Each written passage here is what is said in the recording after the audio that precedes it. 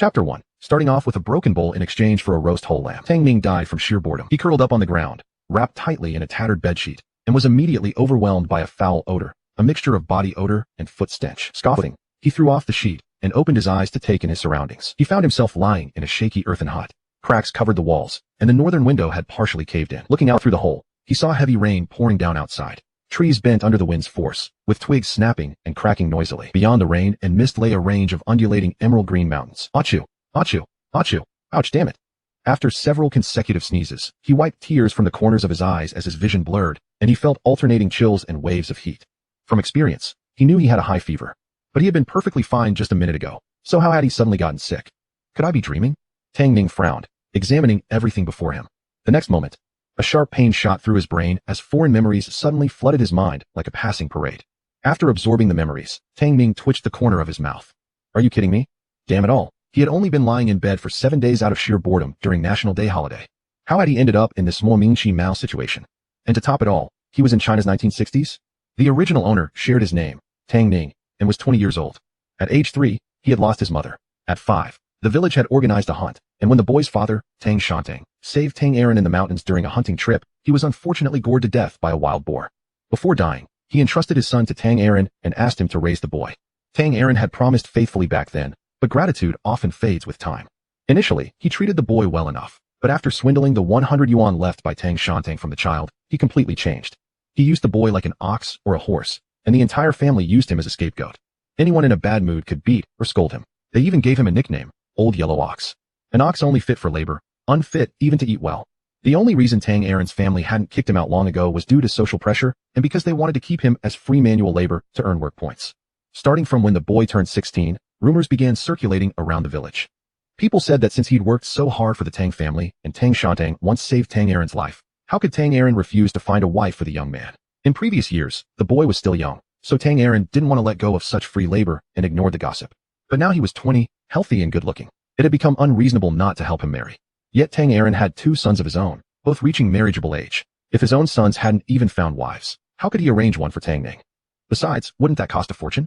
Tang Aaron and his wife, Li Xiaoa, began to plot to drive Tang Ning away. But since Tang Aaron owed Tang Shantang a life debt, they publicly claimed to treat Tang Ning as their own son. If they simply kicked him out, the villagers' harsh words would bury them. Then 3 days ago, the original Tang Ning suddenly developed a persistent high fever. Tang Aaron's family took advantage of the situation to announce that he had contracted a contagious disease and had no choice but to return him to the old house to recover, though they claimed they would continue to care for their nephew. But in reality, their plan was to let him die of illness so they could legally seize his homestead. Of course, they had no intention of taking care of him. Thus, since returning to the old house, not once did Tang Aaron come to check on him. Tang Ning had nothing but a tattered vest and a broken bowl for drinking water. After enduring 3 days of hardship, he finally died alone in the heavy rain. That's when Tang Ning, Ming Chi Mao, was transported here. Tang Ning sniffled and sighed loudly to the ceiling. With a start this bleak, how am I supposed to survive? Ding dong. The daily special lucky draw system is now active. Here are today's special surprises. 1,000 units of special effect fever-reducing medicine. 1,000 silk-filled quilts. 1,000 whole roasted lambs. 1,000 insulated water cups. 1,000 storage boxes. The lucky draw costs just 0.01 yuan today. Detected that this is the host's first activation of this system. After recharging, you will receive 2 lucky draw attempts. Suddenly, a cold voice echoed in his mind. At the same time, a large virtual circular disc floated before his eyes, equally divided into 5 colorful segments labeled with the items for draw. In the exact center of the disc was a golden pointer. Tang Ning. What? A system? Is that you, system? He jumped excitedly from the straw bed, shouting out loud. His raspy voice turned almost shrill. He even pinched himself hard. It hurt. Pain brought tears to his eyes. But the circular disc in front of him did not disappear. It's me, host. The system's voice was icy cold and emotionless, but to Tang Ning, it sounded like heavenly music. Would you like to recharge and draw prizes? Tang Ning was so excited tears flowed. He nodded rapidly. Recharge. Draw, let's go. Wasn't this a heaven-sent system, or what? Embarrassingly, he checked every pocket on his body twice, even rummaging through his underwear, but found not a single penny. Tang Ning. As if sensing his embarrassment, the system spoke again. The host may also choose to exchange items of equal value, except for items obtained through system draws. Tang Ning's eyes widened. His brain spun rapidly until his peripheral vision caught sight of the broken bowl on the ground with several chips missing. He pointed at the broken bowl with trembling fingers, speaking hesitantly. Brother system, will this broken bowl work? Inside, he already lost hope. He even considered removing his underwear to patch together something for payment. Unexpectedly. It's acceptable. Tang Ning's face flushed red with excitement. Ding. You have successfully recharged with a broken bowl. Would you like to start the draw now? Start immediately. Before the words finished, the golden pointer began spinning quickly from slow to fast. After approximately 81 rotations, it gradually stopped pointing at the medicine section. Congratulations. You have successfully drawn 1,000 units of special effect fever-reducing medicine. Continue drawing. As the system's voice ended, the golden pointer resumed spinning rapidly. Congratulations, host. You have successfully drawn 1,000 whole roasted lambs. Both items have been placed into the attached system space. Please confirm receipt. At that moment, a colorful Rubik's Cube floated before Tang Ning's eyes. Two sections of the cube automatically opened. Inside were neatly stacked 1,000 fever-reducing medicine units and 1,000 whole roasted lambs. The Rubik's Cube consisted of different small squares, each serving as an independent small space for storing and retrieving items freely. However, Tang Ning had no time to examine this now. His stomach was loudly demanding attention, drool flowing from his mouth. First things first, fill his stomach. The roasted whole lambs were freshly baked without needing secondary cooking, each dripping with oil, causing Tang Ning to swallow hard in anticipation. Gulugulu. Without worrying about taking his medicine first, Tang Ning took out a whole roasted lamb and tore off a lamb leg, devouring it hungrily. The lamb was crispy on the outside and tender on the inside, each bite releasing juices across his mouth. Rich meat aroma immediately filled his taste buds. Delicious. Even with his high fever, the fragrance nearly made his soul leave his body. Outside, heavy rain poured, with not even a single ghost on the road, let alone a human being. The Tang Aaron family wished him dead quickly and certainly wouldn't visit. Therefore, even if he was eating meat indoors, he had no fear of being discovered. Otherwise, in this era of communal eating pots, being caught secretly cooking for himself would bring him enough trouble. After finishing one entire lamb leg, Tang Ning finally felt some food in his stomach. He casually wiped his greasy hands on the wall before taking out a dose of special effect medicine from the space and swallowing it. After taking the medicine, he ate another half caddy of roasted lamb, finally letting out a satisfied belch. Leaning against the wall, he stretched his head out the window and caught a few mouthfuls of rainwater to barely quench his thirst. Then, feeling dizzy and lightheaded, he walked back into the room and collapsed onto the wheat straw. The remaining large portion of the roasted lamb on the ground was directly returned to the space by Tang Ning. The Rubik's Cube space was built in with the system, giving him a feeling of an inseparable connection. As long as his mind slightly shifted, he could store or retrieve items effortlessly. The best part was each square of the Rubik's Cube had its own freshness preservation function, keeping food from spoiling and maintaining the best flavor. The only downside was that live creatures could not be stored. Soon, the medicine's effects kicked in. He closed his eyes and fell into a deep sleep. Chapter 2. Female educated youth Jiang Shui. After a single night's sleep, Tang Ning had fully recovered. His fever was gone, his nose was no longer stuffy, his voice was back to normal, and he had energy in his body once again. He kicked his legs and twisted his waist. Hey, the system's products are truly top quality. Even by future standards, there was no medication or intravenous drip that worked this quickly. Suddenly, another prompt from the system echoed in his consciousness. Ding, today's special offers have been refreshed. 1,000 Type 95 automatic rifles, each with 10,000 rounds of ammunition. 1 used broken fan. 1 unedited version of a novel. 1,000-year Aichi Supreme VIP membership. 1,000 packs of wet toilet paper. The goods on the rotating platform refreshed again, completely different from yesterday's selection. But at first glance, none of them were practical. Take a look around this house. It would be an overstatement to call it bare-walled. What Tang Ning needed most right now was food. Damn it, system. Why don't you dare give me 100,000 gene of rice? What the hell is an unedited novel? Was this something a young guy like him should be reading? Besides, why would he need it? He already had the system. He wouldn't be short of a girlfriend in the future anyway. And the 1,000-year Supreme VIP membership for Aichi was even more ridiculous. I don't even have a mobile phone. Today's special lottery price, 5 jiao. At the system's words, Tang Ning froze instantly. The next moment, he let out a shriek like a groundhog. Brother system, what's going on with you? Yesterday, the lottery cost just 1 cent. How come today it's 5 jiao already? Are you trying to rob me? This price hike was 50 times higher than yesterday. What a huckster this damn system is. The system quickly explained, the lottery price of this system, like the special offer items, is randomly refreshed daily. However, it will never drop below 1 cent. Tang Ning was momentarily speechless. The system continued, master need not despair. Any item you draw, if unsold after 1 month, can be bought back by the system at a special discount price, 1/10 of the original listed price. The special buyback feature activates once per month. Alright, Tang Ning felt the system was somewhat reliable after all. His eyes then fixed on the Type 95 rifles. Compared to other items, firearms were somewhat practical for him. After all, living in the mountains, one day he might run into a bear and need a weapon for self-defense. As for food and other supplies, he could only wait for the system to refresh again. Luckily, yesterday he had won 1,000 whole roasted sheep. It would hold him for a while, at least keeping him from starving.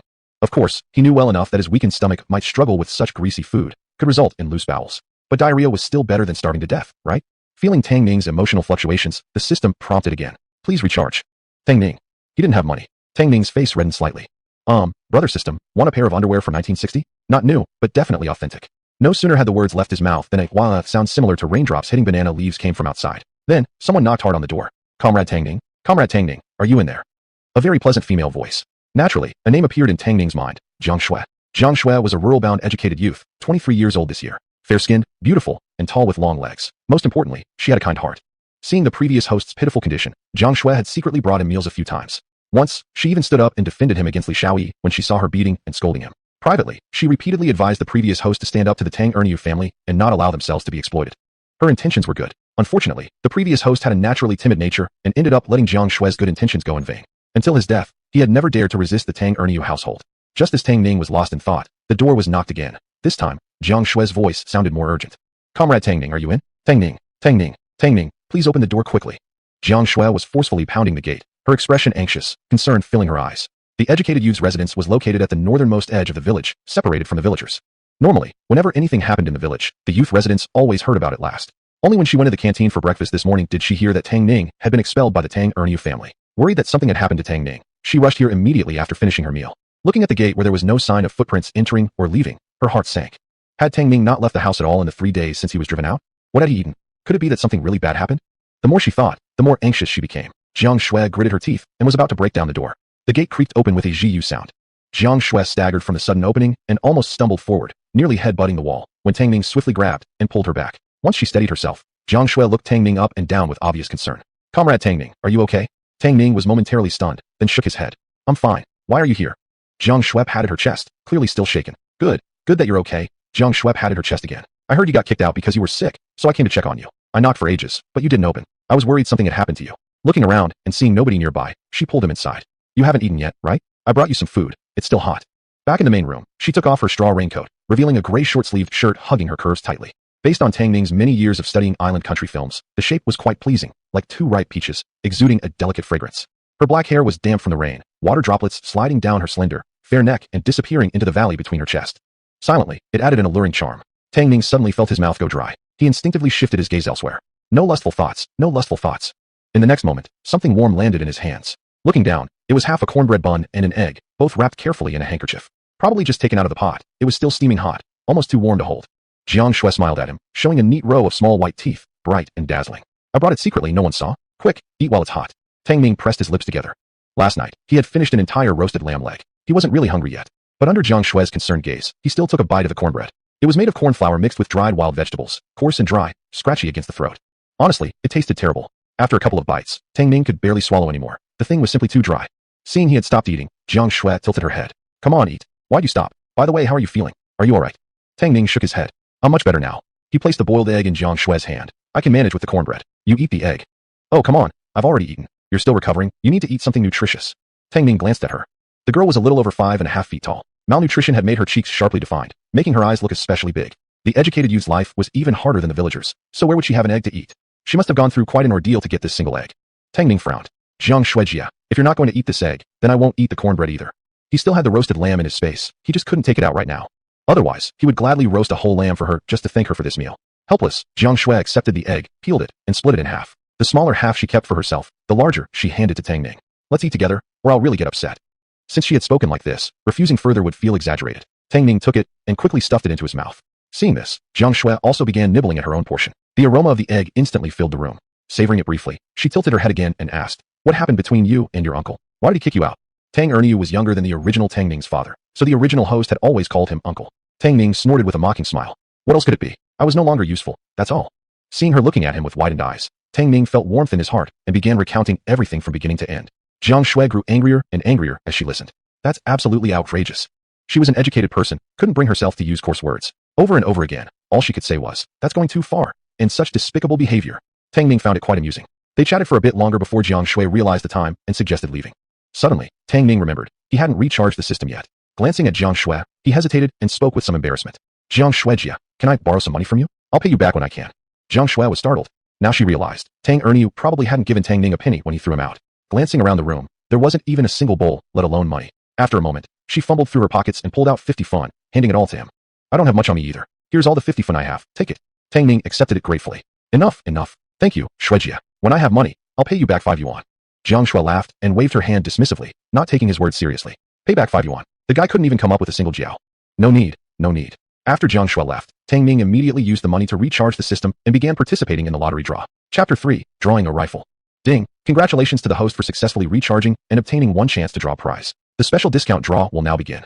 With a prompt from the system, the golden pointer began spinning again. It better be a gun. Tang Ning watched the rapidly spinning pointer, silently praying in his heart. Ding, congratulations to the host for successfully drawing 1,000 Type 95 automatic rifles, each with 10,000 rounds of ammunition. A flash of golden light appeared before Tang Ning's eyes, and the Rubik's Cube space automatically opened another square. Sure enough, 1,000 rifles were neatly stacked inside. Which man doesn't love guns?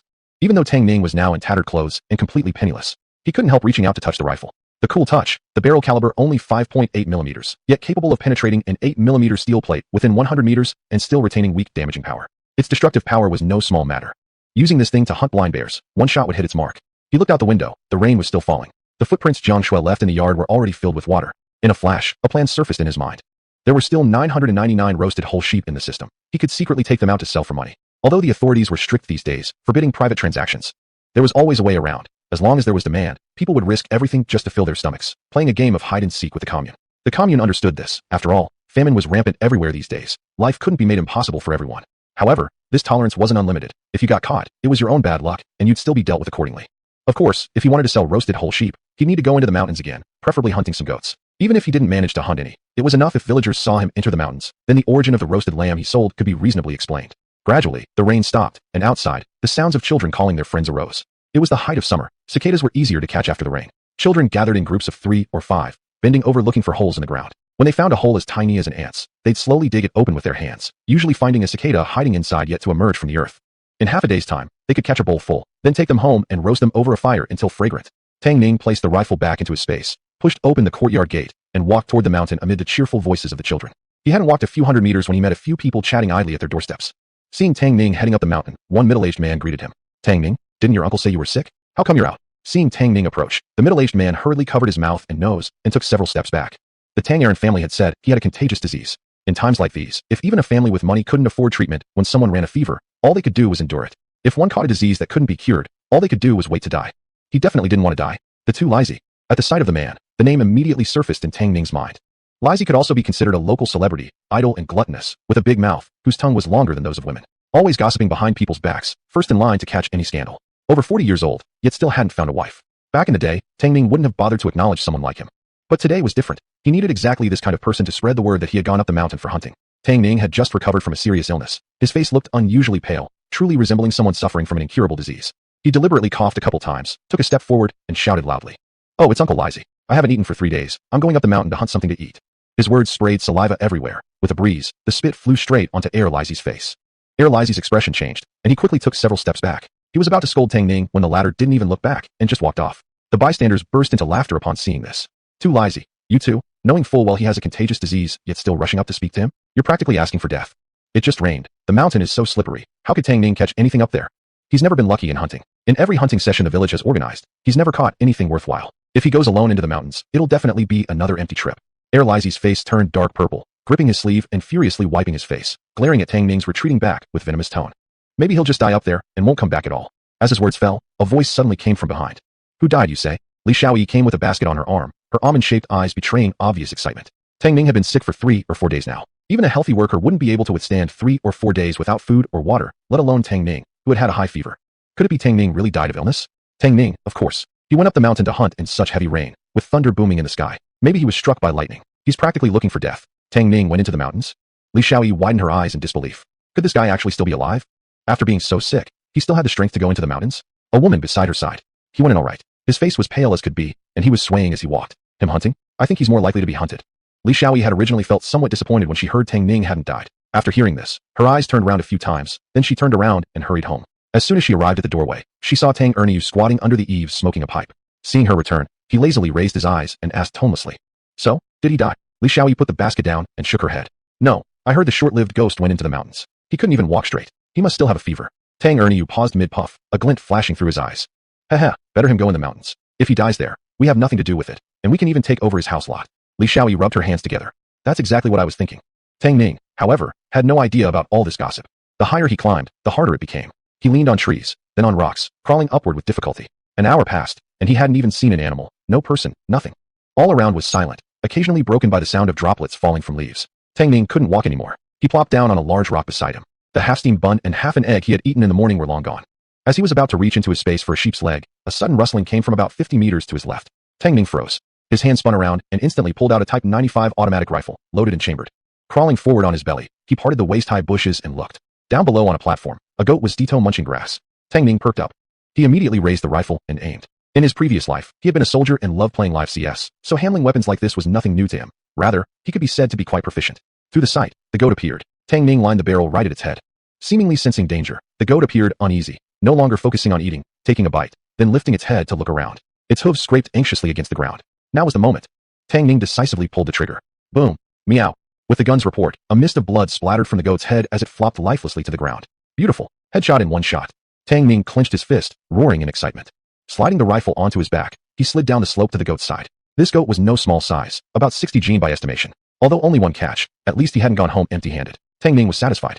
After admiring his trophy for a while, he activated his ability and stored the goat into the Rubik's Cube space. He casually wiped his hands on the grass. Recent rain left it wet, cleaning them somewhat, though his clothes picked up a layer of mud. There was no water nearby, so he would have to endure it until returning home. Tang Ning took out a roasted lamb leg and began eating heartily. Still warm, the taste was the same as last night's. With his stomach full, warmth returned to his body. He picked up the rifle and started descending the mountain. Chapter 4. The Calculations of the Tang Aaron Family. By the time Tang Ning returned to the village entrance, it was already 3 o'clock in the afternoon. Seeing no one around, he tucked his rifle into his space, took out the goat, slung it over his shoulder, and stepped into the village. A few children on the road were still persistently catching cicadas. When they saw Tang Ning approaching with a goat on his back, they chattered excitedly and rushed over. A goat, a real goat. Brother Tang Ning, where did you get this goat? Tang Ning gasped for breath, replying haltingly. From the mountain. After just recovering from a serious illness, his body wasn't fully restored yet. Climbing the mountain and carrying the goat such a short distance already made his calves tremble. The children all let out exclamations. Wow, Brother Tang Ning is so amazing. He actually hunted a goat. Brother Tang Ning caught a goat. The children's cries attracted nearby villagers, who came out to see what was going on. Oh my, isn't that Tang Ning? I thought he'd die on the mountain. He actually caught such a big goat. My goodness, I even thought he was taken by a bear. This kid really has guts. Of course he has guts. With heavy rain just stopped and thunder rumbling, who else would dare go into the mountains? Only this kid dares to risk his life. Someone caught sight of Erlai in their peripheral vision and couldn't help but tease. Erlai, weren't you saying Tang Ning would die on the mountain? Not only didn't he die, he brought back such a big goat. Got anything else to say? Erlai's eyes darkened, disdainfully glancing at Tang Ning's back. So he caught a goat. What of it? He's still a doomed kid. He has a contagious disease. You never know. Maybe he'll die after this one meal. Some people who originally wanted to approach and ask Tang Ning for some goat meat completely gave up the idea upon hearing that. Goat meat might be rare, but their lives were more valuable. Getting sick over a bite of meat just wasn't worth it. At this point, Tang Ning had already returned home. He put the goat down and began rummaging through boxes and cabinets looking for something. Eventually, he found a bamboo backpack in a corner. Its edge was slightly torn but still functional for carrying things. He washed the backpack clean, stuffed a piece of clean cloth inside, and placed the backpack into his space. Since he had no clean clothes to change into, he removed his vest, washed it, wrung out the water, and immediately put it back on. The cold, wet fabric clung to his body, causing him to shiver involuntarily. Fortunately, it was summer now, and soon he adapted to the temperature. His clothes would dry quickly. After finishing everything, Tang Ning glanced at the sun outside and estimated it was almost 4 o'clock. If he set off now, he could reach the commune exactly when the workers were getting off work. Huaishan Commune had opened a steel plant, a textile factory, and a brick factory, where many workers lived. Going there to wait for people should allow him to sell a decent amount of goat meat. He wasted no time. Tang Ning hoisted the goat onto his shoulder and left immediately. On the way, he inevitably encountered some villagers. Hey, where did you get such a big goat? From the mountain. Tang Ning, where are you going with a goat on your back? To the commune. Such exchanges echoed all the way until he left Lu Tang village, finally giving his ears some peace. Looking left and right, he found no one nearby and returned the goat to his space. Walking without the load significantly increased his speed. Meanwhile, in the house of Tang Aaron, the atmosphere was peculiar. Li Xiaoyi's eyes were wide as she stared at her younger son, Tang Tsong, disbelief written all over her face. You said what? That doomed brat caught a goat? How could that be possible? Could that sickly kid actually survive the mountain? Tang Tsong plopped down onto a stool. How could it not be possible? The whole village is talking about it. Erlai and others saw it with their own eyes. How could it be fake? He had originally thought that lowborn Tang Ning was already dead. Never did he expect that after entering the mountains, he actually returned with a goat. Initially skeptical, he asked several people, and all their accounts were vivid and detailed. It must be true. Frowning deeply, Tang Tsong said, Brother, since Tang Ning didn't die, our plan for claiming their homestead land is ruined. He had 2 older sisters and 1 older brother. Both sisters were already married. Only his older brother and he remained unmarried. Their father had said the family's homestead land would go to the eldest brother, and if Tang Ning died, the homestead land of Tang Ning's family would become his. He was already 18 this year. It was time for him to get married. Without securing the homestead land, how could he get married? Hearing her son's words, Li Xiaoyi became anxious immediately. How could that happen? We must get the homestead land. What do you think we should do, dear? Tang Aaron took a puff from his dry pipe, his face full of impatience. How? The little bastard didn't die? How do you expect me to proceed? Should I go and kill him? Li Xiaoyi paused. Killing was definitely out of the question. Ever since Tang Ning was driven away, the villagers had all been watching their family closely. Tang Ning's death absolutely couldn't have anything to do with them. That little Kusung has a truly strong life indeed. Eldest son Tang Yin, however, rubbed his chin thoughtfully. Father, couldn't that single goat sell for several dozen yuan? Since Tang Ning isn't dying anytime soon, why don't we just take the goat from him? You and mother raised him for over 10 years. It's time he repaid us with gratitude. Tang Tsong clapped his hands together, his eyes glimmering with greed. Exactly, father. Let's just take the goat back. That bastard won't dare refuse us. Then we can keep about 10 jin for ourselves to eat, and sell the rest at the commune. At the thought of eating goat meat, he couldn't help but swallow hard. That was genuine goat meat. They hadn't eaten any in a long time. Not only him, but Tang Erniu, Li Xiaoyi, and Tang An also felt their mouths watering, as if they could already smell the aroma of the roasted goat. Li Xiaoyi couldn't help but say, Husband, Why don't we go ask that little brat for the goat now? Tonight, when everyone's asleep, I can secretly stew it and serve it to you and our 2 sons to satisfy our cravings. Before, when there was no meat to eat, they didn't feel much. But now knowing that goat meat was within reach, their cravings were awakened. It made her insides itch with hunger, as if her very soul ached for a bite, making her wish she could just hug a raw piece of meat and take a bite. Tang Ning narrowed his eyes. Back when Tang Ning first came to their house, he had 100 yuan on him. But back then, Tang Ning was still young and naive, and he had easily swindled the money from him. Besides, he often didn't feed Tang Ning properly. Tang Ning had grown up without really costing the family much money at all. Still, his son was right. If it weren't for them, Tang Ning would have been dead long ago. Since the little pest managed to catch a goat, naturally he should offer it respectfully to his uncle. Tang Ning smirked slightly. No rush. Let's wait until everyone goes to the dining hall for lunch. Then we'll go ask that brat for the meat. They couldn't let outsiders know about this. Otherwise, it would ruin the family's reputation, especially with his 2 sons still unmarried. Tang In and Tang Tsung exchanged glances and quickly understood what Tang Ning meant. The two shared a knowing smile and spoke in unison. Fine. Chapter 5. Going to sell roast lamb. Lutang Village. As soon as the bell for mealtime rang at the canteen, Lu Cheng led Tang Tsung and Tang In as they sneaked into Tang Ning's house. But they found no one home. The courtyard was quiet and muddy from the recent rain, with puddles everywhere. The breeze that passed through felt damp and warm. Tang Tsung glanced around. Dad, seems like the bastard isn't home. Tang In ran inside first and searched around, but aside from firewood and a pile of junk, he found nothing. Dad, he's definitely not here. Tang Ning looked around and snorted coldly. A monk may run away, but his temple won't. We'll just wait here. The 3 of them sat quietly on a stack of firewood and waited. Meanwhile, Tang Ning had already arrived at the entrance of the steel plant at Huishan Commune with a basket on his back. Evening came late during summer, and the sky was painted with large patches of red clouds. Workers strolled out of the steel plant in groups, chatting and laughing. Tang Ning glanced around. Sure enough, he spotted several suspicious individuals blending into the crowd. They were men and women with towels wrapped around their heads, carefully guarding what was hidden in their baskets or arms. When they noticed workers exiting, they casually approached and whispered something. Then under the curious gazes of the workers, they carefully lifted the cloth covering their baskets or pulled something out from their arms to show the customers. After a brief negotiation in hushed voices, the transactions were completed. Tang Ning suddenly understood. He pulled out the clean piece of cloth from his basket and wrapped it around his head. Fixing his eyes on a woman with curly hair, he cautiously approached her and whispered, "Sister, want some fresh roasted lamb?" Long before anyone noticed, he had already filled his basket with whole roasted lambs. His system was powerful. On the way over, he'd already used it to divide the whole lambs into portions. Each portion was 1 jean, neatly wrapped in oil paper, convenient to carry and take out. The woman gave him a surprised look, then sniffed, catching a whiff of the strong aroma of meat. Her eyes lit up. Just roasted? Tang Ning's eyes sparkled, immediately enthusiastic in his pitch. Sister, absolutely just roasted. Generous seasoning, guaranteed to make you want more after the first bite. How about some?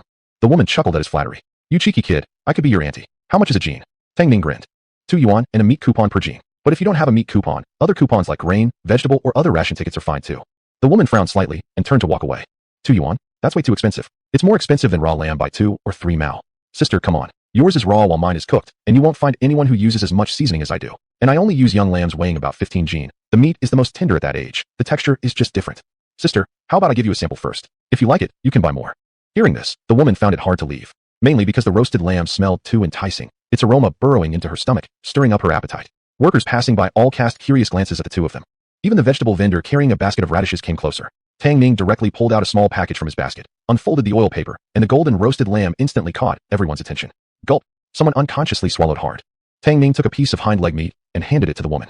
Sister, try how tender it is. The woman, already drooling, couldn't wait to accept the meat. The lamb had cooled slightly after being exposed for a while, but still retained its delicious flavor. The woman quickly stuffed it into her mouth. Wow, it really tastes great. Spicy and numbing. This is the best lamb I've ever had. No gamey taste at all. Young man, how did you roast this lamb? Tang Ning smiled, avoiding answering directly, and instead asked, Sister, how about 2 jean? She seemed to be a well-off customer and nodded immediately. Give me half a lamb. Tang Ning hadn't expected his first customer to be such a big order. His smile widened so much his eyes nearly disappeared. Coming right up. Sister, please wait a moment. Half a lamb weighed 7 jean. Tang Ning directly pulled out 7 small packages from his basket and handed them to the woman. Sister, this is your 7 jean of lamb. Total is 14 yuan. The woman took the lamb, eyeing it with some concern. You're not underweighting me, are you? Come on, sister, feel free to get it weighed. 7 jean and not a bit less. If it's even an ounce short, I'll give you a whole roasted lamb as compensation. The woman tested the weight in her hand and felt it about right, finally smiling and saying, all right then. She placed the lamb into the canvas bag she was carrying and then counted out 14 yuan and 14 jean grain coupons, handing them to Tang Ning before walking away satisfied. The workers who had been quietly observing the scene rushed forward all at once, whispering in a chaotic chorus. Kid, do you still have any roasted lamb? Give me 2 jean. Kid, give me 3 jean. Oh come on, don't push. I want 4 jean. Ah, is it already sold out? I was hoping to buy 2 more jean. Tang Ning casually slipped his right hand into his pocket, using the chance to put the money into his space. With a smile, he kept nodding and saying yes. Yes, I still have some in the basket. All freshly roasted. Everyone, please don't rush. I'll get it for you right away. Of course, some people thought it was too expensive and walked away after hearing the price. But then there were others, like that woman, who didn't care about the cost and ordered 3 or 5 jean without hesitation. All in all, Tang Ning's business was doing pretty well. Meanwhile, Tang Ning, Tang Tsung, and Tang An had already waited at Tang Ning's house for 2 or 3 hours. As the night grew darker and Tang Ning still hadn't returned, Tang Tsung was the first to grow restless. They hadn't even eaten dinner. Sitting here for hours left them both famished and dizzy from hunger. What's worse, the house had clearly been empty for a while. The mosquitoes must have been starving, and the 3 of them became like human blood bags. They were nearly eaten alive by the mosquitoes. Tang Tsung slapped his arm, killing 5 or 6 mosquitoes in one go. He wiped his hand on the ground and cursed. Who knows where that bastard ran off to? Dad, maybe we should head back first. Like they say, the monk may run away, but his temple won't. We can come back tomorrow. Tang An wanted to wait a little longer, but couldn't stand the mosquito bites anymore either. He chimed in with persuasion. Dad, Tang Ning hasn't come back at all. I bet he's already gone to the commune to sell the lamb. If we keep waiting here, we might not even get any lamb. Instead, why don't we come back early tomorrow morning and ask him for the money directly? Tang Tsung stared at Tang Ning with eager eyes. Dad, what Tang An said makes sense. Let's go back first. That mud didn't burn any mugwort, and I've been bitten all over by mosquitoes. I just can't take it anymore. Back then, there was no mosquito repellent coil, and regular people couldn't afford things like mosquito repellent lotions. So the villagers in Lutang used wild mugwort to keep mosquitoes away. Even Tang Ning had been bitten all over and could barely hold on. Seeing how both his sons had spoken up like this, he nodded and quickly stood up from the ground. Let's go back first. Chapter 6. I owe you 5. Until the last bit of sunlight vanished beyond the horizon, Tang Ning sold 3 whole roasted lambs in total, making 80 yuan. He also received about 80 jin worth of ration coupons for grain, meat, soy products, and other goods. There were still about 3 jin of the 3rd roasted lamb left. He simply wrapped it up in newspaper and stuffed it into his basket. On his way back, he planned to give it to Jiang Shui as a thank you for lending him 50 cents. As it was already getting late and the streets nearly empty, Tang Ning hoisted the basket onto his back and decided to go to the supply and marketing cooperative to buy some daily necessities. But barely had he taken a step forward when someone blocked his path. Looking up, he saw a middle-aged man in his 30s, holding a basket on his arm. Tang Ning remembered him. He was the vendor who had first stood with the workers selling radishes. Tang Ning gave him a glance and calmly asked, Brother, is there something you need? Though he remained outwardly calm, inside, he was tense. This was a dangerous era where robbery was common. He feared someone might have been eyeing him. Zhao Yuqian smiled awkwardly and murmured, Brother, do you still have any roast lamb? He rubbed his hands together nervously, looking very uncomfortable. I don't have enough money. Can I trade radishes for a bit of lamb? His business had been bad. He had brought a basket of radishes but hadn't sold even half of them. However, thinking of the hungry mouths waiting at home, he still wanted to bring something tasty for the kids. But he knew radishes weren't valuable and wasn't sure whether Tang Ning would be willing to trade. Seeing the man's shy manner, Tang Ning subtly relaxed. Sure, I still have 3 jin of lamb. How much would you like? At this point, lamb was his only food item available. Trading for some radishes would allow him to make a soup or a cold salad later, something to cut the greasiness. Perfect for his needs. And since he was planning to go to the supply and marketing cooperative anyway, he might as well make the exchange here. Zhao Yuqian quickly held up one finger. Half a jin is fine. I'll give you 1 yuan and 50 cents and these radishes in exchange. He had been listening to the lamb price Tang Ning said when selling earlier. Combined, all his radishes plus every cent in his pocket could only cover half a jin of lamb. Tang Ning nodded. He took out 2 portions of the roasted lamb from the basket, poured half of one into the other, and handed the remaining half portion to Zhao Yuqian. I don't have a scale, but I promise there's no less than half a jin here. Zhao Yuqian accepted it with both hands and repeatedly bowed. Thank you, brother. Satisfied, he carefully wrapped the lamb again and tucked it inside his coat. Then he handed all the radishes from his basket to Tang Ning and gave him 1.5 yuan from his pocket. Tang Ning took the money, packed all the radishes into his basket, nodded to Zhao, and then left. The supply and marketing cooperative in the commune closed a little later in the evening. When Tang Ning arrived, there were still a few customers inside. The sales clerks were chatting together and merely glanced at him with an eye roll, ignoring him completely. Tang Ning didn't feel anything. In the future world, he had seen enough salespeople who treated people differently based on appearance. He quickly purchased 10 jin of mixed grains and 10 jin of coarse flour, along with a pair of cloth shoes, a teapot, a clay pot, toothbrushes, toothpaste, and other daily necessities. The sales clerk changed expression the moment she saw how much he was buying. Comrade, why are you buying so many things? Tang Ning smiled. I'm buying for the village. The clerk nodded and asked no more. After paying, Tang Ning packed everything into his basket and turned to leave. Tang Ning didn't hurry home, but instead went straight to the educated youth's dormitory. By the time he arrived, it was nearly 10 o'clock in the evening. The entire village was quiet, occasionally broken by a few loud barks from dogs. Jiang Shui had obviously gone to bed already. She was still drowsy, and her long hair was messy when she was woken. As soon as she heard it was Tang Ning looking for her, her sleepiness vanished, and she became fully awake. She quickly threw on her clothes and ran out. Tang Ning, what happened? Why are you here at this hour? Frowning, the girl examined him with real concern in her eyes. Tang Ning smiled and pulled out 2 oil paper wrapped packages of roasted lamb from the basket, handing them to her. I hunted a goat in the mountains today and roasted some lamb. I brought it over for you to try. Jiang Shui stared at him blankly, the powerful aroma of the roasted whole lamb invading her nose, making her involuntarily swallow. Her words, however, didn't praise the lamb's fragrance. Instead, they carried deep worry. It was raining so heavily, and the mountain must have been so slippery. Why did you go up there? What if something happened to you? A warm feeling rose in Tang Ning's chest. He shook his head. I was careful. Oh, and I sold the extra goat meat. Here's the 5 yuan I owe you. He pulled out 5 yuan from his pocket and handed it to her. Jiang Shui's eyes widened. She thought back to what Tang Ning had said in the morning about borrowing 50 cents from her and paying her back 5 yuan.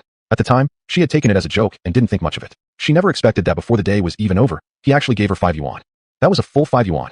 Even if she worked every day and earned the maximum 8 work points, it would take 10 to 15 days to earn that much. And he just gave it to her, just like that? But even though Tang Ning offered it, she didn't dare accept it. She quickly raised her hand to refuse. No, no, no, I can't take this money. You've already given me lamb. There's no need to pay me back. The lamb she held was at least 2 or 3 jean, while 50 cents couldn't even buy half a jean of lamb. Actually, she hadn't even wanted to accept the lamb, but it smelled so good that her appetite had been stirred, and she couldn't bear to give it back. But Tang Ning would not allow her to refuse.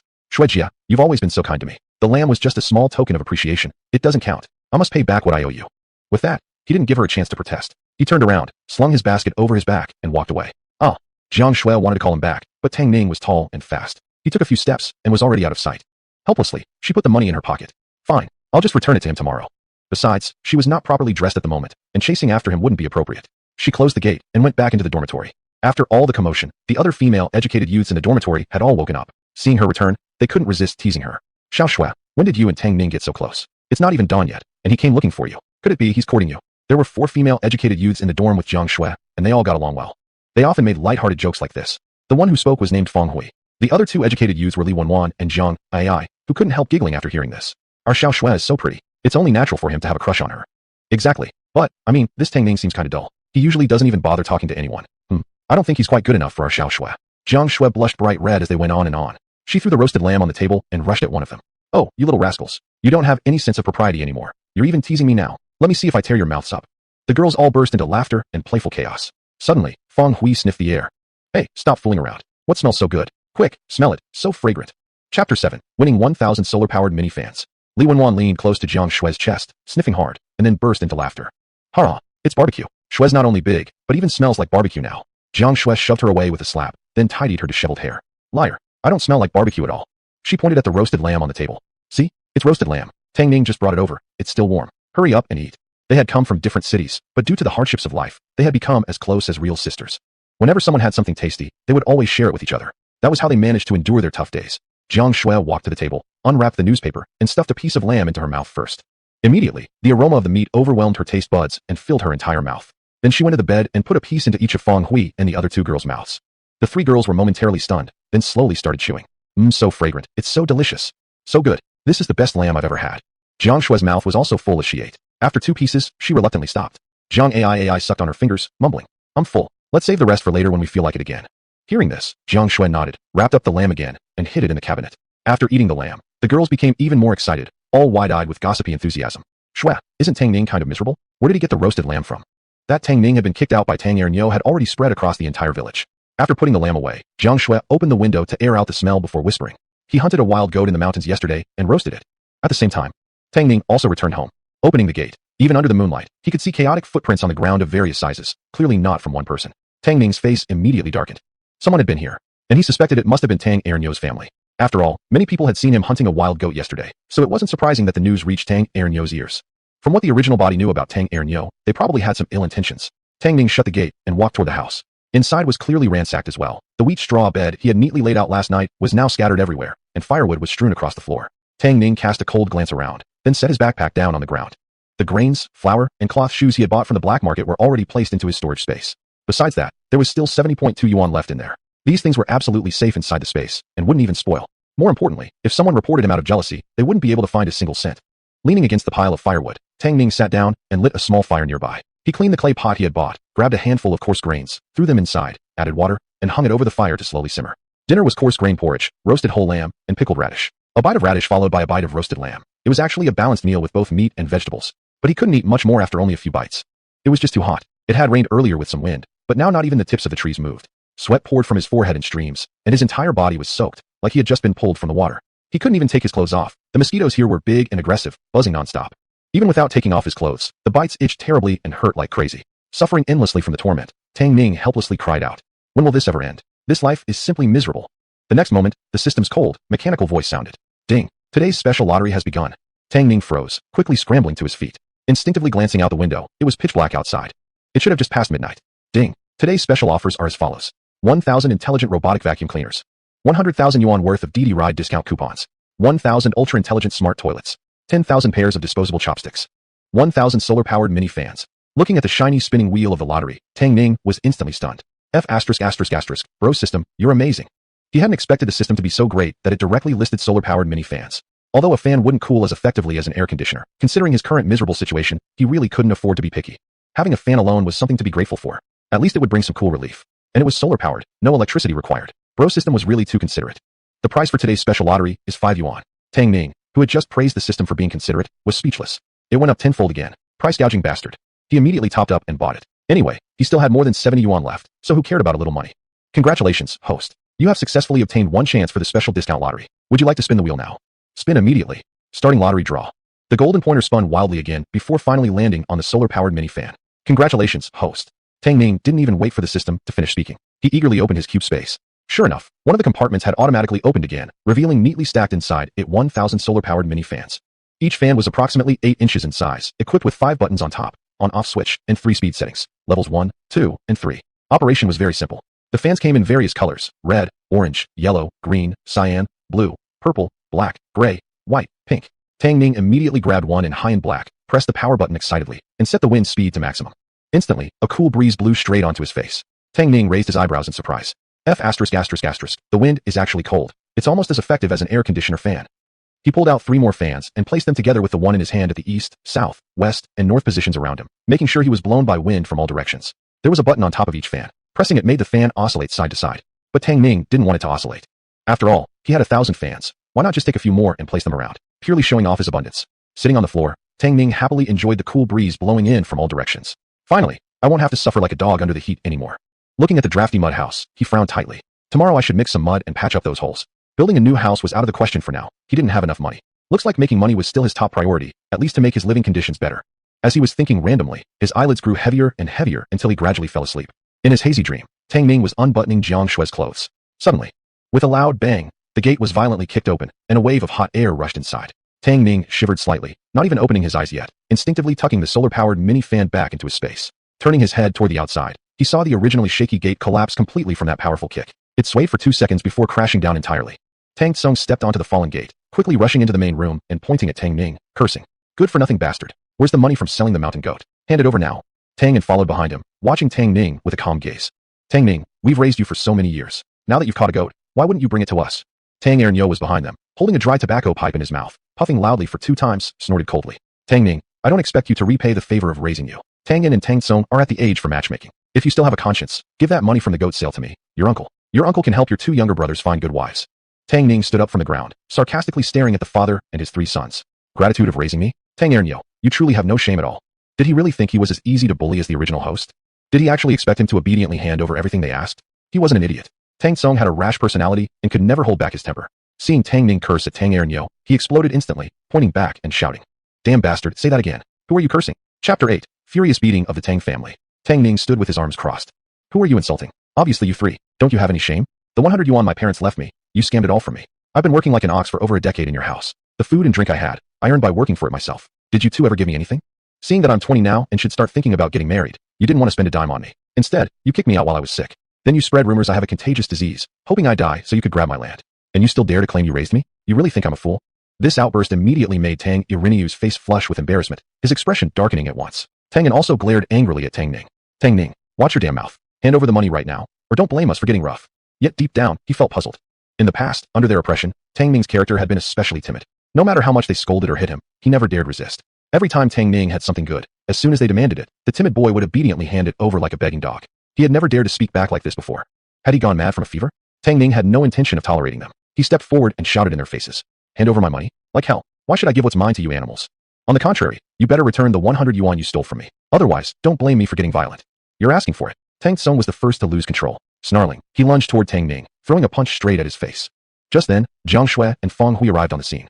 Jiang Shui's face changed at once as she shrieked. Tang Ning, watch out.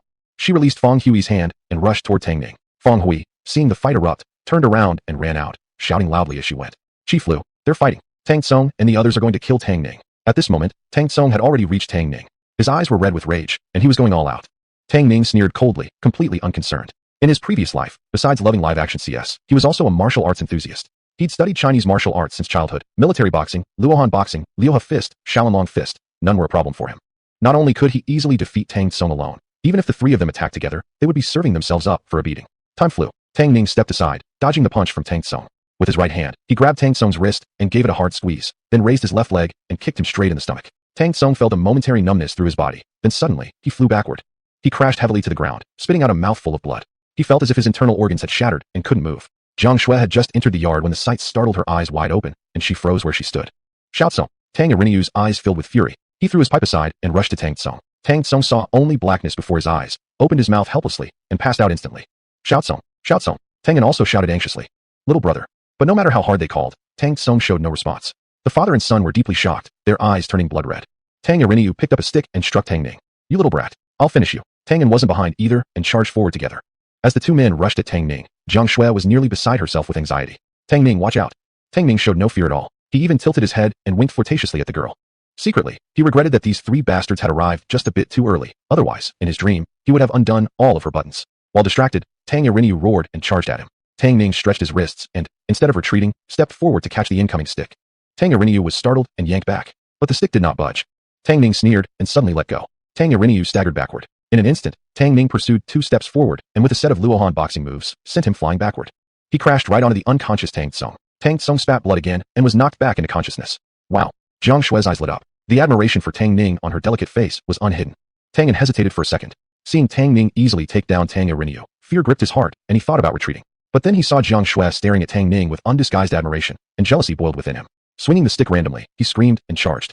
Aork, I'll kill you. Tang Ning looked at him disdainfully, quickly knocking him down in just a few moves. Li Xiaoyi, who had been running over in a hurry, just happened to witness this scene. Her face changed at once, and immediately she rushed to the 3 father and son pair lying on the ground. My husband? Xiao Tsung Shaoan, how could you all end up like this? Seeing the blood at the corner of Tang Tsung's mouth, she became so furious that her eyes turned red, and she pointed at Tang Ning while shouting furiously. Tang Ning, you wicked bastard. You actually beat your uncle and 2 younger brothers like this. Do you even have a conscience left? Last night, Tang Irinyu and the others hadn't waited for Tang Ning and returned home early because they couldn't bear the cold. Early this morning, they had come to demand money from Tang Ning. Li Xiaoyi had originally thought that the little bastard would obediently hand the money over to the 3 of them, so she stayed calmly by the doorstep, waiting for good news. Unexpectedly, she heard Feng Hui shouting across the village that Tang Irinyu and the others were fighting with that little bastard. At that moment, she knew something bad had happened. It was probably that they had driven that poor child out while he was sick, and now he held a grudge. Therefore, the little bastard was unwilling to give the money to her husband, and her man and his brothers, who all had short tempers, had taken matters into their own hands and decided to teach him a lesson.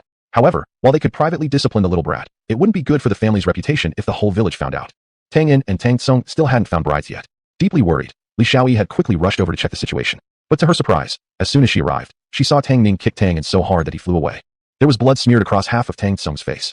At once, she became panic-stricken and immediately pointed at Tang Ning, shifting the blame to him while completely ignoring the fact that Tang Irinyu had come to ask Tang Ning for money. Not even caring about the muddy puddles left from the recent rain, Li Xiaoyi sat down on the ground and held Tang Tsung in her arms, crying while slapping her thigh in grief. What a tragedy. We've raised you for over 10 years. Even a stone would have warmed up by now. We never wanted anything from you, but you absolutely shouldn't have struck your uncle. How could you match your fists against his old, fragile bones? If you wanted to hit someone, just kill this old woman. I've lived long enough. How could you have the heart to hit your uncle so hard? Feng Hui had been running and shouting the whole way. Most of the villagers had come out to witness what was happening. Hearing Li Xiaoyi's cries, the crowd began to feel sympathy and started discussing the situation with murmurs and gossip. What is going on with this Tang Ning? At least Tang Irinyu raised him for over a decade. How can he hit Tang Irinyu like this? He isn't really their own flesh and blood. Isn't this the same as raising a thankless brute? Could it be that Tang Ning was holding a grudge since Tang Irinyu expelled him, which led him to beat them like this? If that's the case, then it's even more wrong. Tang Ning was supposed to have a contagious illness. Nobody dares to let him stay in their homes anymore. If he were to die of illness alone, that would be fine. But if an entire family caught the illness from him, they would all perish. Exactly. I think Tang Ning is just a thankless brute. Even though Tang Irinyu wouldn't let Tang Ning live in the house anymore, Tang Tsung would still go to the cafeteria every day to bring him food. They didn't neglect him at all. Listening to the villagers' chatter, Li Xiaoyi opened her mouth and wailed even louder. The sound was so sorrowful that it moved every listener to tears. Chapter 9, Jiang Shui's Defense. Village head Lu Chong frowned and looked at Tang Ning. Tang Ning, why did you hit people? Tang Ning slightly turned his body and pointed at the collapsed gate behind him. Village head, they came here provoking me first. If I don't hit them, who should I hit? Looking at Li Xiaoyi who was pretending to cry, he loudly said. Everyone, you were all wrong just now. What do you mean wrong? Someone instinctively responded. Tang Ning, expressionless, continued. First mistake, Tang Irinyu has raised me. I lived at his house for over 10 years, but during these years I haven't eaten a single penny's worth of food from his family. Everything I ate and used was earned by my own labor. In fact, the 100 yuan left to me by my parents was embezzled by them. Second, I didn't have any infectious disease at all, just a common fever. But that animal Tang Irinyu took all my money, threw me out of the house, left me to survive on my own, and spread rumors that I had an infectious disease, all because he wanted to seize my homestead after my death for his son's marriage. Third, not a single one of them brought me food these days I was sick. The meals Tang Tsung brought were all eaten by their family. You can go inside and check. The house has only some firewood, not even a single bowl. If Comrade Jiang Shui hadn't felt sorry for me and brought me half a cornbread bun and an egg yesterday, I would have died from hunger or fever by now. With no other choice, I went hunting in the mountains in a heavy rain. Heaven took pity on me, letting me catch a wild goat. Yesterday afternoon I sold the goat, finally having some money in hand. But these 3 trash people somehow heard about this and came directly to my door asking for money early this morning. When I refused, they cursed and beat me. I'd like to ask everyone here, if someone steals your money and tries to take your homestead, would you not fight for your life? Also, Tang Ning adopted me only because my father saved his life. But Tang Ning, ask your own conscience, have you treated me in ways that honors my father's kindness? He raised his voice dramatically at the last question, speaking with great force and conviction. His words left everyone speechless. They knew Tang Ning had a hard life, but they didn't expect that he had been schemed against so badly by Tang Ning. Upon hearing Tang Ning reveal everything, Li Xiaoyi clearly panicked. You're lying. Jiang Shui looked up at Tang Ning. The man stood alone against the crowd, his face pale from illness, yet his eyes particularly deep and dark. When he looked at people, it seemed as if a coldness came from his gaze, making others feel chilled inwardly. But now, Jiang Shui felt Qingkong, a pain in her heart. Without hesitation, she walked to Tang Ning's side, shielding him behind her, and loudly declared, I can testify that Tang Ning is not lying. Like a mother hen protecting her chick, Jiang Shui sheltered Tang Ning behind her and continued. When Comrade Feng Hui and I came here earlier, I personally heard Tang Song call Tang Ning a bastard and demand he give them the money from selling the goat. When Tang Ning refused, all three of them beat him up. She then signaled to Feng Hui with her eyes. Tang Ning looked down at Jiang Shui. The girl was petite, her voice soft while speaking, yet she stood firmly before him without hesitation. Like a beam of light in the dark night, suddenly illuminating his heart. Tang Ning missed a heartbeat, his gaze gradually deepening as he looked at the girl. Feng Hui had not yet recovered from the shock of seeing Tang Ning fight three people alone. Noticing Jiang Shui's signal, she quickly moved to stand beside her and loudly stated.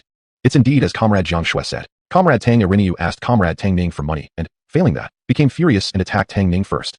Tang Ning and others didn't expect that their actions had been witnessed by Jiang Shui and Feng Hui, and even more so that they dared to expose them publicly. For a moment, panic arose in their hearts. Li Xiaoyi screeched. You're talking nonsense. Everyone don't believe these two shameless girls. That Jiang Shui has always exchanged meaningful glances with Tang Ning. Who knows what kind of secret things these two have done in private. She's saying this on purpose, and her words cannot be trusted.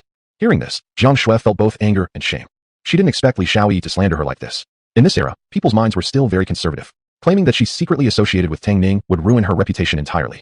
Without saying more, the saliva from public opinion could drown her. Words can be deadly.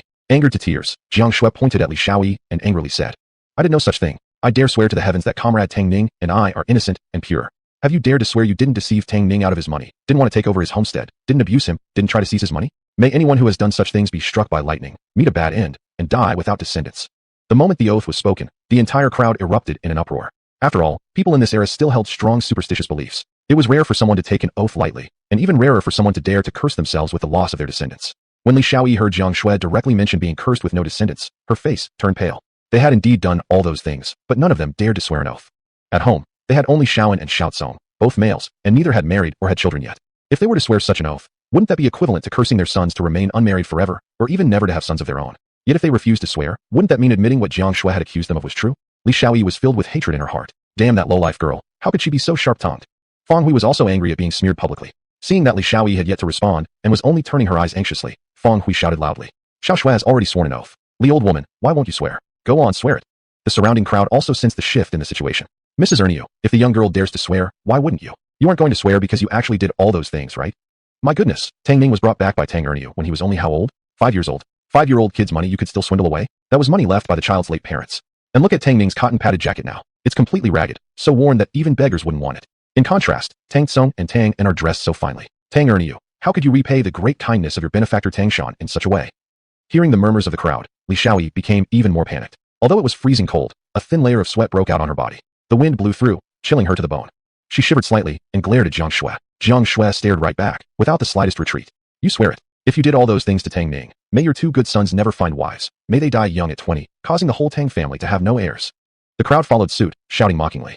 Mrs. Erniu, go on and swear it. Swear it, and we'll believe you. I. Li Xiaoyi's face turned pale, and large droplets of sweat rolled down her forehead. Gritting her teeth, she slowly, very slowly, raised her right hand. I swear. I swear. Jiang Shui stepped closer, relentless. If you did steal Tang Ning's money, then let your 2 good sons die, without a grave to their names. Tang Ning suddenly raised his head, his eyes filled with disbelief. He had secretly harbored feelings for Jiang Shui for a long time, but because she seemed too perfect, he was too ashamed to ever express his feelings. But today, the girl he liked was forcing his own mother to swear an oath that would curse him to death. Tang N's lips trembled, and his eyes immediately turned red. Jiang Shui, how could you be so heartless? Chapter 10, I want the 100 yuan back. Li Xiaoyi shook her head. No, how could she curse her own son to die? Wasn't that ripping out her own heart? Her raised hand trembled violently. She opened her mouth, trying to speak, but couldn't utter a single word after half a eye. No mother would ever make an oath using her own child. She helplessly dropped her hand and whispered, no. The onlookers needed no further explanation. Heavens, so it's all true what Tang Ning said. They really did cheat him out of his money and try to seize his homestead. Such black-hearted people should be beaten to death. The charitable hall shouldn't have saved them in the first place. Otherwise, Tang Ning wouldn't have been bullied like this. Putting on such a good face in public, yet treating the son of their benefactor like this. Tang Ning sure had a lot of patience, serving them like an ox or a horse for over a decade. If it were me, I'd have confronted them long ago. Village Chief Lu Chong secretly shook his head. Tang Ning's mother died of illness, and his father died, saving Tang Erniu's life. They left behind only 100 yuan for Tang Ning. Back then, Tang Ning was too young. Fearing he wouldn't survive alone, the charitable hall entrusted him to Tang Erniu. He originally thought, regardless of other reasons, for the charitable hall's favor alone, Tang Erniu should treat the child decently. Who knew that Tang Erniu could be so heartless, disregarding the kindness shown to him, taking the money and abusing the child so cruelly? Actually, over the years, villagers had heard some rumors about how Tang Erniu treated Tang Ning poorly. But since Tang Ning was an orphan with no parents, unless he himself spoke up, it wasn't easy for others to say anything. Even more so for Lu Chong, the village chief. But now, the Tang family had gone too far. Their usual harsh treatment could be overlooked, but now they were practically plotting murder for his money. So pointing a finger angrily at Tang Erniu, he scolded, "Tang Erniu, tell me, what kind of things have you been doing?" Li Xiaoyi started sobbing. "Village chief, we did take Tang Ning's money, but Tang Ning beat my husband and children Xiaoan and Xiaocong like that. They deserved it." Before she could finish, Tang Ning pulled Jiang Shui beside him and stepped forward. "Village chief, now that things have escalated to this point, my relationship with the Tang Erniu household is completely broken. Those years I served them like an ox or horse was because I was weak and afraid to speak up. I accept that suffering. From today on, I, Tang Ning, have absolutely no connection with the Tang Erniu family. But the 100 yuan left to me by my parents must be returned. Otherwise, I will go to the commune and accuse them of stealing my property and plotting murder." Upon hearing that, Lu Chong looked at Tang Erniu, who was still lying on the ground pretending to be dead. "If that's the case, you should return the money to Tang Ning, Tang Erniu." "No way." Tang Erniu, beaten so severely his insides seemed displaced, was in unbearable pain. Now all the terrible things he'd done were exposed, his heart filled with panic and urgency. When he heard Tang Ning actually wanted the 100 yuan back, he nearly vomited blood from anger. Struggling to rise from the ground, he pointed a red-eyed finger at Tang Ning. "You, even if I treated you badly, I still raised you for over a decade, never letting you starve to death on the streets. That money belongs to me. Want it back? Not a chance." Li Xiaoyi seemed to regain her courage and shrieked. "That's right. That money has all been spent long ago. We have nothing to give him." But her rapidly shifting eyes betrayed her nervousness. Tang Ning looked at them mockingly. "Spend it all? Don't think he didn't know. The couple had saved every penny of that 100 yuan for their son's weddings. Not a single coin had been touched." His expression turned grim. "I said, during all those years I never ate a single grain of rice from your family. You merely provided me a place to sleep. But I worked like an ox or a horse for over a decade. I've already paid you more than enough for lodging. I don't owe you anything. On the contrary, Tang Erniu, you owe my father his life. Today, you either return my money willingly, or I'll go straight to the commune and report you." Tang Erniu's eyes turned cold and dark. "You dare threaten me? Am I, barefoot, really afraid of someone wearing shoes? At worst, we all go down together." Tang Ning chuckled coldly. "Let's see if I dare." He turned and started walking toward the exit. "Don't think I don't know. You haven't spent a single coin of that money. Since you refuse to return it, I'll go directly to the commune and report you. None of you will escape. You little brat." Enraged, Tang Erniu grabbed a club and staggered toward Tang Ning. The crowd gasped. It was as if Tang Ning had eyes behind him. He quickly sidestepped, turned, crouched, and executed a sweeping kick, all in one smooth motion. Tang Erniu failed to hit Tang Ning and instead fell flat on his face, landing like a dog eating mud. Covered in dirt from head to toe, he looked like a little mud monkey. "Ha ha ha ha." Seeing his comical appearance, the crowd burst into laughter. Jiang Shui couldn't help but curve her lips slightly, sneaking a thumbs up at Tang Ning. "That's enough." Lu Chong's eyes flickered with a trace of amusement, but he quickly cleared his throat, resumed his usual expressionless look, and delivered his final verdict. "Tang Erniu, your family does owe Tang Ning money. Return it to him." "Village chief," Li Xiaoyi shrieked. Interrupted again, Lu Chong's face darkened visibly. "If you don't want to repay the debt with money, settle it with work points. All your family's work points for the next year will be credited to Tang Ning's account. You decide what to do." Pausing briefly, he added, "Besides, Tang Yin and Tang Tsong haven't found wives yet. If you keep causing trouble and ruin these young men's reputations, you'll regret it when they can't find wives in the future." Li Xiaoyi hesitated, turning to Tang Erniu desperately. "Husband." Of course, she didn't want to return the money. But today's incident had already escalated too much, and they clearly stood on the wrong side. Other than that, she didn't fear much. But she did worry about gossipy women spreading rumors everywhere and sullying her two sons' reputations. The boys were at the marrying age. If their reputations got ruined, no girl would dare marry into their family. Tang Erniu dragged himself out of the mud. Looking around, as expected, there were only onlookers. He understood there was no way around repaying the debt now. Glaring at Tang Ning, he gritted his teeth. "I'll bring it to you in 2 days." Tang Ning wasn't about to let him off easily, crossing his arms. "No need for 2 days. I'll go with you now to get it." Who knew what other tricks this old man might pull in the next 2 days? He certainly didn't have time to waste on such drama every day. Lu Chong made his decision firmly. "Give it to him now." Tang Erniu took a deep breath. He never in his wildest dreams imagined that not only had he failed to seize the goat-selling money from Tang Ning, he had ended up paying back the 100 yuan instead. Worse yet, all his past reputation for honesty and reliability had been ruined. Filled with hatred, Tang Erniu gritted his teeth hard, then finally hissed darkly after a few deep breaths. "I'll go get it for you now." Clutching his stomach, he headed toward the exit first. Li Xiaoyi also helped up Tang En and Tang Kong. The three cast one last glare at Tang Ning before limping behind. Tang Ning paid them no heed. He turned to Lu Chong with a polite request. "Village chief, I hope you'll come as a witness." If he went alone, who knew what excuses the Tang family might cook up? Not that he was afraid, but with the village chief present, they wouldn't dare to act too brazenly. It'd save him some trouble too. Chapter 11. Inviting Jiang Shui for a meal. Lu Chong nodded slightly. Seeing Tang Ning now truly standing on his own feet, he felt genuinely happy for him. Let's go support you too, Tang Ning." Someone in the crowd shouted. Village chief and Tang Ning walked ahead, followed by a large group behind them. Jiang Shui and Feng Hui walked at the back. Li Xiaoyi turned around and saw the large crowd, her heart filled with resentment. I should have strangled this little brat when he was still young. Tang Ning pressed his hand against his chest, his face dark with fury. Father, I'll remember this loss today. I swear I'll make this bastard pay back tenfold someday. Thinking about the contemptuous gaze Jiang Shui had cast upon him, his blood boiled, and he wished to flay Tang Ning alive. And that bitch Jiang Shui as well. Despite how much he liked her, she had conspired with Tang Ning against him. Unless he vented this anger thoroughly, he would never give up. Tang Tsung wiped the blood off his face and growled angrily. Brother is right. Father, as long as there's a green hill, we won't be short of firewood. I swear I'll make that bastard Tang Ning pay dearly. Seeing his sons united, Tang Ning felt a slight sense of relief and nodded. You two brothers must remember, whatever Tang Ning took from us today, you must take back twice as much someday.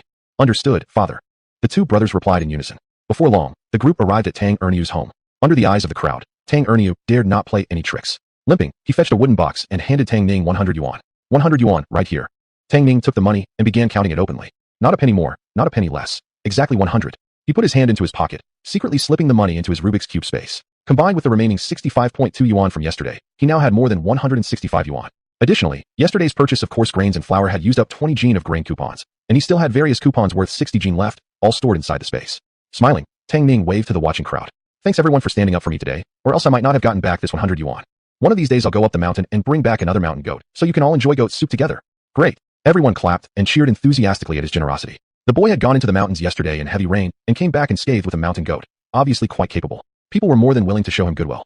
After leaving Tang Ning's house and waiting for the curious onlookers to disperse, Jiang Shui smiled and called out to Tang Ning.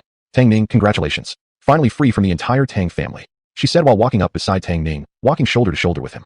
Fang Hui walked by Jiang Shui's side, smiling at him too. Thinking about Jiang Shui's defense of him earlier, Tang Ning felt a warmth in his heart and smiled.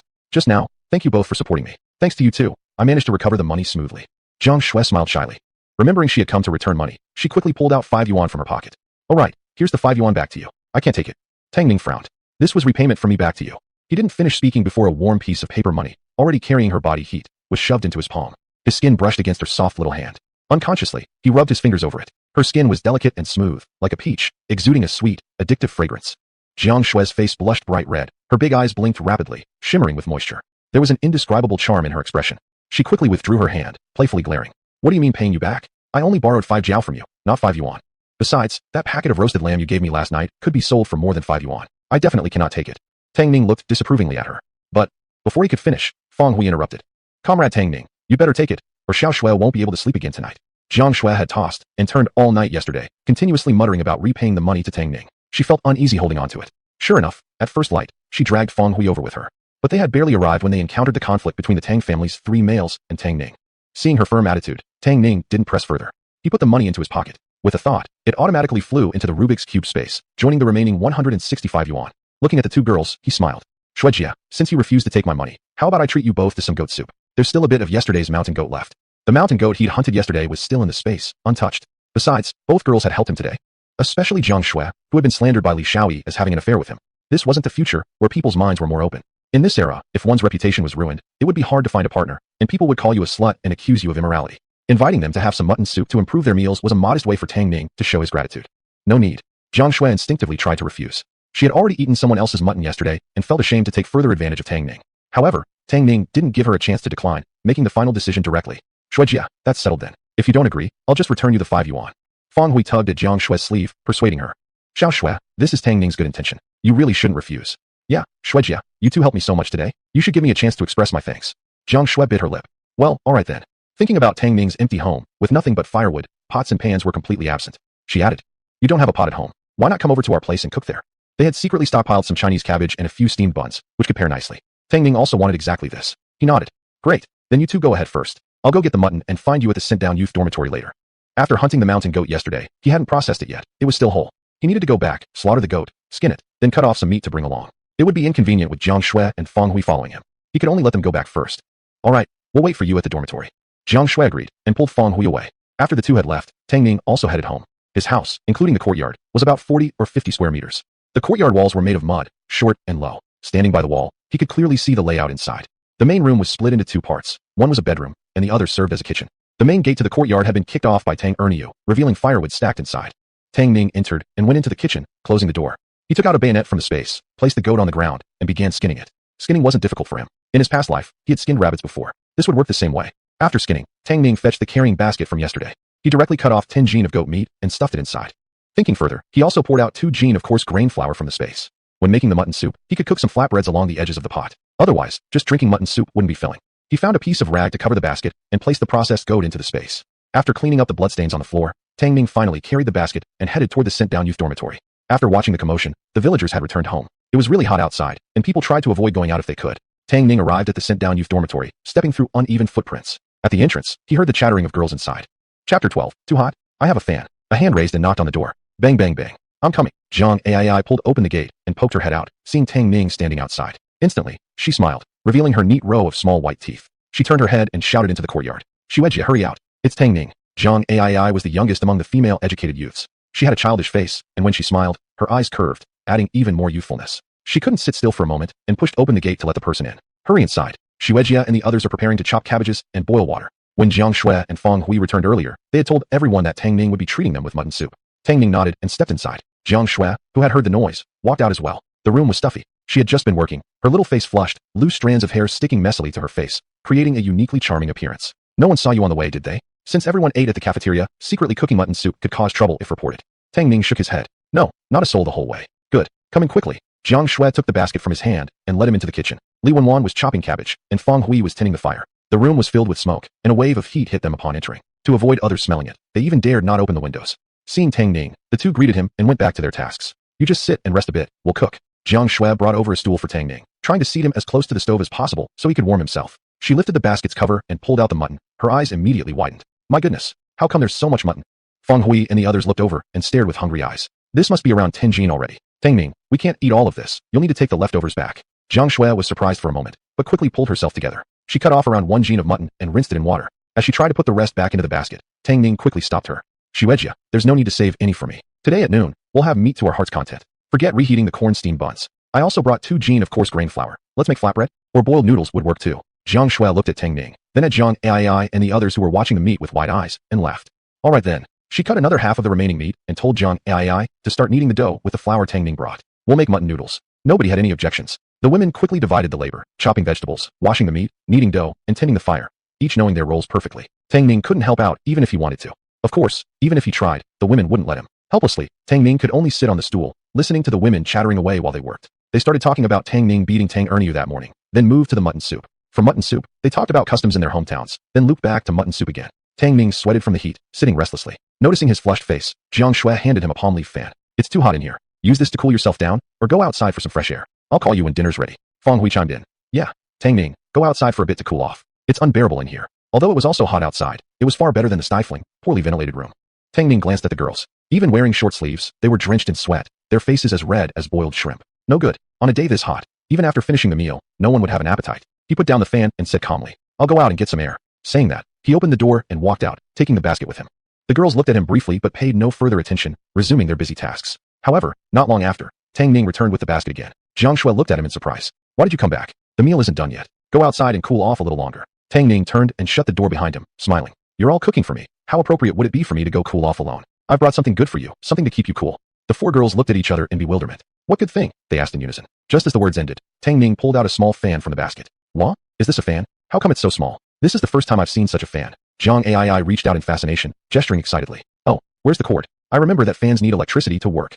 Li Wenwan searched all over the fan for a power cord. Feng Hui smiled with slight amusement. Tang Ning, there's no electricity here. Even if you have a fan, we can't use it. Put it away quickly. Jiang Shui frowned slightly, expressing concern. Tang Ning, where did you buy this fan? It's so small and doesn't even have a power cord. It's completely useless. Were you scammed? Tang Ning chuckled and waved his hand dismissively. Shueijia, I wasn't scammed. Don't underestimate this little fan. It's got a lot of power and blows super cool air. Also, no need for plugging in. It runs on solar energy. Just expose it to sunlight regularly, and it'll work fine. The 4 girls widened their eyes. It works just by sitting in the sun? Really? You're not joking. Without answering, Tang Ning directly pressed the power button. Everyone heard a soft buzz, and the blades started spinning slowly. As Tang Ning pressed another button, the rotation speed increased, sending a cool breeze straight at them. The girls gasped with shock, looking as if they'd seen a ghost.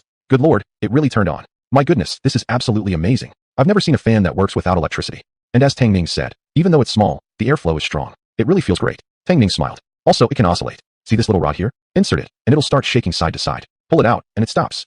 Why, you're right. Jiang Shui tilted her head, looking at him with shining eyes. Tang Ning, where on earth did you get this fantastic thing? Is it expensive? If not, I'd really like to buy one. Everyday temperatures hovered around 37 or 38 degrees Celsius, with ground temperatures easily hitting 50 to 60 degrees. No exaggeration, leaving a raw egg outside for a while would cook it. It was impossible to sleep at night. But the village had no electricity, so even if they wanted to buy fans, they couldn't use them. Now seeing a fan Tang Ning brought back that operated without being plugged in, Jiang Shui immediately fell in love. With something like this, she could finally get a good night's sleep. The moment the question escaped her mouth, Feng Hui, Jiang Ai, and Li Wenwan all fixed their eager gazes onto Tang Ning too. They also wanted to know if it was expensive. The fan was small, perfect for one person. You could take it anywhere and enjoy the breeze. Such a fantastic item. Of course they wanted one too. Chapter 13, Plans to Build a House. Tang Ning smiled. I bought it from a street vendor yesterday while selling lamb at the black market. It wasn't expensive, only 2 yuan each. If you want one, I can buy one for you next time I go. Noticing a nail on the wall, he hung the fan directly on it and turned on its oscillating mode. Instantly, the heat in the room dissipated a bit. At least it wasn't as suffocating as before. Wow, Tang Ning, do you only have room in your heart for your shuijie? I want a little fan too. Jiang Ai had always been naturally sociable, and within this short time had already regarded Tang Ning as her own older brother. Hearing Tang Ning's words, she couldn't resist teasing the pair. Feng Hui and Li Wenwan exchanged glances, then spoke simultaneously. That's right, Tang Ning. We want one too. You can't play favorites like that. Jiang Shui's eyes shimmered with tears, clearly embarrassed. She reached out and pinched Feng Hui. You bad girls. If you keep talking nonsense, I'll beat you all up. Tang Ning laughed, nodding repeatedly. Okay, everyone will get one. He quietly wiped the sweat from his forehead. Women when gossiping were truly intimidating. As they talked, the water in the pot began to boil. Everyone was looking forward to eating the lamb, so they stopped teasing Tang Ning and Jiang Shui. Jiang Ai rolled the risen dough into thin sheets and cut them into noodles about the width of a finger. Jiang Shui blanched the lamb to remove the gamey smell, washed it thoroughly, and placed it in the pot to simmer over low heat. Other than the wild ginger and salt they had saved previously, there were no other seasonings. Even so, the aroma of the lamb spread throughout the kitchen once it was cooked. Luckily, the team members' dorm was located at the outermost part of the village and downwind, with few people around normally, so no one noticed. Once the lamb had become tender, the noodles were added, along with Chinese cabbage and salt, and everything was simmered together for about 5 more minutes before it was ready to eat. Jiang Shui scooped out a big bowl for Tang Ning, with plenty of meat and noodles, but less cabbage. Feng Hui and the others merely looked at the two with knowing glances, but didn't say anything. After all, the lamb belonged to Tang Ning. They were already satisfied just getting a taste of the broth. Besides, there was still a large portion of meat left in the pot, enough for them to eat. Accepting the bowl, Tang Ning didn't hesitate and picked up a piece of lamb, blew on it briefly, then stuffed it into his mouth. The moment it hit his tongue, a strong gamey smell nearly made him spit it out. In his previous life, he had eaten too many good things and his stomach had become too refined. This wild mountain lamb had no seasonings, no sesame oil, and although it was stewed until soft, the taste was simply indescribable. He looked up at the girls. After serving Tang Ning, Jiang Shui proceeded to serve Feng Hui and the other two, finally getting her own portion last. Carefully holding her bowl, she took a sip of the milky broth, then bit into a piece of lamb and chewed slowly. Apparently finding it delicious, her dark pupils first brightened, then curved into crescent moon shapes, clearly feeling very satisfied. Tang Ning shook his head wryly. Truly, it was easier to go from extravagance to frugality than the other way around. At a time like this, having food was already good. What more could he ask for? He grabbed a mouthful of noodles, gave them a quick blow to cool them, then slurped them into his mouth. After eating at the dorm, Tang Ning prepared to leave. Jiang Shui wanted to give him the remaining lamb, but he declined. I still have some. Leave this for you. It's better you eat more since you're too thin. Tang Ning placed the lamb on the chopping board, lifted the basket, and departed. After all, he was a grown man. Staying too long in a place where all the others were girls might cause gossip if someone ran into him, which could affect their reputations. Watching his figure disappear from sight, Jiang Shui closed the door and returned inside. Upon his return, Feng Hui took out 2 yuan from under her pillow and handed it to him. Here, take this money first. Next time you see Tang Ning, give it to him and ask him to buy me a small fan. Although it was a joke, life was difficult for everyone these days. Asking Tang Ning to bring something for them was already troublesome enough. They shouldn't make him spend his own money. Seeing this, Jiang Ai and Li Wenwan also each took out 2 yuan and pushed the money into Jiang Shui's pockets. Bring one for each of us too. Jiang Shui panicked, pulled the money out, and tried to return it to them. It was your idea to ask him to bring something, not mine. You should give the money to him directly. Why give it to me? Huh? Li Wenwan pushed the money back into her hands, holding her hand and pulling her to sit on the bed with a smile. You know why we're giving this to you? I think Tang Ning likes you. Jiang Ai leaned closer. I think so too. The way he looks at you is different from how he looks at us. Besides, during the meal, he kept secretly glancing at you. I noticed. Feng Hui sat beside Jiang Shui on her right. And don't you have feelings for him either? I've noticed how much you care about his affairs. So we're creating opportunities, helping you spend more time with him, right? Jiang Shui stamped her foot. You guys? Ugh, I'm not talking to you anymore. She threw herself onto the bed and ignored them. Only her 2 ears, sticking out from under the covers, turned bright red, and her heartbeat quickened abnormally. Ah, look, Sister Shui is blushing. You see, she's blushing. Tang Ning feared running into people on the road, so he took a shortcut straight home. Looking at his house, which seemed about to collapse at any moment, he frowned tightly. Living in a house like this is way too dangerous. If it rained even a little harder, it would leak so badly it might collapse entirely. It wouldn't be surprising if he were buried alive one of these days. Who could understand his suffering? He'd been transported into the 1960s, and instead of dying of starvation, he was going to get buried alive first. That would be so shameful. No matter what, he had to build a new house first. Thinking about it, Tang Ning placed 2 caddies of lamb into his basket, and instead of going home directly, he headed straight toward the village chief's house. When Tang Ning arrived at Lu Chang's home, he was holding his little granddaughter and playing with a wooden spinning top. The top was carved from wood, with a round little glass marble at its bottom. It spun very fast when hit with a whip. The little girl wore a bare belly wrapper and was barefoot. When she saw her grandfather tap the ground once, the spinning top whirled around rapidly. She opened her toothless mouth wide, jumping and clapping her hands with joy. Spotting Tang Ning approaching, the little girl pointed her tiny finger. Yeah. Lu Chong turned his head, seeing Tang Ning standing at the entrance, and greeted him with a smile. Oh, is that Tang Ning? What brings you here? He jostled the granddaughter in his arms slightly and pointed at Tang Ning to teach her. Area, call him Uncle Tang Ning. Area waved her tiny fist. Oh you ya? Lu Chong's daughter-in-law, Qin Jingjing, hearing the noise, hurried over to take Area from him. Dad, let me hold her. Tang Ning probably has something to discuss with you. Go talk with him. Pinching Area's cheek gently, she said softly. Good girl, Grandpa has something important to do. Let's go inside now. She nodded at Tang Ning and carried Area back into the house. Lu Chong motioned toward Tang Ning. Quick, come inside. Tang Ning followed him in, and the village chief's wife, Li Hongying, poured him a glass of water. Here, drink some cool tea to quench your thirst. The cool tea wasn't brewed tea, but rather cooled boiled water. It was a common term here. Thank you, Auntie. Tang Ning nodded appreciatively toward her, sipped just a little, then put the cup down and looked at Lu Chong. Uncle Lu, I came here because I have a request. I'd like to ask you for a favor. Chapter 14. Asking the village chief for help. Lu Chong took a puff from his pipe, the smoke swirling so thickly that his expression was barely visible. What's up? My house is in such bad shape that it can't be lived in anymore. A strong gust of wind could collapse it. I want to build a new one and would trouble you to help organize things. Tang Ning reached into his pocket, secretly pulling out 150 yuan from the magic cube space, then handed it to Lu Chong. Uncle Lu, I grew up without parents. No one can help me with building a house. You are both the village chief and my senior, a respected elder here. After careful thought, I could only come to ask for your help. Here is 150 yuan. Please find some capable uncles to build me 3-tiled brick houses. We'll pay according to the market rate for the labor. If it's not enough, you let me know and I'll find a way to make up the difference. Li Hongying poured Tang Ning a cup of tea and then sat on the Kong mending shoes. Qin Jingjing held Xiaoyu beside her, playing with the child using a small handful of soybeans. Upon hearing this, both of them looked at Tang Ning in surprise. Lu Chong did not take the money, but instead kept puffing rapidly on his pipe. Oh yo. Inside the room, aside from Xiaoyu's cheerful baby babbling, no one spoke. After a moment of silence, Lu Chong finally nodded. All right, since you trust me this much, I'll help organize things for you. Strictly speaking, even if Tang Ning had no parents, there was still Tang Ernyu. When it came to building a house, an outsider like him shouldn't be involved. But this morning, Tang Ning had quarreled with Tang Ernyu's family. Even if they hadn't fought, the Tang family wished he would just die already. How could they help him build a house?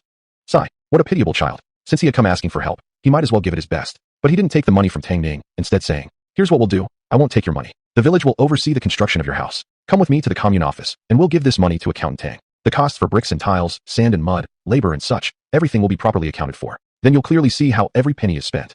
He agreed to help Tang Ning organize the house building, but the money, he absolutely didn't want to touch it. By going through the village, should Tang Ning have any dissatisfaction later, he could simply bring it up with the village. If he accepted this money privately, and something went wrong halfway through, it would be hard to explain himself. After a moment's thought, Tang Ning understood Lu Chong's intentions. He put the money back in his pocket and smiled. All right, I'll follow your arrangement. Lu Chong nodded, greeted his wife and daughter-in-law, and was ready to leave with Tang Ning to the commune office. Tang Ning drank the tea Li Hongying had poured for him in one go, then took out 2 gene of mutton from his basket and placed it on the table. With a humble smile, he said, Aunt Li's sister-in-law, I'm off now. These 2 gene of mutton I brought back from the mountains yesterday are still fresh. You can stew them for Xiaoyu to eat. Putting down her shoe sole, Li Hongying quickly stood up and tried to decline. No, child, what are you doing? We can't accept this. Hearing the commotion, Lu Chong looked at the mutton in his wife's hand and frowned slightly.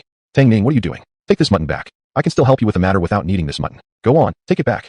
His voice was low, for fear of drawing attention from others and causing misunderstanding. Tang Ning scratched his head, looking genuinely sincere. Uncle Lu, Aunt Li, it's not that I worry you won't handle things well. This mutton was left over after I hunted it yesterday in the mountains. I can't finish it all by myself. It's hot these days and the meat spoils easily. It'd be a shame to let it rot. I just wanted to give a little to Xiaoyu to help her build strength. If you refuse, are you saying it's not enough? Oh my, what are you saying? This. Li Hongying looked at the mutton in her hand, then at Lu Chong, unsure whether to decline or not. She also craved meat. Although her husband was the village chief, their living conditions weren't much better than others. Throughout the entire year, they barely had a taste of any meat. But if they did accept it, her husband was the village chief. Others might talk about their family. Lu Chong sighed. He understood that Tang Ning had said this deliberately. Previously, the boy only knew how to work quietly. To be blunt, he wouldn't say a word even if you beat him with 3 sticks. Yet since the fight with the Tang Ernyu family, he had become more socially aware. Looking at his wife, he nodded slightly. Since this is the child's sincere gesture, accept it. Li Hongying stopped refusing and honestly accepted it, repeating over and over again. How can this be appropriate? 2 gene of mutton. If sold, it could fetch several yuan. Tang Ning grinned. It's fine, auntie. I'm off now. Oh, take your time going. Li Hongying hurriedly put down the mutton and followed him to the door, closing it carefully after him. As soon as she returned inside, she saw her daughter-in-law dipping a finger into some brown sugar powder and putting it into Xiaoyu's mouth. Hurry up, take more brown sugar. Area is still too young to taste anything anyway. You should eat more and produce more milk for the baby. Since her daughter-in-law gave birth, for some unknown reason, she had no milk at all, and the baby often cried from hunger. This brown sugar was a real treasure that her old man had worked hard to obtain. Looking at the brown sugar on the table, she chuckled again. Anyway, we have mutton now, a real luxury. When it gets dark, I'll secretly stew it for you. You drink the soup and see if it helps with milk production. Qin Jingjing pressed her lips together and smiled slightly. I'll follow your advice. By the way, how come Tang Ning has the money to build a house? He even took out 150 yuan at once. Even if her father-in-law was the village chief, they could never save that much money in a year. Li Hongying sighed, rubbed the tip of the needle against her head, and resumed mending shoes.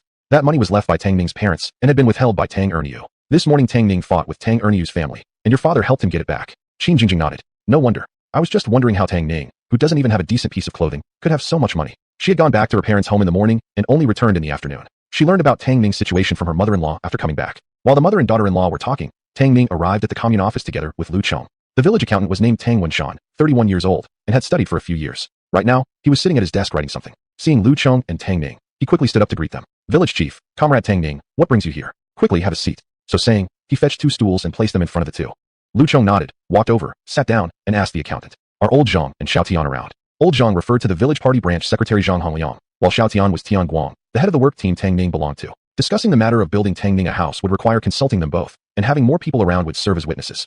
Oh yes, I'll go get them right away. Tang Shan replied, hurried out of the accountant's office, and shouted from the doorway. Chapter 15, mobilizing for the J20. Not long after, 2 men approached, one tall and one short. The taller was Tian Guang, the production team leader, and the shorter was Zhang Hongliang, the village party secretary. They exchanged greetings briefly, and then Lu Chong mentioned Tang Ning's desire to build a new house. Lu Chong had a dry cigarette in his mouth. Tang Ning's house really isn't fit for living anymore. If it collapses one day, someone might die. My suggestion is that the village should step in and help him organize the construction of a 3-room brick tile house. As he spoke, he gave Tang Ning a knowing look. Tang Ning immediately caught on and pulled 150 yuan from his pocket, handing it to Tang Shan. Accountant Tang, here's 150 yuan. Please count it. Tang Shan looked first at Lu Chong and then at Zhang Hongliang. When he saw Zhang nod, he accepted the money and counted it. Zhang Hongliang looked at Tang Ning and then frowned toward Lu Chong and Tang Shan. Isn't Tang Ning's home plot too small to build a 3-room tiled house? The village officials were all well aware of Tang Ning's difficult situation. Before, since Tang Ning himself never pushed for help, they turned a blind eye. But now that he'd fallen out with Tang Aaron and turned to the village committee, they couldn't remain passive anymore. Otherwise, if the house collapsed in bad weather and someone was killed, they'd be held responsible. Thus, without hesitation, Zhang Hongliang and Tian Guang both agreed to assist Tang Ning in arranging the construction. Tang Shan thought for a moment and said, isn't the west side of Tang Ning's property vacant? Tang Ning responded quickly, there's nobody there. Ours is the last house on the western side. Zhang Hongliang nodded and turned to Lu Chong. Chong go, maybe we can expand the housing plot westward. However, the ground there is a bit low, so we'll need to haul more dirt to level it, which would cost more money. Normally, 150 yuan would more than suffice for a 3-room mud tile house. But since Tang Ning wanted a brick tile house, the cost was already higher. If the land needed leveling, the expense would be even greater, probably no less than 200 yuan. Tang Ning quickly replied, don't worry about the money. If it's not enough, I'll find a way to make up the difference.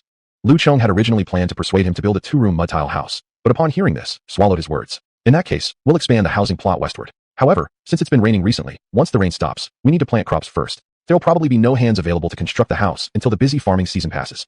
Tang Ning was startled, smacking his own forehead. He'd been so preoccupied with getting the house built that he forgot the village had just harvested the wheat, and everyone was waiting for the rain to stop before planting sorghum. Once the rain stopped, everyone would have to rush into the fields to earn work points. Otherwise, there'd be no food next year. And during that time, no one would have time to help build his house. Tang Shan scratched his head anxiously. But Tang Ning's house is uninhabitable now. If there's another heavy rain or strong wind, what if the house collapses? What then? Coming to his senses, Tang Ning said, well, why don't I just have someone fix the house temporarily and make do for now? Zhang Hongliang waved his hand. No, your house has gone a long time without maintenance. It would require major repairs just to be habitable. Since you've decided to build a new one, why waste money on temporary fixes? I remember there's space in the male educated youth's housing unit. Why don't you move there for a while? Tang Ning was also worried about the possibility of the old shack collapsing one day and burying him alive. So he immediately agreed. Okay. Tang Shan handed the money back to Tang Ning. Since we can't start construction right away, Tang Ning, you'd better keep the money for now. Tang Ning waved his hands repeatedly. Uncle, we're starting construction in a few days anyway. You can just hold on to the money for me. Can't I trust you, uncles? Tang Shan hesitated. This. Lu Chong tapped the pipe against the ground and made the decision directly. Alright then, if Tang Ning trusts us, then keep it. We'll handle the matter well for him. Building a house is a major matter. While everyone has some spare time due to the rain these days, we should start preparing early. Shan, tomorrow, go to the commune first and inquire about the price of bricks and tiles. If the price is right, lock it in beforehand, to prevent any mistakes in a rush later. I don't need to tell you about bookkeeping. Each expense must be clearly recorded. Now that the village chief had spoken, Tang Shan could only accept the money and nodded. Understood, chief. Lu Chong turned to Zhang Hongliang and Tian Guang. Hongliang, tomorrow you and I will go find some people and settle on the main and assistant laborers first. These days, we can go into the mountains to cut some timber and stockpile it.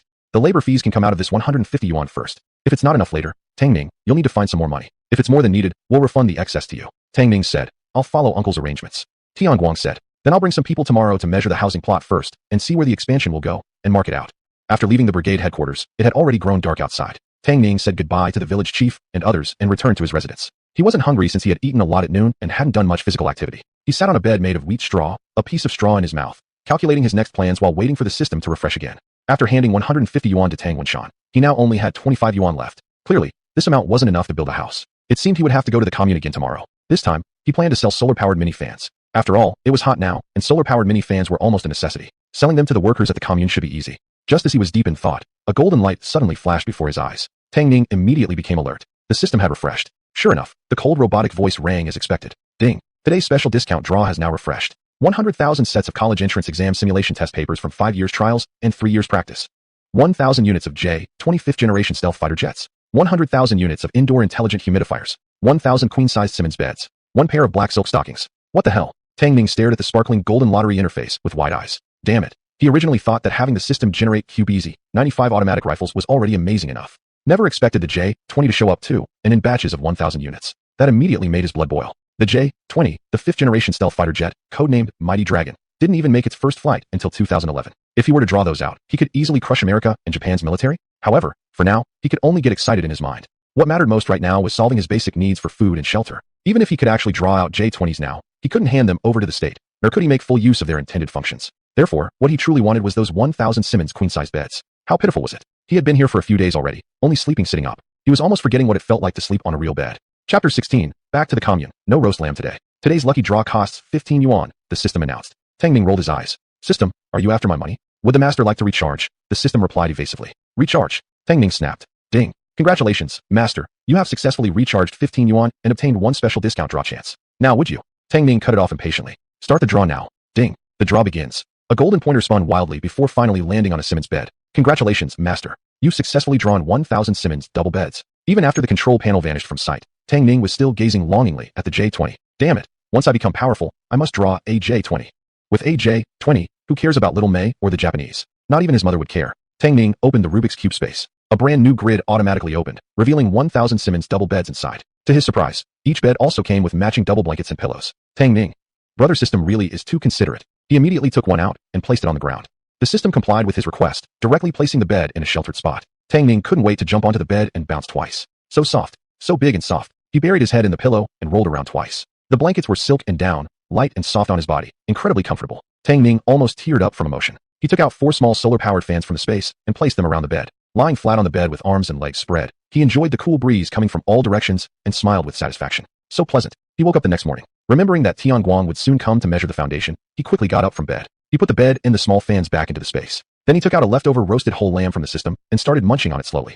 The little dilapidated room was drafty, and the aroma of lamb hadn't fully emerged before being scattered by the wind. There was no worry of Tianguang detecting the scent when he arrived. Not long after finishing breakfast, Tianguang's voice could be heard outside the courtyard. Tang Ning. Tang Ning turned his head and saw Tianguang and 2 youths standing outside the low fence, watching him. They were villagers on duty, one named Zhang Tao, the other Lu Hong. Brother Guang, Brother Tao, Brother Hong. Tang Ning hurriedly ran outside. The courtyard gate had been destroyed by Tang Iniu, and he was too lazy to fix it. As long as the main house still had a door, it was fine. So early. Did you all eat yet? Come in quickly. Tianguang smiled. We've already eaten. We won't go in. Let's measure your foundation quickly so we can estimate how many bricks and tiles you need, and then Tang accountant can order the materials. He went to the commune to look at bricks early this morning.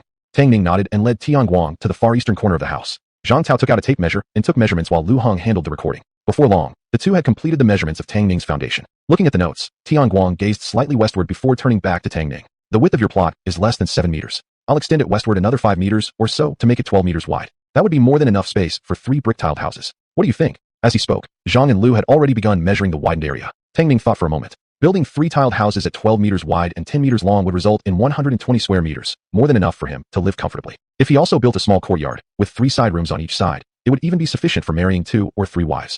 However, the current budget barely covered building 3 tiled houses, so he needed to make more money as soon as possible. Sounds good. Thank you, Brother Guang.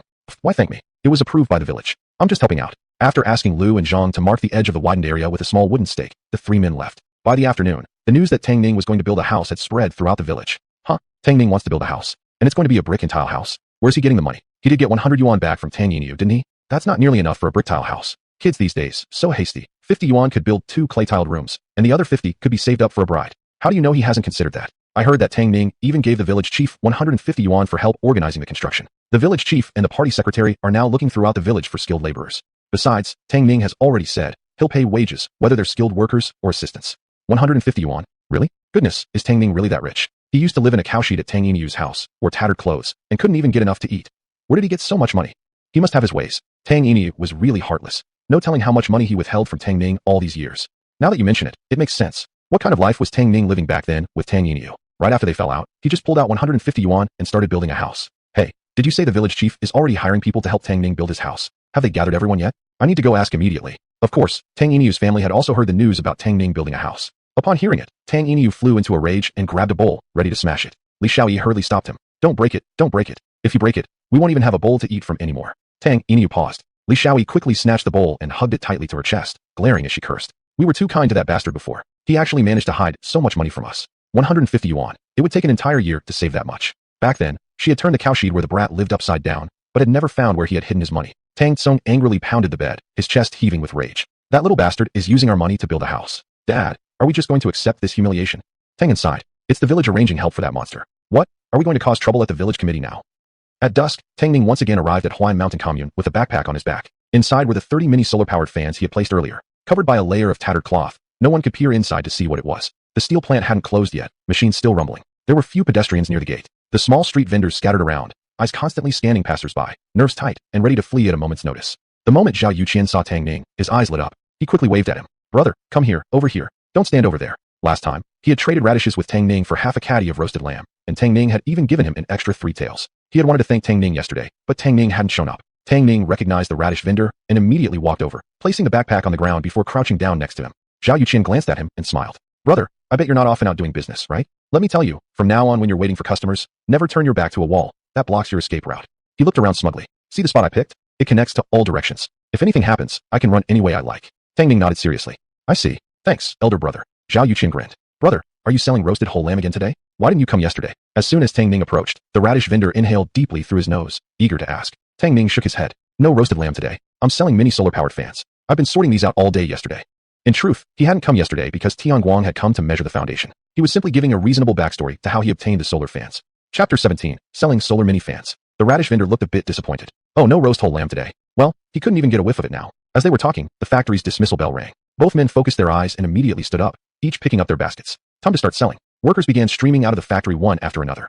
A woman with curly hair caught sight of Tang Ning and her eyes lit up. She grabbed another woman of similar age and ran over. It turned out to be the same woman who had bought the roast whole lamb 2 days ago. Excitedly, her eyes sparkled as she told her friend, Old Huang, this is that young man I told you about, the one selling roast whole lamb. I bought mine from him 2 days ago. Then she turned to Tang Ning. Young man, do you remember me? Hurry up and bring out your roast whole lamb. My friend is dying to taste it. While she was speaking, several more people had gathered around Tang Ning, all chattering noisily about wanting roast whole lamb. Young man, do you have roast whole lamb today? I'll buy another 2 Jean. The one you had the day before yesterday was truly delicious. My husband said I didn't buy enough and urged me to hurry over. Same here. I came yesterday but didn't see you. Young man, why weren't you here yesterday? How much roast whole lamb have you brought today? Is there enough for all of us? We even brought you new customers. Can you give us a discount? They all chattered away noisily. Tang Ning quickly stood up to greet them, apologetically saying, Sorry everyone, no roast whole lamb today. However, I've got something even better today, my fellow friends. Upon hearing there was no roast lamb, disappointment flickered on their faces. But his mention of something good made them stop again. The woman who had first spoken asked curiously, What good thing? Tang Ning immediately pulled out a solar-powered mini fan from his basket to show them. A solar-powered mini fan. Don't be fooled by its small size. It's very powerful. The wind it blows is really cool. Most importantly, this device doesn't require plugging in. Just let it soak up an hour of sunshine every day, or even just an hour under moonlight or regular light, and it can work continuously for 20 hours. With it, neither the elderly nor the children will complain about the heat. You can even enjoy a good night's sleep. He spoke very fast, but clearly, making sure everyone understood.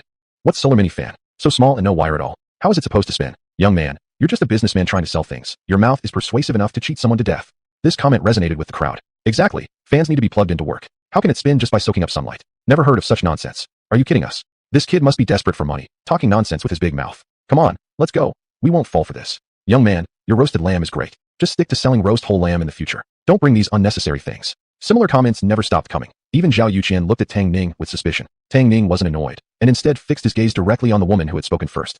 You all can try for yourselves whether this fan can blow wind or not. Sister, this is the switch. If you don't believe me, press the switch and see if it spins. The woman, already disappointed about not finding lamb, couldn't bear to see Tang Ning boast like this. She thought Tang Ning wasn't genuine. He wanted to make money, which was understandable, but deceiving people like this showed poor character. She snorted coldly, impatiently snatched the solar mini fan and reached for the power button, but her friend next to her grabbed her hand. Oh wow, Hong sister, are you really going to press it? What if it doesn't spin, and then this boy blames you for breaking it, and asks for money? The woman called Hong sister's face changed expression. Oh no, the enemy was too cunning, she hadn't thought of that.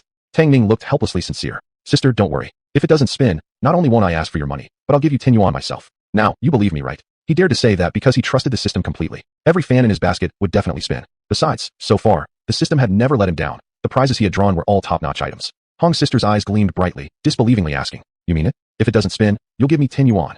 10 yuan, almost half a month's salary for her. Zhao Yuqian had originally planned to go sell radishes. Seeing this, he anxiously signaled Tang Ning with his eyes. This was just small-time selling. How could Tang Ning play like this? What if that fan didn't work? Would he end up losing all his money? However hard he tried to signal, with eyes nearly popping out, Tang Ning remained unmoved. Hong's sister smiled triumphantly. Fine, I'll try it then. If this fan doesn't work, not only will you give me 10 yuan, you must also promise never to cheat people again. Just stick to selling roast whole lamb honestly. Otherwise, I'll report you. As soon as she finished speaking, she pressed the power button hard. The next moment, Everyone heard a buzzing sound. The blades began to spin, faster and faster, and a cool breeze filled the air. The woman froze on the spot, her eyes slowly widening, her mouth opening into a perfect O. The others also stared in disbelief at what they were seeing. Dear heavens, how is this possible? It's spinning without even being plugged in.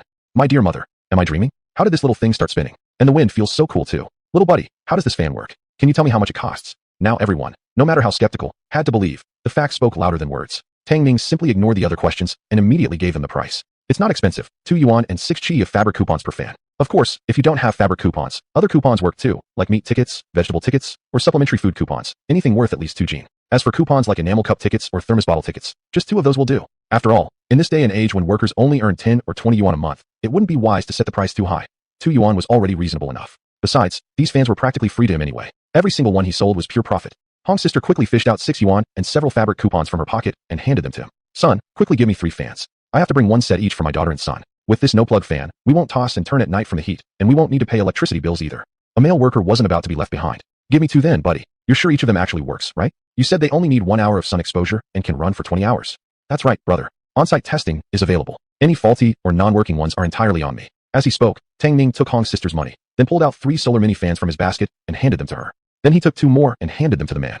Chapter 18. Everything sold out in a rush. Zhao Yuqian also wants to sell. Tang Ning was busy working, still actively promoting with his mouth. Limited quantity, only 30 of them. Please don't miss this opportunity. When people confirmed that the solar-powered mini fan could automatically blow without being plugged in, they went wild with excitement and fear of missing out.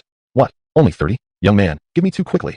Here's the money. I want 1. I want 1. Don't push, don't push. Oh my dear mother, save 1 for me. Zhao Yuqian was stunned by this scene. Wow, 2 yuan for a small fan? Was his eyesight failing, or had the world gone crazy? Wouldn't it be better to spend 2 yuan buying several jin of pork? If it's too hot, just drink more cold water and wash your face more often. Isn't that how everyone survives? No matter what Zhao Yuqian thought inside, Tang Ning's business remained unaffected. Within less than an hour, all 30 solar-powered mini fans were snatched up. Zhao Yuqian could only stare in disbelief. This business is truly damn good. If he also owned a mini fan that blows without electricity, wouldn't he get rich immediately? He quickly made up his mind. Seeing Tang Ning packing up to leave, Zhao Yuqian gritted his teeth and took out 2 yuan from his pocket. That was all the money he had, painstakingly saved over many days. With a face full of flattery, he approached Tang Ning, trying to ask discreetly, Bro, can you tell me where you got these fans that spin without plugging in? Don't worry, when I make money, I'll never forget my brother's kindness. He continued, handing the 2 yuan to Tang Ning. Tang Ning's eyes lit up. He had sold 30, kept 1 for himself, and still had 969 solar-powered mini fans remaining in his puzzle space. Selling them alone was troublesome, exposed him to weather and the risk of being caught. Instead, selling wholesale might be better. This way, earning money would be quicker and easier. Not only the solar-powered mini fans, other items could be sold wholesale as well. He could lie at home and count money every day, having plenty of time to chat with Sister Jiangxue, building their relationship. Thinking of this, Tang Ning's face broke into a smile. He glanced at Zhao Yuqian, accepted the money into his pocket, and said with a smile, Brother, how should I address you? Tang Ning didn't even know Zhao Yuqian's name yet. Seeing his money accepted, Zhao's eyes instantly brightened. My name is Zhao Yuqian. You can just call me Old Zhao, brother. Tang Ning nodded, briefly introduced himself, then got straight to the point. My name is Tang Ning. Where I got this stuff from, I'm afraid I can't tell you, but if you want to sell them, you can get them directly from me, guaranteed to sell well. At the first sentence, Zhao Yuqian showed disappointment, but at the next words, he hurriedly nodded like a chicken pecking rice. I want to sell them. I want to sell them. Brother Tang Ning, how do I get these fans? Tang Ning raised 2 fingers. 2 yuan each plus ration coupons. Zhao's smile stiffened, in disbelief. 2 yuan each? You're selling them at 2 yuan each, and I have to buy at the same price. How can I even make any profit? If not for the fact that Tang Ning had the goods, he'd probably have cursed already. Wasn't this just playing with him? Tang Ning smiled. Old Zhao, calm down first, hear me out. These fans can spin without being plugged in. Saving electricity aside, they can help families sleep well at night. These things won't stay unsold. As you've seen today, many customers who didn't buy one came to me for reservations. If you get them for 2 yuan, you can sell them for 2.5, or even 3 yuan each. Don't talk about selling too many. Even 10 per day would get you 5 yuan effortlessly, without mentioning other benefits. Definitely more than you make selling radishes. That's true. Zhao Yuqian couldn't help nodding, beginning to be swayed. After all, when he sold radishes, even in a good day, he earned only a few mao, and in a bad day, only fun, sometimes even returned empty-handed. But when he saw Tang Ning's fans sell like hotcakes, the scene was right before his eyes. Seeing him interested, Tang Ning pressed on. Also, I promise you that these solar-powered mini fans are exclusively available from me. You're the first who is buying from me to resell, giving you the first opportunity to sell them to various communes, accumulating your customer base, swiftly capturing the market. By then, even if someone else wants to sell these solar-powered mini fans, challenging your business, you'd already have made plenty of money and built up a large customer base. No one can compete with you. Although he didn't understand exactly what capturing the market meant, he knew one truth. Opportunities pass by quickly. Only those bold enough, those daring to think and act, could get rich. Besides, he had just witnessed Tang Ning earn 60 yuan in an hour. That was an astronomical sum that he couldn't earn even after selling radishes for a whole year. Just thinking about the day when he might also earn dozens of yuan in a single day, his breathing became heavy. Zhao Yuqian, as if injected with adrenaline, grabbed Tang Ning's hand and said roughly, Brother, there's no need to say more. I'm in. I'll take 10 solar-powered mini fans first. He wanted to take more, but after emptying all his household savings, he could only afford this many. Besides, he couldn't invest all the money. He needed to keep some emergency funds at home. Zhao Yuqian reached into his pocket and touched it, naturally finding it empty. The determination on his face instantly turned into embarrassment, and his face began to flush. Then, brother, I don't have any money on me right now. Could I give you the money tomorrow, maybe? Tang Ning smiled and patted his hand, offering reassurance. Old Zhao, you don't need to be in a rush. Right now, I don't have any stock on me either. Even if you had money, I couldn't deliver right now. So here's the plan. Tomorrow I'll prepare 10 solar-powered mini-fans for you, and you bring 20 yuan. We'll do a cash and carry transaction. As for the 2 yuan you just gave me, consider it a deposit. As long as you don't intentionally damage the fans and come back for exchanges or refunds, I'll even refund these 2 yuan to you if you decide to stop selling them later. While he had just sold the fans earlier, Zhao Yuqian had witnessed everything from the side. The bamboo basket was already empty, although he still had some in his puzzle space. But of course, he couldn't just magically produce 10 more right here. That would scare people off completely. So he could only make an excuse, saying he currently had no stock, and would give Zhao Yuqian the items tomorrow. Zhao Yuqian just then remembered that Tang Ning had already sold out of his goods, and immediately nodded. Alright, I'll follow whatever you say, brother Tang Ning. Oh, and one more thing. Considering you might not have enough ration coupons this first time, I won't ask for them for this first batch. Consider it my way of giving you a break to support your first time selling. But next time, we'll play it strict. It'll be clear and precise, with every detail accounted for. Absolutely no problem, absolutely no problem. As long as you let me make money, in the future, as long as I have ration coupons, I'll never let brother Tang fall short. Zhao Yuqian joyfully nodded repeatedly. After settling everything, they exchanged addresses. Zhao Yuqian's home was in Zhaojia village. Tang Ning came from Lu Tang village, named as such because the 2 major surnames there were Lu and Tang. There was a Zhangzhuang village between the 2 villages, not too far apart. They agreed to meet at the entrance of Zhang village around 12 o'clock noon the next day. At that time, there would be fewer people around, making it less likely to be seen and avoiding unnecessary trouble. Zhao Yuqian, of course, agreed repeatedly. Oh, and one thing more, old Zhao. I have to speak up front. This is a small business for me, so I never do credit deals. From now on, every time you take goods from me, we do cash and carry transactions. It'll avoid unnecessary conflicts. Also, I hope you keep our arrangement private. Otherwise, our cooperation will terminate immediately. Zhao Yuqian nodded understandingly. Brother, rest assured. You're helping me earn money, and I'm not someone without integrity. Our business will stay between us, and even if problems arise later, I'll never betray you. Chapter 19 Sister Jiang, Shui gives money. After saying goodbye to Zhao Yuqian, Tang Ning went to the supply and marketing cooperative and began a major shopping spree. Towels, basins, shorts, sleeveless shirts, enamel mugs, soap, everything that was missing was bought. Finally, he bought 30 jin of mixed grain flour, 20 jin of white flour, 20 jin of mixed grains, and some vegetables. He guessed it would be enough to last him a while, so he finally stopped. The 60 yuan he had earned from selling solar-powered mini-fans was immediately spent in half, leaving only 30 yuan. Subtracting the 14 yuan spent on the spring mattress, he now had a total of 30 yuan and 2 jiao in his pocket. The various coupons, grain tickets were nearly gone, while there were still some meat and cloth tickets and other coupons left. His trip to the commune had earned him more money than others could earn in a year, but it had also been spent rather quickly. But he still had a large amount of unsold supplies, and every day he could extract more from his space. There was no doubt he would get rich. He was thinking seriously, completely unaware that 5 suspicious figures had quietly approached behind him. By the time he realized it, 3 masked men had already blocked his way. Instantly, Tang Ning's eyebrows tightened, instinctively glancing around. He was already far away from the commune, and there was no one else in sight. Besides him and the 5 masked men in front of him, no one else was around. It seemed these people had followed him all the way here. The leader of the men pointed at Tang Ning and arrogantly said, "Kid, if you don't want to suffer, then cooperate and hand over all the money and things you have." They had already targeted Tang Ning 2 days ago when he sold whole roasted lamb. Originally planning to make a move yesterday, they were waiting for the right time. But this fat sheep didn't show up yesterday. Fortunately, they hadn't waited in vain today. As soon as Tang Ning entered the commune, they recognized him and watched with their own eyes as he earned tens of yuan overnight. They then helplessly watched him buy so many items. The others stared greedily at Tang Ning too. "Kid, hand over the money and stuff, and we'll let you leave. Otherwise, humph humph." Tang Ning felt like laughing angrily. "I just made a little money through wind and rain, and I was already marked? So damn unlucky." Pulling the scarf that covered his face upward slightly, Tang Ning coldly and impatiently said, "No money, not even your life." The leader's eyes turned sharp. "You refuse a toast and insist on a punishment cup." Brothers attacked together. Several people quickly surrounded him, knives and axes in hand, pointing directly at Tang Ning with no chance of escape. They were determined to take the money and the goods. Tang Ning's expression remained neutral, his eyes cold. He reached into the basket on his back, using the opportunity to pull out a Type 95 automatic rifle from his space. He immediately fired a shot into the sky. Bang! The gunshot startled all 5 of them. They didn't expect him to have a gun, and their faces instantly turned pale. Tang Ning held the gun with both hands, slowly scanning the barrel across each of their faces. Whoever the gun barrel pointed at instinctively dropped his axe or knife, raised his hands in surrender, and began sweating profusely. "Please, good sir, have mercy, let's talk this out." They weren't serious hooligans. They sometimes sold things at the commune. They had seen Tang Ning earn so much money these 2 days and had formed a bad idea. They hadn't originally planned to do anything serious to Tang Ning. After all, it was their first robbery and they were feeling nervous themselves.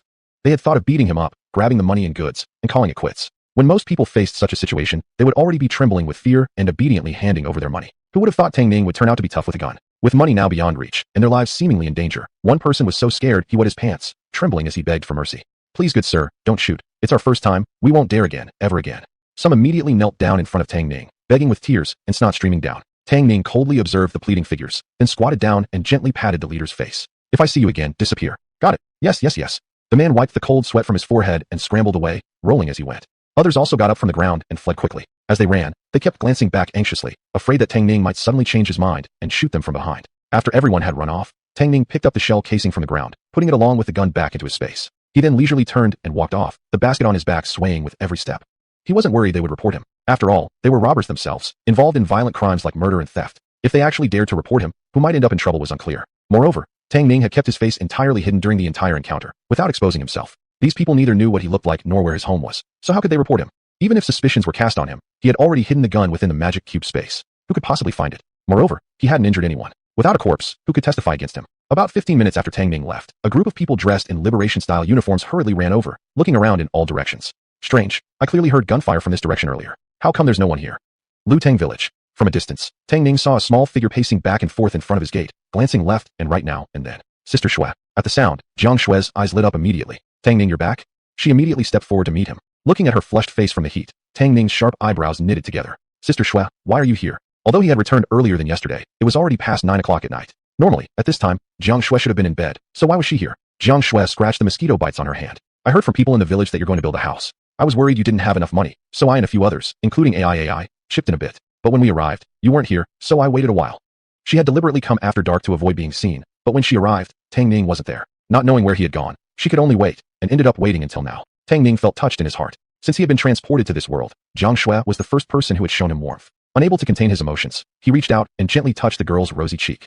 Jiang Xue's face turned even redder, her eyes flustered and blinking rapidly. Why you? Realizing his impulsiveness, Tang Ning quickly withdrew his hand and pulled her into the house. It's hot outside. Let's talk inside. Though it was hot inside as well, the fan made it significantly better than outside. Jiang Xue's face turned deeply red, and she tried to pull her hand away, but Tang Ning only gripped it more tightly.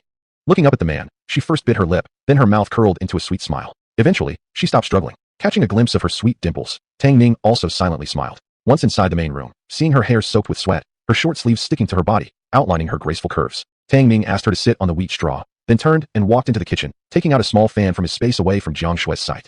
He sat beside her and turned on the fan to blow towards both of them. The cool breeze brought a smile to Jiang Xue's lips. It's much cooler with the fan. Chapter 20. I want to date my big sister. Tang Ning smiled. This one is for you. I bought a few more from the black market, so you can bring them back for Feng Hui and the others later. This girl's heart was simple, and the affection in her eyes couldn't be hidden. He had feelings for Jiang Xue and was willing to be good to her. It was just a solar-powered mini fan. If giving space items could win Jiang Xue over, what was the problem giving them all to her? However, even if he was willing to give them to her, given Jiang Xue's personality, she would probably dare not accept. She was kind-hearted, not the materialistic type. Otherwise, she wouldn't have come running as soon as she heard he wanted to build a house, bringing money to give him. It was his fortune to be able to date such a good girl. Jiang Xue shook her head quickly. This little fan wasn't cheap. Tang Ning must be in urgent need of money for building the house. She couldn't possibly accept it without paying. Remembering the purpose of her visit, she hurriedly said, by the way, here's 77 yuan. AI contributed 10 yuan, Feng Hui 8 yuan, and Xiao Wan 9 yuan. Although it's not much, it can help with the emergency. She took out 77 yuan from her pants pocket and handed it to Tang Ning. Although rural life was hard, fortunately, all the girls came from decent families. Jiang Xue hadn't had much money left, but her parents had just sent her 50 yuan today. It had been delivered yesterday afternoon by the postman. She had taken all of it to give to Tang Ning. After all, she still had 5 yuan left. If she was careful with it, it would last her for a while. Tang Ning was stunned. In other words, you took out 50 yuan at once? Where did you get this money? Jiang Xue blinked her eyes. My parents just sent it to me. I don't have much to spend on anyway, so I gave it all to you.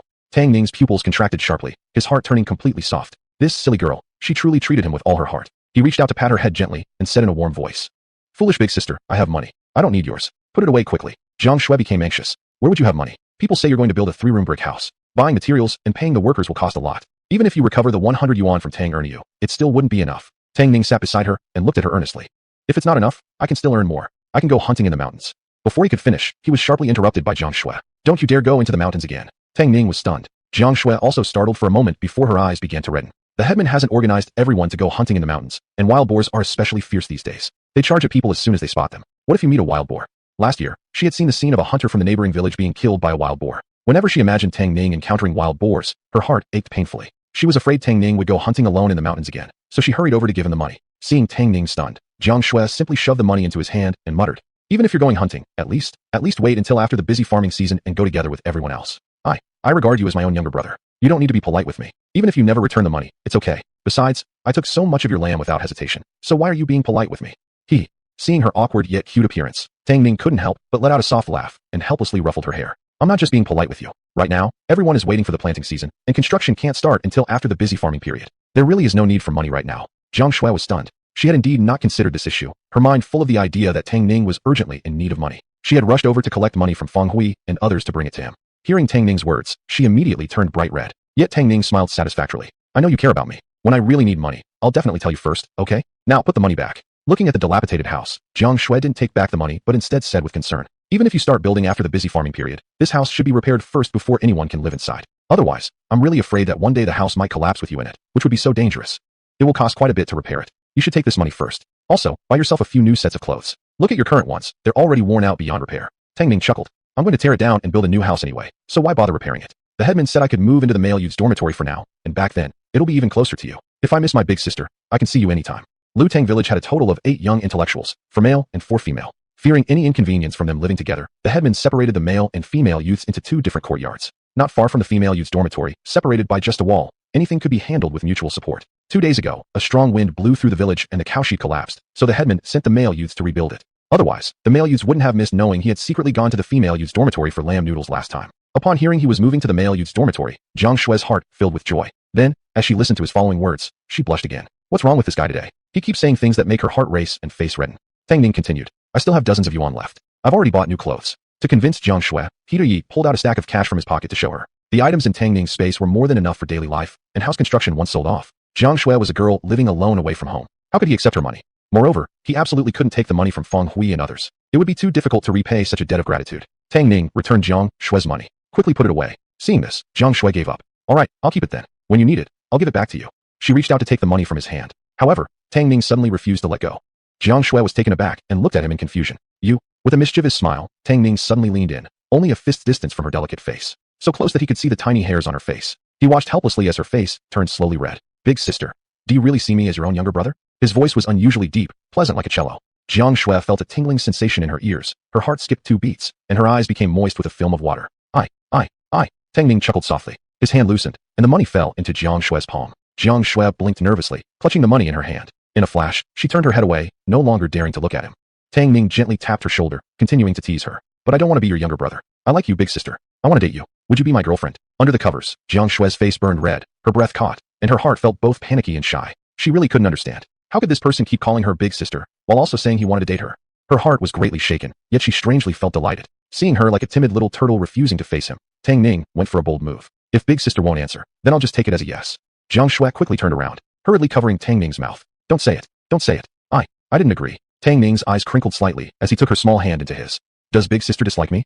Chapter 21. The bustling female educated youth dormitory. Jiang Shui was taken aback. Don't you like him? Otherwise, why would she anger the Tang family for his sake? Why else would she rush over as soon as she learned he was ill, bringing him food? And why else would she willingly give him all her money to build a house? She liked this man before her, but the upbringing she'd had made it difficult for her to admit such feelings. The girl blinked helplessly. The word, like, was right on the tip of her tongue but refused to come out, making her eyes go red from frustration. Tang Ning kissed the palm of her hand and smiled. If my big sister is willing to be my girlfriend, just nod. After all, Jiang Shui was a woman of that era. Being shy about expressing love was normal. Even in future times, many people hesitated to openly express their feelings. He simply found her embarrassment adorable and intentionally teased her. Jiang Shui was startled, avoided his gaze anxiously, then gave the tiniest of nods. Her heart pounded rapidly. Seeing this, Tang Ning's lips curved so widely it nearly reached his ears. He embraced her from behind, pulling her tightly into his arms. Jiang Shui stiffened slightly, but in the next moment, she relaxed and leaned into his embrace. They whispered sweet nothings into each other's ears. Compared to Jiang Shui, Tang Ning, having come from a more advanced era, naturally had more experience in romance. With just a few words, he managed to make her laugh heartily, collapsing joyfully into his arms. With such a beauty in his arms, soft and fragrant, how could Tang Ning remain indifferent? He immediately reacted, looking at the girl with burning eyes.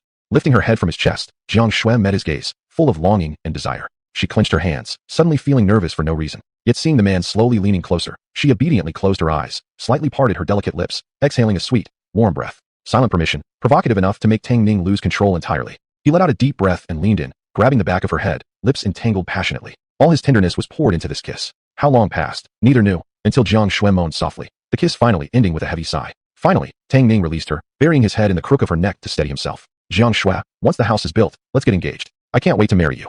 Jiang Shui's cheeks flushed a tender pink. After the affection he had just shown her, her eyes seemed to hold a pool of water, shy yet captivating. She was so beautiful it could drive any man mad. Tang Ning's desire deepened, if not for fear of frightening her. If it were the future era, he would have. No, better not think about it. He could already feel himself getting even more worked up. Jiang Shui licked her lips. This time, she bravely responded. Yes. From the moment she had fallen for him, there was no one else in her heart. Naturally, she would marry him. Just, her parents back home, she still needed to write and tell them. Tang Ning nestled against her chest, laughing foolishly. My big sister, you're so cute. Seeing it was already late, Jiang Shui worried others might gossip, so she pushed Tang Ning away, straightened her clothes, and decided to go back first. Tang Ning, mindful of her heat, handed her 5 solar-powered mini fans from his space. This is the solar fan I brought back for you. Keep 2, and give the rest to Feng Hui and the others.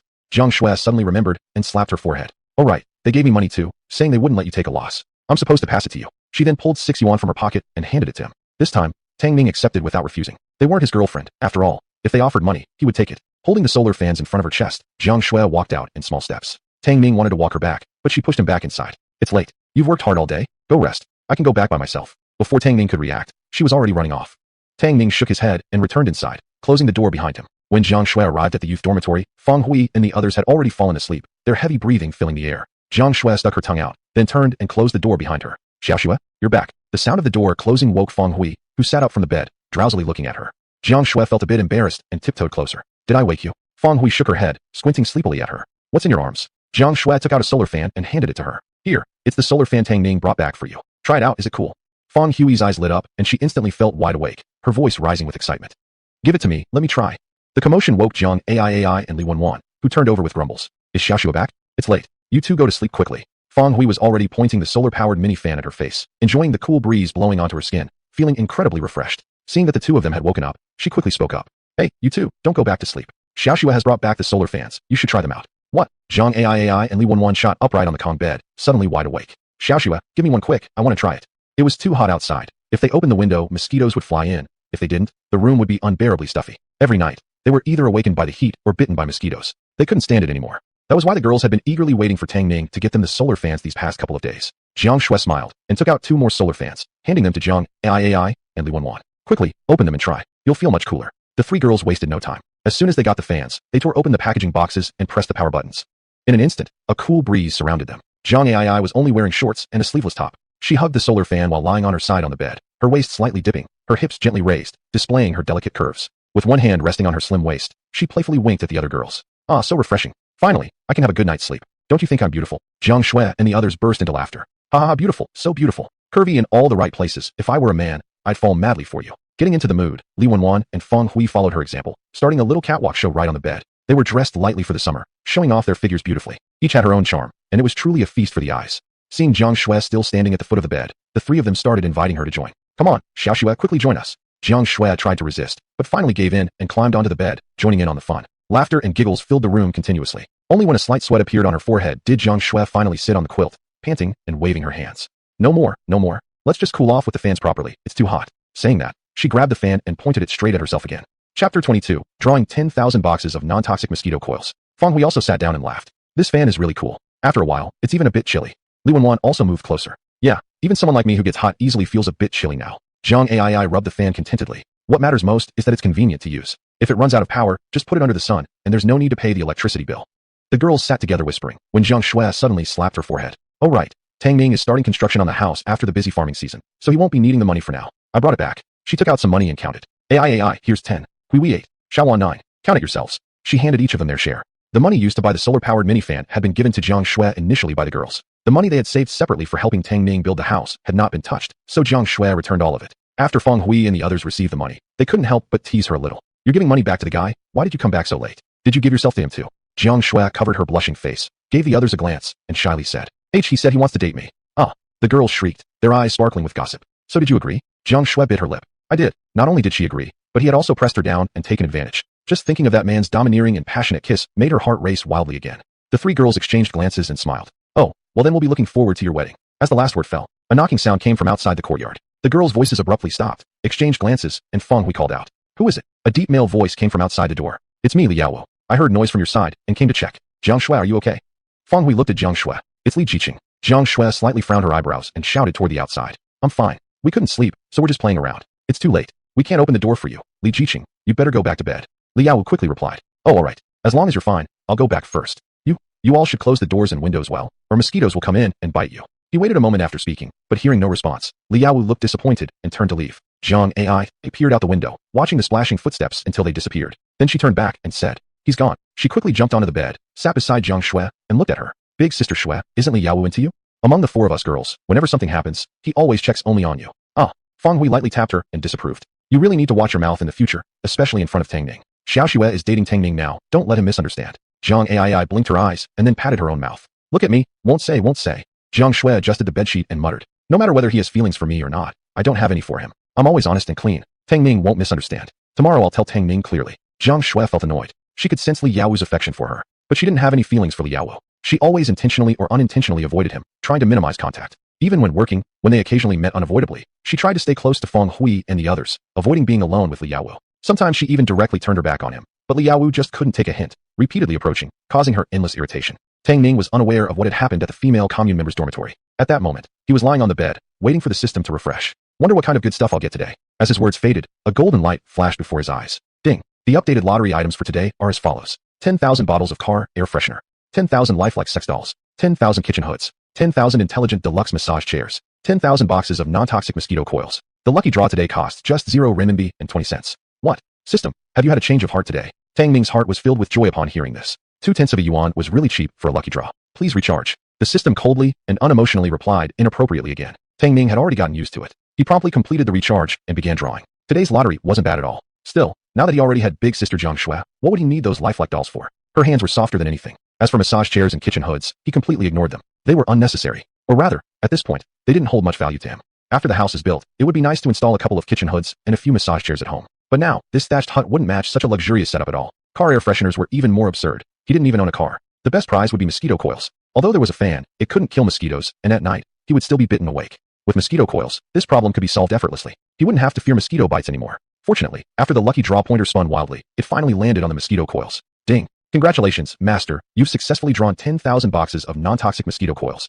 A flash of golden light, and the lucky draw panel disappeared. The Rubik's Cube space automatically opened one of its cells in front of Tang Ning. Inside, neatly arranged, were 10,000 boxes of non-toxic mosquito coils, with 40 coils in each box. Tang Ning also opened a few adjacent cells. 996 whole roasted lambs. 999 special effect fever-reducing pills. 964 solar-powered mini fans. 1,000 type, 95 automatic rifles. 1,000 double-sized Simmons mattresses. 1,000 sets of bedding including quilt covers, pillows, and sheets. A dissected goat. 10,000 boxes of non-toxic mosquito coils. Dozens of pounds of mixed grains, flour, pots, pans, and a pair of cloth shoes. Plus 36 yuan and a few bills. That was all Tang Ning's current possessions. Although the cash wasn't much, if he sold everything else, he might not dare to claim he'd be richer than a country. But he dared to say there wasn't a second person richer than him in the entire Lutang village. Thinking he hadn't even eaten yet, Tang Ning directly pulled some firewood from the pile, made a small bonfire, and lit it. Then he took out a clay pot from the space, poured some water into it, added some grains, and hung it over the fire to cook. His dinner was porridge with mixed grains and roasted whole lamb, and he ate until his belly was round. The leftover porridge was poured into a bowl by Tang Ning and then stored in the Rubik's Cube space. This space preserved heat and freshness well, so tomorrow morning he could take it out and drink directly without reheating. After washing the clay pot and placing it into the space, Tang Ning took a cold water bath and changed into a new singlet and shorts. He lit a mosquito coil at each corner of the bed and turned the solar-powered fan toward the large bed. Only then did he lie down on the bed with a satisfied burp, comfortably drifting to sleep. The mosquito coils burned slowly and could last for 7 or 8 hours without issue. Just when he was half asleep, Lu Chong arrived. Is Tang Ning home? He was just about to answer when Tang Ning suddenly remembered the big bed and the small fan beneath him. He jolted awake in an instant. He quickly climbed off the bed and tucked the mattress, duvet, and fan into the space before shouting toward the door. I'm here, Uncle Lu. Saying that, he slipped on his cloth shoes and ran to the courtyard to open the gate. Uncle Lu, why did you come so early? Lu Chong glanced at his bedhead and the eye crust still at the corner of his eyes, clearly just woken by himself. For a moment, Lu Chong's eyes flickered with slight surprise. You're not up yet? This kid always got up early. Every day, before the roosters crowed, he'd already been busy working. This was the first time Lu Chong saw Tang Ning sleeping in. But then he thought, Tang Ning had been bullied at Tang Aaron Yo's house all along. Even if he wanted to sleep in before, he wouldn't have had the chance. Now that he finally broke free from the Nyo family, his life naturally became more relaxed and carefree. Chapter 23, Moving to the Educated Youth Dormitory. Tang Ning awkwardly scratched his head. Which young person in the future didn't oversleep? This was just his usual routine. Besides, when Jiang Shui left him, it was already nearly midnight. After having dinner and drawing the lottery, he didn't go to sleep until nearly 4 o'clock. All in all, he had slept less than 8 hours. But what he said was, it's hot outside. Uncle, please come inside first. If you have anything to talk about, let's do it indoors. As he spoke, he stepped aside to let Lu Chong enter. Lu Chong waved his hand. The inside of his room was run down, without even a place to sit. No different from being outside. I won't go in. It's getting cloudy out. It might even rain. The longer you stay here, the more dangerous it becomes. I've thought it over. You shouldn't wait any longer. Move to the male educated youth dormitory today. I already gave them a heads up on my way here. Li Yaowu and the others should have cleaned a room for you. Do you have anything to bring? Hurry up and pack. I'll take you there myself. The 2 gene of lamb Tang Ning gave him. His wife had secretly stewed last night for his daughter-in-law. Sure enough, this morning his daughter-in-law's milk came in, and the baby stopped crying from hunger. He felt deeply grateful toward Tang Ning, and now cared for him even more earnestly. Afraid Tang Ning would be reluctant to move to the dormitory alone, he came personally to accompany him. Tang Ning was slightly taken aback. He had originally planned to move himself at some point, never expecting that Lu Chong would actually come to pick him up. Since this was his kind intention, he naturally needed to accept gratefully. He nodded promptly. All right, it's not much. Uncle, wait a moment. I just need to quickly pack.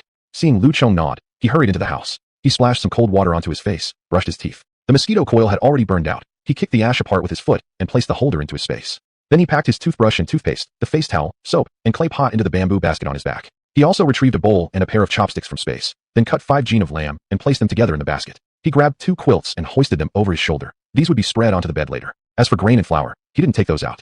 These things could be eaten in secret, but flaunting them in public was risky. After all, with the famine over the past few years, food supplies were tight. If others knew he had food, it might bring trouble. Hearing movement, Lu Chong turned his head and saw Tang Ning exiting the house with a bamboo basket on his back, a wash basin in hand, and 2 quilts on his shoulder. His eyes widened in surprise. Although he had told Tang Ning to prepare things, he had assumed the young man didn't have much to bring. He hadn't expected Tang Ning to own so many items. My goodness, you've managed to gather quite a collection in these few days. Especially these quilts. They look great. Weren't they expensive? Tang Ning smiled. I bought everything when I sold the lamb at the commune. These quilts weren't cheap. 2 of them cost 5 yuan.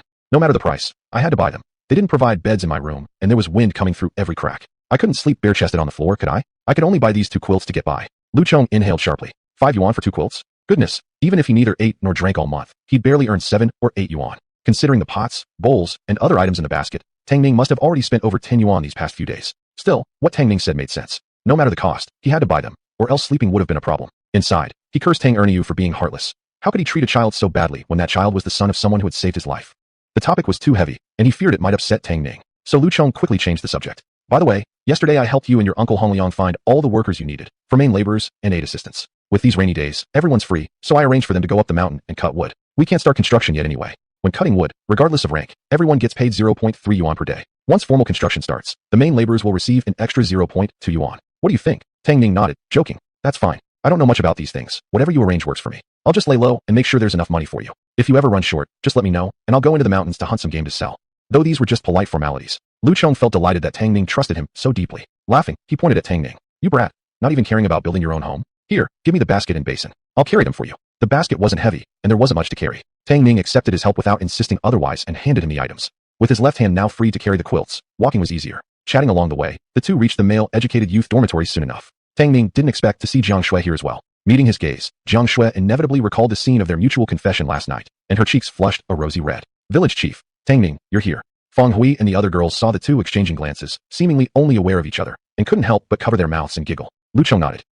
Tang Ning grinned, looked at Jiang Shui, then at the other girls. Shuijia, why are you all here? Feng Hui chuckled. The village chief said you're moving in today, so we came to help clean up a bit. Right, Xiao Shui?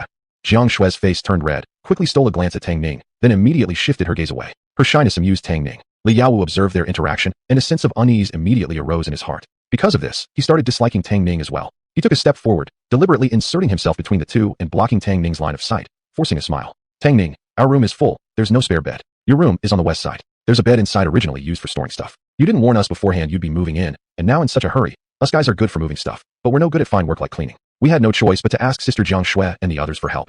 The implication was clear. Jiang Shui came to help because of him, not because of Tang Ning, so Tang Ning shouldn't misunderstand. From birth, Tang Ning was unusually sensitive to others' emotions. Almost the moment Li Yaowu started speaking, he sensed the hostility from him. Why? Since coming to this time, this was Tang Ning's first encounter with Li Yaowu, and from the original soul's memories, there was no past enmity recorded either. Before he could figure it out, Lu Chong was already waving to him at the doorway of the west room. Tang Ning, come take a look at your room. It turned out Lu Chong had already dropped off the things in the west room while they were talking. Tang Ning glanced at Li Yaowu, responded with a yes, and walked toward the west room. Jiang Shui followed quickly. Feng Hui, Jiang Ai, and Li Wenwan followed closely behind. Chapter 24, Li Yaowu's harassment. Li Yaowu's expression turned grim. The remaining 3 male-educated youths were named Liang Ainong, Liang Cheng, and Zhang Wentao. They had lived together with Li Yaowu for several years, and naturally all understood his feelings for Jiang Shui. Seeing Tang Ning attract the attention of all the female-educated youths as soon as he arrived, they also felt somewhat displeased. Zhang Wentao approached Li Yaowu, clearly unhappy. Yaowu, I feel like there's something wrong with the way Tang Ning looks at Jiang Shui. Does he like her? Zhang Ainong raised his eyebrows in surprise. Yaowu, you should be careful about that kid. Don't let him steal Jiang Shui from you. Liang Cheng crossed his arms, disdain evident on his face. Does he dare? That coward Tang Ning couldn't even squeeze a word out if hit with 3 sticks. He doesn't dare fight back even when insulted to his face. How could he dare to compete with Yaowu for a woman? Unless he wants to die. Zhang Ainong looked at him. Well said. But why do I feel that Jiang Shui's gaze toward Tang Ning seems a bit odd too?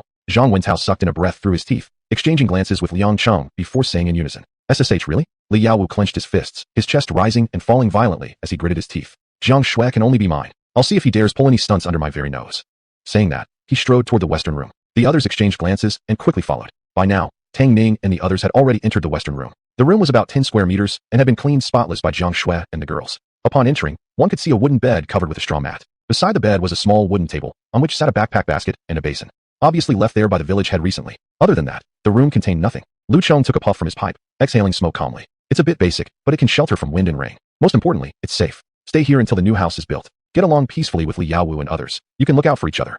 Tang Ning placed 2 down comforters on the bed and agreed with a smile. All right, I understand, Uncle Lu. After a few more words of reminder, Lu Cheng left first, leaving several young people behind to get familiar with each other. Feng Hui, Zhang Ai, and Li Wanwan had already noticed Tang Ning's down comforters. As soon as the village had left, they couldn't wait to crowd around and chatter about them.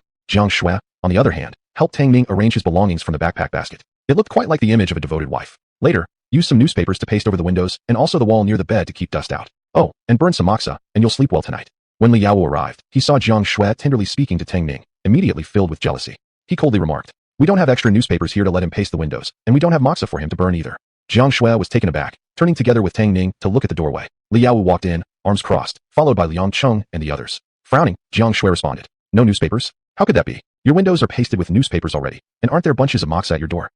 Li Yaowu fixed his gaze directly on Tang Ning, making no attempt to hide his hostility. "Those newspapers are for us. The walls need repasting, and we don't even have enough for ourselves. As for the moxa, we collected it ourselves by going into the mountains. Agricultural busy season is coming soon. Everyone has to work. Who would have time to collect moxa every day? That's all meant for us. Tang Ning, surely you don't expect us to give ours to you? Since you're so capable, why don't you go into the mountains yourself? Otherwise, we'll all suffer from mosquito bites this summer because of you." If Jiang Shui hadn't seen he was deliberately targeting Tang Ning by now, she'd be an idiot. She immediately turned her face dark. "Let's forget about the newspapers. It's still raining outside. How could you expect him to go into the mountain? Li Yaowu, you're being too much." Her defense was adding fuel to the fire. Li Yaowu sneered. "Didn't he catch a mountain goat a couple of days ago? Why wouldn't he be able to go into the mountains for moxa?" Liang Cheng chimed in. "That's right. We worked hard to collect that moxa. Should we just give it to you just because you ask? On what grounds?" Zhang Wentao stared at Tang Ning. "If you need it, 50 cents per jean. Pay first, and you can carry it home." Jiang Ainong wore a face as if advising him what's best. "Tang Ning, I think you should go collect some moxa yourself. After all, you've just been driven out by the second Nio's family, and you have no money. You guys." Before Jiang Shui could argue further, someone behind her gently pulled her hand. She turned around to look at Tang Ning. The girl's small face was flushed red with anger, her eyes filled with complex emotions of fury, guilt, and pain. Feng Hui and the others also noticed what was happening and hurried over, shouting accusations. "Li Yaowu, the village chief just told you all to get along, and as soon as he left, you start bullying him like this? It's just some moxa and newspapers. It's not like they're expensive things. Once the rain stops, Tang Ning can go collect some and give it back to you. Who sells moxa for 50 cents a jean? Why don't you just rob people outright?" Li Yaowu stared at Jiang Shui and Tang Ning's tightly clasped hands, his face darkening, a cold sneer spreading across his face. "I didn't say he had to pay either. If he doesn't want to pay, he can just go into the mountains himself and collect some. We sure as hell aren't giving him any." Having said that, he cast a provoking glance at Tang Ning. "Tang Ning, tell us now, are you going to buy our moxa or go into the mountains yourself? Don't be a coward hiding behind women like a turtle pulling into its shell." Tang Ning shot him a cold glare. "Buy? Your moxa? Even if you gave it to me, I wouldn't use it. I hate the smoke." Li Yaowu mistook his words for a declaration that Tang Ning would go into the mountains himself, and he pointed at him mockingly. "Good, those are your own words. I hope your bones are as strong as your mouth. Don't come crawling to me begging for moxa later. In this weather, was it really so easy to go into the mountains? Forget about wild boars, with the slippery roads, one misstep and you'd tumble down the cliff, bones crushed beyond recovery. That was why nobody went into the mountains unless absolutely necessary. And another thing, consider this a warning. Don't even think about things that don't belong to you." Li Yaowu gave Tang Ning a cold stare and turned to leave. Liang Cheng also pointed at Tang Ning, threatening. "Tang Ning, don't let me catch you stealing our moxa or newspapers, or else don't blame me for treating you harshly." Then he followed Li Yaowu out. Zhang Wentao and Zhang Ainong trailed closely behind. What kind of people are they? "Pa!" Jiang Ai spat in disgust. Jiang Shui was so angry she trembled, looking at Tang Ning. "Don't be afraid, Tang Ning. We still have some newspapers on our side. I can bring them over and paste the windows. As for the moxa, we have some too. You can take it from us. Once the weather clears, I'll go with you into the mountains to collect more." With the weather this hot, mosquitoes could eat a person alive. Even with moxa smoke, they couldn't fully keep the mosquitoes away. Without it, it would be impossible to sleep. But she couldn't possibly let Tang Ning risk his life going up the mountain for moxa. She looked at Feng Hui and the others. "Feng Hui, Ai, Wanwan, I'll just take the moxa and newspapers for my share for Tang Ning. Is that okay?" Since the moxa was something they collected together, she needed to ask Feng Hui and the others for permission. Feng Hui smiled. "Just some moxa and newspapers. Why split hairs over whose is whose? If Tang Ning needs them, just take them. Once they're used up, we'll figure out something else together. It's no big deal." Zhang Ai and Zhang Wanwan nodded in agreement, speaking sincerely. That's right. Xiaoxua, between us girls, no need for such formalities." Ever since moving down to the countryside, the 4 girls had relied on each other like real sisters. They might have been reluctant if it was for someone else, but for Jiang Shui's boyfriend, they had no objection. Besides, they had eaten so much lamb from Tang Ning, and he even went through the rain to bring them solar-powered mini fans. How big was their debt to him? Now, if Tang Ning was in trouble, how could they possibly turn a blind eye? Jiang Shui gripped Feng Hui's hand and smiled. "Feng Hui, thank you all." Feng Hui laughed and shook her head, then pulled Zhang Ai and Li Wanwan with her and left, leaving Tang Ning and Jiang Shui some privacy. The whole time, Tang Ning hadn't even had the chance to speak a single word. The girls had already made a decision so decisively. Though the issue was resolved, Jiang Shui still felt angry and sulked as she spread the bed for Tang Ning. Tang Ning first went over and closed the door, then looked at the girl who was still furious and walked up behind her, wrapping his arms around her. Still angry. Chapter 25 Delivering Goods to Zhao Yuqian. Jiang Shui paused and lowered her eyes. "Tang Ning, I'm sorry. All of this happened because of Li Yaowu." Tang Ning raised an eyebrow and smiled slightly. He understood immediately. The way Li Yaowu looked at Jiang Shui was filled with possessiveness. If he still couldn't tell that Li Yaowu liked Jiang Shui by now, he'd truly be an idiot. Sure enough, sitting on Tang Ning's lap, Jiang Shui honestly told him everything about Li Yaowu pursuing her. I'm really sorry. It's all because of me. Looking at her dejected appearance, Tang Ning pinched her cheek, teasing her deliberately. What are you sorry for? No matter how much he likes you or how much he targets me, he can only rage helplessly. After all, you're already mine now. Jiang Shui, who had been feeling guilty, blushed at his words and gently hit him with a pout. Who's yours? Be serious, or I won't talk to you anymore. Tang Ning decided to stop while he was ahead, seeing her mood had improved slightly and not continuing further. After some affectionate moments, Jiang Shui began squirming to get down. Oh come on, stop spacing out. Quickly get up. I'll help you make the bed first. Then we can go grab some mugwort and newspapers to cover the windows. So saying, she pulled Tang Ning off the bed, then shook open the quilt and started making the bed. The bed was somewhat bumpy, not affecting sleep too much, but lying directly on it felt too uncomfortable. Looking at her movements, Tang Ning sighed helplessly. You don't need to get mugwort from your place. I can take care of the mosquitoes myself. He still had 10,000 boxes of non-toxic mosquito coils in his space, who needed to get mugwort from the female educated youth's dormitory. Jiang Shui frowned and turned around to look at him. How will you do it? By going to the mountains to collect it yourself? Tang Ning shook his head. You don't need to ask first, you'll see tonight. Believe me, I have something to keep the mosquitoes away. Jiang Shui wanted to say more, but Tang Ning quickly changed the topic. Oh right, there's 5 caddies of lamb in the basket. Take it back later and cook it secretly. At first, he had thought moving into the educated youth's dormitory might inconvenience them, and the 5 caddies of lamb were meant to treat Li Yaowu and a few other youths. But after the previous incident, knowing now that Li Yaowu had intentions on Jiang Shui, he wouldn't invite him now even if he died. Wouldn't keeping it all for himself be better? Afraid Jiang Shui might refuse to accept it, Tang Ning continued. I can't light a fire here. You take it and cook it, and later I'll come over to eat with you.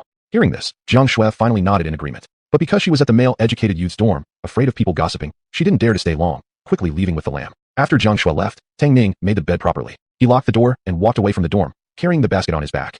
Yesterday, he had arranged to meet Zhao Yuqian at noon at the village entrance of Zhangzhuang. It was almost 11 o'clock now. If he didn't leave soon, he would be late. About 200 meters outside Zhangzhuang village stood a large leaning stone. Zhao Yuqian stood with his hands tucked, squatting behind the rock, sweating heavily. Why hasn't Tang Ning arrived yet? He muttered while curiously peeking out from behind the stone. In the distance, he spotted a tall man wearing a gray vest walking toward him with uneven steps. Zhao Yuqian's eyes lit up as he sprang up, saw to his feet. Waving frantically, he quietly called out, Tang Ning brother, I'm over here. Tang Ning waved back, indicating he saw him, then quickened his steps toward Zhao Yuqian. After days of continuous rain, the ground was muddy and soaked through. His cloth shoes had long been drenched and coated in thick mud. Heavy and slippery, each step Tang Ning took was unusually difficult. When he finally arrived behind a huge rock, his hair was drenched with sweat, damp and flattened on his forehead. He placed the basket on the ground, grabbed his vest to wipe off the sweat from his face, and spoke with a hoarse voice.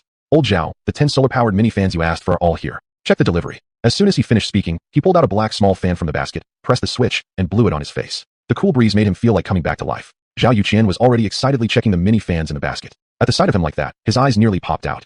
Brother, you actually carry this fan around with you to use. Oh my, such a fan without plugging in electricity is so convenient, can be used anywhere you go. So he squatted beside Tang Ning, feeling that refreshing breeze, feeling incredibly cool. Tang Ning waved his hand, his face flushed from the heat, gruffly explaining. I just can't tolerate the heat. This thing is small and doesn't take up space, so I always carry it with me. Whenever I feel hot, I take it out and blow some air.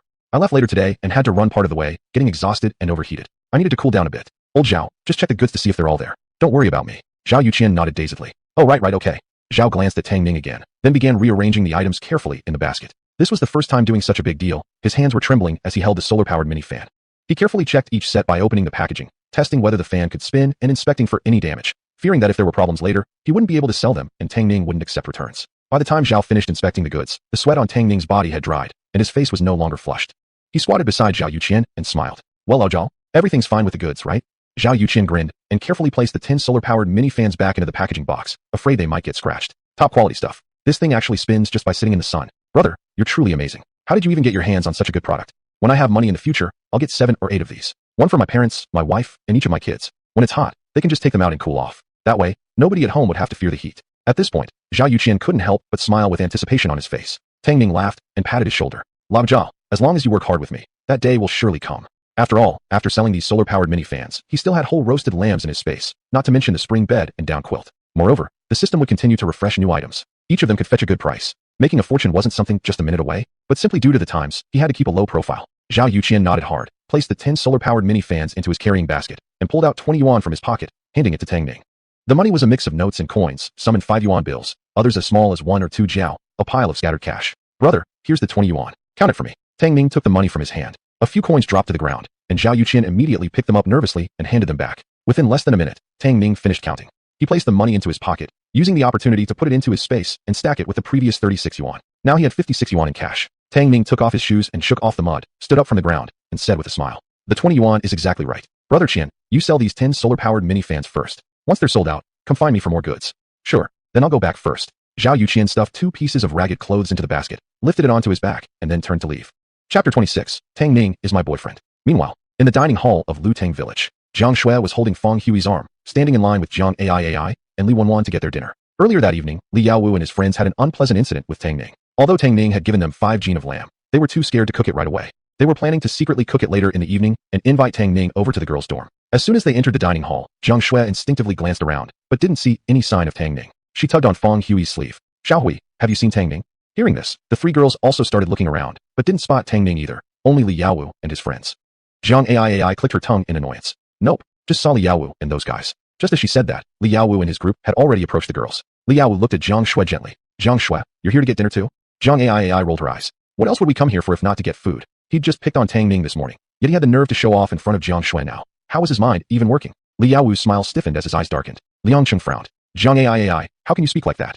This is exactly how I speak. Jiang Shui was worried Tang Ning might have gone up the mountain to gather some mugwort leaves. She had no patience to deal with them. She tugged on Jiang Ai again and gave Li Yaowu a cold glance. Excuse me, you're cutting in front of me. If you want to get food, please go to the back of the line. Li Yaowu furrowed his brows. Jiang Shui. But Jiang Shui had no interest in talking to him. She pulled Jiang Ai aside, bypassed him, and walked ahead to get their food. Jiang Ai snorted quietly and whispered, Shuejia, do you want to get Tang Ning a portion too? No exaggeration, that little girl was completely won over by those few pounds of lamb. Jiang Shui nodded. Yes. Li Yaowu's group would definitely not get Tang Ning anything. If she didn't help Tang Ning, he'd have nothing to eat. It was soon their turn. Everyone in the village had a fixed portion allowance. Jiang Shui asked for 2 servings. The aunt serving food looked at her carefully, and upon learning she was taking food for Tang Ning, her eyes immediately sparkled with gossiping curiosity. She gave Jiang Shui an up and down stare. Just as Jiang Shui was starting to feel so embarrassed she wished she could find a crack in the ground to hide in, the aunt finally scooped out 2 portions for her. Li Yaowu was standing right behind Jiang Shui and heard every word of the exchange. His face immediately darkened, so gloomy it looked like it might rain. At that moment, Jiang Shui had already finished getting their meals and was walking away with the others, chatting and laughing. Li Yaowu handed his bowl to Liang Cheng behind him and directly ran after them. Liang Cheng stood there confused. Hey, where are you going, Yaowu? The serving aunt impatiently tapped the ladle. Are you getting food or not? If not, move along. Can't you see others are waiting in line? Liang Cheng quickly smiled and said apologetically. Of course I'm getting it. Auntie, you're the best. Could I get an extra half scoop please? At this time, Li Yaowu had already caught up with Jiang Shui and the rest. Jiang Shui, wait a second. Seeing she ignored him, he stepped forward and grabbed her arm. Jiang Shui, taken off guard, nearly stumbled. She shook his hand off impatiently. Let go of me. What do you think you're doing? Trying to assault me? Li Yaowu turned deathly pale with anger. What are you doing? Why are you getting Tang Ning food? What does it have to do with you whether he eats or not? Don't you think you're spending far too much time with him? Upon hearing this, Feng Hui and the other 2 exchanged glances. Jiang Shui, meanwhile, was so mad she almost laughed. Why? Tang Ning is my boyfriend. If I don't get food for him, then who will? If I don't spend time with him, then who should I spend it with? Li Yaowu's eyes bulged wide open, as though struck with a hammer. You're saying you're dating Tang Ning? Liang Cheng and the others who had rushed over with their meals in hand were momentarily frozen. Jiang Shui is dating Tang Ning? Since when? Li Yaowu had always been chasing after Jiang Shui, and among their group, they'd always regarded Jiang Shui as Li Yaowu's girl. At once, Liang Cheng, Liang Aijuan, Zhang Wentao, all of them turned to look at Li Yaowu. Li Yaowu was almost driven mad by rage. His eyes reddened with fury, and his square face appeared even harsher, almost menacing. You're dating Tang Ning? He suddenly stepped forward, grabbing Jiang Shui by the shoulders and shaking her hard. Why? You don't know that I like you? Haven't I been good to you? Huh? What do I lack compared to that coward Tang Ning? I helped you with your work, bought you gifts, bought you snow cream, clothes. I gave you my whole heart. What can that poor bastard Tang Ning give you? He wears rags himself without even one decent set of clothes. What can he possibly offer you? Jiang Shui, you're actually dating him. Li Yaowu grabbed Jiang Shui's arm with such force that she immediately broke into a cold sweat from the pain. It felt as if her arms no longer belonged to her. The most critical part was, she was still holding her meal in her hands. Shaken by Li Yaowu, the soup in the bowl splashed out entirely, spilling all over her hand. The soup had just been cooked, and although it had been brought out a while ago, it was still scalding hot. Her delicate white hand turned red immediately from the burn. Startled, she screamed in pain and instinctively dropped the bowl, struggling fiercely. Li Yaowu, what are you doing? Let me go. Feng Hui and the others hadn't expected Li Yaowu to suddenly lose control. After a moment's shock, they quickly came to their senses, dropped their bowls, and rushed forward to stop Li Yaowu. Li Yaowu, quickly let go of Xiaoxua. You're scaring her. Li Yaowu, are you out of your mind? Let go of Xiaoxua now. She's been burned. Liang Cheng and others, fearing the situation would escalate, also hurriedly stepped forward to pull Li Yaowu back. Yaowu, calm down. Let's talk this through calmly. Yaowu, let go of Jiang Shui immediately, or else if someone sees us and reports it to the village chief, it'll get messy. Everyone scrambled in chaos, finally managing to pull Li Yaowu away with difficulty. But Li Yaowu ignored them all. His bloodshot eyes locked onto Jiang Shui as he shouted at her harshly. Why? Why did you betray me? Jiang Shui shook the hand that had been scalded red, and hearing his accusation, took a step forward and slapped him hard across the face. The impact immediately turned his head sideways. Jiang Shui was so furious she could barely speak coherently. Betray you? When did we ever date? Li Yaowu, from beginning to end, I've never owed you anything. And I've never once said I like you. You've helped me with work, but haven't I returned every favor? As for those things you bought me, have I ever accepted any of them? Every single bite I eat, piece of clothing I wear, an item I use has never been bought by you. I've never taken a single penny from you. Tang Ning might not have as much as you, but I like him, and I'm willing to suffer alongside him. No matter how perfect you may be, I don't like you. I don't want to be with you. Did you hear that clearly? Liaowu, don't you dare approach me again, or else I will report you for harassment. Without looking back, she left. Feng Hui and the others glared at Liaowu, picked up the broken bowls and chopsticks from the ground, and quickly chased after her. Xiaoxue, wait for us. Catching up, they found the girl was red-eyed with anger, yet she was stubbornly holding back her tears. Feng Hui embraced her shoulders protectively and gently spoke. Foolish girl, if you want to cry, just cry, okay? Jiang Shui shook her head, glancing apologetically at Feng Hui and the others. I'm sorry. Because of me, we lost our lunch today. The food she had gotten was spilled by Liaowu, and to rescue her from Liaowu's grip, the other 3 girls had also dropped and lost all their meals. Chapter 27. Where did you get these mosquito coils? Li Wenwan waved her hand carelessly. Tisk, it's fine if it's spilled. We won't starve just because we missed one meal. Besides, not all of it spilled. There are still 2.5 steamed buns left. We can go back, boil some hot water, soak them, and that'll be enough for us to eat. There had been no work in the fields these past 2 days, and to save food, the village chief had reduced everyone's rations. In the morning there was no meal, and at noon each person received half a steamed bun and a bowl of vegetable soup. The evening ration was even smaller, just a bowl of coarse grain porridge. Jiang Ai leaned over, playfully winking her eyes. And besides, Tang Ning has got skills. He won't let us go hungry. Don't we still have 10 gene of lamb? Gulp. At the end, she couldn't help swallowing a big mouthful of saliva. Her look of greediness instantly amused Jiang Shui. Thinking of Tang Ning, her mood finally improved a bit, and she smiled, saying, That's true. After everyone goes to sleep tonight, we'll secretly stew the lamb and invite Tang Ning to come eat with us. We can bear through this lunch for now. The 3 nodded together. Thinking further, Jiang Shui added, By the way, the matter of Tang Ning giving us the lamb must stay buried with us. Don't let Liaowu and the others find out. After today's commotion, she had completely broken ties with Liaowu. Liaowu definitely harbored resentment against Tang Ning too, and if he found out, it might bring trouble to Tang Ning. Feng Hui patted her shoulder and smiled. Don't worry, we won't say a word. Never mind all that for now. I saw your hands are badly burned. Hurry back and soak them in cool water. So saying, she carefully blew on the wounds on Jiang Shui's left hand, trying to relieve the pain. Li Wenwan followed suit, blowing gently on her right hand. Jiang Ai clutched the 4 bowls and chopsticks along with the steamed buns, walking beside them. Only after the 4 were far away did Liaowu finally recover from that slap he had received. Liangxing looked at him sympathetically and asked with concern. Yaowu, are you okay? Jiang Aijun advised. Maybe you should just forget it, Yaowu. Besides her good looks, I don't see anything particularly special about Jiang Shui. It's better that you two just part ways eventually. Zhang Wentao said. Who knows if Jiang Shui is just mentally ill? She refuses to be with such a fine young man as Yaowu, but fancies that good-for-nothing, Tang Ning. Yaowu, you wait and see. Jiang Shui will regret it one day if she doesn't choose you. Liangxing said. Well said. But if you were Yaowu, could you just swallow your pride quietly if someone took away the girl you loved? He definitely wouldn't if he were in that situation. Zhang Aijun and Zhang Wentao both closed their mouths. Of course they wouldn't, but it wasn't their beloved girl that had been taken away. Moreover, Tang Ning was originally from Litong village, and judging from the village chief's attitude yesterday, he seemed quite protective of that good-for-nothing. They feared Liaowu might make a big scene and get them dragged into trouble, which was why they tried to dissuade Liaowu from making a small issue into a big one. Liaowu clenched his fists, eyes burning with intense hatred, and gritted out one word at a time. Tan, Ning, I'm keeping score. As the moon rose among the treetops, most people had finished their supper and gone to bed. Tang Ning still hadn't returned. Jiang Shui paced anxiously in front of the sent-down youth's dormitory, repeatedly craning her neck to look around. She was almost in tears from worry. Liaowu got up in the night to relieve himself, saw her worried expression, and recalled the slap she had given him at noon. Fueled by anger and jealousy, he spat out viciously. Still waiting? Maybe Tang Ning is already dead on the mountain, torn apart by wild beasts and devoured, leaving not a single bone. Say that again. Jiang Shui turned around abruptly, glaring at him fiercely. Liaowu hesitated. Jiang Shui had always seemed so gentle and soft-spoken. This was the first time he'd ever seen her react so harshly. A bitter feeling stirred inside him, but not for her. Thinking of this, Liaowu almost grew mad with jealousy. He snorted coldly and slammed the door shut as he stormed inside. Feng Hui came out just in time to see all of this. When Jiang Shui saw her, her tense, angry facade softened instantly, her eyes slightly reddening. Xiao Hui, she asked, do you think Tang Ning really went into the mountains to collect mugwort? Inside, she regretted bitterly. She really shouldn't have listened to Tang Ning earlier or believed his promise that he had a way to deal with the issue of mugwort. Where else could he have gone to get it, if not up the mountain? Feng Hui hugged her soothingly. Don't panic. Tang Ning isn't the type who acts without thinking. Maybe he just went to the commune. Let's wait a bit longer. Hardly had the words faded when the sound of splish-splash footsteps echoed nearby. The two looked up. They saw a man nearly 6 feet tall, wearing a gray undershirt, slowly walking towards them carrying a bamboo basket on his back. The basket was full of things, and covered at the top by a large piece of ragged cloth, hiding what he was carrying. Tang Ning. Jiang Shui's eyes lit up, and her anxious heart finally settled. A beautiful smile, like a sunflower blooming, spread across her face, and the dimples on her cheeks looked sweet enough to enchant anyone. Jiang Shui let go of Feng Hui and ran forward joyfully to meet him. Feng Hui hesitated for a moment, then quickly followed. Hearing the noise, Tang Ning looked up and saw the girl running toward him without hesitation. He stood still, smiling as he watched her. After a whole evening of worry, Jiang Shui didn't even care that Feng Hui was still there as she threw herself into the man's arms and mumbled. Tang Ning, where did you go? Do you know how worried you made me? She angrily pounded his chest with her tiny fist a couple of times, though not hard enough to hurt. It felt more like gentle scratches to Tang Ning. Tang Ning bent his head slightly and rubbed his cheek against the top of her hair, smiling.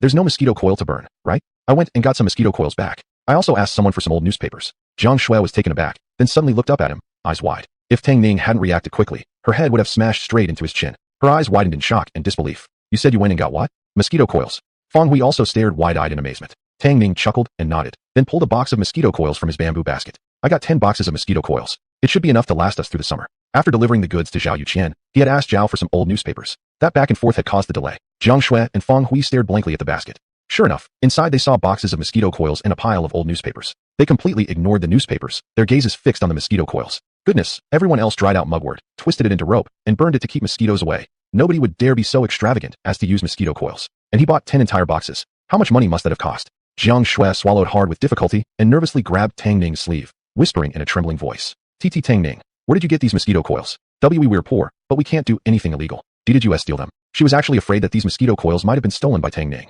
Fang Hui also looked at him anxiously and urged. Tang Ning, Xiao Shui is right. Li Yao may not have given you mugwort, but we still have some at our place. You mustn't go down the wrong path. Otherwise, what would happen to Xiao Shui?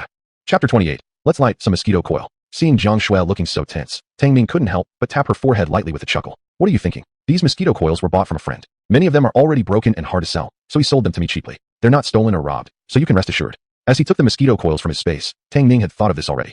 Therefore, he had the system specially process these 10 boxes of mosquito coils, deliberately cutting each coil into 2 sections, which wouldn't affect their burning. Also, the outer packaging boxes were made to look old, and the brand logos were erased. The system also explained that this particular brand of mosquito coils, produced by him, was much higher quality, non-toxic, with minimal smoke and no irritating odor. At this time, very few people could afford mosquito coils.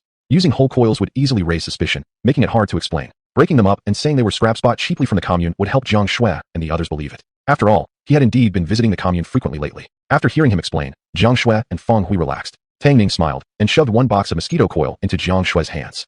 Don't just stand there. Go ahead and light them up to fumigate the mosquitoes. From now on, you don't need to burn mugwort anymore. That stuff burns quickly and irritates the eyes without killing many mosquitoes. We'll use mosquito coils. I heard from that older brother that this kind burns with little smoke, doesn't smell bad, and can last for 7 or 8 hours. With the fan blowing and the mosquito coil burning, you'll be able to sleep peacefully tonight. Fang Hui was stunned. These mosquito coils, you're going to leave them here with us and give them to us too? She immediately felt both excited and touched, envious of Jiang Shui. This girl, who knew how many good deeds she'd done in her past life, managed to find someone like Tang Ning in this life.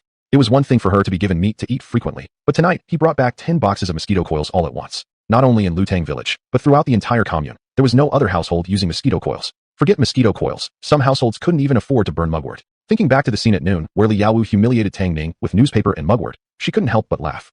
Wanting to see Tang Ning bitten by mosquitoes, only to find Tang Ning bringing back 10 boxes of mosquito coils in the evening. If Li Yaowu is so capable, why couldn't he get mosquito coils for Xiao Shui? Tang Ning nodded naturally. Otherwise, after Li Yaowu created all that drama today, do you expect me to let the male educated youth use them? What if they steal my mosquito coils?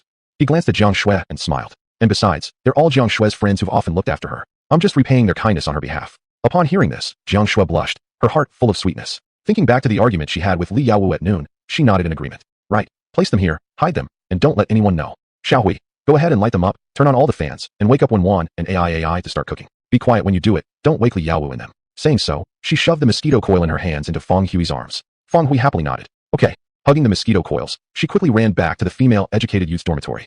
Seeing Fang Hui running into the yard, Jiang Shui tiptoed and kissed Tang Ning's cheek. Tang Ning, thank you. Without a doubt, bringing back 10 boxes of mosquito coils made girls like Jiang AI the happiest. Like a flock of colorful butterflies, they lit the coils in various corners of the room, chattering happily about how great Tang Ning was. Oh, no wonder Brother Tang told us to use mosquito coils. The smoke is actually barely there at all when it burns. Jiang AI looked at the glowing red coils, amazed. Li Wan laughed too. I thought these leftover pieces wouldn't be that effective, but burning them is just as good as full coils. Already, several mosquitoes have fallen to the floor. Fang Hui added. Tang Ning said these are really long-lasting. They can last 7 or 8 hours. If we use them carefully, these coils might last us through next year too. Jiang Shui, proud as could be, looked at Tang Ning's handsome profile and tugged at his sleeve, whispering, have you eaten yet? Tang Ning shook his head. Not yet. He had eaten some roasted lamb at lunch, but hadn't had dinner yet. Jiang Shui's eyes twinkled. Perfect, we haven't eaten either. Don't hurry back. Let me stew the lamb, and you can eat first before heading back to sleep.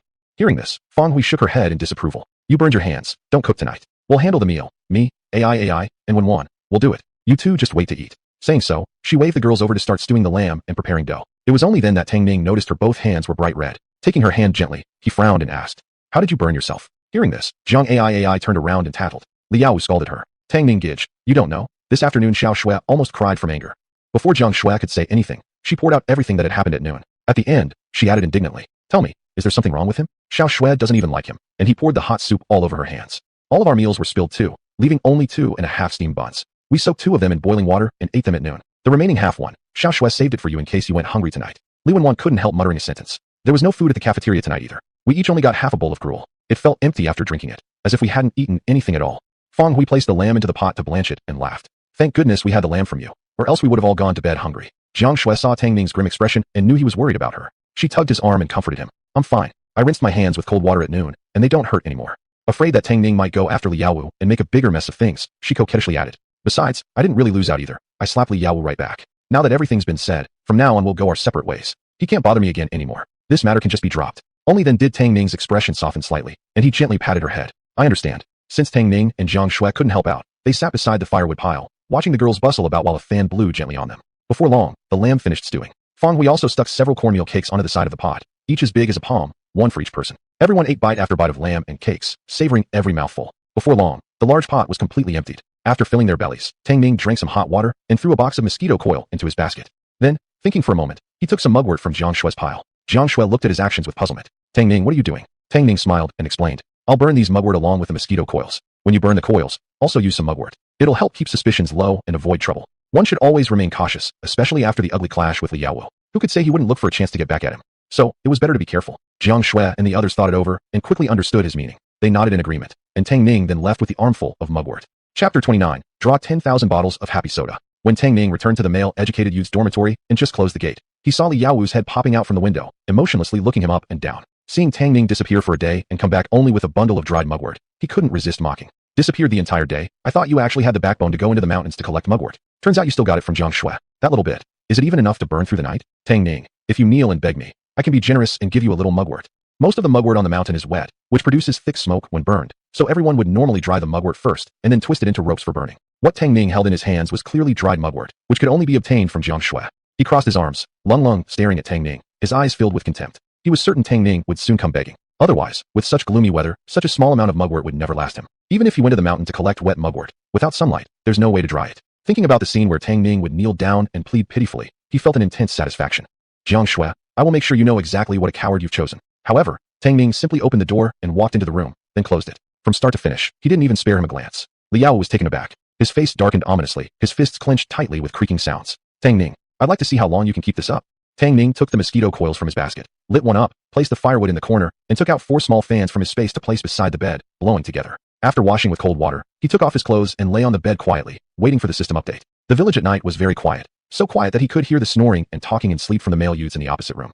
Just then, ding, today's special raffle update is as follows. 10,000 bamboo back scratchers, 10,000 bottles of happy soda, 10,000 25W energy-saving bulbs, 10,000 sets of summer pajamas for men and women, 10,000 copies of the Xinhua dictionary. Today's raffle price, 6 yuan. The raffle price this time was fairly standard, although with so many possible items, the one he found most interesting was the happy soda. With the current hot weather, this stuff was sweet with bubbles. 1 sip of happiness, 2 sips, and you'd feel like you've ascended to heaven. Everyone, adults and kids, loved to drink it. If he brought it out to sell, it wouldn't be hard to find buyers. Of course, the main point was, he himself was also craving soda. Since being reborn in this world, he hadn't had any snacks or drinks at all. He really missed it badly.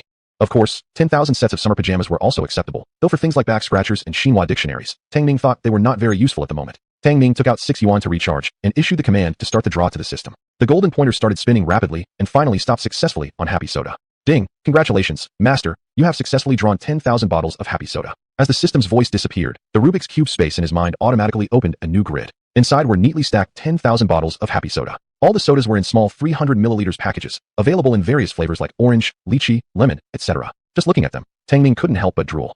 He swallowed hard, eagerly taking out 2 bottles. Twisting off the caps, he tilted his head back and gulped them down loudly. The bubbles danced in his mouth, continuously stimulating his taste buds. After finishing 2 bottles, Tang Ning lay back halfway on the bed, using the fan, belching, savoring the soda taste lingering in his mouth. He closed his eyes in pleasure.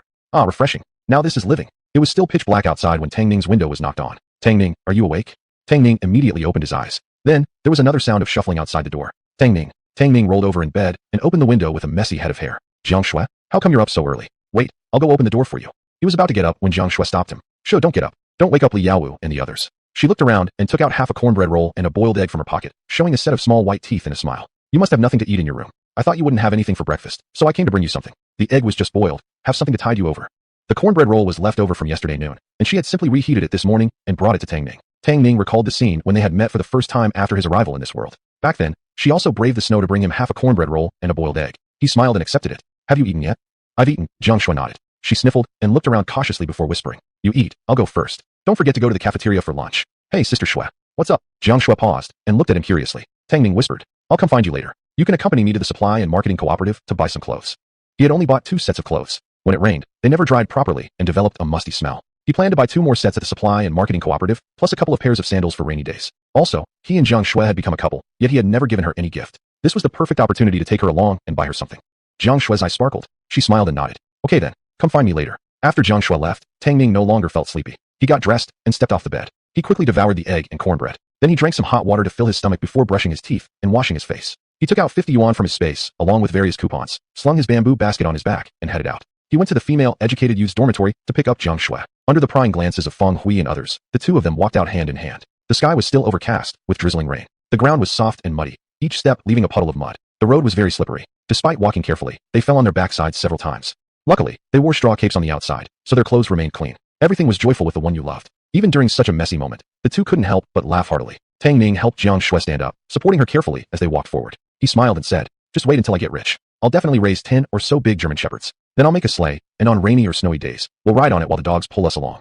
Jiang Shui's eyes lit up. Really? Can that be done? Of course. Back then you'd be the brightest girl in the whole village. The more Tang Ning thought about it, the more feasible it seemed. He originally wanted to buy a bicycle, but without the coupon, it wasn't possible for now. However, raising several dogs would be great. In winter they could pull sleds, in summer pull carts and guard the house. Of course, once he managed to get the bicycle coupon, getting a bicycle was still a must. Seeing the dreamy look on his face, Jiang Shui laughed. We're daydreaming pretty nicely here, but now people can't even fill their stomachs. Where would we find the grain to feed dogs? Moreover, feeding 10 dogs? The thought itself seemed impossible. Tang Ning chuckled. Others can't afford it doesn't mean we can't. After all, he had no shortage of food in his space. Feeding several dogs? No problem at all. Even feeding the entire Lu Tang village was doable. Thinking this, he decided that next time he saw Zhao Yuqian, he'd ask for help to find out if anyone had dogs they wanted to give away. He'd take a few home soon. Chapter 30. Your man truly spoils you. The two of them spent nearly 2 hours getting to the supply and marketing cooperative. It was a red brick house, about 100 square meters in size. Inside, pots and pans, chicken, fish, meat, eggs, vegetables, fruits, hats, clothes, grain, oil, and even farming tools were all available. Because of the hot and rainy weather, few people felt like going out, so besides several staff members, only a few customers were present. As soon as Tang Ning and Jiang Shui stepped in, all eyes turned to them. Not surprisingly, both were covered in mud spots, clearly fresh from the mountains, and looked terribly disheveled. Jiang Shui didn't notice the people staring at them. She excitedly dragged Tang Ning straight to the clothing section. She pointed at a blue short-sleeve top paired with black long pants hanging on the wall. Comrade, please take down that short-sleeve shirt for us to try. The salesgirl glanced at Tang Ning and then at Jiang Shui, surprised. This piece isn't cheap. It costs 3 yuan a set and requires 3 chi of cloth coupons. Are you sure you want to try it? While speaking, she looked at Tang Ning sideways, her disdain obvious. Tang Ning, Jiang Shui frowned and said unhappily, what kind of comrade are you? We came here to buy clothes. How can we know if they fit without trying them on? The salesgirl, taken aback, rolled her eyes, turned around to fetch the clothes, muttering to herself, you won't even appreciate the good advice. If you soil them, you have to pay, and from your look, you clearly can't afford it. Jiang Shui tugged at Tang Ning and pushed 50 yuan and a stack of neatly rolled cloth coupons into his hands. These coupons I've been saving over the years. Tang Ning, just pay with this money later, so these snobbish people don't look down on you. Jiang Shui had decided to buy clothes for Tang Ning when she found out they were coming to the cooperative. After all, Tang Ning was building a house, and he also bought 10 mosquito coils last night. He must be out of cash. So when they came out today, she brought all the money and coupons she had, hoping to buy him a couple of outfits. However, what started as an excited outing was ruined by the disdainful salesgirl. Tang Ning smiled and pushed the money and coupons back into her hands. I have money, he said, pulling out a wad of cash and coupons from his pocket. Judging from the stack, there must be 50 to 60 yuan in cash, along with coupons for rice, flour, oil, and cloth. At that moment, the salesgirl turned back with the clothes in hand. Seeing the money and coupons in Tang Ning's hands, her eyes went wide. She had originally thought he was a beggar, but it turned out he was actually quite wealthy. Her attitude shifted instantly for the better. Comrade, hurry and try on this outfit. You're tall, so you'll look even more handsome in it. Jiang Shui, seeing the salesgirl's expression change faster than the page of a book, found it somewhat absurd. Tang Ning, however, was completely unfazed. In his past life, many counter attendants and salesgirls had behaved similarly. He didn't feel angry at all. Grabbing the clothes, he went to the dressing room to try them on. He was tall and well-built, with the classic inverted triangle figure, a natural hanger for clothes. An otherwise plain outfit now looked almost irresistibly elegant on him, instantly drawing the attention of many young women and married ladies. Jiang Shui's eyes also lit up. Sure enough, as the saying goes, clothes make the man. Dressed like this, Tang Ning radiated both refined grace and a certain wild charm, making him handsome enough to enchant humans and gods alike. Nodding enthusiastically like a chick pecking at rice, she exclaimed, very good, very good. This one is great. We'll take this one. So saying, she reached for the money and coupons to pay. But Tang Ning stopped her with one hand. Turning toward the salesgirl, he said, Comrade, could you please pick 2 nice dresses for this young lady to try? And also 2 pairs of women's sandals and 1 pair for men. Oh, and apart from this outfit, could you also pick out another set of shorts and short sleeves? Buying 2 more sets would give him only 4 sets of clothes for rotation. Nothing excessive. Jiang Shui's clothes were worn out, too, either patched or frayed at the edges. Plus, he'd never seen Jiang Shui wearing a dress before. The girl always wore long pants with short sleeves or a shirt. How could a dress be convenient when working? Since they were already here, they might as well each get a couple of new outfits. The salesgirl was astonished, and even Jiang Shui stared wide-eyed. She grabbed Tang Ning's arm. Her pretty big eyes, normally soft, now seemed to pop out in alarm as she shot him desperate signals. Tang Ning, buying 2 sets for yourself is enough. I have clothes. No need to buy me anything. Was this guy insane? Buying 4 sets of clothes and 4 pairs of sandals. This would easily cost more than 10 yuan, right? Even if you're rich, this was too extravagant. The salesgirl also stammered out a suggestion. Yes, yes. Comrade, why don't you listen to this young lady and buy fewer pieces? Tang Ning simply smiled. Just as I said. Men's shoes, size 42. For the women's. He glanced at Jiang Shue's feet and guessed, size 36? After spending so much time together, Jiang Shui had come to understand Tang Ning's character. She knew he was someone who always had his way and had no choice but to nod reluctantly.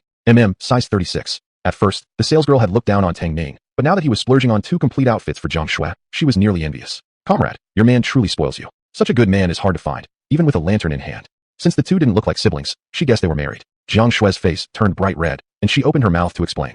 He's not. But the salesgirl had already turned away to select the clothes, leaving her to awkwardly close her mouth. Tang Ning nudged her shoulder with a half smile, teasingly. She didn't say anything wrong. I am your man. You again. Jiang Shui gave him a flirty glare, her heart secretly thrilled. She pulled Tang Ning's hand gently and whispered, Here, take this 50 yuan when I ask you to buy me clothes later. Otherwise, she always worried he would run out of money since he tended to spend freely. Tang Ning helplessly ruffled her hair. Foolish girl, keep the money for yourself. Save it until next year, and make it your dowry when you marry me. With that one sentence, Jiang Shui's face turned red again. Tang Ning found it rather amusing. The girl usually seemed quite outgoing and straightforward, yet he hadn't expected her to be so shy and blush so easily. While chatting, the salesgirl handed Jiang Shui 2 dresses and 2 pairs of sandals. One dress was white with red polka dots, and the other was a beige color. The sandals were one red and one white, both in simple yet elegant styles. Tang Ning nodded in satisfaction. The salesgirl indeed had a good sense of style. The salesgirl handed the clothes to Jiang Shui and said, Comrade, your skin is fair. These 2 dresses will definitely suit you. Like any girl receiving a gift, Jiang Shui felt excited and joyfully took the clothes to try them on. When she came out, she spun around in front of Tang Ning. How is it? Does it look good? Tang Ning's eyes lit up, and he smiled and nodded. It looks great, really great. The image of a stunningly beautiful young intellectual woman from novels had just come alive in front of him. Jiang Shui truly had no flaws in her appearance, beautiful from every angle. Now dressed in a red polka dot dress, her fair skin and dark hair made her appear like a blooming, delicate flower, vibrant, bright, and slightly artistic. She was absolutely breathtaking. Jiang Shui then tried on the beige dress. Undeniably, the salesgirl had a keen eye. Each dress showed a different charm on her. Tang Ning also tried on a gray short-sleeve shirt and short set. They also bought some vegetables, pork belly, bread, white sugar, and salt. Altogether, it cost 23 yuan. After leaving the supply and marketing cooperative, Tang Ning took Jiang Shui to the Xingho restaurant at the commune for a meal. Only then did the two head home, completely satisfied. Chapter 31. Tonight's dinner is red-cooked pork. It was already almost 3 in the afternoon when Tang Ning sent Jiang Shui back to the female-educated youth's dorm. Feng Hui and the others saw both of them dressed in brand-new clothes, carrying large and small packages in their hands, and hurried over in surprise. Wow, Tang Ning bought new clothes? You look really sharp in them, like a real leader. Shui, the dress you're wearing looks so nice, it really shows off your figure. Oh wow, there are clothes in the bag too. Jiang Shui shot Tang Ning an affectionate glare, then pouted and complained to her 3 close friends. It was all Tang Ning's idea. You don't know, when I told him to just buy himself 2 sets, he wouldn't listen. He insisted on buying me 2 dresses and 2 pairs of sandals. I was so worried he was spending too much. She felt anxious over Tang Ning's money, because things had already been tough for him financially, yet he still spent so freely on her. That made her feel both deeply moved and worried all at once. The commotion here attracted Li Yaowu and the others. Feng Hui glanced at Li Yaowu and Liang Cheng, who were secretly peeking from atop the wall, and sneered deliberately loud. That's just how Tang Ning is. He cares about her. He's willing to spend money on her. Those 2 dresses and 2 pairs of sandals probably cost 7 or 8 yuan altogether. Besides Tang Ning, which other guy would spend that much on a girl? Jiang Ai also noticed what was happening on this side, and she spoke up with exaggerated sarcasm. Exactly. Some people think they're so awesome, looking down on this person and that person every day. But who really is the poor nobody he likes to talk about? Li Wenwan added as well. Our Xiao Shui has good fortune, dating Tang Ning. If she had gotten together with a certain someone, she'd be lucky to get anything besides northwestern wind. If someone buys you a few small things and you talk about it nonstop every day, thank goodness Xiao Shui never accepted so much as a needle or thread from that certain someone, otherwise wouldn't the gossip spread all over the village? Li Yaowu became so furious his whole body shook. His foot slipped, and he tumbled down from the wall with a loud thud. Startled, Liang Cheng, Zhang Wentao, and Jiang Aijuan rushed to help him up. Yaowu, are you okay? Li Yaowu's eyes red with rage, his face dark and bitter. He angrily pushed their hands away, got up from the ground, and stormed back inside without looking back. He walked with a limp, appearing extremely wretched. Liang Cheng and the other 2 exchanged helpless glances. They had specifically used wormwood and newspapers to make trouble for Tang Ning, originally waiting for him to come begging after being unable to endure the mosquito bites. But who knew? Instead of yielding, Tang Ning had gone straight to the supply and marketing cooperative early in the morning with Jiang Shui to buy clothes. Compared to that, Li Yaowu was utterly outclassed. Hearing the commotion from next door, Jiang Shui and the others burst out laughing. Tang Ning was concerned about delivering goods to Zhao Yuqian, so he left everything with Jiang Shui, borrowed a bamboo basket from the girls, and hurried off. When Tang Ning reached the village entrance of Zhangzhuang, Zhao Yuqian was nearly transformed into a statue anxiously waiting for him. As soon as he caught sight of Tang Ning, he rushed forward calling him brother again and again, smiling as if it cost nothing. Looking at his expression, Tang Ning already had a rough idea. Old Zhao, the little solar-powered fans are selling well, huh? Ha! Zhao Yuqian threw his head back in laughter. Realizing he had laughed too loudly, he quickly covered his mouth and cautiously glanced around. Then he took Tang Ning's hand eagerly. Brother, you called it exactly right. These little fans are selling like hotcakes. I sell each for 2 yuan 50, and people fight over them. 10 units disappeared in no time. Actually, he was selling them for 3 yuan each but didn't dare to tell the truth, fearing Tang Ning might think he was making too much profit. Tang Ning didn't dwell on how much exactly Zhao was charging. After all, his own involvement was nearly a risk-free transaction. He wholesale supplied Zhao with no need for hard work or risk, simply collecting money in return. As for how much Zhao made, it was all on his own skills, so naturally Tang Ning felt no jealousy. Moreover, the more Zhao sold, the more Tang Ning earned. Old Zhao, how many units do you want this time? Zhao's eyes lit up, and he held up 2 fingers. Brother, give me another 20. Here's 40 yuan, plus cloth coupons, grain coupons, matches coupons, etc. Please count them. He shoved a neat bundle of money and coupons into Tang Ning's hand. From the beginning, the two had agreed that for the first order Tang Ning could forego coupons, but starting with the second order, both the money and coupons were necessary. Tang Ning accepted the bundle, counted it on the spot, and then carefully put it away. He opened the bamboo basket and handed Zhao 20 solar-powered fans. On the way here, he had loaded 30 into the basket, giving 20 to Zhao. 10 remained. Just like the first time, Zhao carefully checked each solar-powered fan to ensure none were broken and each was working properly. Squatting beside him watching, Tang Ning recalled his previous robbery experience and gave one last reminder. Old Zhao, selling solar fans is profitable, but you must also be careful. I suggest you don't stay selling only by the steel mill gates. Try nearby factories and other communes too, so that no suspicious individuals start paying attention. Zhao was stunned, quickly understanding Tang Ning's meaning, and thanked him gratefully. Yes, brother, you're right to remind me. So I won't go to the steel mill tonight. Sell somewhere else instead. Tang Ning nodded. He asked Zhao Yuqian to help him find a few good dogs whenever he had time and money, then packed up the bamboo basket and left. Before returning to the village, he placed the remaining 10 solar-powered fans, 40 yuan, and the coupons into his space. Tang Ning glanced at his Rubik's Cube space. There were still 934 sets of solar-powered fans left. 9,990 boxes of non-toxic mosquito coils remained. There was also 67 yuan in cash, and more than 70 coupons covering rice, flour, cooking oil, chicken, fish, meat, eggs, cloth, shoes, enamel mugs, and animal feed. Other items had barely been touched. When Tang Ning returned to the female-educated youth's dorm, Jiang Shui and the others had already brought back dinner from the cafeteria. Seeing him back, Jiang Shui quickly poured him half a bowl of millet porridge. I knew you wouldn't have time to get your meal. I brought one back for you, and kept it warm on the stove. Hurry up and drink it, it'll warm you up. Tang Ning took the porridge and took a sip, then pointed at the bamboo basket in the corner. Didn't we buy pork? Might as well make red-cooked pork tonight. Feng Hui, Jiang Ai, and Li Wenwan had been sitting on the Kong mending clothes. Upon hearing that, they quickly put down what they were doing and rushed over to look. Oh my, you even bought pork belly? Why so much? They had been too busy looking at Jiang Shui's new clothes on their return to notice the meat. Jiang Shui immediately hushed them. Tang Ning smiled. I bought it with Jiang Shui at the supply and marketing cooperative. She can testify, perfectly legitimate source. Feng Xin Shuyong. Jiang Shui and Feng Hui exchanged a glance and burst into laughter. They knew what Tang Ning meant, hinting at the misunderstanding from yesterday when they thought he had stolen coal. Jiang Shui gently elbowed Tang Ning's shoulder and gave him a playful glare. Tang Ning grinned, quietly sipping his porridge to fill his stomach before picking up the clothes and sandals he had bought in the morning and heading back to the next room. Jiang Shui handed the meat to Feng Hui to store away, then walked out to see Tang Ning off. Unexpectedly, the entrance gate to the male-educated youth's dorm couldn't be pushed open. Noticing this, Jiang Shui walked over curiously. What's going on? Why can't you get in? Tang Ning helplessly shrugged his shoulders. It's blocked from the inside. Won't budge at all. What? Jiang Shui reached out and tried pushing it, but the gate didn't move an inch. Her expression instantly turned grim. Chapter 32, Childish Pranks. Jiang Shui gave the door a powerful kick. Li Yaowu, open the door and let Tang Ning in. She never expected Li Yaowu to be so despicable as to bolt the door from the inside to prevent Tang Ning from entering. Hearing the commotion outside, Li Yaowu slowly walked out of the house, arms crossed, coldly declaring, the door's broken. Can't open it. If Tang Ning wants it badly enough, he can climb over the wall.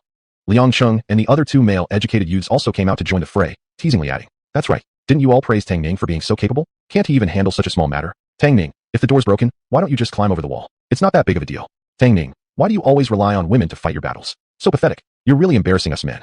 It wasn't really their business in the first place. They were just bothered by how several of the girls, like Jiang Ai, constantly revolved around Tang Ning. What was it? Jealousy truly changes people beyond recognition.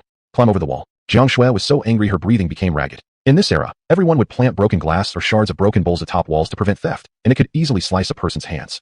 How could Tang Ning possibly climb over it? Li Yaowu and the others were clearly trying to get back at Tang Ning. Upon hearing the noise, Feng Hui and 2 others rushed out, and upon understanding the situation, began scolding the group furiously. Seeing how protective the female youths were of Tang Ning, Li Yaowu grew even more resolute about not letting Tang Ning inside. No matter how much Jiang Shui and the others pleaded, he would only repeat one sentence. The door's broken. I can't open it. Tang Ning certainly broadened his knowledge in this experience, never expecting Li Yaowu to stoop to such childish antics. As he was about to speak, Lu Cheng walked over with his hands behind his back. What are you all doing here? Everyone turned around. Jiang Shui and the other female youths all said, Village Chief. Tang Ning, Uncle Lu. Li Yaowu and his group's arrogant attitude faltered instantly. They didn't expect the village chief to arrive at this moment. Lu Cheng nodded, noticing Tang Ning and the girls standing at the main gate, subtly raising his eyebrows. He inwardly mused, this kid really does get along with women well. Even more surprising was how Tang Ning already managed to wear new clothes after just a few days. The crisp new trousers and short-sleeved shirt made the kid radiate a refined aura, looking even handsomer. Even though his mind was full of thoughts, Lu Cheng's face remained seriously composed as usual. Why are all of you standing outside? Jiang Ai was someone who couldn't hold back words and blurted everything out before Tang Ning had a chance to speak. What Li Yaowu did to Tang Ning, the trouble he caused, it was all nonsense. Li Yaowu hurriedly opened the door, bowing respectfully. Village Chief, Don't believe what Zhang Ai says. I was just playing around with Tang Ning. Look, it's drizzling outside. How could I really keep him locked outside? We were just joking around. Liang Cheng and the others also nodded furiously. That's right, we were just playing. Jiang Shui wouldn't tolerate their excuses. Just playing? Yesterday, right after you left, village chief, he immediately told Tang Ning he'd have to pay to get their wormwood. That was also a joke. Li Yaowu grew furious, his face alternating between pale and red as he pointed a finger at her angrily. You're making things up. When did I ever sell wormwood? Feng Hui scoffed coldly. We can all testify that he sold it at 50 cents a caddy, refusing to let Tang Ning touch it unless he paid. In fact, yesterday Tang Ning had to get some from us to burn and ward off mosquitoes. The incense they burned yesterday, Tang Ning brought back incense that produced no smoke when burned, yet successfully fumigated all the mosquitoes, leaving not a single one in the room. Combined with the little electric fan, it was such a comfortable sleep. But they couldn't talk about that openly. Li Wenwan nodded vigorously. That's right, village chief. We can all testify. Li Yaowu, Liang Cheng, and the other four nearly fumed to death. After all, they had known each other the longest among the 8 educated youths and had spent the most time together. So why did Feng Hui and the others always side with Tang Ning? Internally furious, they outwardly maintained it was all playful nonsense. Both sides continued arguing, claiming reason on their own side. Lu Cheng grew so annoyed with the cacophony that he waved his hands, stopping the chatter. Enough, no more talking. He gave Li Yaowu and his group a stern warning glance. I had Tang Ning move in here because I trusted you all to maintain proper revolutionary relations. If anyone dares try underhanded schemes behind my back, don't expect me to show mercy. Partiality is unavoidable. After all, Tang Ning was originally from their own village. When conflicts arose between him and the educated youths, naturally, he would side with Tang Ning. Moreover, Tang Ning had given him 2 caddies of lamb meat just a few days ago, solving the food issue for his little granddaughter. Lu Cheng genuinely felt grateful toward Tang Ning. After the village chief spoke, Li Yaowu, Liang Cheng, and the others turned pale, shrinking like frightened quails. Yes, village chief. We will surely maintain good relations with comrade Tang Ning and will never play such jokes again. With the proverb, when under someone else's eaves, one must lower his head. They were originally from out of town and unfamiliar with the surroundings here. Don't even mention the village chief. Ordinary villagers wouldn't dare to offend him either. After all, in the village, everyone was related in one way or another. If they offended one household, it meant offending an entire clan. Could dealing with a few minor characters like them be anything but effortless? Village chief Lu Cheng let out a quiet humph and glanced at Tang Ning. Come with me. He then led the way into the courtyard heading toward the west room. Tang Ning nodded toward Jiang Shui and the others, then carried his belongings and followed. Jiang Ai, seeing how the village chief protected Tang Ning, felt triumphant. With a haughty snort toward Li Yaowu and others, she hooked her arm through Jiang Shui's and returned to the female youth's dormitory. Feng Hui and Li Wenwan followed closely behind. Not just Li Yaowu, even Liang Cheng and the others were infuriated by this scene. Inside the west room, as soon as Lu Cheng entered, he noticed a small electric fan beside the bed. He exclaimed in surprise. Did you buy an electric fan too? How do you even use it without power here? Finding the room too hot, he pulled out a palm leaf fan from his waist and began fanning himself. Tang Ning stepped forward, switched on the fan, and directed the breeze toward him. Then he poured a glass of cool boiled water. Uncle, have a seat and drink some water. This fan doesn't need a plug, it's solar powered. I saw it at the commune and bought it because it's convenient. Mainly, the nights are too hot, I can't sleep without it. Feeling the cool wind, Lu Cheng's eyes widened. Good heavens, it actually spins without being plugged in. He stared for a moment, then stopped. Obviously, this was something he couldn't afford. Taking the teacup offered to him, he sipped slightly, and the sweetness made him raise his eyebrows. Oh, did you add sugar? Tang Ning scratched his head and smiled awkwardly. Just now, Jiang Shui and the others gave it to me. In the morning, I bought 3 caddies of white sugar, 2 went to the female youth's dorm, and I brought back 1. Lu Cheng nodded, then drank several large gulps before finally getting down to business. I don't have anything particular to discuss. Just letting you know, I've already arranged for the workers to start cutting timber in the mountains. Today makes 2 days. All the timber has been stacked at your old courtyard. I've paid 3 yuan and 3 jiao for the labor. As for the brick and tile prices, your uncle Wenshan has already checked them. Nowadays, everywhere is facing famine, and prices keep rising. Red bricks cost 0.3 mao each, tiles 0.2 mao per piece. If that's acceptable, tomorrow Uncle Wenshan can go ahead and reserve them. Otherwise, we're afraid prices might go up again after the busy farming season. Tang Ning immediately agreed wholeheartedly. Uncle Lu, just handle it however you and the uncle see fit. No need to ask me. I completely trust all of you. Chapter 33, Grandpa, I was wrong. Lu Cheng chuckled. You brat. By the way, what's going on between you and Li Yaowu? Tang Ning didn't want to bother him with such a small matter and shook his head. Just a little misunderstanding, nothing serious. Seeing that he didn't want to talk about it, Lu Cheng didn't press further. He placed his teacup on the table, grabbed his palm leaf fan, and stood up. Alright then, let me know if you need anything. I'm going back now. Tang Ning nodded and stood up to see him off. Just as he closed the courtyard gate, a fierce gust of wind accompanied by thunderous force came from behind. The sense of danger sent chills down Tang Ning's spine. He moved his feet instinctively and barely dodged. Bang! A thick wooden stick the size of a calf slammed heavily onto the door, producing a loud sound. A lot of dust fell from the walls. Seeing his first attack had missed, Li Yaowu immediately retracted his stick. Liang Cheng, Zhang Wentao, and Jiang Aijuan each held a wooden stick and formed a half circle, surrounding Tang Ning between the wall and themselves. Upon seeing this, Tang Ning slightly furrowed his sword-like eyebrows. Before he could speak, Li Yaowu pointed at him and said, Tang Ning, don't think just because the village chief is protecting you, you can look down on me. If you dare compete with me for a woman, dare you fight me fair and square? If you lose, you better stay away from Jiang Shui. Liang Cheng arrogantly tapped his palm with a wooden stick. Tang Ning, be a real man and fight us head on. Don't always hide behind women like a sissy. Zhang Wentao and Jiang Aijuan also chimed in. If you don't fight, you're a coward. From now on, whenever you see us, kneel down and call us grandpa. Tang Ning lifted his eyes to glance at them indifferently. What if I win? Li Yaowu and the others exchanged glances and laughed as if they'd heard a hilarious joke. Ha ha ha, did you hear that? He says he'll win. Tang Ning ignored their mockery and calmly said, "If I win you." Pointing at Li Yaowu, he continued, "Never bother Jiang Shui again. Also, all of you." He pointed back at each of them, starting with Li Yaowu. "Kneel down, apologize to me, and shout 3 times, 'Grandpa, I was wrong.' From now on, when you see me, you better detour around me." Li Yaowu's smile slightly faded, glaring fiercely at him. "Fine, but we must agree in advance. Today, no matter who loses the fight, no tattling to the village chief, or else whoever does is a bastard."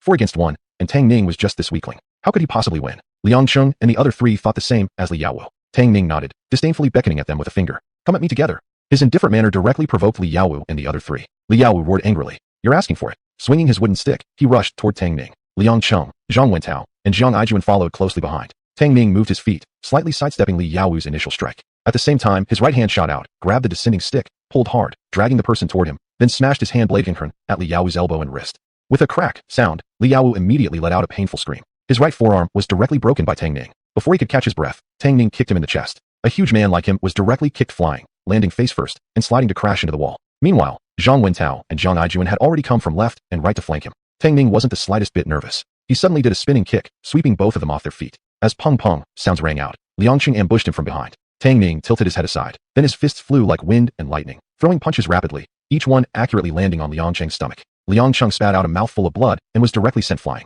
Jiang Aijuan and Zhang Wentao struggled to get up to fight again, but after a few punches from Tang Ning, they were completely finished. From the first strike to the end of the fight, it had been less than 2 minutes. All 4 of Li Yaowu's group were now lying on the ground helpless, completely devoid of any fighting strength. Tang Ning stood in the middle of the 4. "Do you still want to fight?" His gaze swept over each of them, causing whoever he looked at to fearfully crawl backward, afraid of being brutally beaten again. No more fighting." Li Yaowu clutched his broken right arm, almost in tears. Who could have imagined that Tang Ning, who looked so frail, would have such formidable combat power, fighting 4 opponents barehanded, and not even scared? He even started to doubt himself. Was it maybe they were just too weak? Undeniably, at this moment, his thoughts coincided with Tang Ning's. Tang Ning frowned at the cowering group before him, dissatisfied as he stepped forward. "Get up, let's fight more." He hadn't even warmed up properly yet. How could they stop? No more fighting. Liang Cheng and the other 2 were so scared their faces turned white, scrambling backwards on the ground. Tang Ning frowned. "You really won't fight anymore?" No more fighting. No more fighting." Tang Ning stared fiercely at Li Yaowu. "How about you?" Li Yaowu. Li Yaowu really wanted to curse loudly, but Li Zhu told him otherwise. He couldn't. Gritting his teeth, he reluctantly nodded. "I also don't want to fight anymore." Tang Ning showed disappointment, slightly lifting his eyelids and looking at the group with indifference. "All right then, will you come one by one, or all together?" The 4 of them were so ashamed they felt like dying. Losing a fight of 4 against 1 was already bad enough, but now they also had to kneel, kowtow, admit fault, and call Tang Ning grandpa. They'd completely disgraced their ancestors. Liang Cheng was quick-witted and tried playing the emotional card again. "Tang Ning, we truly know we were wrong. From now on, whenever we see you, we will detour around you. Please, show us mercy." Jiang Aijuan quickly joined in. "Yeah, Tang Ning, we fought, but now we've become friends. Please forgive us this one time." Zhang Wentao nodded repeatedly. "Exactly. From now on, we definitely won't cause you or Jiang Shui any trouble." And as he spoke, he even pulled on Li Yaowu's sleeve. "Yaowu, isn't that right?" Li Yaowu was so furious his eyes turned red, but since he couldn't beat him in a fight, he had no choice but to swallow his pride and nod. Yeah. Tang Ning sneered. "If today I had lost, would you have easily let me go?" The 4 of them stiffened. Of course not. Not only would they not have, but they would have humiliated Tang Ning as much as possible. Tang Ning didn't even need to look at their expressions to know what they were thinking. "That's exactly my point." He pointed at the muddy ground beneath their feet, coldly ordering, "If you're men, keep your promise. Each of you kowtow 3 times. Shout 3 times, 'Grandpa, I was wrong.' Not one of you can skip. Otherwise, I won't mind beating you until you actually call me grandpa." Li Yaowu and the others. Tang Ning had no patience to waste time with them. "Who's going first?" Li Yaowu and the others looked at each other helplessly, but nobody moved, as if throwing themselves to the wolves. They simply couldn't believe Tang Ning would actually beat them to death. Tang Ning smiled. "I like guys with strong bones." With that, he grabbed Li Yaowu by the collar and threw punches straight at his vulnerable spots, hitting him just a few times before reducing him to shrieking like a dying wolf. "Stop hitting me. Stop it. I'll call. Only then did Tang Ning stop. Li Yaowu endured his humiliation and said, "Grandpa, I was wrong." Chapter 34. Drawing the ultra-intelligent deluxe tent. Tang Ning said coldly, "One last 2 lines." Li Yaowu's face turned deep red, his fists clenched tightly, as he shouted with closed eyes. "Grandpa, I was wrong. Grandpa, I was wrong." Tang Ning nodded, generously letting him go and gently patting his face. Good grandson. From now on, if you see your grandpa, take a detour. Now scram." Li Yaowu's breath caught, his jaw clenched tightly, a vein popping on his forehead, hatred swelling in his eyes. Tang Ning completely ignored his glare. A strong man never needs to bow his head. His eyes swept across Liang Cheng and the others. The men paled, swallowed their pride, and scrambled to crawl before him on their knees, knocking their heads and calling him grandpa. Meanwhile, Jiang Shui and the others were huddled in the kitchen, excitedly discussing how to cook braised pork belly. Jiang Shui faintly heard some noise from outside and listened carefully for a moment before asking the other 3. "Hey, did you guys hear anything?" The 3 grew quiet and listened intently for a while. "No." Feng Hui, more observant than the others, knew that Jiang Shui was worried about Tang Ning and reassured her. "Don't worry, the village chief is right next door." Li Yaowu and the others wouldn't dare do anything to Tang Ning. Jiang Shui pursed her lips slightly and nodded. "That's true. Let's hurry up and prepare everything. We can mix some dough too." After everyone falls asleep, we'll braise the pork and make some pancakes to go with it.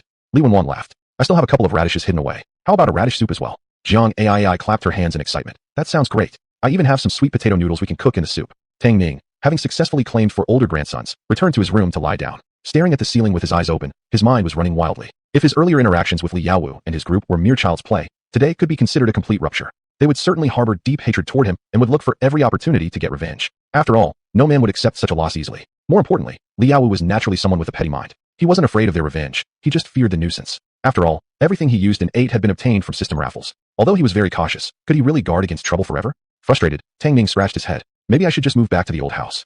At that very moment, ding, daily raffle special updates are as follows. 1,000 sets of top-level intelligent deluxe tents, 10,000 badminton rackets, 1,000 units of 125 cubic centimeters motorcycles, 1,000 top-level audio systems, 1,000 pots of pothose plants. Today's raffle price, 1 yuan. Tang Ning. He shot upright on his bed, stunned at the raffle screen. Whoa, truthfully, he wanted both the tent and the motorcycle. From past experience, nothing the system provided was substandard. This top-level intelligent deluxe tent was probably even better than he could imagine. With this tent, he could finally resolve his housing issue. But he really wanted that motorcycle too. If he had a motorcycle, he wouldn't have to walk everywhere, which was both tiring and time-consuming. Tang Ning frowned thoughtfully and asked tentatively, Brother system, can I top up some more and raffle twice? The cold system voice mercilessly crushed his hope. No. Tang Ning was silenced. Well, okay. Looks like I'll just have to rely on luck then. After topping up, Tang Ning clicked on the raffle button. He prayed silently. Please let it be the tent. Although he really wanted the motorcycle, if he had to choose, he'd go for the ultra-intelligent deluxe tent with top-tier configuration. Because at this moment, his top priority was solving his accommodation problem. Moving out would at least allow him to cook meat without having to hide from prying eyes.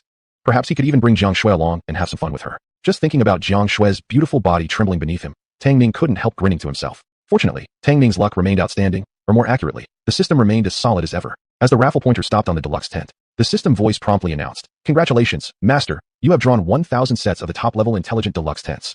A golden flash lit up, and the space in front of him was replaced by the Rubik's Cube space, which automatically opened a compartment. Inside were exactly the 1,000 sets of top-level intelligent deluxe tents. The tents varied in size. The largest, when unfolded, covered about 500 square meters. The smallest still covered around 7 or 8 square meters. I'll soon find out how top-level the configuration is and how luxurious this tent really is. Excitedly rubbing his hands together, Tang Ning directly took out the smallest set. It couldn't be helped. His room was just too small to fit any larger model. He activated the system to expand it, then eagerly entered. The moment he walked in, an intelligent voice echoed in his ears. Welcome, Master. Would you like to activate the cooling system? Holy crap. Tang Ning was so shocked that his eyes widened. No wonder it's top-tier configuration. If it can cool the entire tent? Right now, he looked like a bumpkin who had never seen the world, nodding repeatedly. Turn it on. Ding, cooling system activated. Would you like to activate the soundproofing system, Master? Tang Ning. Soundproofing too? Hee hee. So in the future when he was with Jiang Shui, would this little cutie's screams be completely inaudible outside? Tang Ning immediately tested it out. Activate the soundproofing system. Very well. Activating the soundproofing system now. Instantly, the sounds of wind and insects from outside completely vanished. Tang Ning couldn't resist letting out a loud roar. Love till death, no mercy without intensity. After shouting heartily, there wasn't a single sound from outside. So it was actually soundproofed. But that wasn't all. Master, would you like to activate the ventilation and dehumidification system? Master, would you like to activate the panoramic viewing system? Tang Ning had been operating with great interest when suddenly his attention was captured by the panoramic system. He immediately became excited and started investigating. Activate panoramic system. The next moment, Tang Ning's mouth formed a perfect what the. The entire tent suddenly became completely transparent. Inside, he could see everything outside with a 360-degree unobstructed view. Suddenly struck by a thought, Tang Ning whooshed out of the tent and upon seeing it from the outside, opened his mouth in astonishment. Holy crap. From the outside perspective, the tent looked exactly the same as before, dark blue, totally unremarkable, seemingly so lightweight it could blow away with a gust of wind, showing no signs of any change. Moreover, even with the panoramic system activated, nobody could peek inside even a tiny bit from the outside. Tang Ning felt his heart instantly stirred. With this tent, wouldn't he be able to enjoy intimate moments with Sister Jiang Shui while appreciating the night scenery simultaneously? Just imagining that made him excited beyond control. He wanted to drag her here to try it out right now. Phew, calm down. Tang Ning inhaled deeply, trying to clear away the filthy thoughts in his mind. But the grin on the corner of his mouth just couldn't be suppressed. At this moment, the window was tapped from the outside. A voice, clear like a nightingale's, came from outside. Tang Ning, are you asleep? Jiang Shui knocked gently on the window, lowering her voice as she asked. Tang Ning was stunned, immediately shaking off the filthy thoughts and returning to his senses. With a mental command, he retracted the tent into the Rubik's Cube space. Then he climbed onto the bed, carefully pushing the window open. Jiang Shui's absolutely flawless face came into view, like a fairy descending under the moonlight, stunningly breathtaking. Chapter 35. Tang Ning acts like a thug at the female educated youth dormitory. Tang Ning. Jiang Shui's face lit up with a sunflower-like brightness the moment she saw Tang Ning, and the little dimples on her cheeks were sweet enough to enchant anyone. Tang Ning couldn't help leaning in to kiss her dimples. Jiang Shui blushed and lightly punched him. What are you doing? We're still outside. Tang Ning stayed in the west room. One window faced the courtyard, and the window by his bed looked outside, opening directly to a winding small path. He smiled. What's there to be afraid of? Nobody's around now. I just missed you. A pink flush spread across Jiang Shue's face. Her heart felt as sweet as if it were soaked in honey. She pushed him lightly and whispered, "Come on, don't mess around. Aren't you going to eat the braised pork? It's already stewed. Hurry up and go." Tang Ning was taken aback. He had actually forgotten about that. "Wait for me. I'll go out." He closed the window, put on his clothes, jumped off the bed, and carefully opened a gate to the courtyard. The window above the bed was too small. Otherwise, he would have just jumped out of it and saved himself from sneaking out like a thief now. When Tang Ning walked out, Jiang Shui was already waiting at the door. The two held hands and returned to the female educated youth dormitory. The braised pork had just been served. It had to be said, Fang Hui indeed had excellent cooking skills. The pork belly was stewed into a glossy amber color, glistening with oil. Before even stepping into the kitchen, they could smell the rich aroma of the meat. Beside the braised pork was a large plate made from bamboo. The plate was filled with pancakes, their outer edges slightly charred with oil, making them incredibly appetizing just to look at. Zhang Ai and Li Wenwan were just helping set the table, carrying bowls of refreshing, delicious radish soup. Fang Hui spotted the two returning and quickly whispered, "Perfect timing. The radish soup has just finished boiling. Come quickly and eat." Jiang Shui gave Tang Ning a gentle push to seat him, then quickly turned and bolted the main door from the inside. Fang Hui handed Tang Ning a pair of chopsticks and smiled. "Try our cooking and see if it's to your taste." Tang Ning grinned. "I know your skills, Huiji. This braised pork alone is already irresistibly tempting." With that, he picked up a piece of the braised pork and stuffed it in his mouth. Instantly, the rich aroma of the meat burst across his taste buds. The tender meat was soaked through with sauce, rich, fatty, yet not greasy, lean, yet not tough. It was so delicious his eyes nearly popped out. Jiang Ai watched, practically drooling. "Brother Tang Ning, how is it? Is it good?" Tang Ning gave a thumbs up with sincerity and praised genuinely. "Delicious, so delicious. You guys should all sit down and eat quickly." Jiang Shui pulled Jiang Ai down to sit, took a seat next to Tang Ning herself, and smiled. "There are still 5 jin left inside. If you want more, I can secretly stew some more for you tomorrow. There's still 5 jin of lamb left from the 10 jin you gave last time. I'll braise that for you someday too." She didn't mind in the least using meat that Tang Ning had given them to cook for Tang Ning. As she spoke, she also picked up a piece of meat with her chopsticks and put it in her mouth, her eyes narrowing in delight at the delicious flavor. The 3 young women, Jiang Ai and the others, had stopped even speaking as they focused on eating. This was truly the best meat they had ever had since coming to the countryside. Although they had stewed lamb twice before, with no oil or proper ingredients, the lamb had a strong, gamey taste and just hadn't been as good. But this time, this pork belly had rendered out a lot of lard, and each piece gleamed with oiliness. It was also seasoned with brown sugar and spices. It was simply too delicious for words. So with 1 bite of pork belly, 1 bite of pancake, and a sip of the fresh radish soup, 1 man and 4 women sat around, their mouths glistening with grease. At the same time, Li Yao knocked on the door of the village party secretary Zhang Hongliang's house. "Secretary Zhang, hurry up and open the door. It's Li Yao. I have urgent news." Secretary Zhang, open the door quickly. Inside, Zhang Hongliang was kicked awake by his wife in the middle of his sleep. "Head of the household, wake up. Someone's knocking on the door."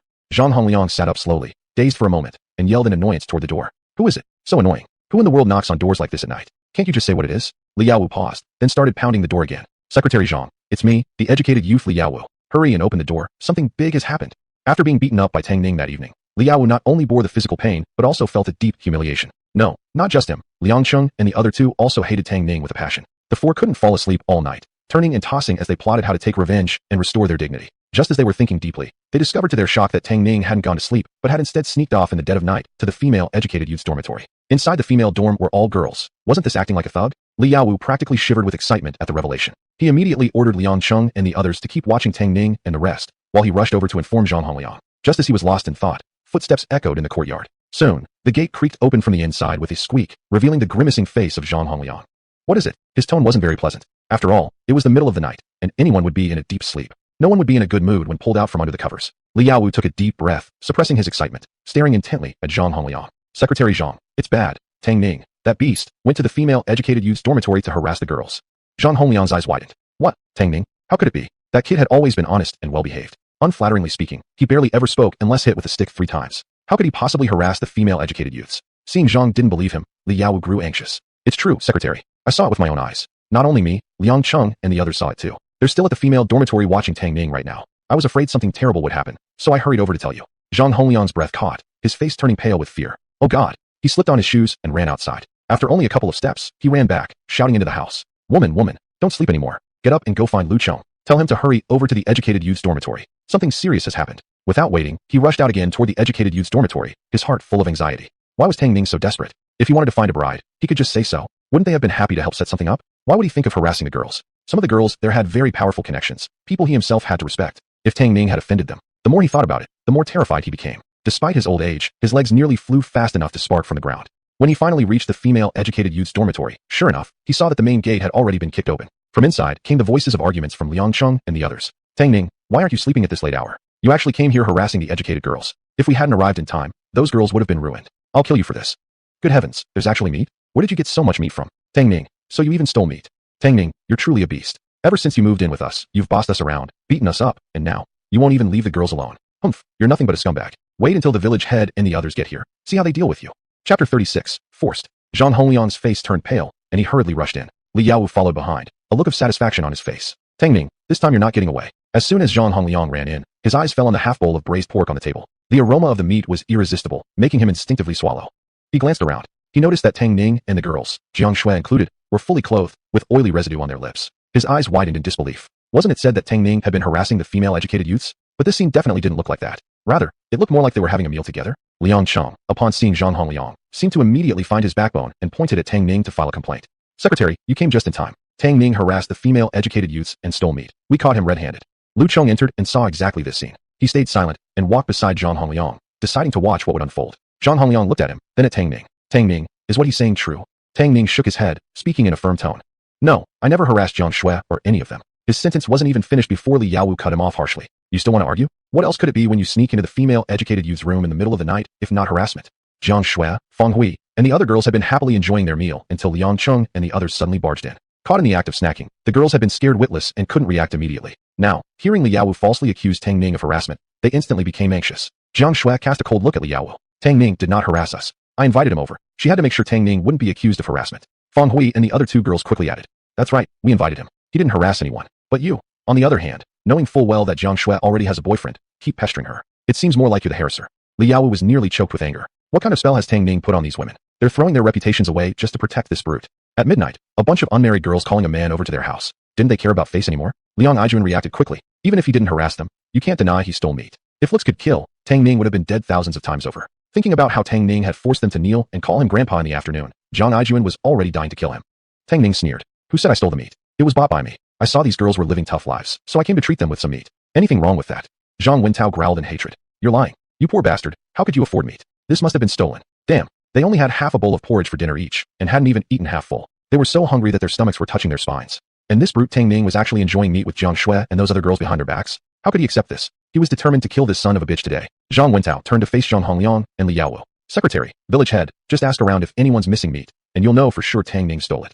Lu Cheng gave him a complex look. The man's face was swollen like a pig's head. Poor. Are you blind? If Tang Ning was poor, how could he come up with 150 yuan all at once to build a house? How could he afford 5 yuan for 2 quilts? Forget other things. Just look at the clothes he's wearing, worth at least 2 or 3 yuan. Oh, and also the mutton. Tang Ning gave him 2 jin without even blinking. Who else could afford that? Tang Ning smirked. Stole it. He reached into his pocket and pulled out a receipt, slapping it against Zhang Wentao's face. Open your dog eyes and read carefully. This is the invoice from the Supply and Marketing Cooperative. It clearly states I bought 10 jin of pork belly. Li Yaowu and the others quickly crowded over. Seeing the invoice issued by the cooperative, their eyes widened.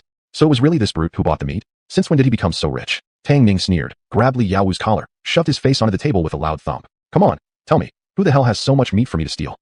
These people really don't learn from punishment. Just this afternoon he taught them a lesson, and in just a few hours they dared to show up again? Damn, he just wanted to eat some meat peacefully. Why was it so hard? Li Yaowu's eyes turned red with rage, struggling fiercely in Tang Ning's grip. Yet, to Tang Ning, he was like a chick in a hawk's grasp, completely helpless. Liang Cheng, Liang Aijuan, and Zhang Wentao hadn't expected that. Even with the secretary and village head present, he would still dare to lay a hand on them. Thinking about the torment they suffered in the evening, the 3 men turned pale with fear and instinctively stepped back. Seeing Li Yaowu being beaten, Jiang Shui and the other girls felt a sense of satisfaction deep inside. Let him be full of sinister schemes. This was exactly what he deserved. Zhang Hongliang and Zhang Wentao had not yet recovered from the shock of hearing about the 10 jin of pork belly when Tang Ning suddenly lunged into action, leaving them stunned in place. Their eyes widened again and again. Li Yaowu could bear it no longer. He felt humiliated beyond words, and his body was nearly overwhelmed with pain. But he could not defeat Tang Ning. Like a trapped beast, he roared. Village head, secretary, are you really going to stand there and let him bully us? We may be educated youths, but over the past years, haven't we contributed enough to the village? If you defend him like this, I won't accept it. Only then did Zhang Hongliang snap back to reality. He quickly stepped forward to pull Tang Ning away. Tang Ning, let go of Li Yaowu quickly. Let's talk calmly. Although Tang Ning didn't care much for Li Yaowu, he still needed to respect the secretary's authority. As soon as Zhang Hongliang spoke, Tang Ning immediately let go. As soon as Li Yaowu was free, he stumbled back rapidly in panic, not stopping until he felt Tang Ning could no longer reach him. He stood there, heart still pounding. He glared furiously at Zhang Hongliang and Lu Cheng as he lodged his complaint. Village head, secretary, ever since Tang Ning moved here, we might not have treated him like our own brother, but we have treated him with sincerity. Yet he, at the slightest disagreement, starts beating people. Just look at what he did to us. My arm was broken by him. Which of Aijuan and the other 3 wasn't bruised black and blue? We cannot bear to live together with this brute anymore. Even if he couldn't condemn Tang Ning today, he would make sure to drive him out of the educated youth's dormitory. Liang Cheng immediately understood his intention and chimed in. That's right, village head. We were only joking with him this evening, but the moment you left, Tang Ning beat us up like this. Living with him, I fear I might lose my life one day. Zhang Wentao and Liang Aijuan also stepped forward, complaining bitterly and showing the village head their injuries. However, none of them mentioned the incident of calling Tang Ning grandpa. It was too shameful to admit. Chapter 37. Willing to move out of the male-educated youth dormitory. Tang Ning crossed his arms over his chest, watching the group with a smirk. You say I hit someone, so I did? Where's the proof? I could say you all had a conflict and beat each other up, then frame me for it. Jiang Shui immediately jumped in to support him. That's right. You actually believe one person like Tang Ning could beat all four of you like this? Use your heads before trying to frame someone, will you? Zhang Ai chimed in right after. Could it be because they're just too weak? For people together couldn't even beat Tang Ning. Zhang Wenwan and Feng Hui didn't speak up either, but both looked at the group with mockery. No matter how hardly Yao Wu and others tried to plead their case, none of them believed that Tang Ning could fight four people alone and remain completely unharmed. This was obviously ridiculous. These people really would do anything to falsely accuse Tang Ning. It wasn't just Feng Hui and others who didn't believe the accusations. Zhang Hongliang and Lu Chong didn't either. The two exchanged helpless glances, and finally Lu Chong spoke up. Liao Wu, you first wouldn't let Tang Ning use the moxa herb, then blocked his door and wouldn't let him inside, then accused him of harassing female-educated youths and stealing pork. Now you've come up with this new scheme to chase him out of the youth dorm. Tell me, what exactly are you trying to do? Anyone with sense could see the tension between Tang Ning and Liao Wu. Still, that didn't justify framing Tang Ning like this. Accusations like harassing women or stealing pork, each one alone could ruin a person's life. As for Tang Ning taking a girl to secretly eat pork, he didn't even take that seriously. Although everyone ate in the cafeteria now, who could guarantee that no one kept some nice food hidden for themselves? If this was investigated seriously, no household in the village would be clean, including these few village cadres themselves. Zhang Hongliang also said, Director Lu is right. I've seen Tang Ning grow up, and I've never seen him even get angry with someone, let alone fight. Especially not single-handedly against the four of you. Your story sounds too far-fetched. Liao Wu and the three others. Wait a minute, who told you Tang Ning couldn't fight? Didn't he savagely beat us all in the evening and force us to call him grandpa? But true, these people hadn't seen that. They were so exhausted mentally. So, were they really going to keep living with this monster, Tang Ning? Lu Chong looked at Tang Ning briefly, then said to the group, Alright, since it was just a misunderstanding. Before he finished speaking, Tang Ning cut in. Uncle Lu. Lu Chong paused, looking at him puzzled. What's the matter? Tang Ning smiled slightly. My zodiac sign doesn't match with Liao Wu and theirs. If we continue living together, our conflicts will only deepen. I'm willing to move out of the male-educated youth dormitory. Zhang Hongliang and Lu Chong exchanged glances. Move out. But aside from the male dorm, there's nowhere else suitable for you to live. Jiang Shui instinctively frowned. To be honest, she didn't want Tang Ning to move away. After all, as long as he stayed here, she could see him every day. However, what Tang Ning said made sense too. If he continued living here, Liao Wu and others would constantly harass him. Liao Wu's group's eyes suddenly lit up. They hadn't expected this beast to actually ask to move out on his own. Moving out was great. It meant he wouldn't continue to stick around the female-educated youths every day. They'd have more chances to poison the girls' minds against Tang Ning. Most importantly, the village had no place left for Tang Ning to stay. He could only return to that old shack. It had rained non-stop lately, and the foot of the mountain had already flooded. Who knew when that house might collapse and bury him inside? Lu Chong glanced at Liao Wu and the three others who looked gleefully united, suddenly realizing that Tang Ning might really be unable to continue staying at the male dorm. He frowned, thinking where else Tang Ning could be relocated. At this moment, Tang Ning spoke again. Uncle Lu, Uncle Hongliang, you don't need to worry about where I'll stay. I can solve that on my own. Zhang Hongliang disagreed. How can you solve it on your own? Initially, it was precisely because Tang Ning had nowhere to stay that the village had assigned him to live here. Who would have guessed that only a few days after settling in, he'd end up in such a huge conflict with the male-educated youths? Tang Ning looked as calm and confident as ever. Uncle Hongliang, trust me, I can handle it. While Zhang Hongliang wanted to continue arguing, Lu Chong caught a glimpse of determination in Tang Ning's eyes. He pulled at Zhang's arm and said to Tang Ning, Alright then, since you've already decided, you can move out tomorrow. But let me be clear, you cannot go back to that broken-down house of yours. That house could collapse any time. Lu Chong feared that if Tang Ning stayed there, he might be buried alive. Naturally, Tang Ning readily agreed. Zhang Hongliang helplessly let out a sigh, warned Liao Wu and the others not to cause more trouble, and then left with Lu Chong. Liao Wu strutted like a triumphant rooster, pointing at Tang Ning arrogantly. Go back to your rundown shack. I'd like to see how many days you can last. When it collapses, I'll be the one to retrieve your corpse. Get out. Jiang Shui was so furious her face turned red. She immediately grabbed a wooden stick and hurled it at him. Liao Wu was so frightened that he rolled and scrambled out, with Liang Cheng and the other two following closely behind. As they ran, he continued to shout provocatively. Jiang Shui, it's not too late for you to come with me now. Once Tang Ning is dead, if you come looking for me again, I won't be so merciful to you anymore.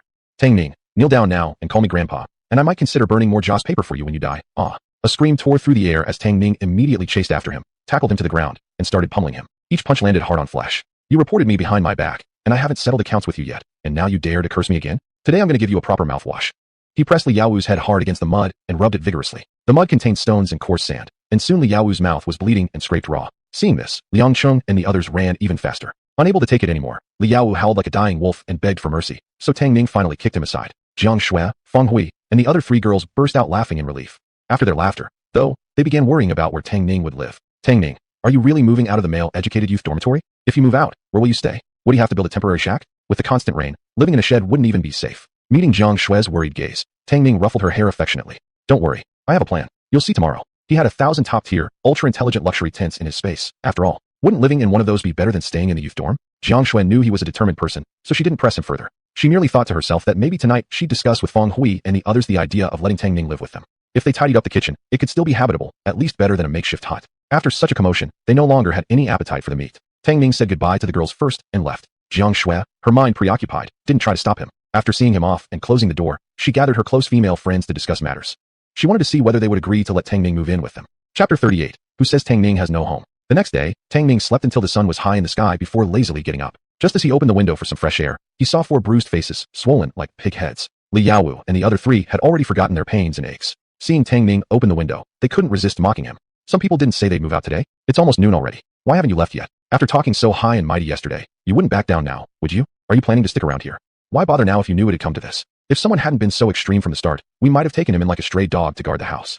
What good is it having the village chief on your side? You're just like a homeless dog with nowhere to go. Get lost already and don't dirty our place. You want to say that again? Jiang Shui pushed the gate open and stormed in furiously, pointing at them while fiercely defending her man. Have you been eating shit? Why is your mouth so dirty? Who says Tang Ning has nowhere to go? We're inviting him to stay with us now. Last night, she had already sought Fong Hui's and the other girls' approval. When they heard she wanted to invite Tang Ning to stay with them, the girls didn't object at all, but instead welcomed the idea warmly. They weren't worried about their reputations at all. After all, this was Tang Ning they were talking about. They were able to eat meat, enjoy electric fans, and burn mosquito repellent only because of his blessings.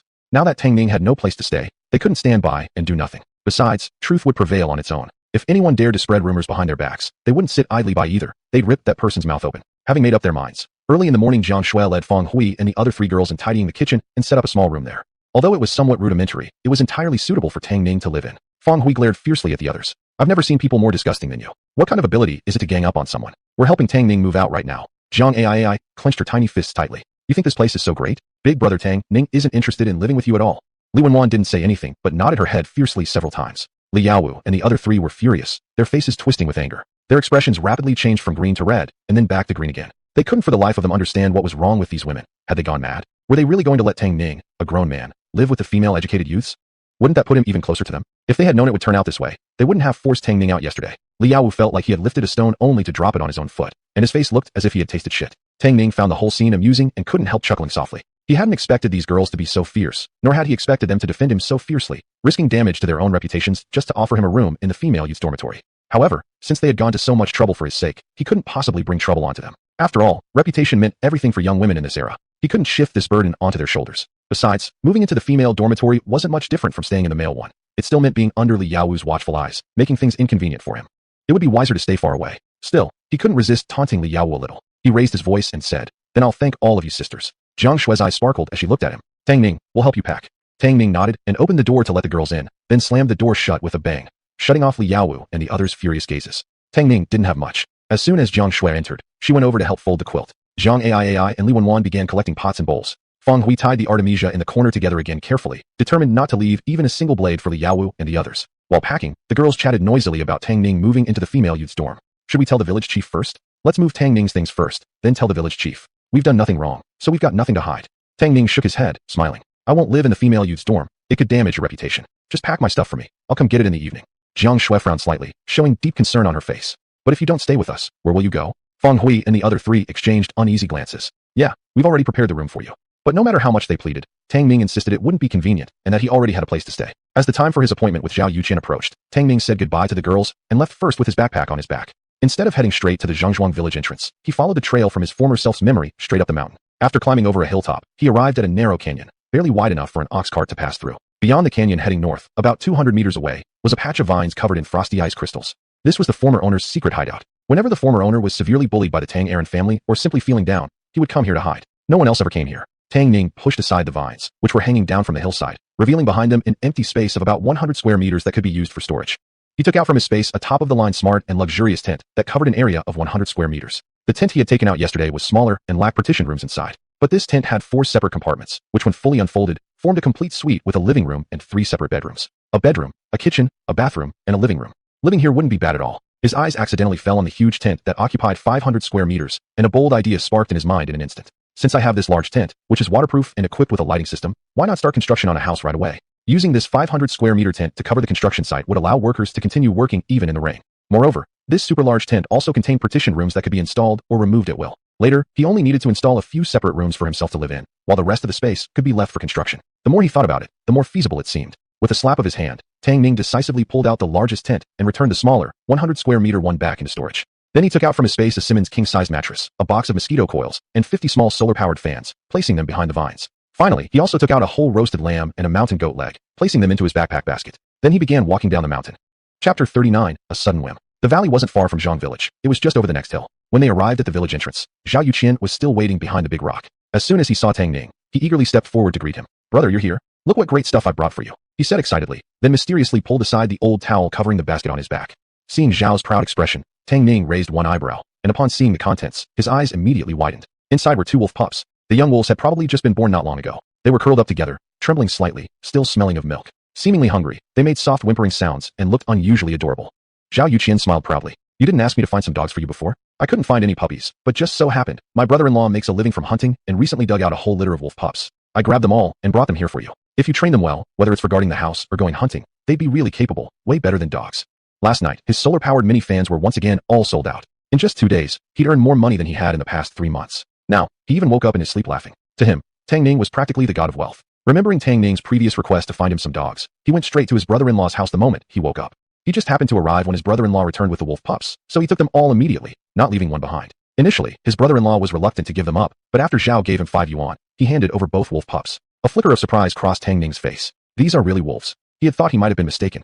Raising wolves was great. Since ancient times, people had trained wolves to assist in hunting. Just as Zhao said, these animals were highly perceptive, strong attackers, and very alert. Once properly trained, they'd be far superior to dogs. Tang Ning had originally assumed Zhao would at best bring back a few little local dogs, never expecting him to actually bring 2 wolf pups. It was quite unexpected.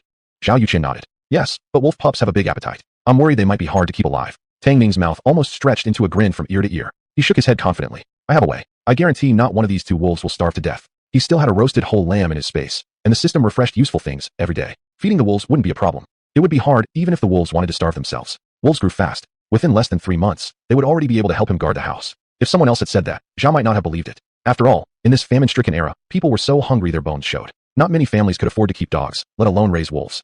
But when Tang Ning said it, Zhao had no doubt at all. Because the more he interacted with Tang Ning, the more unfathomable he found him. In Zhao's eyes at least, Tang Ning had extraordinary abilities, capable of things ordinary people couldn't even imagine. Just take those solar-powered mini fans as an example. Before meeting Tang Ning, he'd never even heard of such a thing. Even his wealthy customers had seen one for the very first time. If Tang Ning could get such things into his hands, he himself must be even more amazing. An involuntary feeling of respect and awe crept into Zhao Yuqian's heart. As he was lost in thought, Tang Ning's voice suddenly broke through. "By the way, Lao Zhao, I want to ask a favor from you." Zhao Yuqian quickly responded. "Sure, whatever I can help with, I definitely will." Looking at Zhao's earnest expression, Tang Ning smiled slightly. "I want you to help me move some stuff." Behind the vines in the canyon, Zhao Yuqian stared wide-eyed at the items before him. There was a large bed, an extremely big tent, a box of mosquito coils, 50 solar-powered mini fans, a roasted whole lamb, and a lamb leg. "Brother, are all these things yours?" "Forget the rest. Just that large bed alone was enough to make people envious. If sold, it would fetch at least 10 or more yuan. Plus the roasted lamb and lamb leg." Just looking at them made his mouth water. Tang Ning nodded. "Yes, Lao Zhao, lend me a hand, and let's get the bed onto the cart first." They had arrived in a cow cart, borrowed by Zhao from someone in the village. Since Tang Ning wanted to live in a tent, these items couldn't appear out of nowhere. He needed the villagers to see them being brought in from outside, so he could explain the source of these goods. "Oh right, okay." Zhao snapped out of his daze and hurried to help lift the bed. After tying the bed onto the cart securely, Tang Ning then threw the tent onto it. He also picked up the basket containing the roasted lamb, the lamb leg, and the mosquito coils and slung it onto his shoulder. "Lao Zhao, how many sets do you want this time?" Zhao Yuqian stared greedily at the solar-powered mini fans lying on the ground. He bit his lips slightly before replying. "Give me all 50 sets." Solar-powered mini fans really did sell well. He was willing to invest all the money at home to stock them. Tang Ning raised one eyebrow slightly. He had expected Zhao Yuqian would only take about 30 or 40 units this time, with a few extra just in case. Unexpectedly, Zhao wanted all 50 at once. Looks like he had truly tasted the sweetness of making money. "Brother, here's 100 yuan and the receipt. Count it if you'd like." Tang Ning took the money and receipt and stuffed them into his pocket, but in reality, he placed them into his space. "We've worked together so many times already. I trust old brother's character. No need to count." After knowing each other for so long, he had come to understand Zhao Yuqian well. Zhao was honest and straightforward, never one to play sneaky tricks behind others' backs. Besides, as long as Zhao wanted to keep earning money with him, he wouldn't dare resort to underhanded tactics. Therefore, Tang Ning wasn't worried about Zhao shortchanging him. Zhao wouldn't dare indeed. Yet seeing how much Tang Ning trusted him, Zhao couldn't help but feel happy and chuckled sheepishly while scratching his head. He quickly packed the solar-powered mini fans into the nylon bag he had brought along. The bamboo basket still had the 2 wolf pups inside, so there was no room to pack anything else. After tidying up everything, both men got on the cow cart and started heading downhill. Since the cart was loaded with the bed, the tent, and other items, it wasn't very stable. They didn't dare sit on it, and could only walk closely beside the cart. When the two reached Lu Tang village, it was already getting dark. Many villagers had just returned from the communal dining hall with their meals, and, seeing Tang Ning arriving with a big guy pulling a cow cart, stopped to watch the commotion. "Tang Ning, it's already time for dinner. Where have you been? Wow, why are you pulling such a big bed? That must be worth at least 11 or 12 yuan. I even saw the cloth stacked on the bed. It looked nice, dark blue, bright in color. Must be high quality, perfect for making clothes. Oh, Tang Ning, what did you bring in your basket? Oh my goodness, is that a lamb leg? Where did you get that lamb leg from?" Chapter 40, I won't stay here. No matter who asked questions, Tang Ning answered with a good temper. Auntie, I moved out from the male-educated youth dormitory. The bed is mine. I bought it. Auntie, you're talking about the tent. Yes, I plan to set up a tent next to my family's old compound and live there. The lamb legs are mine too. Not expensive at all. All these things together only cost me about 20 yuan. In just the time it took for one dinner, the news that Tang Ning was going to live in a tent had spread all over the village. Meanwhile, Jiang Shui and Feng Hui and the other 3 girls had just moved his belongings to the female-educated youth dormitory, since Tang Ning had not returned yet. Upon hearing that Tang Ning intended to live in a tent, the girls were all stunned. Li Yao laughed out loud without any restraint. Live in a tent? Ha! It's over 30 degrees outside. He's going to live in a tent? What an amazing talent. Liang Cheng was even more provocative. Tell me, with such a strong wind, what good is a tent? If a tree falls on it, he's done for. Do you think our village will have an extra dead body tomorrow? A crushed body? Sounds like it'll be quite a sight. Zhang Wentao was even harsher. Jiang Shui, if you're scared, tomorrow we can accompany you to take a look at Tang Ning's dead body. Jiang Aijuan sneered mockingly. Oh come on, don't talk like that. Who knows, maybe Tang Ning has tough skin and thick muscles. Maybe he won't even die when the tree hits him. Jiang Shui was so angry her whole body trembled. She picked up an iron shovel from the ground and rushed to hit the others. Get out. Feng Hui and the others followed suit, grabbing hose and swinging them toward the group. Didn't you hear her? Get out. Hurry up, get out. Out. Jiang Shui's eyes were red with rage. After hitting Li Yaowu a few times, she rushed toward Tang Ning's old courtyard. Xiaoxua. Feng Hui and the other 3 were worried, not even bothering with Li Yaowu and the others anymore. They quickly chased after her. Jiang Shui was anxious and furious, unable to stop herself from complaining to the others. Tell me, why is he so foolish? How can he live in a tent with such a strong wind blowing? Not to mention there's no bed. How can a tent block the rain? If it rains, within an hour he'd be soaked like a drowned chicken. No, I won't let him stay in the tent. I must pull him over. Feng Hui glanced at Jiang Ai and Li Wenwan. We'll go with you. They thought the same as Jiang Shui. There was no way they could allow Tang Ning to live in a tent. Otherwise, with such a strong wind blowing and no protection, the tent would be way too dangerous. At the Tang Erniu's house, Li Shaoyi was laughing so hard, she nearly bent over.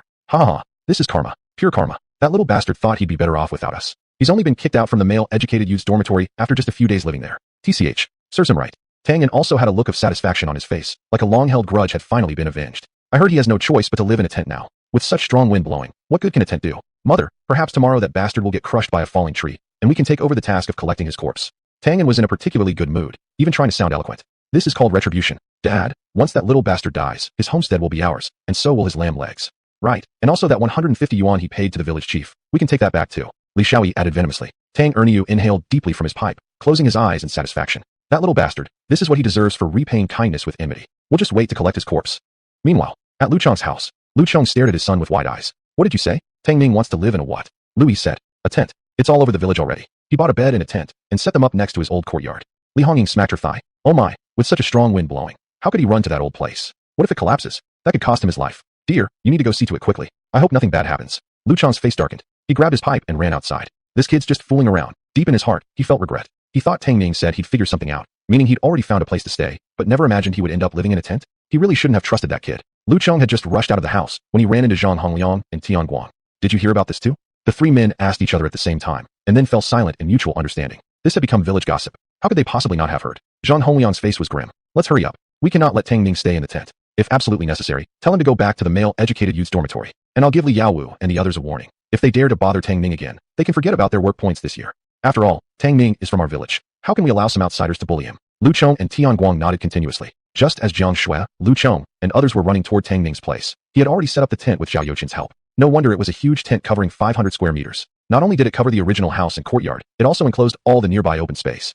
Tang Ning installed 5 partitions in the northwest corner of the tent. A bedroom, a living room, a kitchen, and a bathroom. The 5th one he left for the 2 wolf pups. His old courtyard, located in the northeast corner of the tent, appeared quite small under the vast shelter. Zhao Yuqian felt the cool breeze inside the tent and looked at Tang Ning in confusion. Brother, don't you feel how cool it is in here? It's not stuffy at all. Tang Ning nodded. I noticed. Probably because the wind is so strong outside and the tent allows airflow. Of course, he wouldn't tell Zhao Yuqian that the tent had an automatic cooling system. While Zhao Yuqian helped install the partitions, Tang Ning had already turned on the cooling system. Zhao Yuqian nodded. That makes sense. Still, brother, your tent feels surprisingly solid. With such strong wind outside, it doesn't even sway. I was actually afraid it might blow away. Tang Ning simply smiled without saying a word. He took out the 2 wolf pups from Zhao Youchen's basket and placed them on the ground, watching with interest as they grunted and crawled around.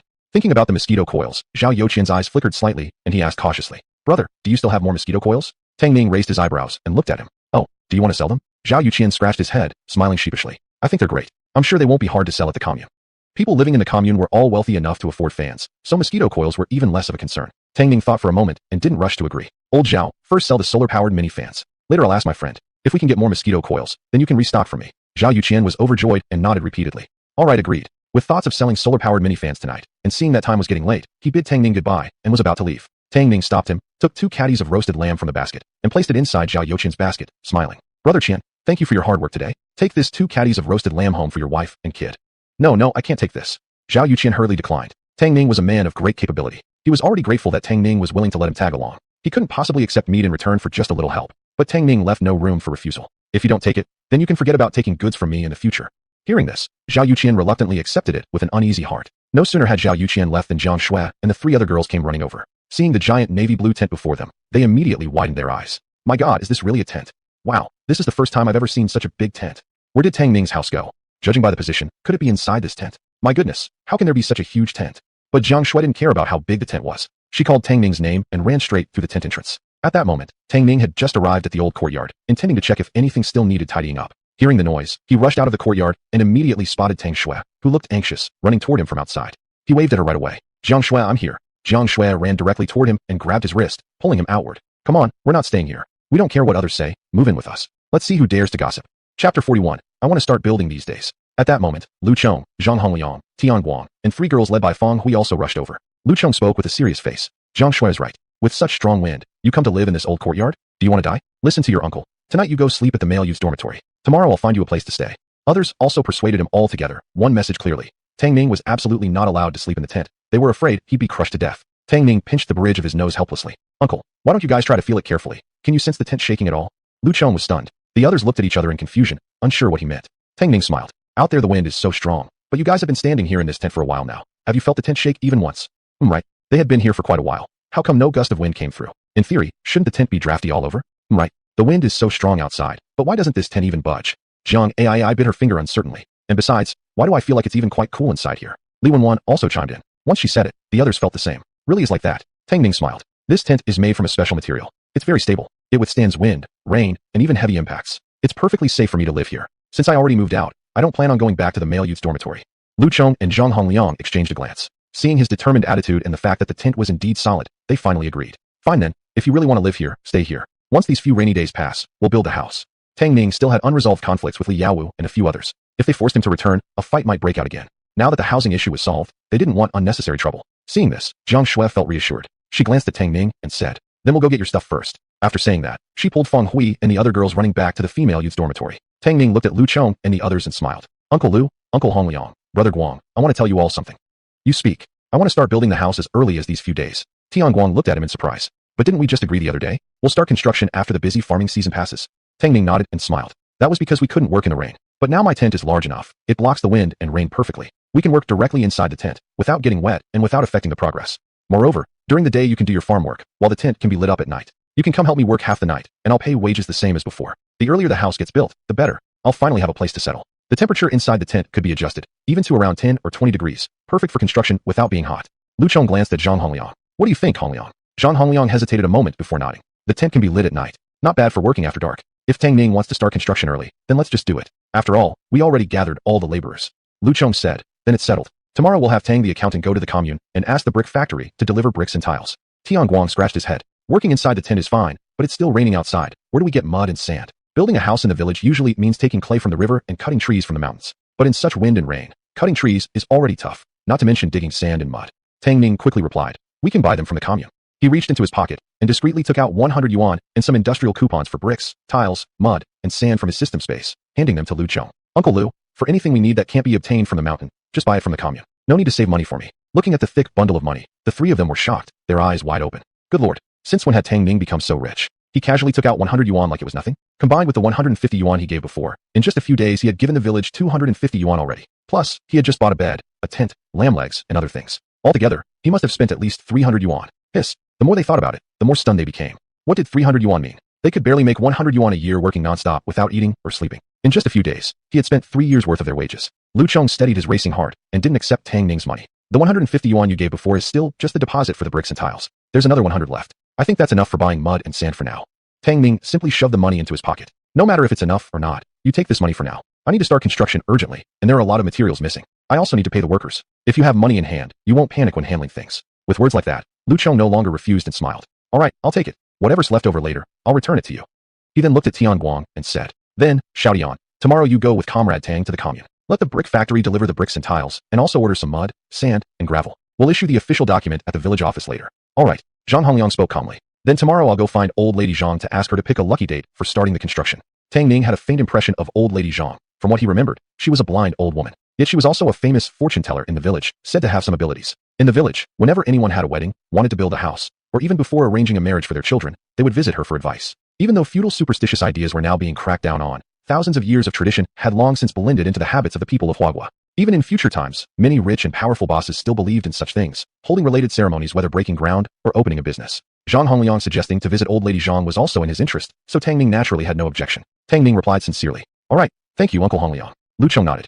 All right then, I'll go tell the workers later. Anyway, with rain every day now, we can't work the land. If they come help Tang Ning build his house, they can earn a bit of money. That's a good thing. After finishing their discussion, the three men went their separate ways home. There wasn't even a table or a bench inside Tang Ning's tent, so he didn't invite them in. He simply said he'd find some free time soon to invite them all for a meal. Just after Lu Cheng and the others left, Jiang Shui, Feng Hui, Zhang Ai, and Li Wenwan arrived carrying bundles of stuff. Jiang Shui was holding 2 quilts. Feng Hui carried a small square table with Tang Ning's clothes, shoes, and pillow placed neatly on top. Zhang Ai had cooking utensils, pots, bowls, pans, and clay pots in her left hand. Li Wenwan was the most extreme. She had even moved the bundle of moxa sticks that he had left in the corner of the wall. Tang Ning hesitated for a moment in surprise, then quickly went over to help carry the items. Jiang Shui hurriedly said, "You don't need to come help. Just open the tent flap for us."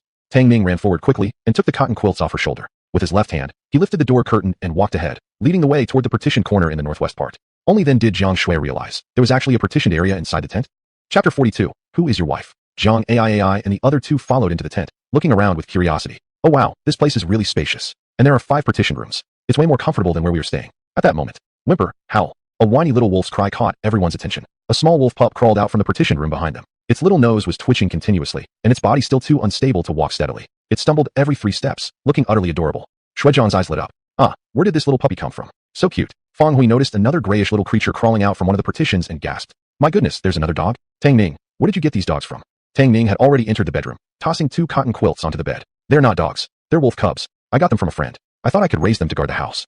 The girl's eyes widened instantly. So they are wolf cubs? You're raising wolves? Zhang asked with furrowed brows. Isn't raising a wolf too dangerous? Plus, it's way too small. Can you even keep it alive? We barely have food ourselves. Where will we get food to feed a wolf?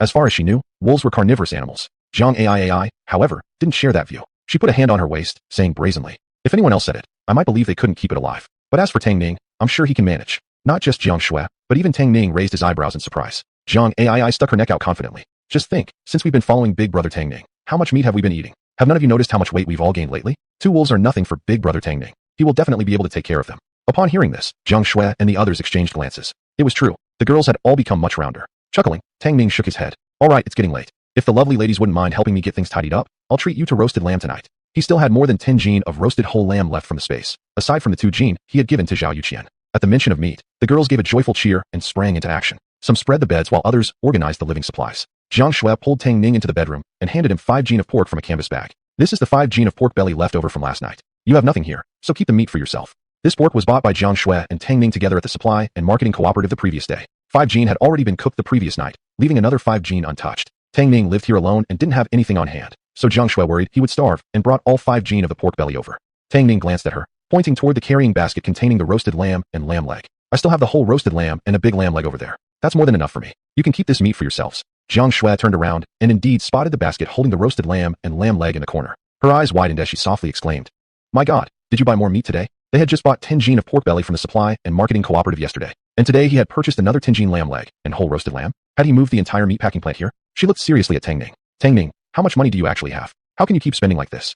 Amused by her exaggerated facial expression, Tang Ning smiled, pinched her little face lightly. Enough to take care of my wife. Jiang Shui's cheeks flushed slightly, and she playfully slapped him. Who's your wife? As he cracked another joke, Jiang Shui forgot all about the money. She pushed him out and started making the bed for him. No sooner had the bed been made than the other 3 girls rushed in from outside.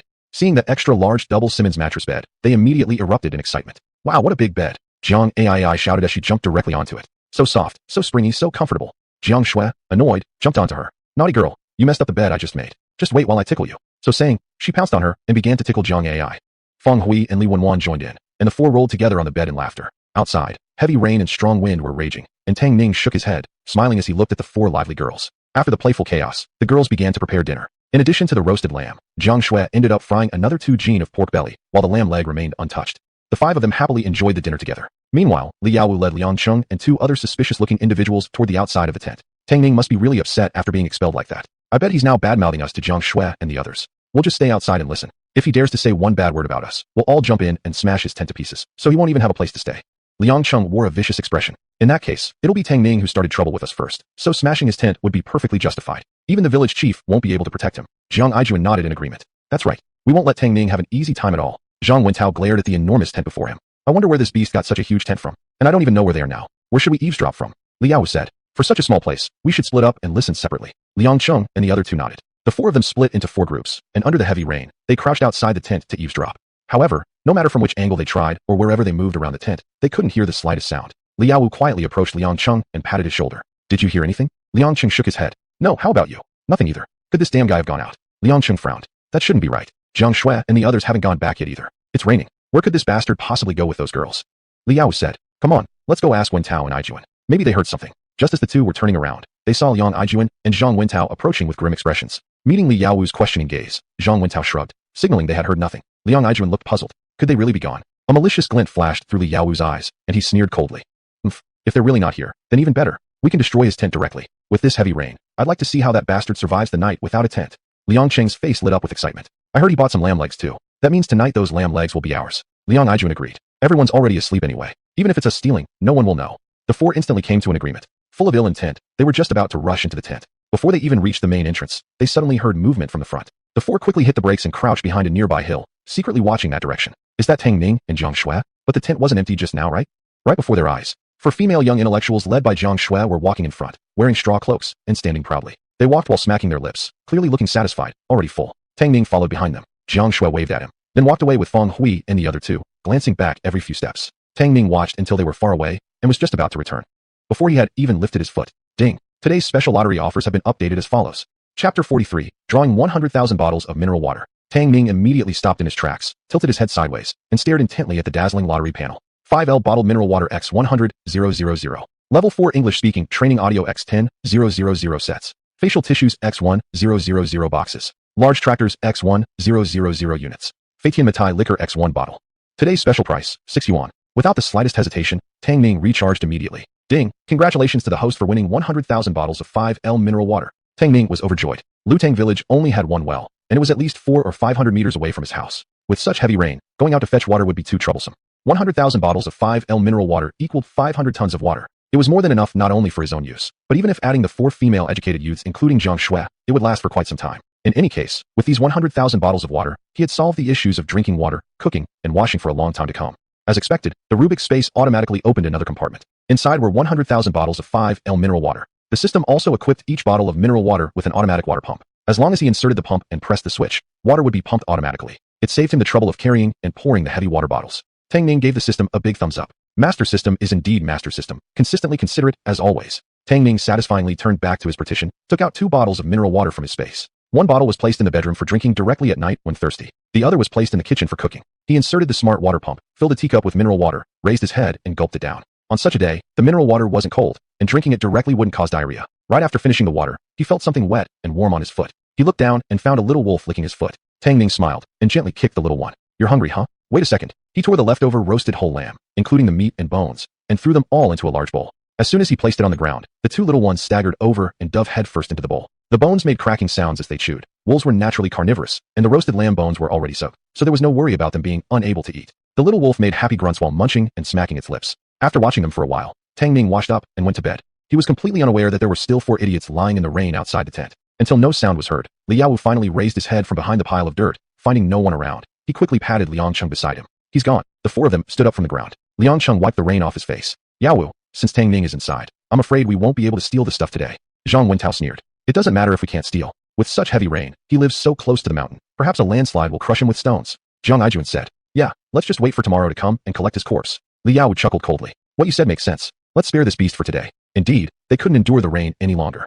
Besides, Tang Ning was simply too strong. They 4 together couldn't beat him. They didn't dare provoke him openly. Thus, while Tang Ning was sound asleep, Liao and the other 4 slinked away. Tang Ning was woken up by the little wolf barking. He opened his eyes and looked outside. It was pitch dark, about 5 o'clock. Tang Ning helplessly smirked. Probably the 2 little guys were hungry. He got up from bed, fetched some mineral water to brush his teeth and wash his face. The indoor temperature was about 27 or 28 degrees Celsius. Not cold, nor hot, just right for him. After washing up, he stewed some dumpling soup with mutton. He poured himself a bowl and gave 2 bowls to the wolves, placing them aside to cool down. When Tang Ning finished eating, the other 2 bowls would be nearly cooled as well. He picked them up and walked toward the wolf pen. While Tang Ning was feeding the wolves, the Tang Erniu family excitedly ran over. Li Xiaoyi walked, swaying her hips, reminding her 2 sons. With yesterday's strong wind, many trees by the roadside were snapped. Even the Wang family's roof was blown off. That little monster, living in a tent, must have been crushed to death. Shaoan, Xiaozong, you two don't go in first. Dead bodies can be frightening, especially those crushed to death. Your father and I will go in first to fetch the meat and money. You two can stuff them into your arms and take them home. Tang Erniu glanced around. Except for their family, everyone else was still asleep. If not for moving Tang Ning's things, at this time, they should also be under the covers in bed.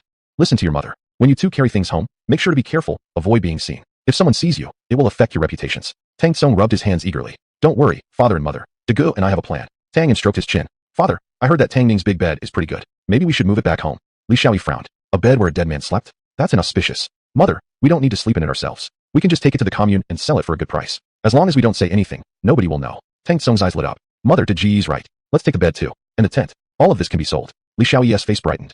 My sons are so clever. Alright then, take everything. Don't leave a single thing for that bastard. As they spoke, the three of them approached the large tent standing in the distance. Although they had already heard about Tang Ning buying an unusually big tent the previous night, when they finally saw it with their own eyes, they were still shocked. Li Xiaoyi clenched her teeth, her eyes burning with hatred. What a little bastard. Why did he buy such a big tent? That money all came from us. As she spoke, the four of them quickened their pace toward the tent. Just then, a tall figure walked out from the tent. Tang froze and rubbed his eyes, unsure. Father, mother, is that Tang Ning? Before Tang Erniu and Li Xiaoyi could respond, Tang Tsung gasped first. It's him. What's going on? How did Tang Ning survive? In front of Tang Ning's tent, numerous trees had fallen in chaos. Yet Tang Ning not only had survived the storm, he seemed to even have two small puppies. Tang Tsung ran a couple of steps forward in disbelief, narrowing his eyes to take a closer look. He saw Tang Ning bending down and shooing two little animals away. Wait, that barking didn't sound like dogs, it sounded like wolves? Tang Ning muttered while looking at the two young wolves. Alright, now that you're full and had water, whoever needs to pee go pee, whoever needs to poop go poop. If either of you dares to do it in my house, I'll make wolf stew right away. Whether out of fear or not, the two young wolves crouched on the ground trembling, and sure enough, those that needed to pee did so, and those that needed to poop, pooped. Tang Erniu and the others. What the hell? Last night there was such strong wind and heavy rain. So many trees got knocked down, yet not only did Tang Ning survive, he even raised two young wolves? Was heaven playing some kind of joke on them? While the four of them were still stunned in shock, the two little wolves had already completed their natural business under Tang Ning's supervision. Just as Tang Ning was about to take the two little creatures back inside, he turned around and saw Tang Erniu staring at him in disbelief.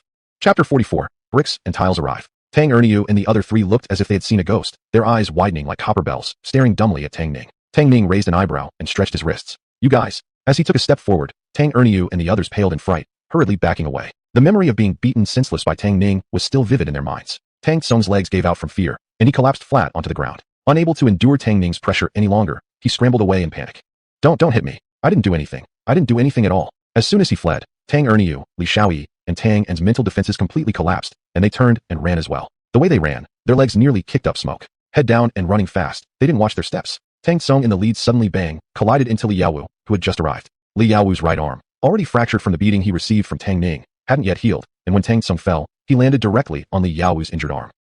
A blood-curdling scream pierced the sky. Liang Sheng and the other two froze for a second before hastily pulling the two off the ground. Pain twisted Li Yaowu's face, and he opened his mouth to curse. But before he could utter a word, Tang Tsung had already quickly gotten up and fled. Moments later, Tang Erniu and the other two also came running in fear, glancing backward as they ran as though pursued by ghosts. Li Yaowu followed their gazes and immediately spotted Tang Ning standing upwind. Arms crossed over his chest, Tang Ning was looking at them with a mocking expression.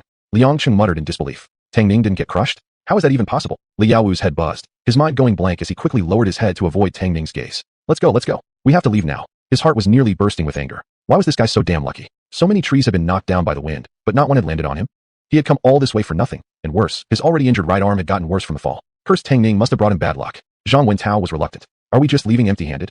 Jiang Aijuan, do you think you can beat him? Zhang Wentao choked. Of course he couldn't beat him, but it was difficult to swallow their defeat like this. Still, he alone dared not confront Tang Ning. He glared at Tang Ning with hatred before running after Li Yaowu and the others.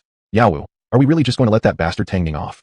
Li Yaowu glanced at him and barked. Do you have any good ideas? At his words, Liang Sheng and Liang Aijuan turned to look at him as well. Zhang Wentao rubbed his bruised face, a vicious glint flashing through his eyes. Everyone else eats in the communal canteen, yet he always cooks separately and enjoys his own meals. Isn't that creating division?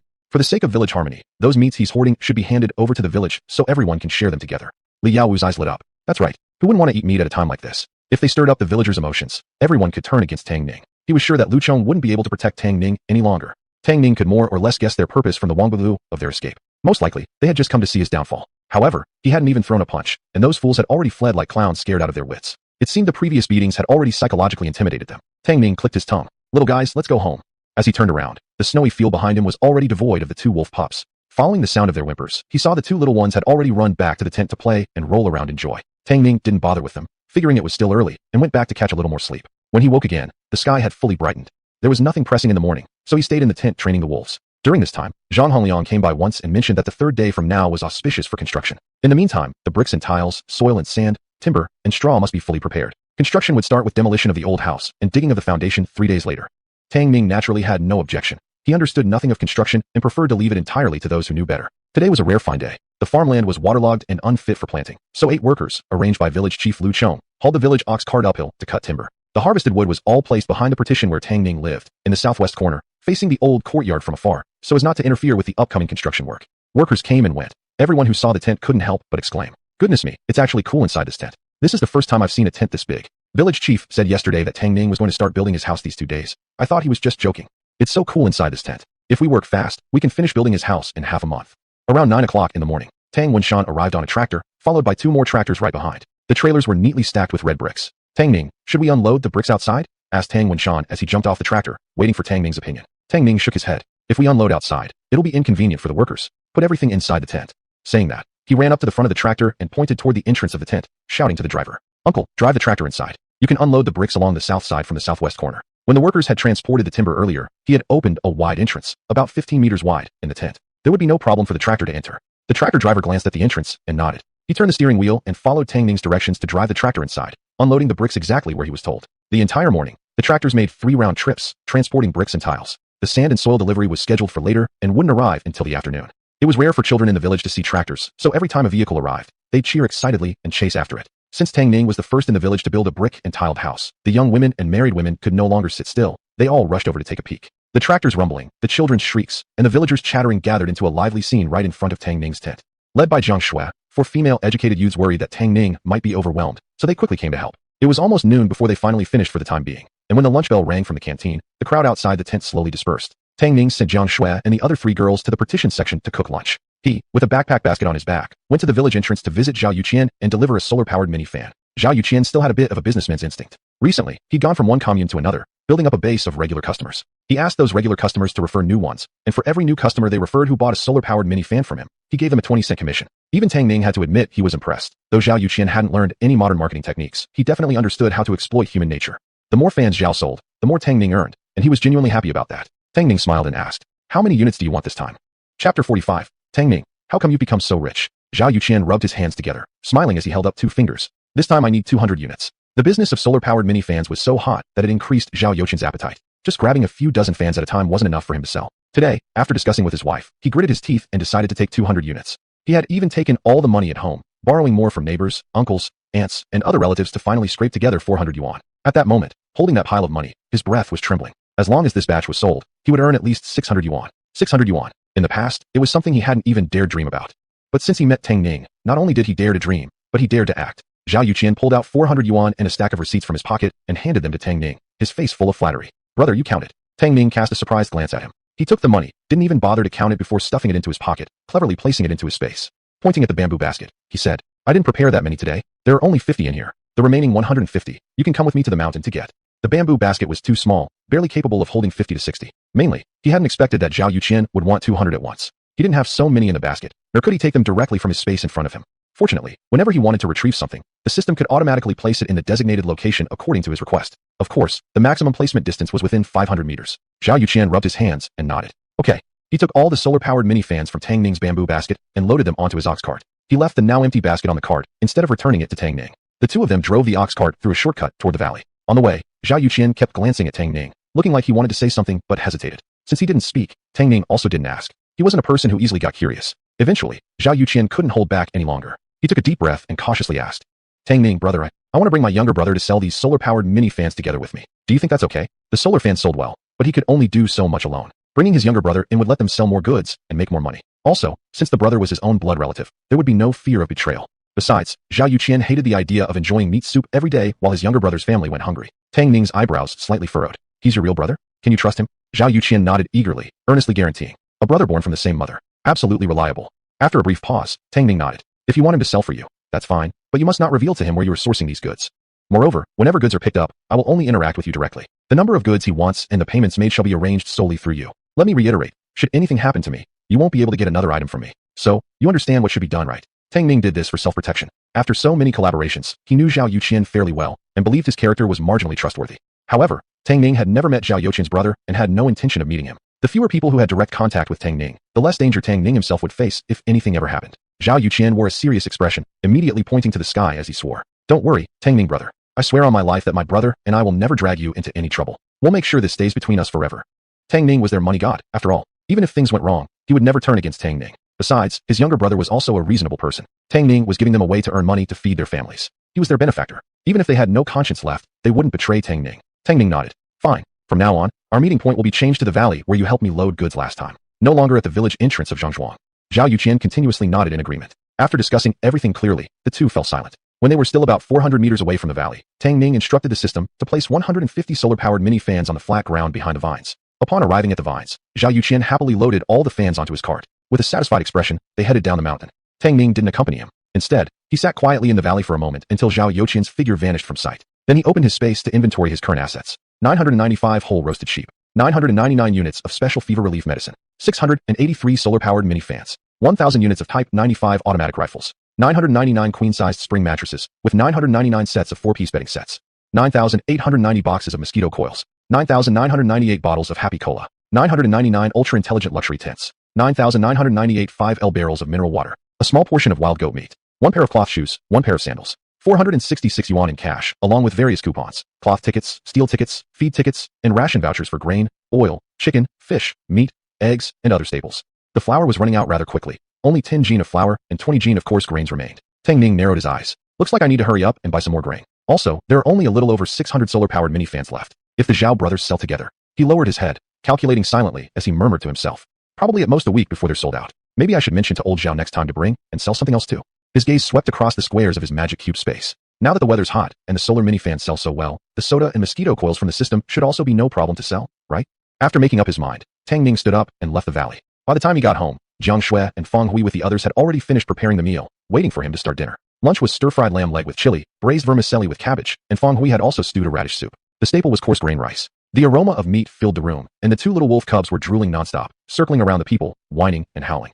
After a busy morning and climbing the mountain, Tang Ning was already so hungry that his belly stuck to his back. He didn't have time to deal with the wolves. He grabbed a bowl and quickly ate a couple of mouthfuls of rice. Although it was coarse grain rice, it still smelled rich and delicious in his mouth. In this era, it was a rare treat for rural folks to eat such rice even twice a year. Jiang Shui looked at him with a warm smile, brought him a bowl of soup, and reminded him, "Eat slowly, don't choke." Tang Ning nodded, then took another bite of mutton with his chopsticks. Seeing the girls chewing slowly and delicately, he suddenly felt like he was rushing like the Monkey King devouring the ginseng fruit. He grinned a little, slowing down his pace.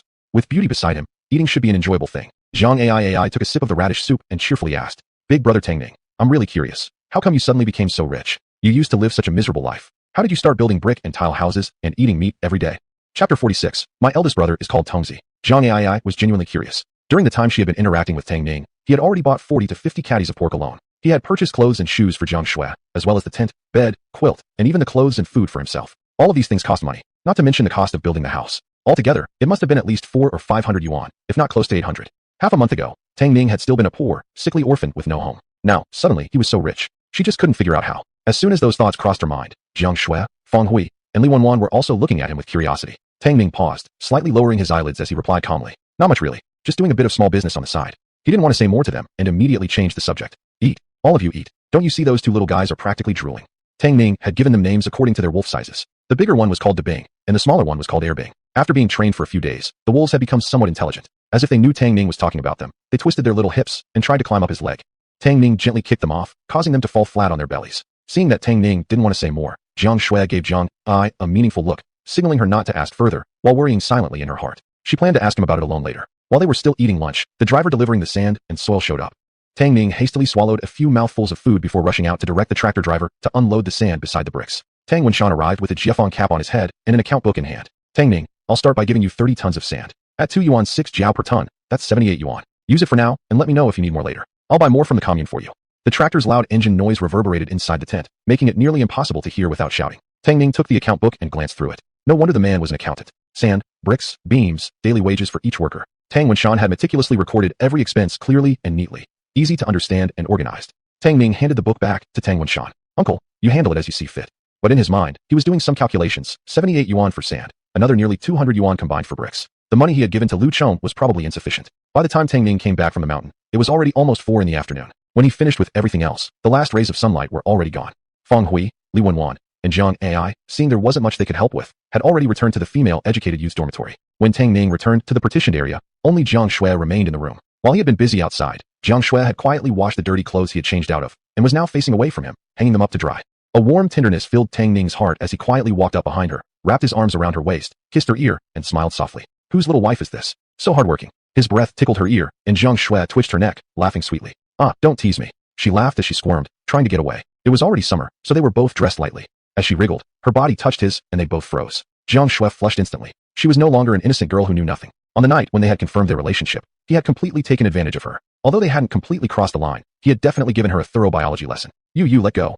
Tang Ning smirked mischievously, tightening his arms around her until there was no space between them. I won't. Just as Jiang Shui wanted to struggle. The next moment, she was scooped into his arms, and he strode quickly toward the bedroom. The clothes she hadn't finished hanging dropped directly to the ground. How long had passed? Tang Ning didn't know. Satisfied, he kissed the girl's soft lips gently. It's so good to have you. Jiang Shui looked at his relaxed appearance and lowered her eyes tenderly. Tang Ning kept his eyes half closed, appearing almost sleepy. Jiang Shui gave him a light push. Can you tell me about the business you're doing? I'm really worried about you. A month ago, she had called her parents at the commune. Her father had revealed some of the latest government policies. Despite the commune's unofficial tolerance of side businesses, doing so was still technically illegal. Although she had come to the countryside voluntarily, her position was sensitive. On the phone, her father had warned her repeatedly to be careful and watch her words and actions. Ever since Tang Ning said he was doing business today, Jiang Shui had felt uneasy in her heart. She was afraid that something might happen to him. Leaving aside other concerns, there was Li Yaowu. He had quarreled with Tang Ning. If Li Yaowu found out about Tang Ning's private business, what if he used that as a way to retaliate against him? Her parents were far away in the capital, and even if she wanted to help, there was little she could do. Tang Ning slowly opened his eyes and saw the girl's brows tightly knitted together. Just moments ago, she had been teased by him, her eyes rimmed with red. But the worry in her gaze felt real. He pinched her cheek lightly and smiled. Not much really. I just resell a few things from an older brother. What older brother? Do I know him? Is he trustworthy? Jiang Shui quickly grabbed his hand and asked urgently. You don't know him, and he's very reliable. Seeing that she still looked uneasy, Tang Ning decided to tell a small lie. You can't Fangxin. This older brother of mine has a very strong background. As long as he's covering me, nothing will happen. And besides, I'm not selling it myself now. I get the goods from this older brother, and then wholesale them to middlemen who handle the sales. So there's no risk involved. Jiang Shui frowned in thought for a moment before cautiously asking, what's this older brother's name? Whether he was trustworthy or not. Later she'd call her father at the commune and ask him to investigate through his connections. If he was genuinely reliable, she'd feel more at ease letting Tang Ning work with him. If this person turned out to be a fraud or had ulterior motives toward Tang Ning, then Tang Ning could stop in time. Tang Ning toyed with her small hand idly and replied casually. Him? He's surnamed Tong. You can just call him Brother Tongzi with me. Jiang Shui widened her eyes in shock. Brother Tongzi? There's actually someone with the surname Tong. In all her years, she had never heard of anyone surnamed Tong. Tang Ning nodded solemnly. This vast world has people of every surname. Don't worry, my dear. He'd cheat anyone else before he'd ever cheat me. We've got a life and death bond. After all, the system depended on his existence. If he died, the system would probably disappear too. As he spoke, his hands gradually became restless again. Chapter 47. Ambush in the tent. Tang Ning enjoys the show. It was already 8 p.m. when Tang Ning sent Jiang Shui back to the educated youth's dormitory. Jiang Shui held his hand tightly and whispered earnestly. You must be careful when doing business outside. Don't let scheming people take advantage of you. She nudged her chin toward the male youth's dormitory. Take those people over there, and the Tang Ning family, for example. They're all just waiting to catch you in a mistake. Tang Ning was a man of vision, ambition, and purpose. This much could be seen from the fact that when she offered him money, he refused to take it. Tang Ning wanted to survive, but more than that, he had a fire burning inside him to live a better life than anyone else. Therefore, there was no way he would give up on his business plans. And as his lover, she should support him unconditionally. Jiang Shui lowered her eyes. Secretly, she decided she'd go to the commune tomorrow and call home to have her father look into the background of this Tongzi girl. Tang Ning listened with a faint smile as she rambled on. Having been transported to another world, where he was alone and unfamiliar with anyone, he greatly cherished this feeling of being cared for. Suddenly, beep, beep, beep, alarm, alarm, an unauthorized intruder is approaching. Unauthorized intruder, beep, beep, beep. The tense and piercing mechanical sound echoed in his mind. At the same time, his vision flickered. A scene appeared in his consciousness. The background was his tent. Li Yaowu, for male youths, and the entire Tang Ning family were all present.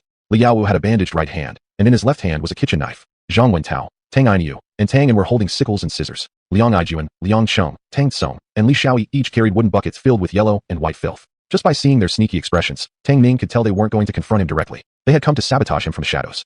He couldn't help but feel relieved. Thankfully, he had turned on the surveillance system of the tent before he left. Since the tent was the product of the system, the real-time monitoring footage and alarm sounds could automatically reach his consciousness. Without hesitation, Tang Ning immediately issued an order. Little tent, activate the automatic defense system. Defense system activated. Activate the automatic attack system. Attack system activated. The defense system and the automatic attack systems were both standard features of the tent. The defense system included fireproofing, theft prevention, and bulletproofing, protecting against any kind of external damage. The attack system triggered a counterattack when the tent was damaged, preventing further harm. The retaliation methods included but were not limited to electric shocks, counterforces from applied pressure.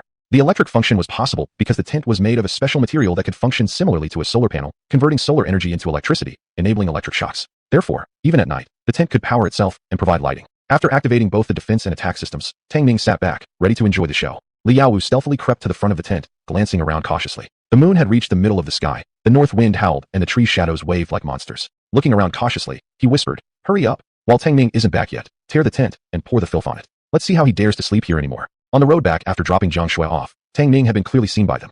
They decided to fight him in their own way. They might not be able to defeat Tang Ning directly, but they could at least annoy the hell out of him. Immediately, they rushed to the Tang Ning household and joined them in plotting sabotage. Compared to them, the Tang family had even more reason to hate Tang Ning. As expected, the moment they mentioned destroying Tang Ning's tent, the 4 family members didn't hesitate and immediately agreed to cooperate. Tang Tsung whispered, "Father, Mother, you two first follow the plan to steal Tang Ning's money and meat while we destroy the tent." They had planned it all out. Once they got the belongings and the money, they'd split the spoils. Tang Ning and Li Shaoyi nodded, dropped their buckets, and rushed into the tent. Li Yaowu grimaced, raised the knife, and slashed the tent.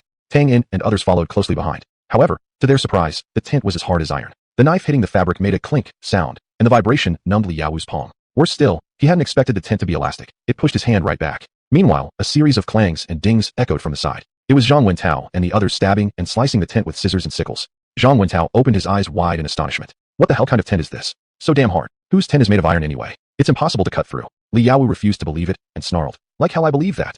He took a couple steps back, lifted his knife, then charged forward with all his might, swinging the blade as hard as he could. In the next moment, under the shocked gazes of everyone present, he was flung backward and crashed heavily onto the ground. Li Yaowu spat out a mouthful of blood with a loud ugh and wore a look of intense pain. Seeing this, Zhang Wentao and the others trembled with fear, quickly taking several steps back and dare not approach the tent again. What the hell? What kind of tent is this? Now it even hits people. Watching the live feed from the surveillance feed, Tang Ning smirked slightly. Inwardly, he thought, this is called using an opponent's strength against them. You should be thankful I didn't activate the electric shock defense. Otherwise, you all would have been fried already. Li Yaowu struggled to get back up, only to see Tang Ning and Li Shaoyi circling the tent in confusion. He roared angrily, "What are you doing? Why haven't you gone in to grab the money yet?" Li Shaoyi anxiously paced around. "We can't get in. There's absolutely no way in." She clearly remembered Tang Ning entering and exiting from this side the last time she came. But no matter how hard they searched, they couldn't find any entrance. Now, the tent appeared like an airtight solid box. No matter where they pushed, they couldn't get inside. Plus, since Li Yaowu had just been flung away by the tent, they didn't dare use force anymore. With their aging limbs, they definitely couldn't withstand another fall. Li Yaowu nearly exploded with rage. Fine, if he couldn't deal with Tang Ning, he could at least destroy a tent. He pointed at Liang Cheng and the other two. "What are you idiots waiting for? Keep chopping. Try chopping somewhere else. I refuse to believe we can't hack it to pieces." Liang Cheng, Zhang Wentao, and Liang Aijun instinctively shook their heads. It can't be chopped up. After witnessing Li Yaowu's miserable fate, they dared not violently damage the tent again. Li Yaowu gritted his teeth furiously, his eyes red with anger.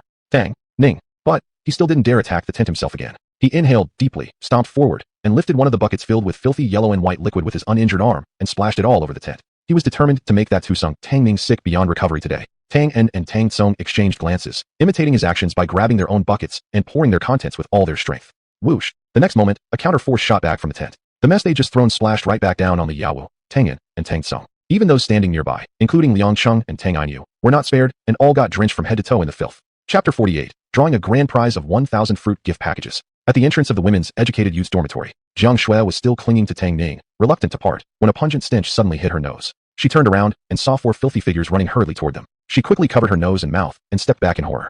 What is that smell? As the 4 drew closer, she realized it was Li Yaowu and several other male educated youths. Her eyes widened in astonishment. Goodness gracious, did they fall into the toilet?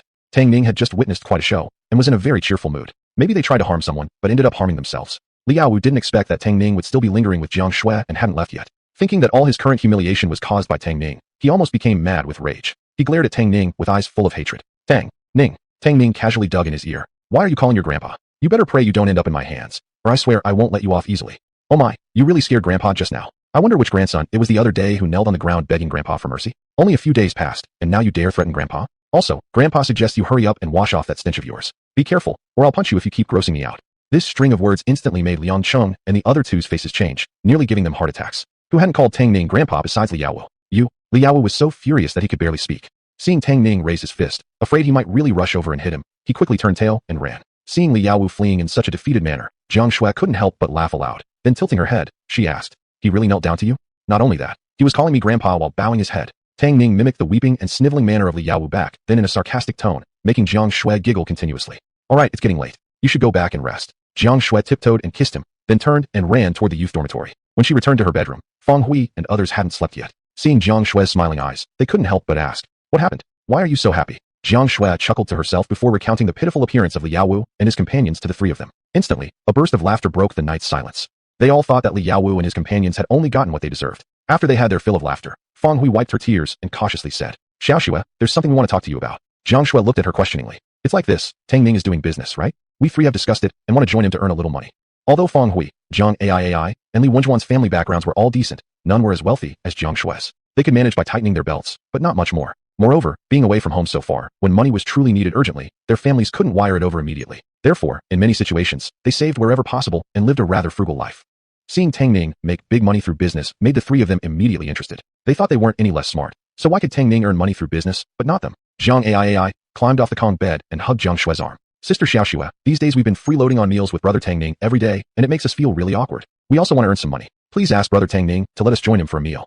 Li Wenwan shook Jiang Shui's arm while giving her puppy eyes. You're the best, Xiaoxue. Please ask Tang Ning to take us along with him in his business. We'll all be very grateful. Jiang Shui helplessly pressed her forehead. Now you know what kind of situation we're in, right? I'm already anxious enough seeing Tang Ning doing business all by himself. Adding you three. Oh my goodness, if anything happened, I'd be scared out of my wits. Fang Hui solemnly patted her chest and guaranteed. You Fangxin, we won't do anything reckless. We'll be careful, extremely careful, and definitely won't bother Tang Ning. Please let us try. Please. They approached Jiang Shui precisely because they were afraid that if they asked Tang Ning directly, he would refuse them. After all, during the afternoon when business was mentioned, Tang Ning clearly showed reluctance and didn't want to say more. Since Jiang Shui was Tang Ning's girlfriend, it might make a difference if she spoke for them. Jiang Shui felt dizzy from being shaken around so much and finally surrendered helplessly. Okay, stop shaking. I'll do it. The three girls beamed with delight. Jiang Shui continued. However, I can't guarantee Tang Ning will agree. If he doesn't want to take you, I won't force him. Jiang AI happily massaged her shoulders with a smile. We know, we won't force him either. If Brother Tang Ning really can't take us, we won't push him. Fang Hui and Li Wenwan chimed in simultaneously. Exactly. At the same time, Tang Ning had also returned home. He immediately deactivated the tent's defense and attack systems. Stepping forward, he took a good look at the tent. The tent had a self-cleaning function, and even after being roughly handled by Li Yaowu and the others, it remained spotlessly clean. Not only was there not a single scratch, not a bit of feces or urine had stuck to it. Moreover, since the excrement had all been reflected onto the 8 people, including Li Yaowu, the ground remained uncontaminated and required no further cleaning by Tang Ning. Tang Ning nodded in satisfaction. At that moment, as expected, the system's cold voice popped up. Ding! Today's special lucky draw has been updated as follows. 1,000 smart scales. 100,000 boxes of Fengyun Mei Papaya Kudzu Root Collagen Beverage. 1,000 fruit gift packages. 10,000 bottles of pet insecticide. 1,000 lighters. Looking at the second option, Tang Ning's face darkened. Brother system, you're getting more ridiculous these days. What kind of nonsense is this Papaya Kudzu Root Collagen Beverage? I'm a guy through and through, no need for breast enhancement. His mind unintentionally pictured Jiang Shui's pair of ripe, peach-like mounds. Come on. His woman not only had a great size, but her Shogun was fantastic too. His kid would definitely never suffer from a lack of nutrition. As if realizing Tang Ning's thoughts were going further off track, the system emotionally reminded him. Today's special lucky draw costs 6 renminbi. Tang Ning wrinkled his nose, pulled his wandering mind back, and took out 6 yuan to recharge. The moment the payment was received, the lucky draw pointer on the system spun rapidly and eventually stopped at the fruit package option. Ding! Congratulations to the master for successfully drawing 1,000 fruit gift packages. Nice! Tang Ning couldn't help but clap with joy. Ever since he came here, every day had been lamb, pork, or coarse grains. It would be great to have some fruit to supplement the vitamins, or else going to the toilet would get troublesome. Also, due to backward transportation, fresh fruit was hardly available in the market. These fruits, which he definitely couldn't finish alone, would sell very well if he took them to market. A golden light flashed, the lottery screen vanished, and the Rubik's Cube space automatically opened up a new slot. Inside were 1,000 fruit gift packages, each carefully packed in an elegant cardboard box. Each box contained 20 jin. Tang Ning gulped, impatiently grabbed one box, opened it, and immediately his eyes widened. Chapter 49. Deposit 1,000 yuan, Fruit Freedom. As soon as the cardboard box was opened, a strong aroma of fruit immediately filled the air. Apples, pears, bananas, dragon fruit, winter jujubes, millennium tomatoes, ugly oranges. The selection was vast. Tang Ning immediately took out a banana, peeled it, and took an eager bite. Instantly, the soft and delicate texture of the banana filled her mouth, spreading a sweet fragrance across her tongue. Could it be that each gift package contains only these 7 kinds of fruits? The luxurious intelligent tent system Brother Tong had thoughtfully provided various specifications, so if it was a fruit package, there shouldn't just be a limited selection, right? After finishing the banana in just a few bites, Tang Ning fetched another fruit box from her space and opened it. Sure enough, it's different. This box contained fewer varieties, only durian, jackfruit, and pomelo. She opened another box, and inside were 5 fruits: honeydew melon, Kyoho grapes, strawberries, renshengua, and wax apple. Tang Ning continued opening 6 or 7 packages in a row, and the fruits inside were almost never repeated. She guessed that probably every kind of fruit sold on the market in the future could be found here. In other words, she had directly achieved fruit freedom. She could keep the fruit she liked to eat and sell the ones she didn't. The next day, as agreed, Tang Ning first went up the mountain to deliver 300 mini solar-powered fans to Zhao Yuqian. These 300 small fans were ordered together by Zhao Yuqian and his brother Zhao Jiayan. As to how they split them, Tang Ning didn't ask how many initial orders Zhao Jiayan had taken. Adding to the previous remaining 460 yuan, her savings had now successfully exceeded 1,000 yuan. However, the stock of solar fans in her space wasn't much anymore, with only 383 sets left. Tang Ning said, Brother Yuqian, my stock of solar fans is nearly sold out, less than 400 sets remaining. Zhao Yuqian was immersed in the joy of moving goods. Hearing this, he waved his hand casually. Is it slippery and difficult to transport goods because of the rain? No problem. We can wait a few more days. We'll just sell out the current stock first. 400 units. After deducting the cost, he and Jia Yin could each profit 200 yuan purely. Tang Ning smiled and shook her head. No, what I mean is once my current stock is sold out, I won't sell solar fans temporarily anymore. You guys can sell soda or mosquito coils instead.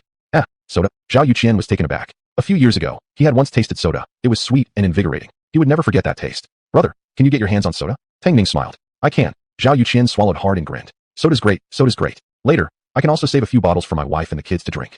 Tang Ning chuckled. Then it settled. If you guys can sell off all 400 solar fans the next 2 days, I'll start delivering soda the day after tomorrow. She paused and added. Oh, by the way, I also have whole roasted lamb. If you want, you can try selling that too. That was how she met Zhao Yuqian, by selling roasted lamb. Zhao Yuqian's eyes widened. Whole roasted lamb too. Wow, he had guessed right. He knew all along that Tang Ning was truly capable. Soda, mosquito coils, and roasted lamb were all excellent products. Tang Ning nodded. Yes, I've got it. Just tell me what you want, and I'll deliver. And by the way, those mosquito coils are non-toxic, smokeless, and can burn continuously for 7 or 8 hours. They're really great. Zhao Yuqian excitedly rubbed his hands together. Great, brother. I'll give roasted lamb a try first. How do we get the supply? Mainly because the roasted lamb Tang Ning sold that day had created such a frenzy. This item made much more profit. Tang Ning smiled. Each roasted lamb is 30 yuan, and it comes with tickets, just like the solar fans. Each roasted lamb in her space weighed around 15 jin, which meant about 2 yuan per jin. Exactly the same price as what she sold in the commune.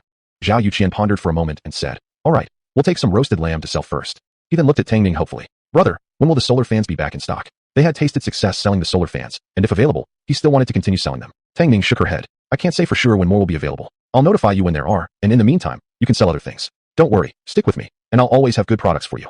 The products offered by the system were random. She had no idea when the solar fans might appear again. Zhao Yuqian naturally had full faith in her words. When Tang Ning returned to the tent, Jiang Shui was pacing near the entrance. Seeing her come back, a bright smile blossomed on her delicate face. Tang Ning. Jiang Shui walked toward her and stood on tiptoe, peeking behind Tang Ning. She softly asked, did you go do business again? Tang Ning held her hand and pulled her toward the partitioned area. I just came back from delivering goods. Come inside. I have something good to show you. Back in the partitioned area, Tang Ning took 2 honey peaches from her basket and placed them in Jiang Shui's arms. Jiang Shui's eyes lit up, and the dimples on her cheeks looked sweeter than the peaches. Peaches? Where did you get them? Just bought them from outside. They're fresh. Quick, try one and see if they taste good. Jiang Shui immediately took a bite. The aroma of the honey peach filled her mouth, and she closed her eyes in delight. So delicious. So sweet and soft. Tang Ning, how are you so amazing? Even being able to buy fruits. She had gone to the commune in the morning to call her father and asked him to help investigate Tongzi Go. On her way back, she passed by the supply and marketing cooperative and wanted to buy some fruits. But the fruits there were small and not fresh at all. They didn't even look appetizing, so she didn't buy any. Never had she imagined that Tang Ning could actually get such high-quality fruits.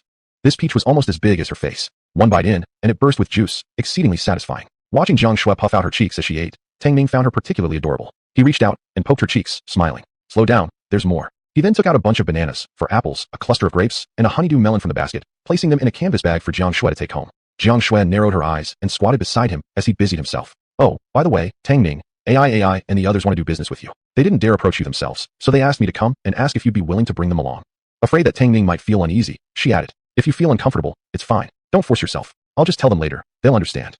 Although the commune turned a blind eye to private trading nowadays, if someone really reported Tang Ning to the commune, he would still be in danger. Moreover, who exactly was this Tongzi Ge? She hadn't fully figured it out yet. The fewer people involved in Tang Ning's business, the smaller the risk. Tang Ning paused, furrowed his brows, and thought for a moment.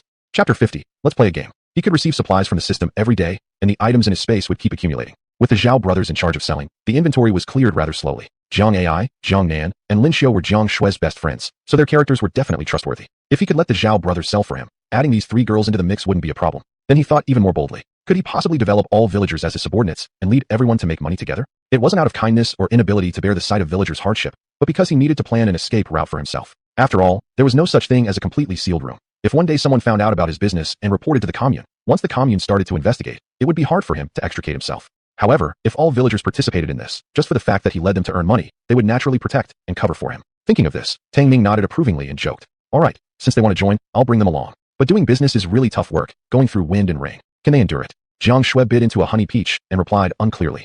You underestimate people. As the great man once said, women can hold up half the sky. And what hardship can top starving? When there's no food or drink to sustain you, what kind of hardship can't be endured? I just wonder, are you sure it won't bring any risks to you if we bring them along? Her biggest concern was still Tang Ning's safety. Tang Ning shook his head. Don't worry, I'll be careful. Listen, come find me at 10:30 tonight. Bring your carrying baskets if you have them. Bring sacks if not. I'll go with them first to scout the way. Additionally, I have one condition. If they want to make money with me, they must restrain their unnecessary curiosity and not ask where I get these goods from. Otherwise, even if they're your friends, I won't bring them. The steel plant workers worked in 3 shifts, with a batch getting off at midnight. At that time, there wouldn't be anyone from the commune watching closely, making it safer for a few girls to go there to do business. However, the commune was a mixed crowd. The girls might feel nervous on their first time there. and as they had never done business before, he had to go personally to guide them. He secretly opened his space and checked the supplies. There weren't many solar-powered small fans left, and the roasted whole lambs would be sold by the Zhao brothers. So he decided that Zhang AI and the others would sell mosquito coils and fruits. Jiang Shui nodded, guessing secretly that that was exactly what the Commander Tong must have required from Tang Ning. Alright, I'll explain everything to them later, telling them to do more and speak less. Following others to earn money and obeying their rules was quite a reasonable request. The two lingered in the tent for a while. Then Jiang Shui took the fruits Tang Ning had prepared for her and returned to the female intellectual dormitory to deliver the good news to Feng Hui and the others. How the three of them were excitedly getting ready to throw themselves into work would be left aside for now. Time flew by quickly, and before they knew it, it was already 10:30 p.m. With a creak, the door of the female intellectual dormitory was quietly pulled open from inside. In a moment, a head popped out. Then came a second, a third, a fourth, one peeking after another. They looked around. Except for the grotesque shadows of trees, everything else was silent and still. Jiang Shui quickly locked the door and led Feng Hui and the others jogging quickly towards Tang Ning's location. Before long, they arrived at the tent. At the sight of the goods on the floor, everyone's eyes widened instantly. Tang Ning, are we selling mosquito coils and fruits for you today? The moment Jiang Shui saw the goods, she immediately guessed Tang Ning's intentions. Thanks to Jiang Shui's reminder, though Feng Hui and the other two were curious about where all these items came from, they voluntarily held back their questions. They figured it was better to talk less and work more anyway. Moreover, the sight of mosquito coils and fruits had already convinced them that following Tang Ning surely would bring profit. Tang Ning nodded. There are 100 boxes here, and 50 gene each of apples and pears. Today, we're going to the commune to sell these goods. Apples and pears were fruits common in this era, so it wouldn't seem unusual to sell them. Right after Jiang Shui left, he had specifically selected them from the big package of fruits. Tang Ning immediately assigned the tasks. Feng Hui and Wenwan will be responsible for selling mosquito coils. Each box costs 8 jiao, and we're only accepting 3 ration coupons for daily necessities like grain, oil, and cloth. Also, each box contains 40 mosquito coils. They're all natural, non-toxic, harmless, and smoke-free. One coil can burn for 7 or 8 hours. You've all tried them already, so just explain to the customers according to your own experiences. The women of today's generation were used to doing farm work, so carrying 50 boxes of mosquito coils wasn't a big deal. Feng Hui and Li Wenwan listened carefully while nodding, murmuring quietly to themselves, memorizing what Tang Ning said. Jiang AI blinked her eyes, her face flushed with excitement. Big brother Tang Ning, what about me? Tang Ning looked at her and smiled.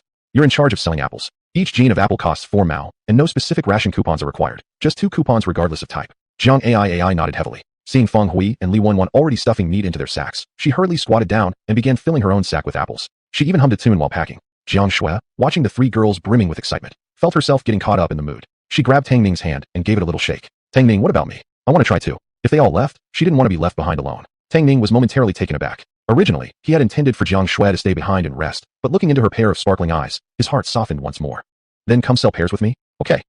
Tang Ning and the 4 girls carried their large and small sacks out of the tent. After yesterday's incident, Tang Ning had learned his lesson and immediately activated all the tent's surveillance, defense, and attack systems. Anyone or anything coming within 100 meters of the tent would be clearly visible, and every sound would be clearly audible. What Tang Ning didn't expect, however, was that as soon as he turned on the surveillance system, an image suddenly appeared in his mind. Behind a snowbank about 50 meters behind him, 4 shadowy figures were crouched, hiding suspiciously. Tang Ning raised his eyebrows slightly, betraying no reaction. It was actually Li Yaowu and his group of fools again. After suffering such a big loss yesterday, had they still not learned their lesson? Li Yaowu watched the group, each carrying a large sack, with a puzzled expression. What the hell are they doing, carrying sacks like this late at night? Liang Chung squinted, but due to the thick darkness, couldn't make out what was inside the sacks, and could only guess wildly. Maybe they're carrying grain? Zhang Wentao's eyes widened. Grain? Where would they even get so much grain? Liang Aijuan rubbed his chin, pondering for a moment. Haven't you all noticed how Tang Ning suddenly became very rich recently? He bought all the materials for building a house, the tent, the beds, meat, all his clothes. He even bought clothes for Jiang Shui. That must have cost a fortune. Now this bastard is sneaking out late at night, carrying so much grain. Following this line of thought, he slapped his thighs suddenly and whispered in realization. I got it. This bastard is probably engaged in some kind of business on the sly. Could he be stealing grain from the village to sell? Apart from stealing grain, he couldn't think of anything else Tang Ning could be trading to earn so much money. Li Yaowu's eyes gleamed with excitement. So that's how he suddenly got so rich. The 100 yuan he took from Tang Erniu's house couldn't possibly last him this long. It must be stolen grain from the village. Liang Chung spat in disgust. K his mother. I finally caught the little bastard. This definitely isn't the first time he's done this. Otherwise, how could he have earned so much money? Zhang Wentao saw Tang Ning and his group walk further away and urged quickly. Hurry, let's follow them and see exactly where that bastard sells the goods. Then we can go straight to the village chief and have him arrested. Jiang Xuan noticed that Tang Ning was actually leading them up the mountain and tilted her head slightly in confusion. Tang Ning, aren't we going to the commune to sell today? Why are we going uphill? A glint flickered in Tang Ning's eyes. He slightly curved the corner of his lips. I'll take you all to play a little game first. Chapter 51. Scaring Li Yaowu, so he wets himself. What game? Zhang Ai was the most outgoing among the girls. As soon as she heard the word game, her eyes lit up instantly. She stared at him intensely. Tang Ning curled his lips slightly and whispered, there are people following us from behind. We need to deal with these tales first. Upon hearing that, the girls immediately tensed up and couldn't help turning their heads to look. Tang Ning softly scolded, don't look back. Pretend we don't know. Zhang Ai swallowed hard, her eyes nervously darting around. She hadn't expected to be followed on their very first day of business. Her heart was pounding with fear, and her face had turned pale. Big brother Tang Ning, what should we do now? Feng Hui was almost in tears. Tang Ning, what do they want following us for? Are they going to rob us or report us? Li Wenwan was so scared she couldn't even speak, her teeth clenched tightly. Jiang Shui saw the calm, confident expression on Tang Ning's face. She took a deep breath. The cool air entering her lungs helped calm her nerves a little. No matter what their purpose is, it definitely won't be anything good. Tang Ning, have you already figured out a way to deal with this? Tang Ning gave her a look of approval, slightly nodded, then quietly explained the plan to the girls. 20 minutes later, Liang Cheng noticed that Tang Ning and the others were walking into increasingly desolate territory. He frowned in confusion. Yaowu, doesn't it seem like they're walking further and further off the path? Those little mounds ahead, they kind of look like graves. This isn't a graveyard, is it? Why would they come here? They surely aren't selling grain to ghosts. Just as he finished speaking, a gust of cold wind blew past, and Liaowu, Zhang Wentao, and Liang Aijuan all felt a chill run up their spines, causing them to shiver simultaneously. Shut up. Just keep following them. Liaowu shot him a glare. Liang Aijuan and Zhang Wentao also looked at him disapprovingly. Liang Cheng shrunk his neck and forced a laugh. I was just kidding around. Don't look at me like that. Keep watching Tang Ning. Before he could finish, he suddenly stared ahead in shock and stammered. What are they doing? What had he seen? At this late hour, Tang Ning wasn't sleeping and was instead leading Jiang Shui and the other 4 girls in kowtowing before graves. You're panicking again. Liaowu thought Liang Cheng was messing with their nerves and immediately felt impatient. So what if there were a few mounds? Was there really anything to be afraid of? Liang Cheng said in terror. No. They just keep bowing to the graves. Even when people paid respects to their ancestors, they wouldn't do it at night. Besides, the hometowns of Jiang Shui and the other 4 educated female youths were all far away. They didn't have ancestors buried here. The 5 of them kept kowtowing like they were possessed, and the scene was undeniably frightening. Liang Cheng's calves had already started trembling, his mind conjuring images of vengeful ghosts. Scared out of his wits, he quickly shut his eyes tight. Liaowu had seen them too. He sneered coldly. Heh, pretending to be ghosts or spirits. I'm going to see what the hell Tang Ning is up to. Without hesitation, he dashed forward directly. Zhang Wentao and Liang Aijuan snorted disdainfully. Liang Cheng, is that all the guts you have? You act like a weak woman. Saying that, they got up to chase after Liaowu. Afraid of being left behind alone, Liang Cheng glanced around before hurrying to catch up as fast as he could. Wait for me. As they followed Liaowu past the bush blocking the way, they discovered a vast graveyard. A rough count revealed at least 100 graves, perhaps nearly 300, crammed tightly together. The sight made one's scalp tingle. Even more chilling was the fact that, before they even got close, they heard eerie wailing, followed by intermittent bursts of sinister laughter. The weeping sounded like a baby barely a month old, while the laughter wasn't normal laughter either. It came out in short, broken fits, as if someone's throat were being squeezed. Mixed in with the cries of crows in the trees, the sound became even more terrifying. But that wasn't all. Right then, the 5 people who had been bowing madly suddenly stopped. Tang Ning slowly turned his head, his eyes cold and piercing as he fixed his gaze on Liaowu. His forehead had already been cut from the constant kowtows. Blood trickled slowly down his brow. In the moonlight, his face gleamed pale and ghostly. He slowly opened his mouth and laughed before he spoke. Hee, have you come here to play with me too? To their shock, his voice was a shrill, female shriek, chilling and terrifying, as if someone were choking him. Liaowu and the other 3 inhaled sharply. Then, Jiang Shui, Li Wenwan, Zhang Aai, and Feng Hui turned around slowly as one. Each of them held a piece of blood-dripping meat and crawled stiffly forward on their knees toward the men. Hee, have you also come here to play with us? Their foreheads were all bloodied from the repeated kowtows, their teeth dripping blood as they opened their mouths. Most terrifying of all was that their voices were exactly the same as the one Tang Ning had just used, shrill, chilling, and eerily similar. As if someone were clutching their throats, the voices were sharp and chilling. Gigi ghosts, Liang Cheng screamed and rolled down the hill in panic. Zhang Wentao and Liang Aijuan, pale with terror, turned and fled immediately. Liaowu's legs shook violently from fear, his knees gave out, and he collapsed onto the ground. Tang Ning imitated the walking style of zombies he'd seen in postmodern zombie movies, his eyes vacant and expressionless, approaching him stiffly.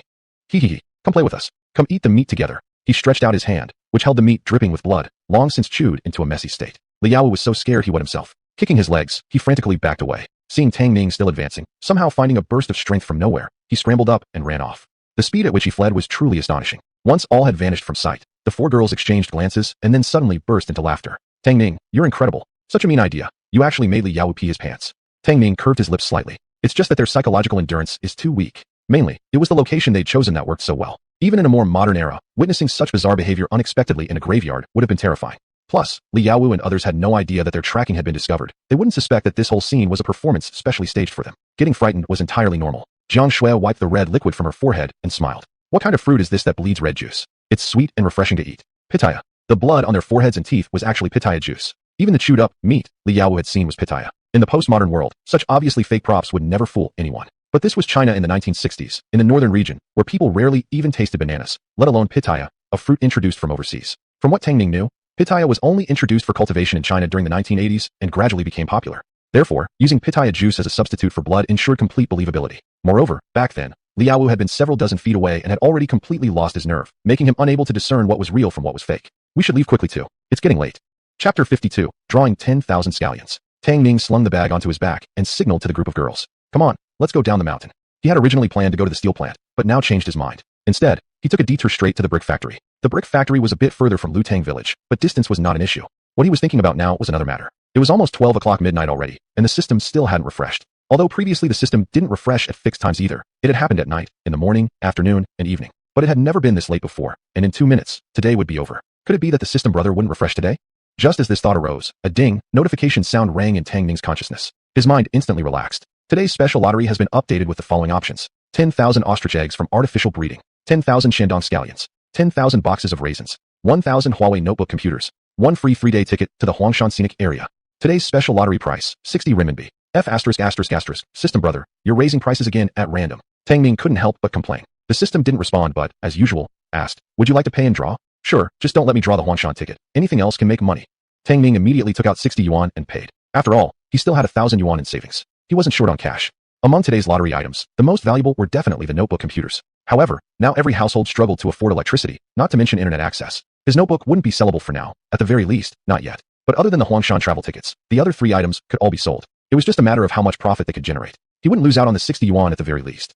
Actually, Tang Ning was more inclined toward the ostrich eggs because he already had the fruit package, so raisins weren't essential to him. He wasn't short on meat or fruit, but he lacked eggs and seasonings. If he didn't draw the ostrich eggs, scallions sounded pretty good too. As Tang Ning was muttering to himself, suddenly, the system voice pulled him back to reality. Congratulations, master. You have successfully drawn 10,000 scallions. The system's cold voice had barely faded when another compartment popped out in the cube space. Inside were neatly placed 10,000 scallions, all uniformly thick and fresh. Perfect. Starting tomorrow, he'd have seasonings to cook with. Li Yaowu and the others scrambled down the mountain, the images they had just seen repeatedly playing back in their minds. 5 bleeding faces, a chilling female voice as if strangling someone. The more he thought about it, the more uneasy he became. He quickly stopped Zhang Wentao and the others who were still running in panic. No, something's not right. Wentao, don't you guys think that ghostly voice sounded very familiar? Zhang Wentao's face turned pale, his chest heaving violently. Thinking back carefully, he replied uncertainly. Now that you mention it, I feel like it really sounds like that slut Jiang Ai's voice. Liang Aijuan widened his eyes and spoke roughly. What you're saying is we've been tricked. That animal Tang Ning intentionally scared us. But how did he know we were following him? Liang Cheng looked from one to the other, feeling his mind wasn't sharp enough. Li Yaowu gritted his teeth. We'll know whether he intentionally scared us once we go back and check. Liang Cheng, what if they really were possessed by a ghost? After all, that appearance looked far from normal. Li Yaowu glanced at Liang Aijuan and Zhang Wentao. What do you two think? Zhang Wentao clenched his fist. Let's go back and check. If it's really that bastard playing tricks, I won't let him off. Liang Cheng had no choice but to follow. However, when they nervously rushed back to the graveyard, not a single shadow could be found. Li Yaowu kicked a tree furiously, nearly dying of anger. That bastard. So we really were tricked. Liang Aijuan said. Who knows where that bastard went now? What should we do now? Li Yaowu sneered. He stole grain from the village to sell. Other than going to the commune, where else could he go? Let's go to the village head and have him organize people to catch him. Stealing grain? Humph. The village head definitely won't let this go. Yeah, let's go. When Tang Ning arrived at the brick factory with the 4 girls, Chaha, the quitting bell rang. The vendors waiting nearby immediately stood up and glared at the factory gate, searching for customers. Jiang Shui, Feng Hui, Jiang Ai, and Li Wenwan had never seen such a scene before. Instantly their hearts felt both nervous and excited. Tang Ning pointed at an old woman who was grabbing a worker to sell to, and said to the 4 girls, if you want to sell things, you have to take the initiative. See that inn over there? Learn from her. Pick out a target and go ask them if they need mosquito coils, then introduce the advantages of the mosquito coils and close the deal. Ai, you too. Focus on introducing how big, sweet, and juicy the apples are. Guarantee their freshness. Feng Hui and the other 2 nodded, took a deep breath, and bravely went forward to actively approach customers and start selling goods. Tang Ning looked around the factory gate, but didn't spot Zhao Youxin's presence, nor did he notice anyone selling solar mini fans. He guessed that the 2 brothers were probably at another factory. He glanced at Jiang Shui with a smile and said, come on, let's go sell the pears. Jiang Shui nodded firmly and followed closely behind him with Fu Qi. Meanwhile, at Lu Cheng's house, Lu Cheng frowned as he looked at Li Yaowu and the others. What are you guys doing running around in the middle of the night and not sleeping? What nonsense are you up to now? Last time it was also these few people who dragged him out from under his blanket in the middle of the night. Now again, Lu Cheng's expression immediately darkened. Li Yaowu's eyes looked gloomy, but on the surface he pretended to look anxious and worried. Village head, it's terrible. The village grain has been stolen. What did you say? Burglars. Lu Cheng widened his eyes and sharply inhaled. He was personally in charge of the village's grain supply. If it had been stolen, he'd become a criminal in the eyes of the entire village. Nowadays, famines were happening everywhere, and villagers' food supplies were strictly rationed. A shortage of even 1 dan of grain could mean starvation in the winter. In just a moment, Lu Cheng's heart had climbed up to his throat. Despite the bitter cold, he broke out into a cold sweat. He immediately turned to rush toward the grain warehouse. Just then, Liang Cheng shouted loudly, village head, Tang Ning is the thief. We saw with our own eyes him stealing the village grain to sell. He not only sells it himself, but also takes Jiang Shui and several other female educated youths to sell together. Zhang Wentao angrily pointed at his own face with a bitter expression and said, we originally wanted to stop this animal, but we didn't expect him to use underhanded tricks, teaming up with Jiang Shui and the others to scare us. Liang Aijuan shouted desperately, village head, you really have to handle this matter. If you don't believe us, you can come with us to the commune right now. You'll surely catch that bastard. Chapter 53, Complaining Behind Someone's Back. Lu Cheng paused, squinting at the group. You're saying Tang Ning stole the village's grain? Li Yaowu and the other 3 nodded repeatedly. It's definitely that bastard, village chief. Think about it. If he hadn't stolen the grain to sell, where would he get the money to build his house? And where would he get the money to buy the tent, the bed, meat, and clothes? Who knows how many times this kid has stolen already? Lu Chong nearly cursed out of rage, but restrained himself, finally bellowing instead. You bastards, can't you stay out of trouble for one goddamn day? If you've got nothing better to do than stalk Tang Ning all day long, then starting tomorrow, you can all go collect manure for me. Now get lost. Tang Ning had given the village money more than half a month ago for help building his house. In total, he had paid 250 yuan. The key to the granary was with him, and he checked the inventory records daily, exactly how much grain was consumed each day and how much remained. He had gone to the granary specifically after dinner that evening, and everything had been accounted for. Clearly, these few brats had another disagreement with Tang Ning and were trying to frame him. So furious was Lu Chong that his mustache almost quivered, and he slammed the big door shut with a bang, leaving Li Yaowu and the others staring at each other in confusion. They never expected that Tang Ning would steal the village's grain to sell, yet Lu Chong not only did nothing about it, but scolded them instead. Liang Cheng was filled with resentment, muttering curses under his breath. Has that old bastard taken money from that bastard Tang Ning? Otherwise, how come he doesn't care about this matter? Li Yaowu's face darkened as he kicked the wall hard. If he won't deal with it, then someone else has to. Come on, let's go find Zhang Hongliang. Whatever it takes, I'll settle this with that damn Tang Ning today. Let's go. Back home, Lu Chong found his wife already sitting up on the bed. He glanced into the inner room. He whispered softly, "Didn't wake up the kids, did we?" Li Hongying shook her head. "No. What did Li Yaowu and those guys want from you?" Kicking off his shoes and getting onto the bed, Lu Chong muttered, "Let's not talk about it. Who knows why those little brats suddenly have a problem with Tang Ning. Making trouble again, claiming that the money he used to build the house was from selling stolen grain from the village. I just gave them a good scolding and sent them away." It was extremely hot inside the room, so he grabbed a palm leaf fan and began fanning himself. Li Hongying looked at him, frowning. Tang Ning's a sincere kid. He wouldn't do something like stealing grain. Still, he's definitely changed a lot recently. She prodded his arm thoughtfully. I've been thinking, he probably started secretly doing some business on the side, which Li Yaowu and the others might have discovered. Hardly had she finished speaking when Lu Chong, who had just laid down, suddenly sat straight up on the bed, startling her. What's wrong with you? Lu Chong put on his shoes and got up, his expression grave. You sleep first. I need to go see Hongliang. Grabbing the fan, he walked out without even looking back. Li Hongying sighed and lay back down. When Lu Chong reached Zhang Hongliang's home, he found the man had just driven Li Yaowu and his crew away. Zhang's face was dark, as if someone owed him millions. Seeing Lu Chong showing up at this time, Zhang quickly guessed the reason for his visit. Brother, you're here about Tang Ning, right? Initially, when Tang Ning had brought out 150 yuan for the village to help him build a house, they hadn't thought much of it. But then later, Tang effortlessly produced another 100 yuan, purchasing a tent, a bed, meat, and all sorts of things, which started to lead them to suspect he was doing some secret trading on the side. Otherwise, where else could he have gotten all that money and stuff out of thin air? Yet without any reports filed against him, they preferred not to meddle. Plus, since Tang Ning was a likable, well-mannered boy, they had no desire to hassle him. Upon hearing this, Lu Chong immediately guessed that Li Yaowu and his group had already visited Zhang Hongliang earlier. Li Yaowu and his group came here looking for you too? Zhang Hongliang nodded. Exactly. I just sent them off with a scolding before you came. Those guys are real troublemakers. First, they falsely accused Tang Ning of misconduct late at night. Now they were blaming him for stealing grain. Each accusation was more absurd than the last. Although Zhang didn't know exactly what kind of secret business Tang Ning was into, every village cadre kept careful tabs on the grain supply. Could they really not know whether anything was missing?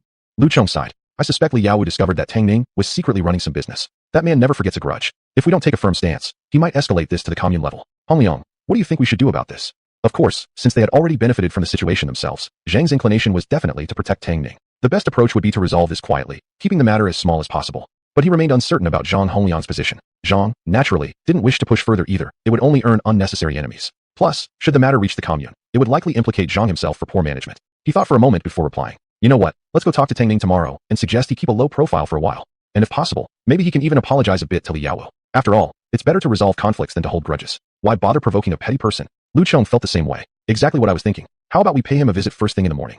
Just earlier, Li Yaowu had been urging him to go to the commune and intercept someone. He estimated that Tang Ning probably wasn't even home right now. Fine. Splish splash, splish splash. In the pre-dawn darkness, the sound of feet splashing through puddles echoed. Tang Ning, how much money did we earn today? Jiang Shui was bouncing with excitement, her face beaming. This was her first time going to the commune to do business. It was nerve-wracking yet thrilling. Making money through her own business dealings for the first time felt especially rewarding. Feng Hui, Jiang Ai, and Li Wanwan also stared at Tang Ning with eager eyes. Today was their very first time doing business, and they hadn't brought their own goods. They were helping Tang Ning sell his items, while learning how to do business themselves. So, all the money earned had gone straight to Tang Ning. Tang Ning silently did a quick calculation in his mind. Well, we did pretty decently tonight. Probably made around 60 yuan. They sold a good number of mosquito coils, about 60 boxes total, earning 48 yuan. But fruits like apples and pears weren't essential items. People could choose to eat or not eat them, so those hadn't sold much. In total, they sold about 30 jin altogether. Both apples and pears cost 0.4 yuan per jin, and together they earned 12 yuan. Wow, the four girls widened their eyes in astonishment. 60? We made 60 yuan in one night. Goodness, if I told my mom, she wouldn't even believe it. Dear God, I couldn't have dreamed of earning this much money in just one night. Tang Ning, you're not being serious. You earned 60 yuan in a single night, and you're calling that decent? Tang Ning remained expressionless, nowhere near as excited as they were. After all, this afternoon, he had just pocketed 600 yuan. Right, today you all helped me sell goods, so I'll pay each of you 5 yuan as wages. Starting tomorrow, you can stock goods from me and sell them yourselves. I won't go to the commune with you anymore. The four girls had put in effort and manpower the entire night. Some appropriate compensation was definitely necessary. Chapter 54, taking the entire village with me. Tang Ning took out 20 yuan from his pocket and gave 5 yuan to each person. Jiang Shui didn't take it and secretly slipped the money back to Tang Ning. Tang Ning didn't insist. After all, she was his woman, and whatever he earned was naturally hers. Jiang Ai, Feng Hui, and Li Wenwan were even more excited holding their 5 yuan notes. At the same time, their hearts brimmed with motivation. Tonight, Tang Ning had shown them hope. Tang Ning, how do we purchase goods from you? If they could sell the products themselves, they would earn more. Tang Ning said. One box of mosquito coil costs 70 fun. Apples and pears are 30 fun per gene, and collect 2 coupons for each. Considering these girls probably didn't have many coupons, he added. For the first purchase, no coupons needed. But starting from the second time, we follow the rules strictly. I don't offer credit. In just a few words, he clearly explained the purchasing arrangements to the girls. Jiang Shui looked at Tang Ning's profile in admiration. Tonight, it felt like she had met a whole new Tang Ning. He spoke eloquently when introducing the products to customers. Earning 60 yuan in one night left him completely calm. When discussing business with AI and the others, his presence was commanding and strategic. Such an excellent man was her boyfriend. Thump, thump, thump. Jiang Shui could clearly hear her heart pounding loudly in her ears. It was the sound of a beating heart. She seemed to like Tang Ning even more than before. As Jiang Shui was lost in thought, Tang Ning had already set a time, place, and agreed on the product types for the next purchases with Feng Hui and the other two. The 3 girls thought fruits might be hard to sell, so they all chose to sell mosquito coils. Chattering and laughing, the 5 saw Tang Ning's large tent soon. Standing in front of the tent were 2 people, Lu Chong and Zhang Hongliang. Lu Chong saw the group with nylon sacks on their backs. His gaze darkened, his expressionless face revealing nothing. Zhang Hongliang's frown could have trapped mosquitoes. His expression was about as unpleasant as it could get. The previously chatty girls instantly fell silent. Tang Ning stepped forward, shielding the girls behind him as he smiled. Uncle Lu, Uncle Hongliang, why are you both here? Lu Chong glanced at him indifferently. Rather than answering, he asked, Don't ask us why we're here. First, tell us what you all were doing so early this morning. We went out to take care of some business. Tang Ning lied casually. Lu Chong didn't expose the lie, saying instead, Lao Wu Li and others came to see me and Secretary Zhang last night.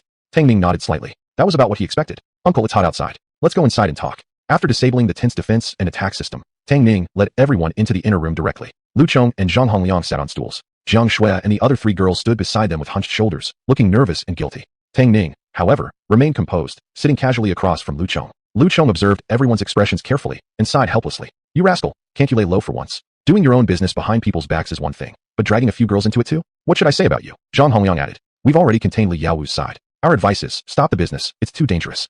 The money you earn would be more than enough to build 3 tiled houses. The rest should cover your living expenses. Recently, you've stirred up quite a commotion in the village, and there's already some murmuring going around. If someone gets envious and reports you to the commune, even if we want to protect you, we can't. Jiang Shui and the other 3 had assumed the village cadre and village head had come to reprimand them.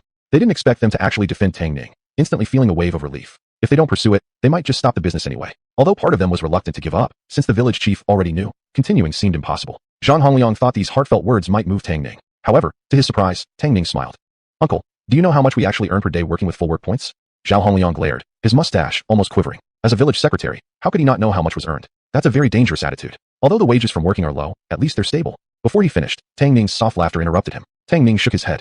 Uncle, stability only counts when the entire family doesn't starve. Did you know how much I earned tonight? Lu Chong and Zhang Hongliang stared at him silently. Tang Ning said, 60 yuan. Despite Zhang Hongliang and Lu Chong being somewhat prepared, they still inhaled sharply in shock. 60? He earned 6 months worth of their salaries in one single night? Tang Ning looked seriously at both of them. Uncle, I want to earn money. I want to live a better life. I don't want my future wife and children to starve because of me. Sigh, who doesn't want that? Zhang Hongliang and Lu Chong sighed together. After living this long, they could endure eating coarse grains and vegetable mush, but seeing the children's sallow little faces, they couldn't help feeling heartache. They dreamed of nothing more than feeding their families well and living a better life. But there were policies from above to consider. Seeing the two moved, Tang Ning spoke directly. Uncle, let me tell you the truth. I want to start a business with the villagers, make big money, and help everyone live a good life, where we can eat meat whenever we want and eat wheat flour whenever we desire.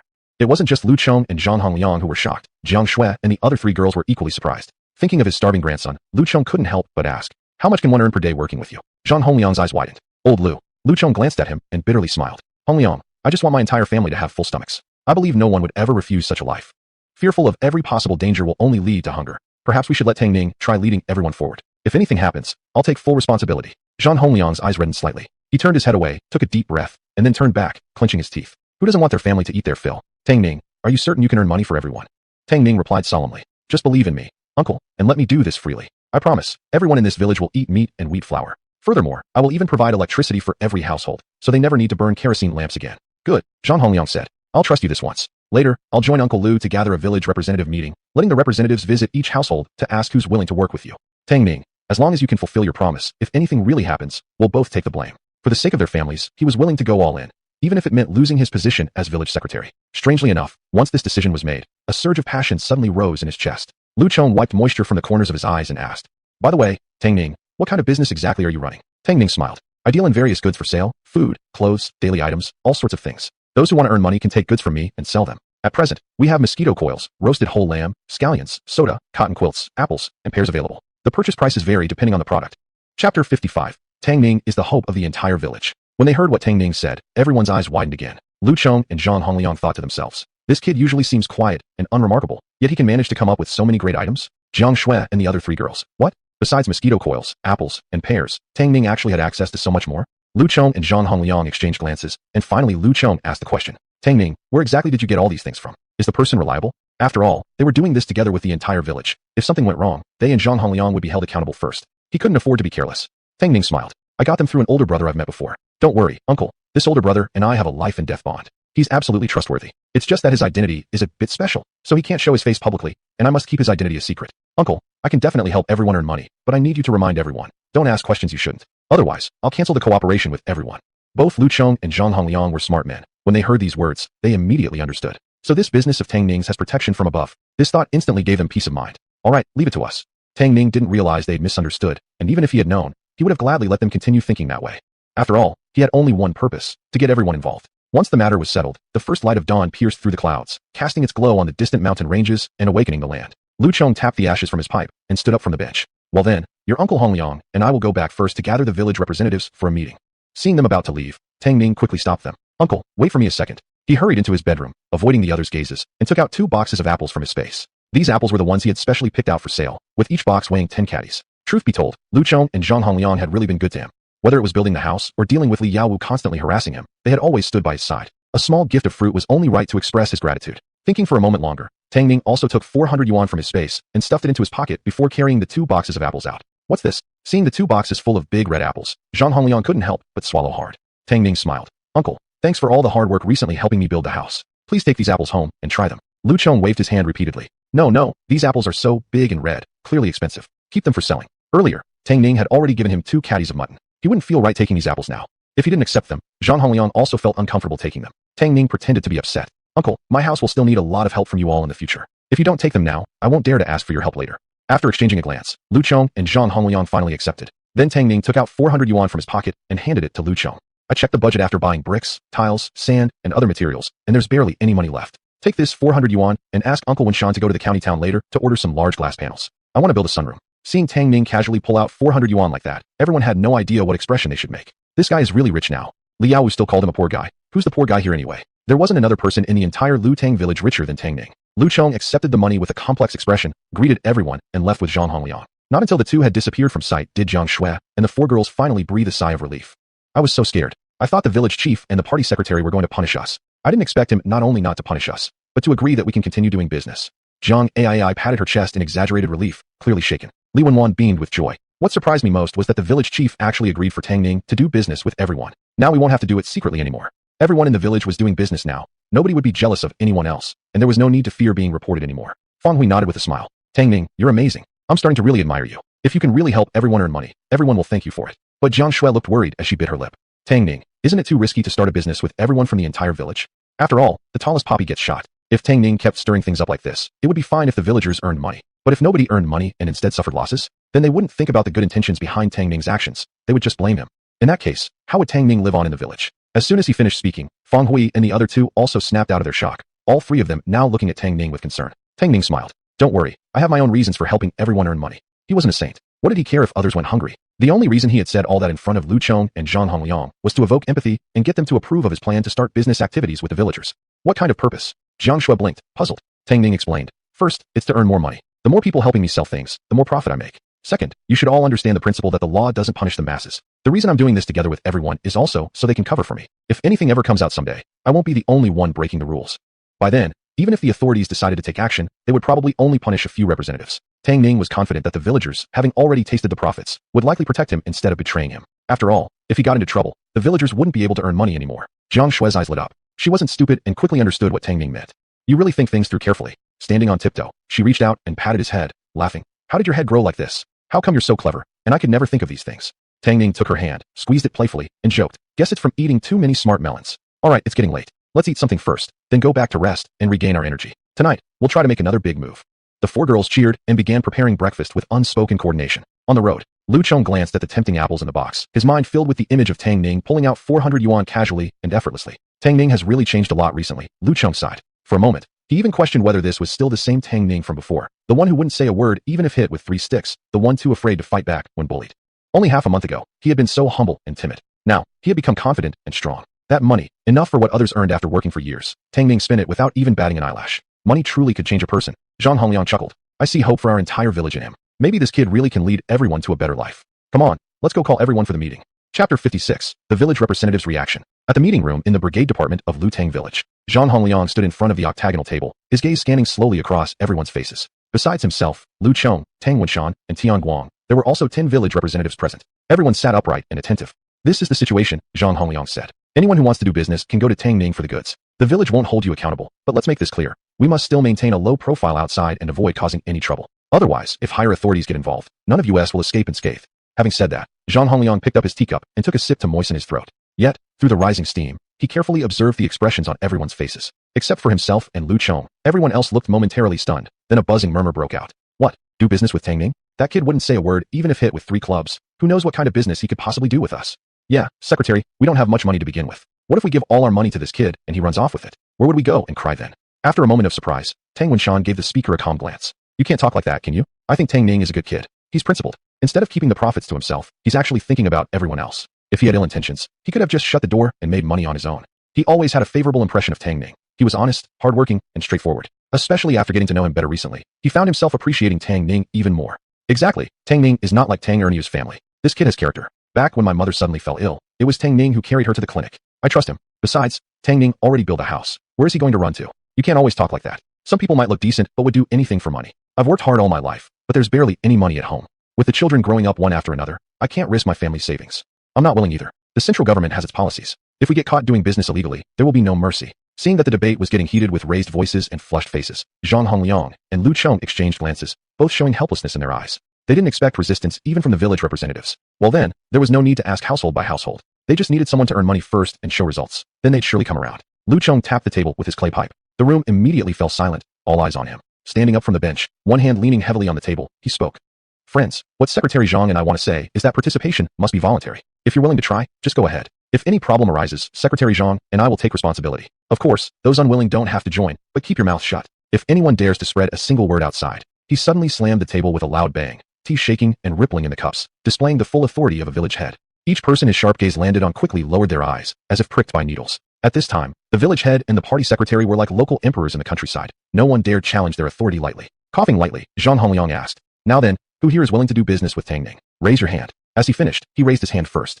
Lu Chong, Tang Wenshan, and Tian Guang quickly followed. Of the remaining 10 representatives, after 3 seconds of hesitation, 3 slowly raised their hands. 2 were men around 30 years old, both surnamed Tang. One was tall and called Tang Shuai. The other had a rectangular face and was called Tang Yaoyuan. The third was an old man with a long beard. A distant relative of Lu Chong, he was named Lu Aigua. Village head, secretary, we want to give it a try. Zhang Hongliang's gaze swept over the others. So, no one else is participating? Everyone avoided his eyes, silent. Zhang lowered his hand. Well then, so far there are only 7 families willing to follow Tang Ning. Later on, whoever changes his mind can come to me or village head Lu anytime. Also, I hope that once you walk out that door, you all keep your mouth shut. Otherwise, don't blame me for being ruthless. After this round of persuasion and pressure, Zhang Hongliang finally let everyone go. When the 10 village representatives returned home, they inevitably faced questions from their families. What did the village head and secretary say when they called you for a meeting? Can they give us more grain rations? With such hot weather, having only 2 meals a day is really tough for the elderly and children. What grain rations? Don't know what the village leaders are thinking. They want us to follow that brat Tang Ning and start a business. Do business? That would be great. If we can do business, we'll have money to buy food for the kids. And maybe even a piece of clothing. Right now their clothes are patched up one over another, almost unwearable. Good what? Does Tang Ning look like someone who can run a business? I'm afraid he's conspiring with the village head and a few others to swindle our money. If he takes our cash and runs, where can we even go to cry? Besides, Tang Ning stays in the village all day long. Have you ever seen him dealing goods? Honestly, I think this is a trap. Only fools like Tang Shuai would fall for it. You're right. If someone really could make money, why would they bother bringing others along? Keeping the door shut and quietly getting rich themselves wouldn't be worse, right? You're smart, dear. We won't do it. Let's just wait and see how Tang Shuai and others lose all their money. Similar conversations took place in the homes of the 7 village representatives unwilling to follow Tang Ning's business venture. Meanwhile, at Lu Chong's home,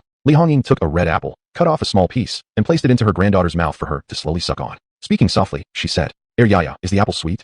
Yi na. Seeing the adorable little girl, lines of laughter creased her face. Squatting at the doorway puffing on his clay pipe, Lu Chong spoke with his son Louis. There's still 200 yuan at home. Later, take 100 to Tang Ning for purchasing goods, and keep the other 100 as emergency funds. That kid Tang Ning has talent. Follow him well, and you might one day make something of yourself. He looked at Lu Chong in surprise. This was the first time he'd ever heard Lu Chong speak so highly of anyone. Yet he had obeyed his father all his life and never had the habit of arguing back. He simply nodded obediently. I understand, father. Li Hongying exchanged glances with her daughter-in-law, Qin Jingjing. Qin Jingjing curiously asked, Father, do you really believe Tang Ning has the ability to help everyone earn money together? Their family only had 200 yuan in savings. Now, half of it was going to Tang Ning's business, if they lost it all. Lu Chong took another puff from his pipe, then pointed at Yaya, who was happily gnawing on the apple with her little hands, and chuckled. Without real talent, could he bring such good things like this? Haven't you noticed, this kid can casually pull out hundreds of yuan like it's nothing. I've lived my life, and I've learned to judge people a bit. Work hard with Tang Ning, and he won't disappoint us. Chapter 57. Drawing 10,000 pieces of fried chicken. Tang Ning was unaware of what had happened in the village. He slept until 4 o'clock in the afternoon. When he got up, the two little wolves were already sitting in a row at the bedroom door. Seeing him come out, they quickly wagged their little bodies and rushed forward with joyful howls. These days, it was either meat or meat soup with rice. The two little ones grew every day and had become like glutinous rice balls. Tang Ning picked up Erbying and measured it. Not bad. Only a few days have passed, and you've grown half a span already. Erbying was the smaller one, and now was already about 30 centimeters in length. Dabing was already nearing 40 centimeters. Tang Ning put down Erbying, opened the main door, and let the two little wolves go out to attend to their wolfy necessities. The two pups were smart. They never urinated or defecated randomly indoors. The two little wolves had been cooped up in the house all day, so once they were done, they started joyfully hopping and running in the snow. Tang Ning, having nothing else to do, leaned against a tree watching them play. He heard the system voice and raised his eyebrows slightly. Today, the system elder had refreshed quite early. He had thought he might have to wait until late again tonight. Ding! Today's special draw has been refreshed as follows. 10,000 disposable cups, 10,000 boxes of tissues, 10,000 Korean-style fried chicken pieces, 10,000 cups of Xiangpiopio milk tea, 10,000 blood pressure monitors. Today's special price, 5 yuan. Tang Ning nodded secretly. The items refreshed this time were passable, and the price was also quite standard. Among these, the most valuable was definitely the blood pressure monitor, followed by the Korean-style fried chicken. However, what he wanted most wasn't the blood pressure monitor, but the Korean-style fried chicken. Since his intention was to help the villagers earn money together, everything he drew needed to be based on the possibility of turning it into money. Only when the villagers could see tangible benefits would they willingly support him. Compared with the blood pressure monitor, people in this era generally were still struggling to have enough to eat. There weren't as many people with high blood pressure or other related health issues as in the future, so the fried chicken met more immediate needs. Nowadays, people were still struggling with the basic issues of food and clothing, so money was only spent on essential items. No one would possibly buy such useless things as a blood pressure monitor. As for the milk tea, disposable cups, and tissues, those weren't truly necessities for the current villagers. Even if they drew them, it would be difficult to sell them. He'd probably have to wait for the system to take them back. Tang Ning immediately recharged 5 yuan. System elder, let the performance begin. Ding! Congratulations, host successfully drew 10,000 Korean-style fried chickens. The Rubik's Cube space appeared again. One of the cells lit up and opened automatically. Inside were 10,000 pieces of Korean-style fried chicken. The chicken pieces weren't very big, each around 1.5 gene, and available in various flavors. Sweet and spicy, amber flavor, cumin barbecue flavor, milky cheese, spicy Sichuan powder flavor, durian cheese flavor, and so on. Looking at them made one's mouth water. Tang Ning glanced at the two wolves, who were clearly having a lot of fun, then made a clicking sound with his mouth. Come home, Dabing, Erbying. The two little ones were particularly perceptive and responded to Tang Ning's call, running towards him one after the other. Back in the room, Tang Ning spent 15 minutes adding another partition next to the bedroom to serve as a warehouse. He had the system wrap all the chicken pieces in oil paper. He took out 500 pieces and put them into the warehouse, planning to have the villagers sell the fried chicken in the evening. At 8 o'clock in the evening, many people had already finished dinner and gone to bed, but at Tang Ning's house, the first wave of guests had arrived. 7 villagers led by Lu Yi came to Tang Ning's home together. The moment the 7 entered the tent, they were enveloped by a coolness that immediately caused them to widen their eyes in surprise. Gosh, how come it's so cool in here? If not for the waves of heat outside, I'd think we're in springtime already. Oh my goodness, Tang Ning even raises dogs now. This dog is so fat that there's probably a lot of meat to eat if we kill it. The two young wolves were meeting so many people for the first time and were joyfully hopping around. Upon hearing this, they were frightened, their fur standing straight up as they bared their teeth at Tang Shuai, assuming a threatening posture. The one who had mentioned eating dog meat was him. Tang Ning smiled and playfully kicked Erbying by his feet. Good-looking guy, this isn't a dog. It's a young wolf. I raised them for guarding the house, so you can't eat them. Since Tang was a major surname in Lutang village, he was on the same generational level as Tang Shuai and Tang Gaiyuan. According to age, he should call them older brothers. Everyone looked at the two small animals on the floor with surprise. Looking closely, it really was a wolf. Who would have thought Tang Ning would raise wolves? Those things were notoriously big eaters. Tang Shuai embarrassingly scratched his head. I was just kidding. Inside, he was shocked. Now that people could barely get enough to eat, not many kept dogs. In all of Lutang village, there wasn't a second household like Tang Ning raising wolves. He thought to himself, Tang Ning must have really earned some money, and he became even more eager to earn money with Tang Ning. As they were talking, Jiang Shui and 3 other girls also arrived. As soon as Jiang Ai entered, she began making a loud fuss. Tang Ning Gidge, hurry, we're here to stock up, quickly bring out the mosquito coils. When they returned from the commune, she, Feng Hui, and Li Wenwan had all agreed to sell mosquito coils because they were more profitable. Tang Ning raised one finger and shook it sideways. No, we're not selling mosquito coils today. I've gotten something even better. He had originally planned to let Jiang Ai and the others sell mosquito coils, but now that he had Korean-style fried chicken, they should sell that first. After all, based on feedback from Zhao Yuqian and his first experience doing business at the commune, either cooling items or food sold the best. Everyone stared at him with wide eyes, their faces filled with curiosity. Although they didn't understand what Lululu meant, they understood the value of the words, good stuff. What good stuff? Tang Ning smiled and led everyone to the storage room. Korean-style fried chicken, crispy and delicious, with various flavors. So fragrant. As soon as they walked into the warehouse, everyone smelled the rich meat aroma. Instantly, their eyes lit up and sounds of saliva swallowing could be heard nonstop. Is this the fried chicken you were talking about? It really smells great. This is the first time I've smelled something so fragrant. It must taste amazing. Definitely. Just the smell tells you it's good. Tang Ning, how do we stock up on this fried chicken? Tang Ning smiled. 2 yuan per piece, plus 2 coupons. I accept all types of coupons. Of course, considering you might not have enough coupons, I won't be collecting coupons this time. But next time, it'll be strictly business, money and coupons required. By the way, when you take it to the commune, I suggest you sell it for between 2 yuan 50 and 3 yuan per piece. Also, as long as you don't deliberately damage the product, I offer returns and exchanges for unsold items. However, if the products are damaged deliberately and can't be resold, no returns or exchanges will be accepted. Hearing this, everyone's eyes lit up. They had initially thought the purchase price was too high. If they bought the chicken and couldn't sell it, wouldn't it end up stuck in their hands? Some of them had already been having second thoughts. Tang Ning's words immediately reassured everyone. Since they could return unsold items, they could give it a try without any real risk. At worst, they'd sell none and have wasted a trip. But if they sold even one chicken, even if they sold it for 2 yuan 50, they could earn 50 cents tonight. That was way more than they could earn from regular labor. Lu Yi immediately pulled out 100 yuan and said, Tang Ning, brother, give me 50 pieces. For the first restock, Tang Ning wouldn't collect coupons. From the second time onward, both money and coupons would be required. SSSSH. Everyone gasped, not expecting Lu Yi to be so bold, purchasing 100 yuan worth of goods right off the bat. But thinking again, since Tang Ning would accept returns if they couldn't sell it, why not stock up more? What if it actually sold well? Chapter 58. It's time to get rid of Li Yaowu. Everyone could no longer sit still, scrambling to pay for their orders. Tang Ning, give me 40 pieces. I want 30. Jiang Ai, Li Wenwan, and Feng Hui, the 3 girls, ordered the most, 80 altogether. It was too dangerous for them to act separately, so they decided to pool their money together for the purchase and would split the profits equally. To get more stock, they even borrowed money from Jiang Shui. Tang Ning took the money and shoved it all into Jiang Shui's arms. What are you standing there for? Hurry up and take this money, my little housekeeper. Jiang Shui blushed and gave him a glare. This guy was just. How could he say such things with so many people around? The girls had long since gotten used to it. In contrast, Lu Yi, Tang Shuai, Tang Gaoyuan, and the other 4 looked stunned at first, then suddenly understood, exchanging meaningful glances between Tang Ning and Jiang Shui. Those who hadn't yet paid simply handed the money directly to Jiang Shui, teasing. Little sister-in-law, give me 10 pieces of fried chicken. Big sister-in-law, I want 15. Jiang Shui stomped her feet in embarrassment, yet a sweet smile remained on her face. She collected money while handing out the goods for Tang Ning, busily enjoying herself. Oh, by the way, brothers and sisters, the commune is full of complicated people. You must learn to keep your eyes open in all directions and your ears alert. If you encounter someone from the commune, run immediately. Human lives come first, understand? Hearing this, everyone felt warm in their hearts and nodded in agreement. Don't worry, brother, we all know what we're doing. If anything truly happened, they would protect the goods with their lives. It practically represented half of their assets. At that moment, Li Yaowu was frowning, wandering aimlessly outside. Cursed, Tang Ning didn't steal the village's grain to sell. Then what exactly is he scheming with Jiang Shui and those other vile women? After continuously losing to Tang Ning, Li Yaowu's feelings for Jiang Shui had long transformed from love to hate. He not only wanted to kill Tang Ning, but also desired to take hold of that shameless Jiang Shui, to humiliate and torment her mercilessly, making the little bitch regret rejecting him. Imagining Jiang Shui screaming and pleading before him, and Tang Ning crawling on the ground, begging him to call him father, made him so excited he couldn't sleep. He immediately got dressed and left the commune youth's dormitory. He needed to devise a plan to destroy that bastard Tang Ning. Suddenly, noises drew Li Yaowu's attention. He lifted his head. Only then did he realize he had unconsciously wandered near Tang Ning's tent. What's going on? Why are so many people coming out from Tang Ning's tent? What evil plot is that bastard brewing now? When he saw the person in the front, his eyes instantly widened. Li Yi, Zhang Kexue, how did they end up here? What are those things on their backs? Zhang Kexue was the son of Zhang Hongliang. Lu Yi and Zhang Kexue were walking at the very front. Both carried large bundles slung over their shoulders, clearly wrapped in bedding, stuffed full with something indistinguishable inside. Seeing the crowd approaching, Li Yaowu glanced left and right, quickly hiding behind a big dirt mound. Zhang Kexue looked at Lu Yi, who was bent over under the weight, and smiled. Lu Yi, didn't expect you to buy 100 yuan worth of stock in one go. Your dad sure is generous. Lu Yi glanced at him, smirking slightly. You didn't buy the same amount? You bought no less than me. Zhang Kexue chuckled. I wasn't planning to buy so much originally, but when Tang Ning said we could return anything we couldn't sell, I figured why not stock up a bit more. With such delicious fried chicken, I figured it should sell well. If it really took off, and we had too little stock, where would I go to cry then? Lu Yi nodded. Exactly. I have a feeling we'll make a lot of money by doing business with Tang Ning.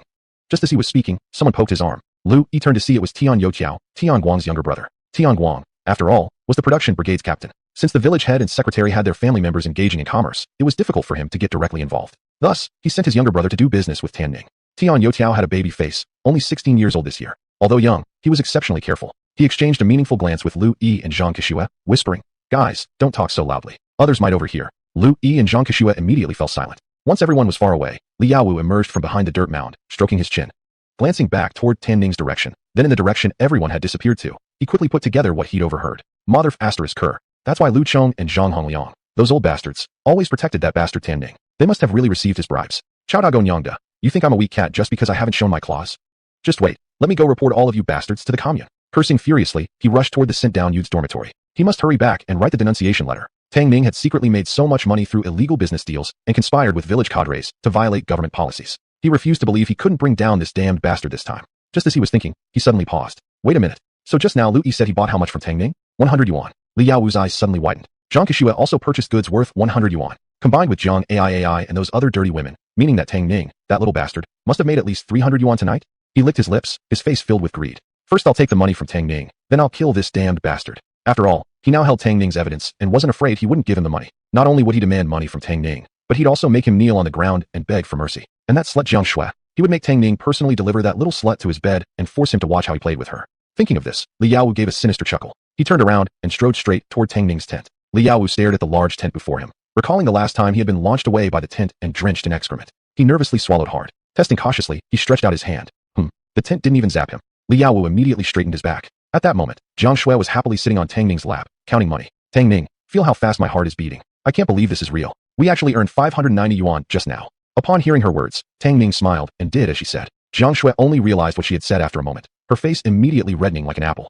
Flustered, she tried to move away, but how could Tang Ning possibly let her? Li Yaowu froze, his eyes turning red with jealousy, gnashing his teeth loudly. Little slut, pretending to be such a pure and virtuous lady in front of me, yet acting so shamelessly behind my back. Just wait, later I'll show you how I ruin you. And when he heard again that Tang Ning had actually made nearly 600 yuan, he became excitedly breathless. Those 590 yuan would soon belong to him. Thinking of this, he stormed straight in. Tang Ning, you damn bastard, come out right now. Tang Ning had been kneading dough with a pleasant sensation, but upon hearing Li Yaowu's voice, his expression immediately darkened. He hadn't even turned on the tent's surveillance and defense systems inside the house. Never thought that stupid bastard Li Yaowu would actually show up. Jiang Shui quickly got off Tang Ning's lap and turned around to fasten her buttons. Tang Ning asked her to wait inside, then stepped out himself to personally confront that idiot. Oh, isn't this Grandpa's beloved grandson again? What's the matter? Wanting to kowtow to Grandpa again? You? Li Yaowu was momentarily taken aback, but thinking of his purpose for coming here, he still held back his anger and sneered. Tang Ning, you're about to die and still dare to act smug in front of me? I saw everything. You've conspired with the village cadres, violating regulations to conduct business secretly. If I report this to the commune. Jiang Shui, who had just walked out from the partition, just happened to hear these words. Her delicate little face turned pale as snow, cold sweat forming in her palms. Tang Ning's expression darkened. He suspected that Lu Yi and the others had been seen taking goods from him by this brat. What do you want? Li Yaowu looked extremely proud, raising his index finger. Give me 1,000 yuan within one day. And also, he pointed at Jiang Shui, his eyes gleaming with lustful light. You obediently deliver this little slut to my bed, then kneel on the ground and kowtow to me 6 times, call me Grandpa 6 times, and then I might consider sparing you. Otherwise, just wait for your death. You monster. Jiang Shui clenched her fists, humiliation flashing across her face. She had always been spoiled and cherished by her family since childhood. When had she ever suffered such an insult? Facing her curses, Li Yaowu remained utterly unmoved, confidently staring at Tang Ning. He simply refused to believe that Tang Ning dared to refuse him. Tang Ning looked at him coldly. Originally, he had considered this guy nothing more than a flea, only annoying, not worth worrying about. Mei Shang Dao Ta Jingran Dong Bi Shanglan, Dogan Zhima Wei Xie Zujilut, Kanlai Shu Shi Ho Chu Dao Jirago Dong Shiglut. Chapter 59, Need to find a perfect solution. Li Yaowu was having a great time pushing his luck after finally managing to pin Tang Ning down on the ground. He pointed at his muddy cloth shoes. Tang Ning, I order you right now. Crawl over here and lick my shoes clean. Kneel on the ground and call me dad 3 times, then hand over the 1,000 yuan and this little slut Jiang Shui into my hands. Otherwise, I'll make sure you die without even a grave to your name. Jiang Shui was so angry her whole body trembled. Oh, so you're tired of being a grandson and decided to come be my son instead? Fine then, dad will oblige you. As he spoke, Tang Ning suddenly dashed forward with lightning speed toward Li Yaowu. Before the other man could even react, he slapped him. Papa pap asterisk. 3 loud, hard slaps across the face. Stars danced before Li Yaowu's eyes. Blood spurted from his nose, and swelling appeared on his face visibly, fast. Dogs. Unfilial descendant. Call me dad. Before Li Yaowu could finish cursing, Tang Ning unleashed a flurry of invisible punches. Li Yaowu flew several feet and hit the ground hard, vomiting out a large mouthful of blood with a loud ugh. His eyes were already swollen into slits. When he saw Tang Ning coming again, he hugged his head in fear, trembling and sobbing as he begged for mercy. Please, don't hit me anymore. I was wrong. I won't dare again. Never again, I swear. Tang Ning grabbed his collar and smashed another punch straight into his eye. Aren't you the one who wanted to be my son? Then call me dad. Li Yaowu. Hesitating for even a second, bam, another punch slammed into his nose bridge. Tang Ning's icy voice echoed in his ears again. Call me dad, Li Yaowu. Seeing Tang Ning raise his fist again, Li Yaowu quickly shut his eyes tight and cried out. Dad, dad, dad, dad. I'm sorry, dad. It was always awkward the first time, but once you broke the ice, it got easier. Since he'd already once called Tang Ning grandpa, calling him dad wasn't so bad anymore. Li Yaowu lowered his eyes, hiding the venom in his gaze. He hadn't expected that Tang Ning wouldn't care about being blackmailed. Not only had he not given him the money, but Tang Ning had even beaten him half to death. Fine then, don't blame me for being ruthless. Tomorrow, he would go report Tang Ning to the commune. That damn dog would die. Die, die. Jiang Shui slowly widened her eyes, her small mouth slightly agape. She hadn't expected Li Yaowu to actually call Tang Ning dad after only a few punches. Tang Ning seemed satisfied and let go of Li Yaowu. Afraid of another beating, Li Yaowu quickly got up from the ground and was about to run. But just then, Tang Ning spoke. Where are you running? Aren't you here asking your dad for money? Li Yaowu paused, bewildered, staring stupidly. You're still going to give me money? Tang Ning nodded. You got your hands on your dad's secret. If your dad doesn't give you money, won't you run off to the commune and report me? And just now, I beat you because you didn't know how to speak properly. I couldn't help teaching you a lesson, one thing at a time. Li Yaowu felt confident again in an instant and stood up tall. Humph, good you understand. He touched his swollen face and mumbled with a lisp. You hit me just now, so the price isn't 1,000 yuan anymore. Give me 1,500 yuan and make Jiang Shui sleep with me for a month. Otherwise, I'll report both of you to the commune, and you'll all end up facing the firing squad. Tang Ning narrowed his eyes, a flash of coldness passing through them. I'll give you 2,000 yuan, but you'd better not lay a finger on Jiang Shui. Li Yaowu's eyes gleamed greedily. Deal. Once he got the 2,000 yuan, he'd kill Tang Ning anyway. Jiang Shui would still be his. Tang Ning said, right now I don't have that much cash on hand. Come find me tomorrow. I'll figure out how to raise the money tonight. Li Yaowu snorted. Fine. I'll give you one day. Better not try any tricks, or you won't live to regret it. His lustful eyes lingering momentarily on Jiang Shui, he arrogantly turned and left. As soon as Li Yaowu was gone, Jiang Shui expressed her worries. Tang Ning, are we really going to give that beast 2,000 yuan? Where will we get so much money? Tang Ning sneered coldly. Not a chance. I'd throw the money into the river before giving that bastard a penny. If that dog dares show his face tomorrow, I'll kill him. After all, Jiang Shui is here, and Li Yaowu dared provoke me right at my doorstep. I don't know if anyone witnessed it or not. If I just kill him outright here, I might not be able to wash away the suspicion. So I need to find a way to get rid of Li Yaowu without staining my hands. He pinched Jiang Shui's cheek, trying to soothe her worried gaze. There, don't think too much. Your man's here to take care of everything. Just go back and get a good night's sleep. It's getting late.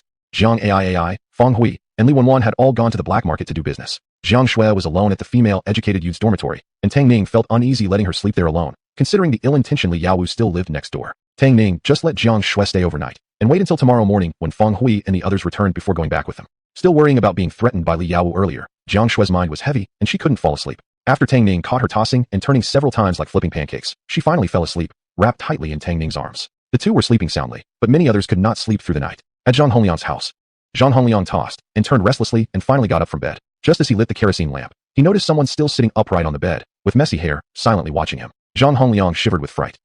You could scare the soul out of someone, old woman. You weren't even asleep? Why didn't you say anything when you woke up? Lu Mingxia sighed. Science has gone to the commune to do business. If you can't sleep, how could I possibly sleep? 1. She was worried about her son's safety, afraid he would be caught by the commune people. If the matter came out, it wouldn't just ruin their son. Her old man's position as secretary might be gone for sure. 2nd, most of the household savings had been taken by their son to do business. She really feared that it would all disappear without a trace. Thinking about this, she couldn't help but complain again. It's all because of you, old man. You want to do business with Tang Ning. Is taking 10 or 20 yuan not enough for testing? But you gave him 100 yuan at once. If it really goes bad. Before finishing, she quickly patted her mouth. TSK. May bad omens never come true. It won't go bad, definitely won't go bad. During the day, Zhang Hongliang had been burning with ambition inside, clenched his teeth and not chew 100 yuan, letting his son go do business. But by nighttime, doubts began filling his mind. His inner pressure was beyond words, especially with his wife constantly nagging beside him. Frustrated, he grabbed his liberation cap, threw it on his head, then opened the door and left. Hey, where are you going in the middle of the night? Zhang Hongliang whispered. I'm going for a walk at the village entrance. You sleep. Just as he walked to the front gate, he saw a figure stumbling toward him. Looking closely, it was Lu Chong. Coincidentally, Lu Chong saw him too. They exchanged a glance, both letting out bitter smiles. Let's go, brother. After working together for so many years, without even asking, they both understood what the other was thinking. We're just too worried. Li Yaowu was in a great mood after successfully threatening Tang Ning, humming a tune as he returned to the male-educated youth's dormitory. Liang Cheng just happened to get up to deal with nature's call, and seeing him come back from outside, opened his eyes wide in shock. Damn, Yaowu, what happened to your face? Li Yaowu touched his face, his eyes flashing a glint of menace. Just fell by accident. He didn't reveal the fact that he had caught Tang Ning's secret and successfully extorted 2,000 yuan from him. After all, it was his own face that had been slapped, and naturally the money would be his to take. Liang Cheng looked at him with a complicated expression. Just how much bad luck can a person have? His face was swollen like a pig's head, shiny and oily, both eyes turned into panda eyes. Li Yaowu put his left hand behind his back, looked at him with disdain. What do you know? After saying that, he walked into his room. Once he got that 2,000 yuan, he would definitely get himself a private small courtyard, and then take that bitch Jiang Shui over, making her kneel and serve him every day. Thinking of this, he laughed maniacally twice. Liang Cheng looked at him, surprised, secretly thinking, could this guy have injured his brain? Or maybe his rejection from confessing feelings to Jiang Shui caused such a shock, he's gone crazy? Chapter 60, sold out, stirring up the entire village. Cold moonlight poured into the valley, and the whole Lu Tang village was silent. It started drizzling lightly again. As the sky was about to brighten, Lu Chong and Zhang Hongliang wore increasingly serious expressions. Their anxiety ran so deep it seemed almost tangible. Zhang Hongliang, soaked and emitting a mist of moisture, looked up at the sky and sighed. Brother, it's almost dawn. Neither of them had slept the second half of the night. They had waited all night at the village entrance, clothes drenched. Lu Chong felt heavy in his heart. As he was just about to speak, he heard rustling footsteps from behind. Looking back, he saw the families of the village representatives Tang Wenshan, Tian Guang, and Tang Shuai approaching. Seeing Lu Chong and Zhang Hongliang in the distance, Tang Wenshan and Tian Guang quickened their pace to run over. Seeing the two soaked to the skin, clearly having waited for a long time, Tang Wenshan's heart sank. Not back yet. Lu Chong shook his head. Hearing this, others immediately grew anxious. Just as dawn is approaching and they still haven't come back. Could something have happened? Yesterday, everyone had agreed business was unsafe during the day. They let the children go at night instead to target the night shift workers, thus avoiding the commune's attention. But there's always a possibility. With dawn near and still no sign of return, Everyone worried the children might have run into an unexpected inspection by the commune. They all waited anxiously, hearts sinking further and further. I told Shuai not to go, but he wouldn't listen. He insisted, saying the village chief and secretary were leading the way, so what was there to fear? But the policies are what they are. If something really happens, who can save him? My Gao Yuan too. He took almost half the money we have at home, saying he wanted to earn money for us. Now I don't even care if he loses it. I just hope he comes back safely. And whose idea was this terrible plan anyway? Everything was fine before. We just had to follow Tang Ning's business move. Now look, no profit made, and they might even get caught. Village representative Lu Igua tapped his cane coldly. At the time, neither the village chief nor the secretary forced anyone. We all went voluntarily. If something happens, it's nobody's fault but our own. He was one of the 3 village representatives willing to follow Tang Ning's business. However, he was too old to go himself. It was his grandson Lu Zhong who went.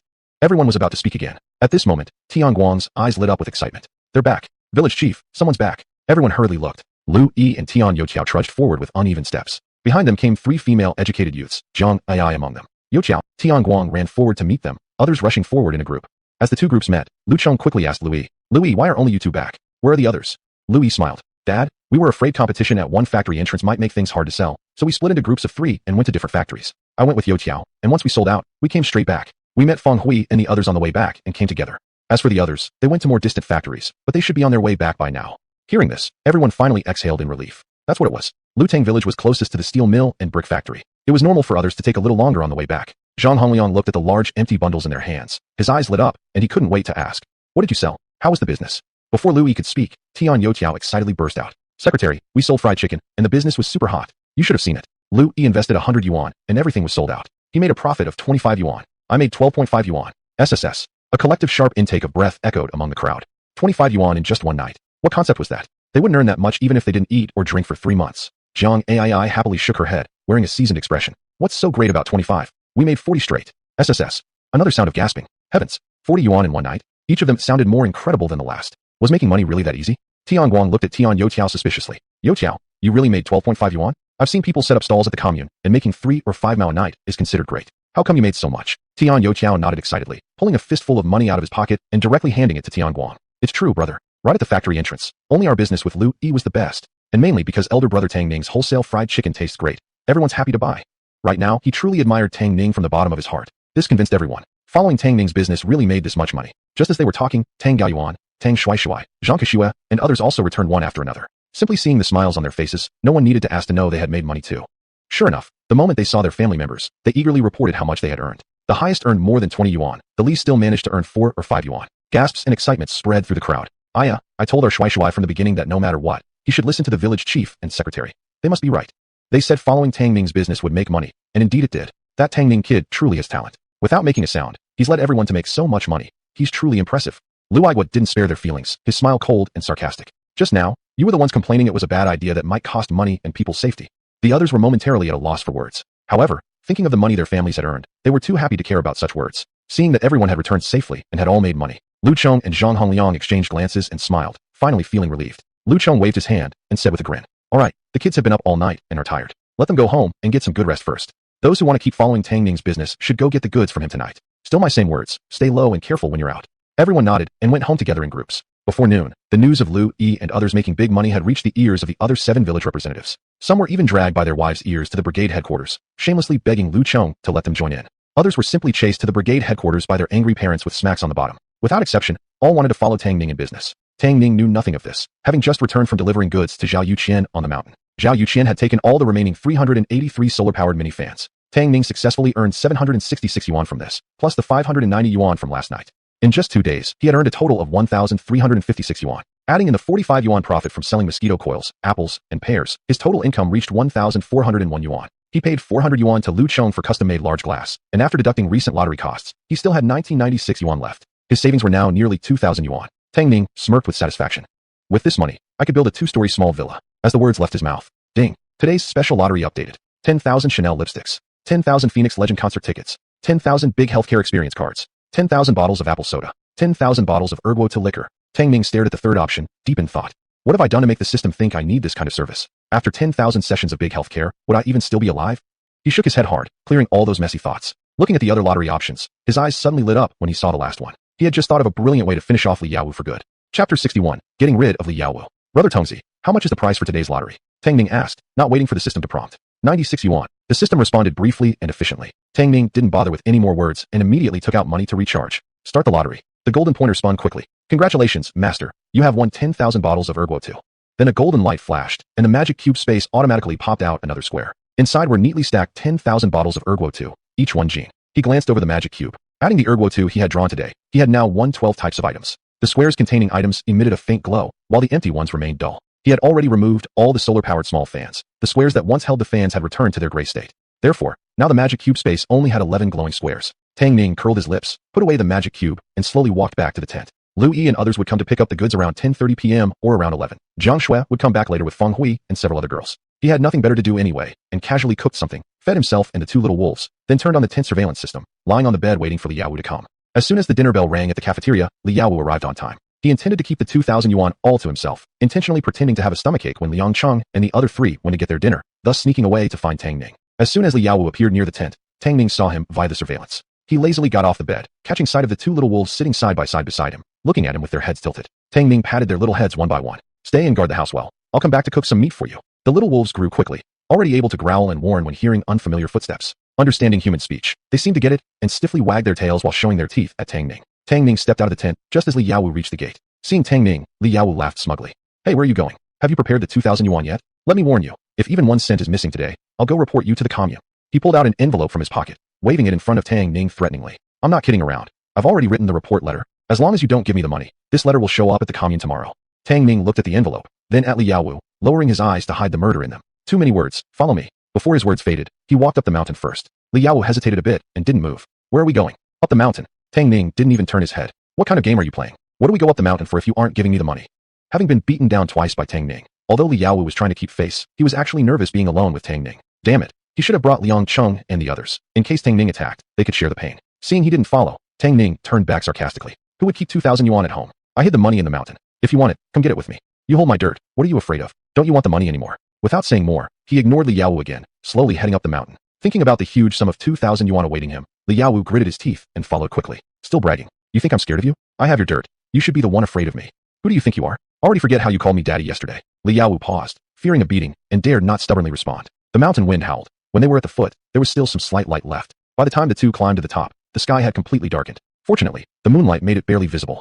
Li Yaowu shivered his neck. For some reason, a strong sense of unease crept over him. His eyes hardened, and in a swift motion, he drew out a cleaver from within his jacket, pointing it at Tang Ning. You bastard, trying to play games with me? Where's the money? Hand it over now, or I'll kill you if you dare to try any tricks.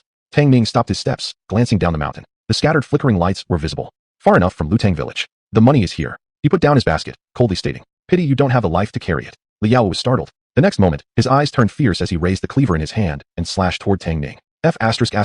Your ancestors. You dare to trick me. Tang Ning's expression remained emotionless, his eyes icy cold. He slightly moved his feet, dodging the cleaver in Li Yaowu's hand. At the same time, he took out a gun directly from his space and fired a shot right beside Li Yaowu's foot. Li Yaowu never expected Tang Ning actually had a gun. His pants instantly felt wet as he literally scared himself dry. Sweat poured down his face in streams. He trembled, dropped the cleaver, and immediately knelt on the ground, kowtowing to Tang Ning. Dad, no, Grandpa. Grandpa, I won't dare anymore. I promise, I won't dare again. I don't want the money. I don't want anything. Please don't kill me. He wept bitterly as he kowtowed, banging his head repeatedly on the ground. Tang Ning didn't waste words on him. He pulled out a bottle of Erguo 2 from his space and threw it beside Li Yaowu's feet, commanding coldly. Drink. Li Yaowu looked utterly confused. Tang Ning frowned impatiently. Drink it. Don't make me repeat myself again, or I'll shoot your head next. I'll drink it. I'll drink it. Li Yaowu didn't dare to get up. He grabbed the Erguo 2, twisted off the cap, and started pouring it down his throat. After 2 large gulps, he cautiously said, I've drunk it. Tang Ning replied coldly, finish it. Li Yaowu was startled. Seeing Tang Ning aiming the gun again, he quickly took big gulps. He wasn't used to drinking. After finishing 1 entire bottle, his face had turned as red as a monkey's butt. He let out a belch, hadn't even spoken yet, when another bottle was thrown in front of him. Keep drinking. Tang Ning remained as terse as ever. Li Yaowu dared not resist. He grabbed the bottle and kept drinking. After finishing the second bottle, then the third, by the time he had just taken a couple of sips from the fourth, he cried out, ugh, and vomited violently, barely able to stay kneeling upright, completely dazed. His subconscious still remembered Tang Ning had a gun. He stammered desperately. And no, I can't drink anymore. Tang Ning, ancestor, dad, have mercy on me. Before he could finish, there came a thump, as he fell flat on his back, his chest faintly rising and falling. Tang Ning put away his gun, picked up the bottle from the ground, pinched Li Yaowu's mouth open, and continued pouring the alcohol in until he'd emptied the fourth bottle. As soon as Tang Ning let go, Li Yaowu immediately vomited violently like a fountain. Fortunately, Tang Ning reacted quickly and dodged in time. Looking at Li Yaowu's pitiful and wretched appearance, Tang Ning sneered. Damn bastard, I wasn't planning on settling scores with you, but you kept pushing me further and dared to mess with me. Even still, I'm Jiang Shui. She's my woman, and someone like you dares to dream about her? You got exactly what you deserve today. Though dying drunk was still a bit too easy for a bastard like you. While speaking, he still felt his anger not fully vented and kicked Li Yaowu hard in the stomach. The unconscious Li Yaowu groaned like a dead pig, making no further movement. Clearly, he was completely drunk. Only after Li Yaowu had completely lost consciousness and lay there motionless like a dead dog did Tang Ning open the remaining 2 bottles of Erguo and pour all of them over Li Yaowu's head.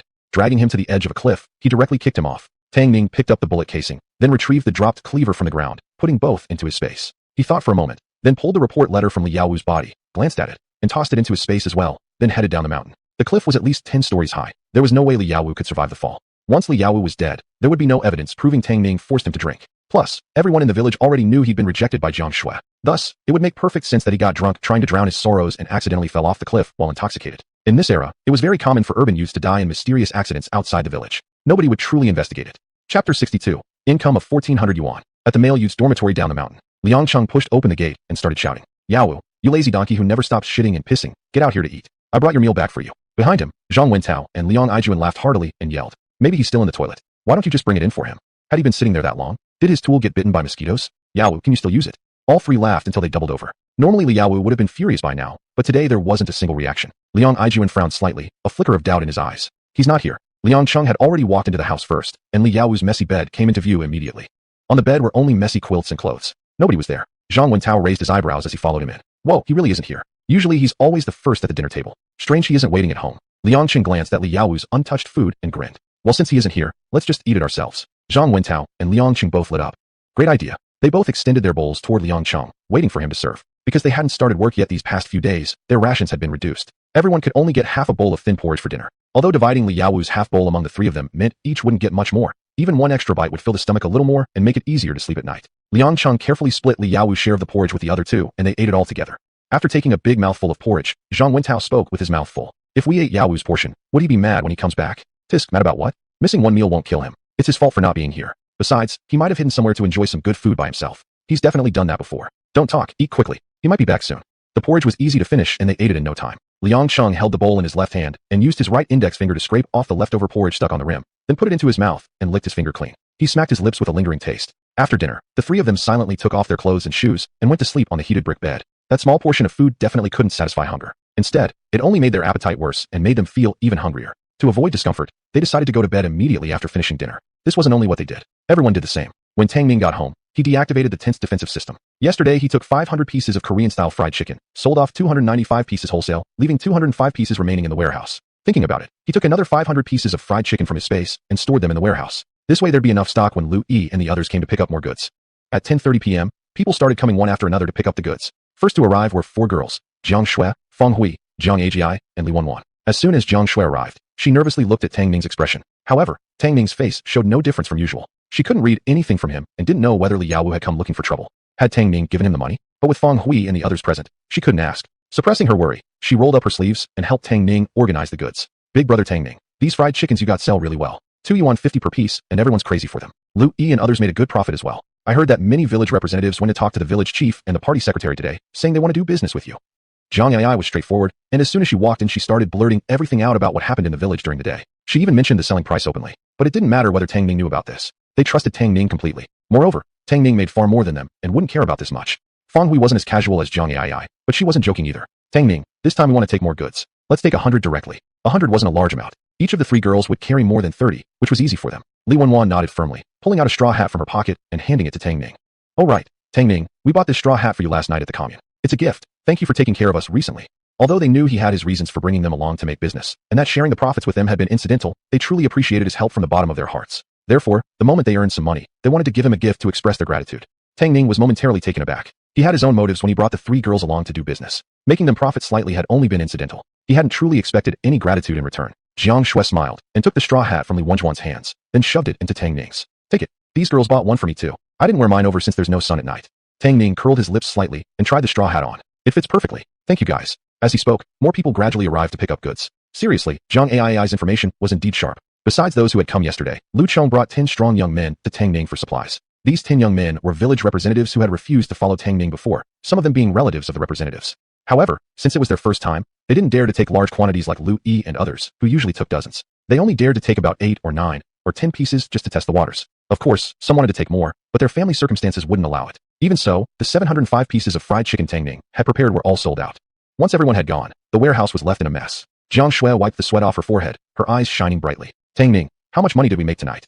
Tang Ning counted the money notes in his hands and smiled. 1,410 yuan. Jiang Shui was stunned for a moment, then let out a scream. Ah! She jumped directly onto Tang Ning, wrapping her legs around his waist and kissing him excitedly several times. Tang Ning, you're so amazing, so incredibly amazing. How can you earn so much money? Before finishing her sentence, she suddenly froze. Tang Ning held her by the waist to prevent her from slipping down. What's wrong? Wasn't she excited just now? Jiang Shui jumped off him and shook her head. I just suddenly thought of Li Yaowu. Did he come looking for you for money? Although Tang Ning had beaten Li Yaowu yesterday, he still held some leverage over Tang Ning. Li Yaowu was a petty man who betrayed his morals for personal gain. Without actual profit, he wouldn't give up on Tang Ning. No, but for Tang Ning to give Li Yaowu 2,000 yuan, let alone Tang Ning, even Jiang Shui wouldn't accept it. He won't be coming anymore. Tang Ning murmured inwardly, yet outwardly maintained an expression of confusion. He didn't come looking for me. Could he be plotting something else again? Jiang Shui gnashed her teeth in anger. That vile creature Li Yaowu. May heaven strike him down with thunder. Striking him down with thunder? Unlikely he would die. But Tang Ning didn't say that out loud. Seeing her angry enough to puff up like a pufferfish, Tang Ning poked her cheek. Alright, isn't it better that he didn't come? Chapter 63. Li Yaowu was killed by Tang Ning. At 3 in the morning, people were usually enjoying their deepest sleep. Lu Chong smacked his lips and turned over, preparing to go back to sleep. Bang, bang, bang. Suddenly, urgent knocking came from outside the yard, accompanied by the shouting of Liang Chung and a few others. Village chief, hurry out. Something big has happened. Inside the room, Arya was so frightened that she shivered and began to cry loudly. Li Hongying angrily kicked Lu Chong's leg. Can't you let a person have some peace and quiet for once? Why don't you go check what's going on? Woken up multiple times during the night, Lu Chong's face had grown dark with annoyance. Damn brats. Muttering curses under his breath, he put on his clothes and walked out grumpily. Only then did he realize it had started raining again. The roads in the courtyard, which had just begun to dry, were now once again filled with puddles. Lu Chong frowned slightly. The rain this year had been unusually heavy. He wondered when they would finally be able to plant their crops. He yanked open the big gate without even glancing at the group. What's this all about? Who are you accusing Tang Ning of harming this time? Liang Chung was stunned at first, but quickly responded anxiously. No, village chief. It's about Li Yaowu. He's had an accident. Li Yaowu is gone. He and Zhang Wentao thought Li Yaowu had gone off somewhere secretly to eat by himself. So after eating Li Yaowu's portion, the three of them had gone to bed early. But during the night, when Liang Chung got up to use the toilet, he realized Li Yaowu still hadn't returned. Only then did they begin to realize he was missing. Afraid something bad had happened, they hurried out in the rain to report the situation to the village chief. Lu Chong's eyes widened. What do you mean? What do you mean he's gone? Village chief, here's what happened. Seeing that Liang Chung couldn't explain clearly, Liang Aijuan quickly took over, recounting everything from the beginning. We've looked everywhere he normally goes, but we can't find him. Village chief, please hurry and organize people to help us search. We're really worried something's happened, especially with this rain. Lu Chong's face grew dark and grim. You lot move fast, split up and gather people. Wake up Secretary Zhang and Team Leader Tian, and tell Team Leader Tian not to come back to the brigade office. Have him bring the patrol squad to search immediately. Hurry. With the rain falling, a disappearance wasn't something to joke about. No matter how little he personally thought of Li Yaowu, it was still a life at stake. Right. Okay. Liang Chung and the others quickly followed orders and ran off in different directions. Snow-laden wind hit their faces, almost preventing them from keeping their eyes open. Lu Chong rushed into the kitchen and tied together a torch. Hearing the commotion, Li Hongying quickly came out to check. Old man, what's going on? Lighting the torch, Lu Chong walked out, saying, Li Yaowu is missing. I'm going with them to search. You and Jingjing stay at home and keep the gate locked. It's raining. Be careful on the slippery road. Looking at his hurried figure, Li Hongying anxiously reminded him. When Lu Chong and Zhang Hongliang came to look for Tang Ning, he was fast asleep holding Jiang Shui. Upon hearing someone approaching, Jiang Shui shivered slightly. Tang Ning gently patted her shoulder to comfort her, whispering softly, I'm going out for a bit, don't come out. After all, they weren't married yet. If others saw Jiang Shui sleeping here, it could damage her reputation. It wouldn't matter much with Feng Hui and the other two girls since they were close to Jiang Shui. They teased her sometimes, but wouldn't gossip about it to others. Tang Ning walked out from the inner room, surprised to find it was already raining outside. Lu Chong and Zhang Hongliang wore straw raincoats with water already gathered on them. The torch flickered in the stormy night wind. He quickly stepped forward, concerned. Uncle Lu, Uncle Hongliang, why have you come so late? Lu Chong and Zhang Hongliang exchanged a glance before speaking. Li Yaowu is missing. All the strong young men from the village are out looking for him. You should go too, don't let people talk. A glimmer of understanding passed across Tang Ning's eyes, though he feigned an innocent expression. Missing? Okay. Uncle, wait a second. I need to put on a raincoat, and I'll be right out. He quickly ran back to the room, pulled on the straw raincoat, and put on his sandals. Seeing him preparing to go out, Jiang Shui leaned on the bed, curiosity written on her face. What's going on? Why are you going out so late? Tang Ning glanced at her, slightly furrowing his sword-like eyebrows as he replied lightly. The village chief said Li Yaowu is gone. He wants me to help search. Jiang Shui's eyes widened. Gone? So something happened. No wonder he didn't come to ask you for money. After committing so many evils, even if he's dead, it's what he deserves. Tang Ning smiled faintly and kissed her cheek. You keep sleeping. I'm going to help find him. The village chief and the others are waiting for me outside. After speaking, he strode out. As he left, he activated the tense surveillance, attack, and defense systems, ensuring he'd immediately sense any approaching presence. Soon, the village of Lu Tang became lively again. In the stormy night, torches gathered forming a fiery dragon, and the name, Li Yaowu, echoed throughout the valley. At dawn, the rain finally stopped. Mist enveloped the entire valley. Li Yaowu, they had searched the entire night, and Tang Yin's legs felt like they no longer belonged to him. But with Tianguang beside him, he dared not slack off. He roared loudly and swung his stick hard at the bushes. Noticing something dark inside, he curiously leaned in for a closer look. The moment he saw it, his face turned pale with terror, and he dropped to the ground with a thud. Dead. A dead person. Ah! Before Tianguang could react, Tang Yin scrambled up and jumped onto him, trembling violently. Captain Li Yaowu. Li Yaowu is dead. Tianguang was about to scold him, but upon hearing his words, he froze and followed the direction of Tang Ning's pointing finger. Sure enough, he saw a man lying in the bushes, his chest pierced through by a broken branch, blood everywhere. His eyes were wide open, as if in refusal to accept death. Half his face had been devoured by something, making him particularly horrifying to look at. Tang Ning was still hugging him, shaking uncontrollably, and Tianguang's face twisted in disgust before roughly throwing him off. Get off me. God, how awful. How did he die here? Such a strong smell of alcohol. He must have gotten too drunk, slipped, and fell down, then was eaten by wild animals. Captain, what do we do now? Besides Tang Ning, 5 other strong laborers had come with Tianguang. Seeing the scene, they began murmuring among themselves. Tianguang's face grew darker. First, carry the body back. Xiaolu, go inform the village chief that we found him. Tell the others to stop searching. 2 of you help me lift this.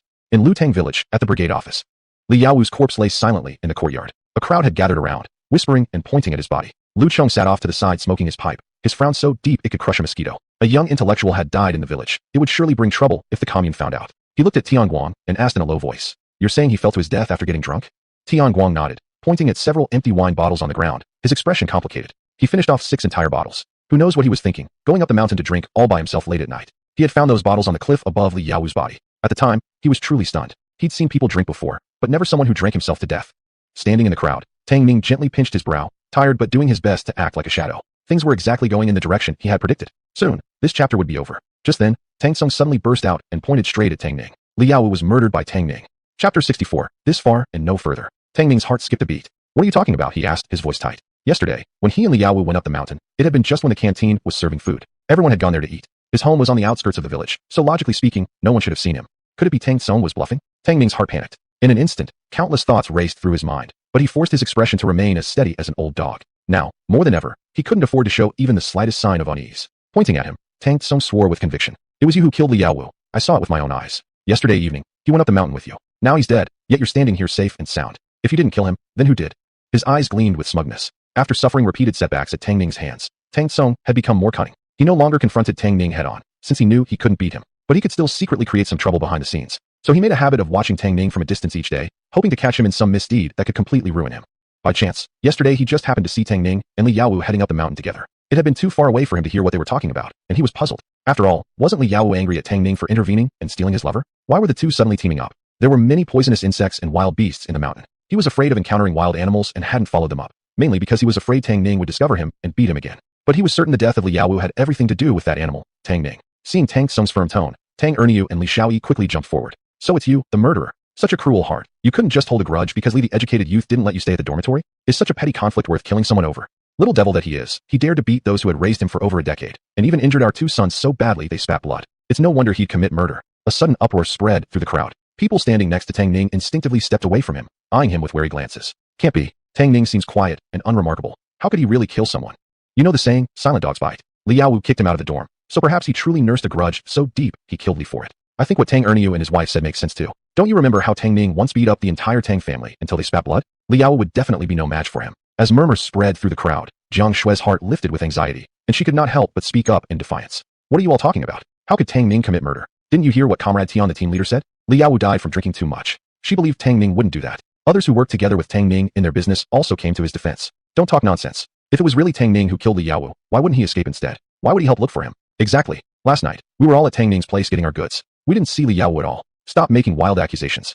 Lu Cheng knocked the ashes out of his long pipe. Enough. The crowd quieted. He glanced at Tang Ning and spoke seriously. Tang Ning, what Tang Song said true? Did you really go into the mountain with Li Yaowu? Did you kill him? It wasn't that he truly believed Tang Ning capable of murder. After all, he had seen the boy grow up and knew him well. Though the boy was headstrong and not very talkative, he wasn't the kind of person with a cruel heart.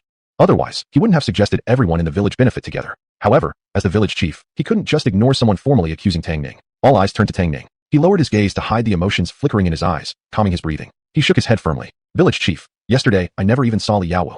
Turning around, he looked darkly at Tang Song, then faced the crowd and shouted. Uncles, aunts, brothers, and sisters, you all know what kind of life I used to live. The Tang family ignored the life-saving favor my father had done for them. They took my house lot away, kicked me out when I was sick, swindled all my money, and treated me like a beast of burden. I hit them only because they oppressed me too harshly, and I had no choice but to fight back to survive. I had issues with their family, and now Tang Song accuses me of murdering Li Yaowu. That's only to get revenge and deliberately smear me with filth. Just like what Brother Louis said, if I really killed Li Yaowu, why wouldn't I run? Would I stay here and wait to be caught? Tang Song, seeing the wavering expressions of the crowd and realizing they had apparently fallen for Tang Ning's words, grew desperate at once. Believe me, I really saw him go into the mountain with Li Yaowu. He's the one who killed Li Yaowu. You mustn't be fooled by him. Tang Ning took a step forward, eyes locking coldly onto him. You say I killed Li Yaowu? Then do you have any evidence? Besides what you saw of me entering the mountain with Li Yaowu, is there anyone else who saw that? And furthermore, even if I really did kill Li Yaowu, would he have just stood there quietly, letting me kill him without resisting? Then everyone look, does Li Yaowu have any wounds from struggle? And what about me? Look at me, do I have any wounds from a fight? As he spoke, Tang Ning actually took off his upper garment and displayed his body to the crowd. The people present looked at his arms and body. Sure enough, there wasn't a single scar, and all fell silent. Tang Ning continued, let's suppose again, even if I did enter the mountain together with Li Yaowu, could I stop him from drinking if he wanted to? If he died from drinking or fell to his death, what does that have to do with me? Tang Song was momentarily stunned. He hadn't followed them up the mountain. How could he possibly have evidence? At that time, everyone had gone to the canteen for food. Except for him, no one else had seen Tang Ning with Li Yaowu. Seeing Tang Song momentarily unable to respond, Li Shaoyi became enraged and shouted, I saw it. I saw you kill Li Yaowu. Tang Ning glanced at her. What you saw doesn't count. You have a grudge against me. The auntie responsible for serving food laughed. Li Shaoyi, I saw you at the canteen yesterday. How could you possibly have divine eyes to see Tang Ning kill Li Yaowu? Several other people also joined in. That's right. I saw Li Shaoyi and Tang Erniu draining water in their courtyard last night. In that case, aren't Tang Erniu and his family really lying? How cruel they must be. After all, Tang Ning had worked like an ox for them for over a decade. To falsely accuse him of murder. Ah, didn't you hear what Tang Ning said? Tang Erniu's family wants his house lot. If Tang Ning dies, that lot will become theirs. Wow, thinking carefully about it really sends chills down the spine. There's not one decent person in this family. Tang Song, getting desperate and jumping in frustration, caught sight of Liang Cheng and a few others from the corner of his eye. He pointed his finger and shouted, Liang Cheng, you all speak. Tang Ning did have conflict with Li Yaowu, didn't he? Wasn't Tang Ning the one who killed him? Whoosh. In an instant, the already grim faces of the three turned whiter than paper. None of them had expected Li Yaowu to die so suddenly. Recently, Li Yaowu had the deepest conflict with Tang Ning. In their hearts, they had vaguely suspected this affair was somehow related to Tang Ning. But under Tang Ning's piercing gaze, they only felt their backs stiffen with fear, afraid to say a single word. Liang Cheng was so frightened his tongue got tangled. We. That's enough. Li Yaowu went up the mountain and drank himself to death falling down. It's no one else's fault. Let this matter drop. As soon as Zhang Hongliang spoke, Liang Cheng immediately closed his mouth, and not another word escaped. What could he possibly say? The party secretary and the village chief both clearly protected Tang Ning. Considering Li Yaowu's earlier fate, he could only keep his head down and avoid trouble. Chapter 65. Living with a tail between one's legs. Lu Chong also stood up, giving Tang Aaron a warning look. You're practically halfway in the grave already. Couldn't you think before speaking and acting? No matter how much you dislike Tang Ning, he's lived with your family for over a decade. Once you place this chamber pot on him, did you even think about whether he'll survive the accusation? If something really happens to him, I'll be curious to see how you face the Shantang couple. Don't forget, Shantang saved your life, Tang Aaron. You'd have been dead without him, and it was your promise to Shantang to raise Tang Ning. You dare commit such a heartless act. Aren't you afraid Shantang will come looking for you in the middle of the night? Lu Chong swept his gaze across everyone present, fully exuding the aura of a village chief, imposing and overwhelming. Now that things have gone this far, there are some things I need to say ahead of schedule. In these past few days, Tang Ning has been busy helping villagers earn money through business. With so many people coming and going at his house, it's impossible for him to have killed Li Yaowu. Li Yaowu drank himself to death. From now on, I don't want to hear anything in the village that damages Tang Ning's reputation. Otherwise, none of you can work with Tang Ning on these business ventures anymore. Tang Ning was sincerely trying to help everyone earn money. He couldn't let the villagers disappoint him. Business? What business? Didn't the authorities issue policies prohibiting business activities? A clueless villager couldn't help asking aloud. Zhang Kishue responded loudly. Tang Ning plans to help everyone earn money through business. These past 2 days, the village chief and the party secretary have been testing the waters with village representatives. It hasn't been rolled out fully across the village yet, but we've all participated. Last night alone, I earned 30 yuan. Tian Youtiao also shouted loudly. I earned 20 yuan too. Tang Ning is a good man. He absolutely couldn't have committed murder. If anyone tries to pin the blame on him again, don't blame me for being unfriendly. Then, people like Zhang Kishue, Lu Zhong, Zhang Ai, and others who had been working with Tang Ning all stepped forward to testify for him. Hearing that they'd earned so much money through business with Tang Ning, everyone's eyes widened in disbelief. In the next moment, excitement filled the air. They immediately pushed aside Li Yaowu's death, surrounded Tang Ning, clamoring to join his business efforts. I always said that kid Tang Ning has a good character. Normally, he wouldn't even step on an ant. How could he possibly commit murder? Some people really are heartless scumbags, pinning every chamber pot they can on him. Tang Ning, are you still looking for more people? Take your uncle here with you. I want to earn money with you too. No matter what others say, we'll never believe you killed anyone. Tang Ning, what kind of business are you running that earns so much? Take me with you too. If anyone dares say Tang Ning committed murder, I'll be the first to shut their mouth. How could such a good kid commit murder? Tang Ning, would your auntie here be okay working with you? Take me along, brother Tang Ning. Count me in too, big brother Tang. Liang Cheng and his 2 companions were shoved into a corner, trembling with fear. The Tang Aaron family of 4 stood staring at the scene before them in shock. They couldn't wrap their minds around why Tang Ning had changed so suddenly from a murderer to the most sought-after person in the village. Even more surprising was the fact that Tang Ning had secretly been involved in business all along. That explained why he had been building a house, buying meat and beds recently. He had obviously made a fortune. But if this little brat had access to such lucrative opportunities, why didn't he bring them, his own family, along, and instead brought outsiders who barely had any connection with him? Did he forget who raised him with so much hardship? He was just a bastard, completely ungrateful. The 4 Tang family members glared with jealousy in their red eyes. They wanted to join Tang Ning's business, but having just accused him of murder, none of them could bring themselves to approach him now. Lu Chong looked at the situation unfolding before him and nodded in satisfaction before loudly interrupting the enthusiasm. Alright, let's talk about business later. For now, every family should send 1 strong worker to help bury comrade Li Yaowu in the back mountains. Li Yaowu's body was still lying at the entrance of the brigade headquarters. Since he had no family here, the village would have to organize the funeral arrangements. In principle, anyone's red or white event would usually include setting up a couple of banquet tables. However, Liaowu was a sent-down youth, with no relatives in Lutang village, and his peers like Liang Cheng had neither the willingness nor the money to cover the funeral costs. Therefore, the village would organize the effort to bury him, and that was it. Seeing the village chief had spoken, the villagers stopped arguing and began making preparations for Liaowu's funeral. Zhang Hongliang came to Tang Ning's side and patted his shoulder. You don't need to go. Liaowu had conflicts with Tang Ning while alive, and after his death, Tang Ning was falsely accused of the murder. He was worried Tang Ning would feel uneasy inside. Tang Ning nodded. He had no intention of participating in this either. If he didn't go, then Jiang Shui, Jiang Ai, and the other 3 female sent-down youths wouldn't go either. They had already fallen out with Liaowu while he was alive. Now that Liaowu was dead, there was no need for them to go through these formalities either. They might as well go back to sleep since they'd been up all night yesterday. Liaowu was buried by the villagers on the mountainside. Liang Cheng, Zhang Wentao, and Liang Aijuan followed behind the villagers with red eyes as they descended the mountain. After living together for several years, they couldn't possibly feel nothing about his sudden death. Wiping a tear from the corner of his eye, Liang Cheng looked back at Liaowu's small grave. His lips moved slightly. Hey, Wentao Aijuan, what do you think? Do you think Yaowu's death had anything to do with Tang Ning? Before he could finish, Zhang Wentao quickly covered his mouth. Shoo, do you want to die? His memories returned to the night before the day before. He'd always had light sleep and was easily awakened by the slightest noise. He had been sleeping peacefully when he was suddenly jolted awake by a sharp elbow from Liaowu. He was about to get angry, but then he heard Liaowu mumble in his sleep. Ing Tang Ning. Once I get the money, that's the day you die. At the time, he didn't take it seriously, thinking Liaowu was just sleep-talking, obsessed with hating Tang Ning to the point of madness.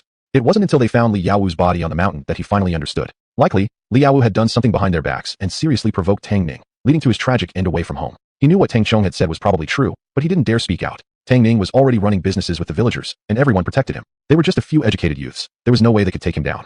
Didn't they see how even the Tang Aaron family had been defeated by him repeatedly? Zhang Wentao trembled all over from fear, his face pale as a corpse. Liang Aijuan noticed something and cautiously asked, Wentao, do you know something? Zhang Wentao hesitated briefly, then nodded his head and whispered, if you two trust me, stay far away from Tang Ning from now on.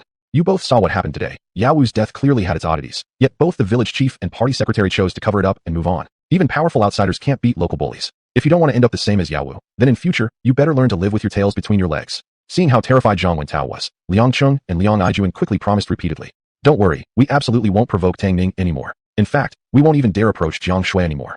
Chapter 66, Drawing White Flower, Construction begins. Liaowu's death stirred no great commotion in the village. After burying him, everyone quickly pushed the matter aside and swarmed into the village headquarters, eagerly inquiring about the business opportunities with Tang Ning. For this, Lu Chong even held a special motivational meeting. The meeting was straightforward, encouraging everyone to actively join Tang Ning's business venture, but emphasizing that no one should cause trouble or draw attention when they were out and about. No one was allowed to leak any details about the village's business activities to outsiders. At the same time, the night patrol team was reactivated. Though Lutang village was small, it had excellent security. Throughout the seasons, summer and winter, day and night, there were always patrols on duty. However, with recent rain and limited grain rations available for the villagers, Luchong had suspended the nighttime patrols. Engaging the entire village in business was a serious matter, especially since it was the village cadres themselves who were taking the lead in violating regulations. Great caution was needed. Therefore, Luchong and several other village cadres jointly decided to resume the night patrols. This way, should any unusual activity occur, they could be alerted in time and prepare accordingly, avoiding being caught off guard. While the village headquarters was in session, Tang Ning had already begun today's special discount draw. Ding! Today's special discount draw is updated as follows. 1,000 bags of premium white flour, 1,000 rainbow lollipops, 1,000 mobile phone stands, 1,000 bottles of Tsingtao beer, 1,000 world maps. Special price today, 10 yuan. With a total of 3,310 yuan in his pocket, Tang Ning immediately chose to top up. As soon as the payment was processed, the system began to draw for him. The spinning pointer rotated wildly several times before finally stopping on the premium flour. With food in storage, his heart felt at ease. After all, this era was plagued with famine everywhere. Refined flour was a basic necessity in any era, and in wartime, it could even be more valuable than gold or oil. It would definitely sell well. Most importantly, recently he had been eating mainly coarse grain meals, with no refined staple food. With this premium white flour, his staple options would now become much more diverse. Dumplings, steamed buns, pancakes, beef noodle soup, lamb noodles, and many other delicacies. Thinking about it, Tang Ning couldn't help but almost drool. Congratulations, master, you successfully drew 1,000 bags of premium white flour. As the system message finished, the Rubik's Cube space appeared before Tang Ning, automatically opening one of the cells. Inside were exactly 1,000 bags of flour, each weighing 50 jin. Ever since Lu Chong yanked him from bed early yesterday morning, he hadn't eaten a proper meal yet. Glancing at the sun, he guessed it must be nearly noon. Well, he just combined breakfast and lunch. Tang Ning took out one bag of flour and placed it in the kitchen. First, he pulled out some mineral water, then grabbed a handful of scallions from the space. He was planning to make scallion oil pancakes. He mixed the flour, chopped scallions, and mineral water into a smooth batter before heating a pan with oil and began frying the pancakes. Busy at work, he also took out a whole roasted lamb from the space and immediately tore it into pieces, placing them on a plate. Little Wolf had a keen nose and had already caught the scent, rushing over with constant whimpering sounds. Tang Ning chuckled and tossed a bone with lamb meat to them. Catch! Owl! Big Cake was quick on his feet. He leaped and caught the meat bone midair, afraid that Second Cake would snatch it. He ran off with it in his mouth. Sure enough, Second Cake, having missed out on the meat, turned around and chased him immediately. Tang Ning looked at the lamb in his hand and shook his head. What poor intelligence. Not long after, Tang Ning finished preparations. After the meeting, Jiang Shui followed Feng Hui and the other two back to the female-educated youth dormitory. So at the moment, Tang Ning was alone at lunch. He chewed contentedly on scallion oil pancakes and roasted lamb. After lunch, Tang Ning rested for a while. Around 2 p.m., Tang Wenshan came over. Today was the auspicious day selected by old woman Zhang for the commencement of construction. But this morning, Li Yaowu had died, and Tang Wenshan was worried that Tang Ning might take offense. He specially came to ask, Tang Ning, how about we postpone the start of the construction for a few days? Anyway, I see that the tent you're living in is quite okay. There's no need to rush these couple of days. He was also thinking in his mind, old woman Zhang must have miscalculated this time. On the supposedly lucky day for starting construction, someone in the village had died, and the deceased almost had a connection with Tang Ning. Looking at it from any angle, it didn't seem like a good day. Tang Ning shook his head. No worries, uncle. I don't care about these things. Let's start construction today. Seeing that Tang Ning truly didn't mind, Tang Wenshan nodded in agreement. He went back and called the workers over, then set off a string of firecrackers in front of Tang Ning's door. The loud, crackling sound of the firecrackers drew the villagers' attention. Seeing that Tang Ning's house was beginning construction, many wanted to offer their goodwill. Without needing to be called, they rushed over one by one to lend a hand. Besides the 8 laborers Tang Wenshan had brought, the 7 village representatives who had joined Tang Ning in business all sent people to help. Many other villagers who wanted to work with Tang Ning also came. In no time, the tent was filled with voices and excitement. The old house was built with mud bricks and dry straw, so it was easy to demolish. Combined with a large number of people helping, the work went incredibly fast, and the house was completely torn down before sunset. Tang Wenshan clapped the dust off his hands and smiled. Today we tore the house down, and tomorrow we can start digging the foundation. It's cool inside your tent, and with everyone working hard, you'll be living in a big brick and tile house in less than 2 months. Other villagers couldn't help but chime in. Wow, Tang Ning will be the first person in our village to live in a proper brick house. That's something. Pity the kind-hearted couple left too early. They didn't get to enjoy any blessings, sigh. Oomph, if the kind-hearted couple could see from below how capable Tang Ning has become, they'd surely be proud of him. Worried that the crowd might unintentionally upset Tang Ning, Tang Wenshan quickly waved his hands to stop the chatter and said with a smile, all right then, we'll take our leave for now. See you tomorrow.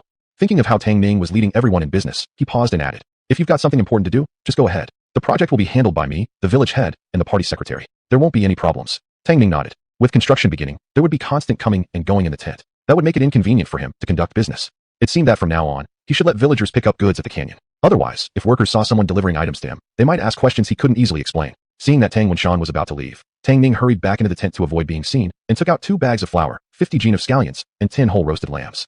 As he walked out, many stared in disbelief. I know everyone worked hard today. I'm not much of a cook, so I won't insist anyone stay for dinner. These items, Uncle Wenshan, you decide how to distribute among the uncles and brothers as a small treat. I'll need everyone's help a lot during the construction of my new house. Everyone smelt the roasted lamb and couldn't help swallowing their saliva. Tang Ning really has made money. He pulled out so much meat just like that. And those scallions. He grabbed a huge bunch at once. Are those 2 bags of flour? I can already smell it. How much must all this cost? Tang Wenshan shook his head with a bitter smile. This kid really didn't want to owe anything to anyone. Tang Ning, we're all very grateful that you're giving us a chance to earn together. Helping you with a bit of work is only natural. You don't have to do this.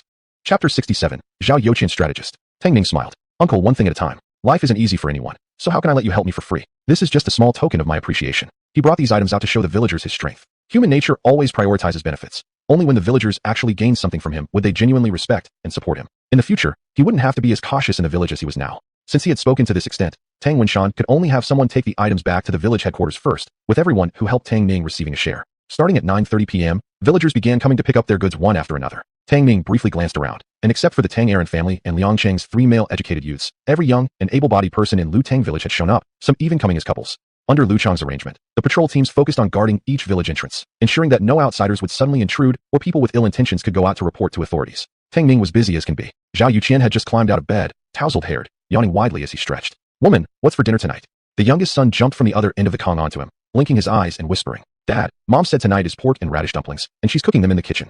Zhao Youqian laughed heartily and bounced the boy on his knee. You little stinker, you've gained weight these days. You're getting heavy. The little guy had just turned 4 and was instantly delighted by his father's bouncing, giggling nonstop. Seeing this, the other 3 children also stretched out their arms and crowded over, shouting, Dad, I want a hug too. Dad, I want a hug too. Zhao Youqian had 4 children, 2 older daughters and 2 younger sons. The eldest daughter was only 10 years old. At this moment, Zhao Youqian's wife, Tian Xia, entered with a large bowl. Seeing the kids making a fuss, she frowned and quietly scolded. Be quiet. If you wake others up, see if you still get to eat dumplings. The temptation of dumplings was too strong. Instantly, the children fell silent, covering their mouths with their small hands, looking at Tian Xia apprehensively. Zhao Youqian chuckled, then patted the head of his eldest daughter, Zhao Aixiao. Big girl, why are you standing there? Hurry and help your mother set up the table. Time for dumplings. Zhao Aixiao's eyes curved as she smiled, and in a flash, she jumped off the bed to help Tian Xia set up the table. Tian Xia gave Zhao Youqian an annoyed glare. It's all your fault these days. Before, the kids went to sleep when it got dark, but now they keep pestering me every night for good food. While speaking, she placed a large bowl on the table, scooping a bowl of dumplings first for Zhao Youqian, then for each of the children. Zhao Youqian looked at the large bowl. After 5 bowls had been scooped, only a little broth remained. Tian Xia hadn't taken any for herself. He handed his bowl to Tian Xia. Woman, you eat. She slapped his hand lightly, smiling. You eat. There's still more in the pot. I'll have some later. Before she could finish speaking, Zhao Yuqian shoved a dumpling into her mouth. Zhao Yuqian looked at Zhao Aishiao and ordered, "Big girl, go get your mom a bowl of dumplings." Zhao Aishiao ran off with her bowl, laughing all the while. Tianxia teased with a slight pout. "I'm not even hungry." Yet, deep down, her heart felt warm. She had married a good man. Back when Zhao Yuqian was poor, he had been good to her. Now that their family had money, he treated her even better. Zhao Yuqian stuffed a dumpling into his mouth and smacked his lips contentedly. Everyone eats together. What kind of situation would it be if we men eat while you watch? Before, when we were poor, okay. But now we have money. If you act like this, people will think I mistreat you. I practically carry you in my pocket and cherish you. Since working with Tang Ning on this business, their household already had savings of 400 or 500 yuan. This 400 or 500 yuan was for everyday spending. In his possession, he had another 600 yuan, meant for purchasing goods from Tang Ning. Given their family situation, perhaps not every day had meat, but at least it wasn't like before when there wasn't enough food to eat. The kids were a bit heavier now, and they could wear new clothes. Also, the electric fans were now a reality, one each for his parents' home and his own. His parents and the children could now sleep well at night. Tianxia hit him lightly, half annoyed. "The kids are all here, you chatter on about what?" Zhao Yuqian grinned a few times, then remained silent. Tianxia glanced at the window and said with concern, "It's raining outside again. Why don't you just stay home today? How can I not go? If I don't make money, what will you and these little brats eat? Air." But seeing you go through wind and rain every day, the children and I really feel shintung for you. Suddenly thinking of something, her eyes lit up. "That's right. Dear, do you think you could also act like that younger brother of yours? Just resell the goods to others? That way, we can still earn money, and you wouldn't have to suffer each day." Tianxia looked at Zhao Yuqian. He had always been out in the elements. Although he was only in his 30s, he already looked like he was in his 40s. Zhao Yuqian was taken aback. He understood immediately that the younger brother, Tianxia referred to was Tang Ning. Other than himself, he hadn't even mentioned Tang Ning's name to his wife or younger brother. They only knew that the goods were resold from a capable young guy, but knew nothing about what he looked like or where he lived. Seeing him spacing out, Tianxia couldn't help but nudge him. "Honey, why don't you go talk to that young brother of yours tomorrow? Just try. What if he agrees? But I previously promised him not to involve anyone else except my younger brother. We're not bringing in outsiders now either. We'll only involve our own relatives, my family from my Nangjia side and your relatives. We know all of them well. Since they want to earn money, they won't go blabbing around. You just wholesale the goods to them, and then you won't have to work so hard every day. Also, the more people selling the goods, the more that older brother above me can earn too, right?" Zhao Yuqian frowned, thinking for a moment before finally nodding. "Okay, I'll go ask my younger brother tomorrow. But don't tell your sister and those relatives yet. Wait for my news first. If he agrees, then we'll bring the relatives on board. But we have to make one thing clear. Whoever joins my business has to keep their mouth shut tight. If anything happens, they must not rat out my brother, or else we're no longer family." In his heart, Tang Ning was his savior. The reason he could now have a warm home with his wife and kids, enjoying a hot bowl of pork dumplings like tonight, was entirely because of Tang Ning. Therefore, he would absolutely not allow anyone to betray Tang Ning. Tianxia nodded repeatedly. "All right, good." At that moment, Zhao Aishiao also brought over the dumplings. The whole family sat on the kong and happily began eating their dumplings. Chapter 68. Tang Ning's Plan. Lutang Village. They say the mighty may fall, and the fallen may rise again. Tang Ning really seems to have made something of himself. I heard everyone who went to help him build his house today got 2 caddies of roasted lamb, 2 caddies of white flour, and even 2 scallions each. No kidding. My kid Liuzi went to help out. When he came back with so much stuff, I nearly jumped out of my skin. Tang Ning sure knows how to treat people right. Hehe. I wonder how Tang Aaron is feeling about this. If only he had treated Tang Ning properly back then, it would be his family building that brick house now. But now TSK tisk. Does that guy even deserve it? That heartless bastard. If it wasn't for the charity hall saving him, would he be happily raising children of his own? Such a thankless bastard to treat Tang Ning that way. He'll surely get his retribution sooner or later. Speaking of it, how much goods did you get? TSK, my family didn't have much money. We only got goods worth 30 yuan. How about you? I got even less. Only goods worth 20 yuan. I noticed Shua Shua, Gao Yuan, and Lu Zhong. Those few who started doing business with Tang Ning from the very beginning got quite a lot. They directly took goods worth 100 yuan. Wow. If that's the case, didn't Tang Ning make several hundred yuan in one night? Such an amazing kid. If we work well with him, we can all have meat and soup. Tang Aaron squatted at the front door of the main house, listening to the gossip outside with a darkened expression. Tang Yin, Tang Tsong, and Li Shaoyi also looked unpleasant. At this hour they usually would have been sound asleep. But seeing the constant stream of people outside, all happily going to get goods from Tang Ning, how could they possibly fall asleep? Li Shaoyi stole a glance at Tang Aaron. Head of the house, do you really think Tang Ning has actually earned so much money? Goodness, hundreds of yuan in one night. If that money were theirs, could they have failed to get any kind of bride for their sons? Would there still be quarrels over those 10 or so yuan for the bride price? Tang Aaron kept puffing on his pipe tobacco, his eyes half-lidded, replying gravely. The village head, the party secretary, and other village officials and representatives are all doing business with him. That must mean it's genuine. Li Shaoyi's eyes lit up. If we had known earlier that the little bastard could earn this much, we wouldn't have treated him that way. Head of the house, what if we go and talk to Tang Ning, asking him to bring Shaoan and Xiao Tsung into his business? After all, we raised him for over 10 years. If he's willing to partner with outsiders, how could he not bring us along?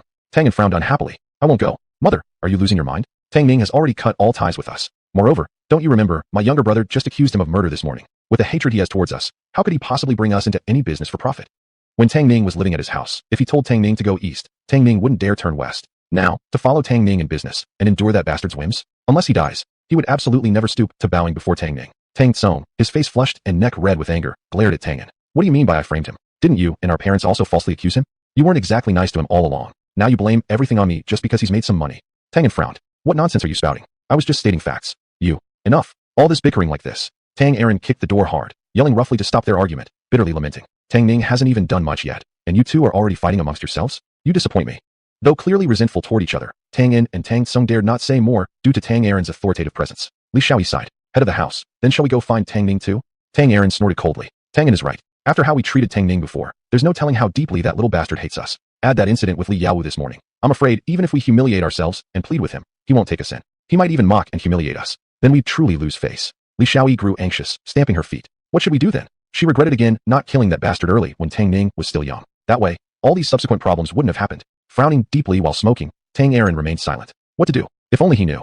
That boy must have taken some special medicine or something. Previously, with a slap followed by a sweet, he'd worked tirelessly for them. Since he fell ill, this Ju Sung became utterly impossible to handle either gently or harshly. Seeing their neighbors all rushing to earn money with Tang Ning, he was anxious himself. Tang An's eyes flickered with malice as he spoke coldly. Father and mother, I have a plan. Tang Aaron was taken aback. What plan? Li Xiaoyi and Tang Sung instinctively looked at him. He can do business, and so can we. I heard that Tang Ning's grandson seems to have hooked up with a big shot. All the goods he has are from that big shot. As long as we find that big shot and butter him up, making him stop supplying Tang Ning and instead supply us. That way, we can run our own business and make money. At that time, when we resell the goods to the villagers will direct their gratitude toward us. Once he makes money, he must drive that bastard Tang Ning out of the village. And that Jiang Shui, that cheap little whore. Since she's so protective of Tang Ning and can't see my true feelings for her, I no longer need to show her any tender mercy. I'll drag her onto my bed and have a good play with her until she's used up and then toss her out. Tang Aaron's, Tang Sung's, and Li Xiaoyi's eyes lit up instantly. Tang Sung slapped his thigh. Right? How come I didn't think of this? If we take over Tang Ning's business, how dare he keep showing off in front of us? Back then, I made sure to let him know clearly. If he's willing to partner with outsiders, how could he not take us along? Li Xiaoyi beamed with delight. Still, where are we going to find this big shot? Tang In smiled. Tang Ning will definitely go to him to get supplies. Or maybe someone delivers the goods directly to Tang Ning. I'll take turns tailing him every day with my younger brother. As long as we follow Tang Ning, we'll definitely find this big shot. Tang Aaron chuckled to himself. As long as we find a big shot, things will be easy. I'll leave this task to the two of you. Since that little bastard is cautious, the two of you mustn't let him find out, or the whole plan will fall apart. He could already imagine the scene. Tang Ning crying bitterly after having his business stolen from him. What excited him most was how, once the family started making money, even the village chief and party secretary would bow to him and beg for favors. Tang Sung nodded excitedly, clenching his fists and gently punching Tang In on the shoulder. Big brother, when should we start tailing him? Tell me, I'll do whatever you say. That bastard's grandson, we finally have a way to deal with him. Tang In narrowed his eyes slightly, whispering, we'll take turns, you watch him during the day, and I'll watch at night. If he does anything unusual, we'll follow him right away. Chapter 69, Exposure. 7 o'clock in the morning. At the entrance of Huaishan Commune Textile Factory. The commune people are coming. Everybody run. Run fast, run away. A shrill voice pierced through the crowd like a drop of water hitting hot oil, instantly causing chaos. Zhang Ai was so frightened she shivered, and turning around, she indeed saw several men in liberation-style uniforms running towards them, holding sticks and looking ferocious. Stand still, don't run. I'm talking to you. Stop running right now. Jiang Shui turned pale, stuffed the mosquito coils into the man's arms, grabbed the money vouchers from his hands, and started running. Your mosquito coils. As she ran past Jiang Ai, she quickly tugged at her. Ai, stop selling, run now. Jiang Ai was so scared her legs turned weak, and she ran stiffly as Jiang Shui pulled her along. She glanced back. Two burly men had directly pinned an old man to the ground and were tying him up with ropes. A young man in his 30s beside tried to resist, only to be punched down to the ground. Sweet potatoes from his basket rolled all over the place. A wrinkled woman knelt on the ground, continuously kowtowing to the tough men. Please, let me go. Take everything but let me go. I still have children to raise at home. I'm begging you. Please have mercy on me. Her pleas dripped with blood, but failed to evoke the slightest compassion from the burly men. The workers on the street kept a safe distance, afraid of being dragged into the situation. In their eyes were sympathy, indifference, schadenfreude, numbness. A complex mix of looks left Jiang Ai chilled to the bone. After subduing the woman, the burly man looked up and met Jiang Ai's terrified gaze. He pointed at the two fleeing figures and ordered the two youths beside him. There are two more, come with me to chase them. Yes. The three immediately ran after Jiang Shui and Jiang Ai. Big sister Shui, they are catching up. What should we do? I'm sorry, big sister Shui. I shouldn't have dragged you here. I didn't expect we'd run into people from the commune. Wah? By the end, she couldn't hold back the tears and cried out loud, overwhelmed by fear. Besides fear, there was also guilt. Last night Feng Hui and Li Wenwan had gone out to sell fried chicken right after they got it. She felt the villagers usually went out at night to sell fried chicken and didn't want to crowd with them. Wanting to catch the early morning wave of factory workers, she didn't go out last night and only took 30 boxes of mosquito coils from Tang Ning, then dragged Jiang Shui to accompany her here this morning. Who could have known that those selling fried chicken last night were all fine? But today she and Jiang Shui would run into trouble. Jiang Shui was also scared. Glancing back, she saw the three muscular men chasing closely behind. Her heart raced. She tried hard to calm herself, her mind racing quickly. Let's not talk now, just run. Ai, we'll split up and try to escape separately. At least one of us may get away. She came to the commune with Jiang Ai not only to help her sell the goods, but also to make a call to her father to ask if he had already investigated that Tongzij fellow. Tang Ning was now doing business with everyone in the village. Though they earned a lot, every day she was full of fear. They hadn't expected to run into people from the commune before finishing selling all their goods.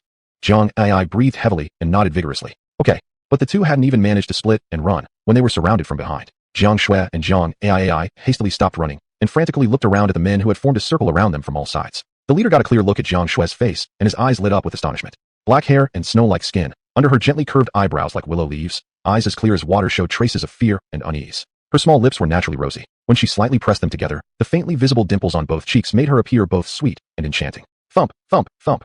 Zhang Dafu placed his hand on his chest. His heart almost jumped out. Jiang Ai whimpered, her mind filled with despair. They were caught. She held tightly onto Jiang Shue's sleeve, already in tears from fear. Big sister Shui. Jiang Shui herself was also trembling with fear. Her red eyes clung to the other girl as she tried to stay calm and said, "Why you?" The other two tough men frowned and harshly said, "What you?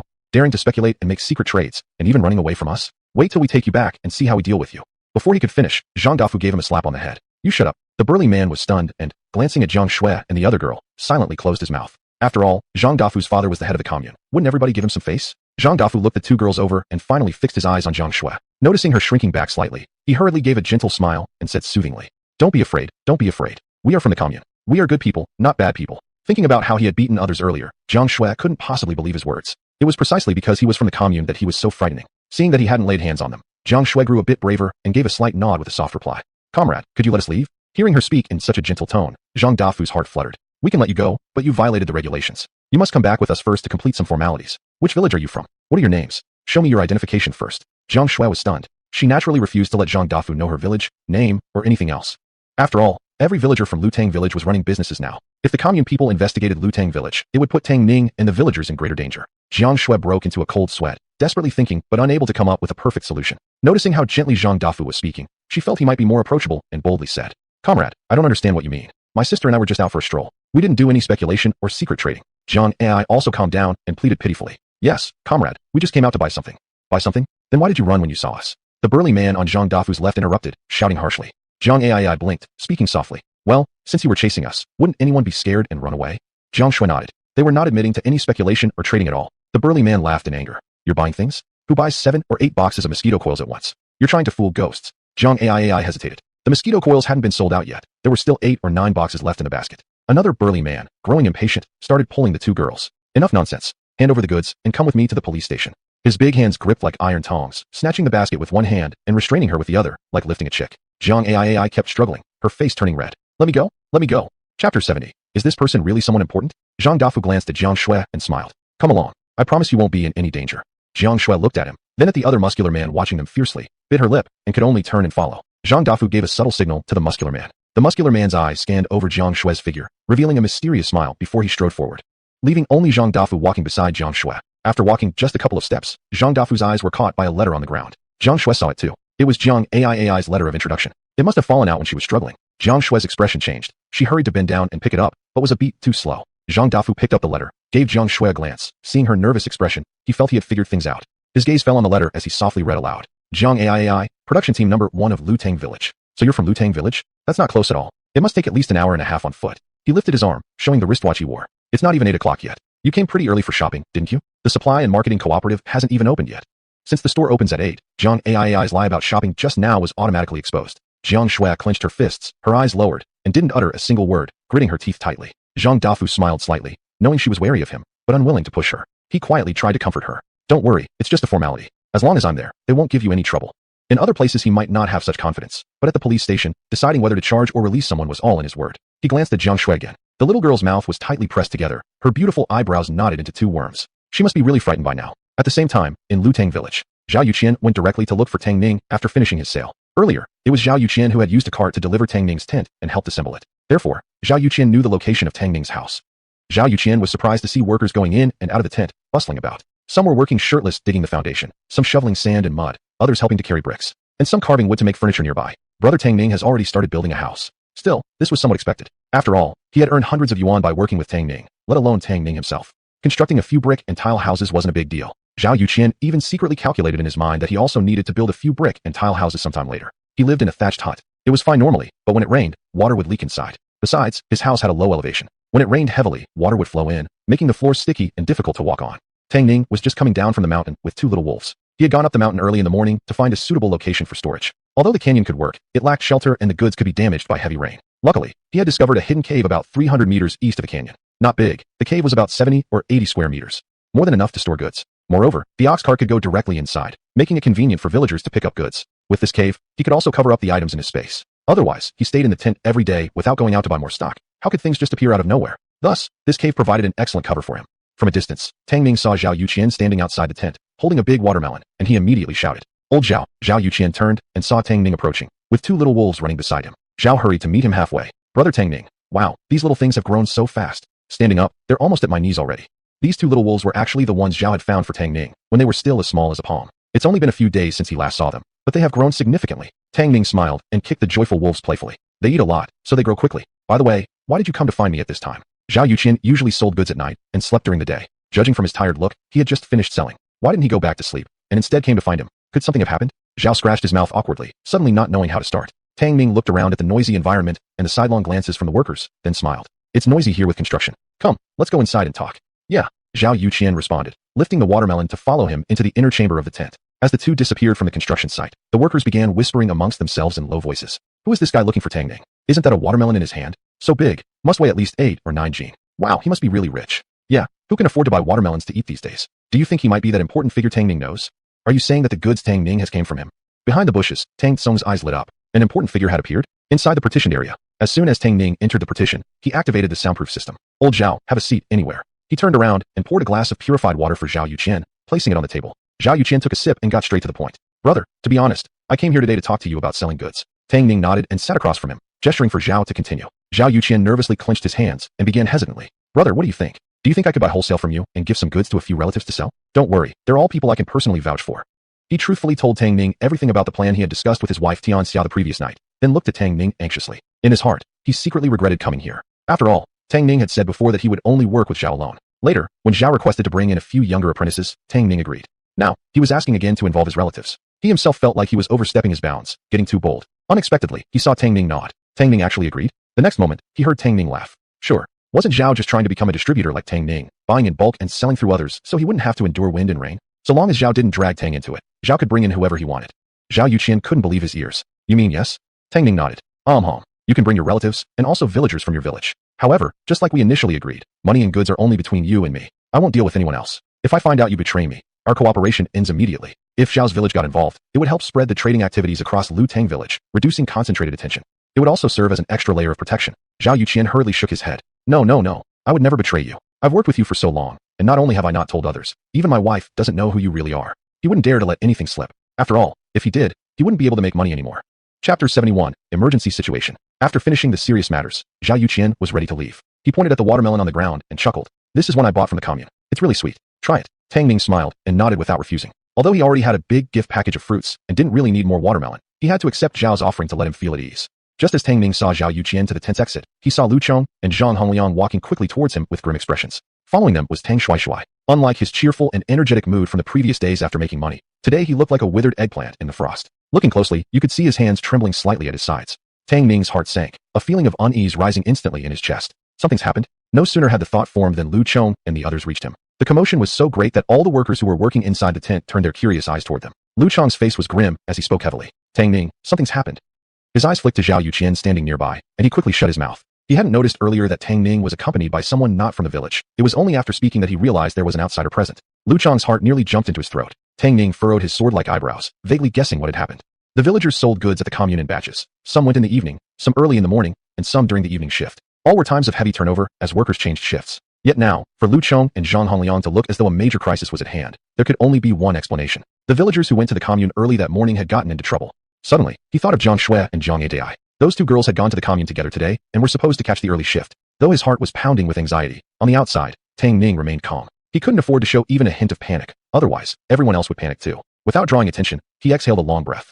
He glanced at Zhao Yuqian beside him and spoke quietly. Uncle Lu, old Zhao isn't an outsider. Just say whatever it is. Zhao Yuqian was tied to them all like grasshoppers on a single string. If there really was trouble at the commune, it was better Zhao knew early and could prepare himself. Lu Chong looked at Zhao Yuqian in surprise. Tang Ning had always been cautious, and for him to regard someone as part of the inner circle meant something. Could it be? This man was the person delivering goods to Tang Ning? He quickly pulled himself together. The situation was too urgent now. He glanced at Tang Shuaishuai, whose face had gone pale with fear, and said heavily, Shuai, you explain it. Tang Shuaishuai rubbed his face hard, forcing himself to calm down. Tang Ning, we ran into commune people when we went to sell goods. Gao Yuan, Yu Tiao, and Lu Zhong were all caught. I just ran fast enough to escape.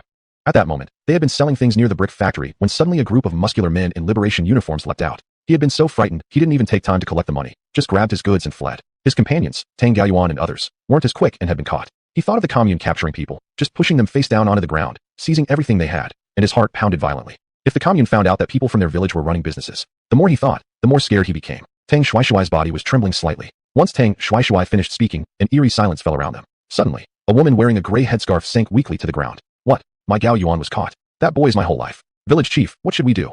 Village chief, will the commune people find out about us? Do you think Gao Yuan and Yu Qiao might talk? What if the commune finds out we're all running businesses? Village chief, quiet. Zhang Hongliang shouted loudly, his face dark as a storm cloud. Normally a non-smoker, he snatched the cigarette from Lu Chang's hand and took a heavy puff. The situation isn't that bad yet. If things really go wrong, Hongliang and I will deal with it. Everyone, calm down. Let's hear what Tang Ning has to say first. Whoosh, everyone's eyes turned toward Tang Ning. Tang Ning clenched his fists tightly and asked Tang Shuaishuai, bro, besides the brick factory, what about the other factories? Gradually, several villagers came forward, heads lowered. The steel plant was raided. So was the meatpacking plant. The textile factory too.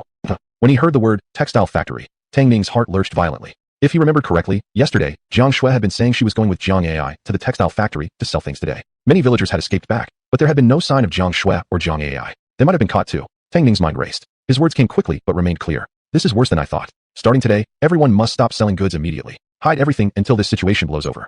Everyone, hide your goods away now. If the commune people come to inspect, we must ensure they can't even catch a glimpse of the goods. Of course, those who trust me can hand over their goods temporarily. I'll keep them safe until this situation settles down. He had to prepare for the worst case scenario. What if Tang Gaoyuan, Tian Yutiao, and Lu Zhong revealed that everyone in the village was involved in business? He had the space. As long as all the goods were hidden there, no one would ever find them. Without evidence, even the commune people couldn't do anything to them. Of course, he still believed that Tang Gaoyuan and the others wouldn't betray Lu Tang village. After all, their parents, wives, and children were still in the village. Still, he always preferred to be prepared for the worst.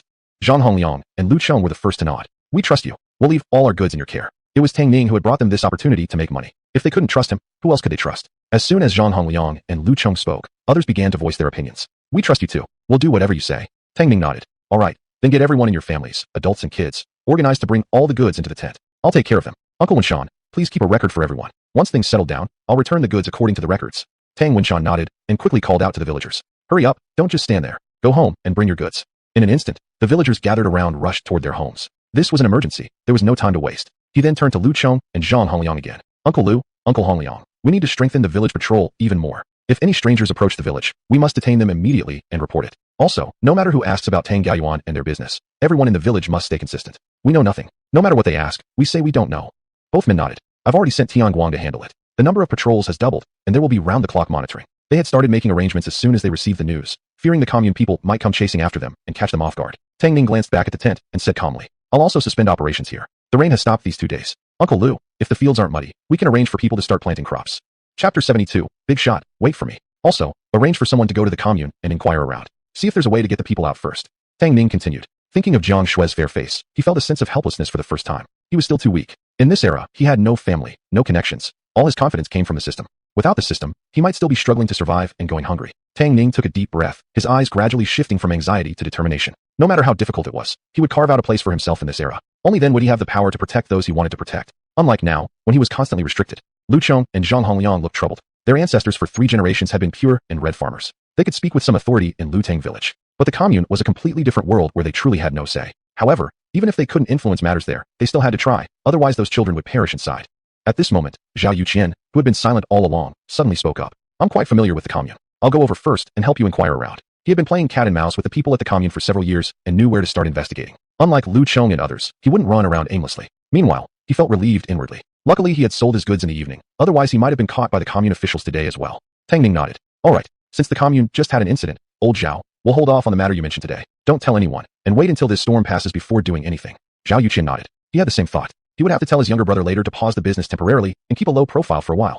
Fortunately, they had already disposed of all the goods in their hands. Today hadn't been the pickup day yet, so there was no need to find ways to deal with goods they hadn't sold yet. However, the money vouchers they held still needed to be hidden somehow. He also needed to tell his wife and children to stay indoors and not to speak carelessly. After bidding Tang Ning farewell, Zhao Yuqian quickly headed toward the commune. Not long after leaving Lu Tang village, he heard footsteps from behind. Big shot, big shot, big shot, wait for me. Zhao Yuqian couldn't help but smirk. Someone else used this nickname? Truly an odd person. Yet his pace quickened. After all, the matter at hand couldn't afford any delay. Tang Song had already run out of breath. Seeing that the man walked faster the more he called out, he gritted his teeth and sped up, catching up directly. He passed Zhao Yuqian and blocked his path. Zhao Yuqian looked at the young man suspiciously, a sense of caution rising in his heart. Tang Song caught his breath, panting slightly as he asked cautiously, Big shot, are you the important supplier to Tang Ning? Zhao Yuqian. So that was him calling out from behind. But, was the big shot referring to him? Unknown to him, Zhao's contemplative expression was seen by Tang Song as confirmation. Tang Song was immediately thrilled. Nervously rubbing his hands together, he displayed a flattered smile and began spilling words rapidly. Big shot, my name is Tang Tsung. I'm also from Lutang village. I know you're doing business with Tang Ning, but you can't work with him. His character has issues. Zhao Yuqian frowned at him, opening his mouth slightly. What was this nonsense? Who said Tang Ning was following him in business? It was precisely he who had partnered with Tang Ning. Moreover, how was Tang Ning's character flawed? However, Tang Tsung gave him no chance to speak. Big shot, let me be honest. I'm Tang Ning's half-brother from a different mother. My parents raised him for over a decade, yet that grandson never showed any gratitude. He even beat my parents until they spat blood. Tang Ning is an ungrateful snake. If you work with him in business, you'll end up losing. Just look at the people in our village. Tang Gaoyuan and others were arrested by the commune, but that bastard Tang Ning remains untouched. If you cooperate with him, he might betray you in an instant. When Lu Chong and Zhang Hongliang went to see Tang Ning, Tang Tsung had been hiding nearby. He had also personally heard that the so-called Big Shot claimed to be familiar with the commune. Tang Tsung speculated that this Big Shot must have contacts within the commune. Tang Tsung analyzed that if he could cling tightly to the Big Shot and work with him, the profits would certainly be much greater than what that bastard Tang Ning could offer. The more he thought about it, the more excited Tang Tsung became. Straightening his body, he slapped his chest and guaranteed. But I'm different. I'm a 5 good youth. If you bring me along in business, I'll work diligently for you and never betray you. Big shot. I'm definitely more capable than that brat Tang Ning. Please consider me. Zhao Yuqian examined Tang Tsung up and down. He finally understood. This guy was an idiot. And to top it all off, he's a complete idiot who hates Tang Ning. The way he gritted his teeth and showed obvious hatred, as if wishing Tang Ning would die instantly, made it easy for anyone to see his true feelings. Zhao Yuqian originally wanted to explain that it was actually Tang Ning who had brought him into the business, that Tang Tsung had it all backwards. But now he just wanted to say, are you insane? Tang Tsung was stunned, suddenly feeling completely at a loss. Big shot. What's going on? Did he offend the Big Shot? How come the Big Shot suddenly started cursing him? Hadn't he shown his loyalty clearly enough? Tang Tsung got so anxious he began scratching his head and jumping around like a monkey. Big Shot. I'm not sick. I just want to work with you. He didn't get to finish before Zhao Yuqian coldly cut him off. If you're sick, go get treated. How can you, a complete idiot, compare yourself to Tang Ning? Get lost. Don't waste my time. Zhao shoved Tang aside, not even looking back as he hurried away, afraid the idiot would chase after him. How could anyone who didn't even know who the real Big Shot was not be an idiot? More importantly, he worked under Tang Ning. Tang Ning's enemy was his enemy. And now this guy wants him to help betray Tang Ning? What a pipe dream. Though he complained inwardly, Zhao Yuqian still decided to keep his eyes open. He thought to himself that once he returned from the commune, he must mention this Tang Tsung to Tang Ning. To let Tang Ning be on guard, now was a critical moment. He mustn't fall into the hands of some backstabber. Tang Tsung helplessly watched him vanish in the blink of an eye, raising his hand like Kong from a classic drama. Big shot. Tang Ning, however, had no idea about this entire misunderstanding. The workers had already stopped construction, and people of all ages were coming and going, hugging their goods tightly, their faces filled with solemnity. Those whose families had been taken away wept silently, whispering in despair. How can we go on like this? Tang Wenshan stood to the side, holding a ledger and recording the goods from each household one by one. Tang Ning took one glance before withdrawing his gaze, deep in thought over how to survive this crisis. Above all else, he needed to get Jiang Shui out first. That girl had turned pale with fear just hearing that he was doing business. How terrified must she be now, having been captured by the commune? But he had no contacts in the commune. How should he proceed? At that moment, the system updated.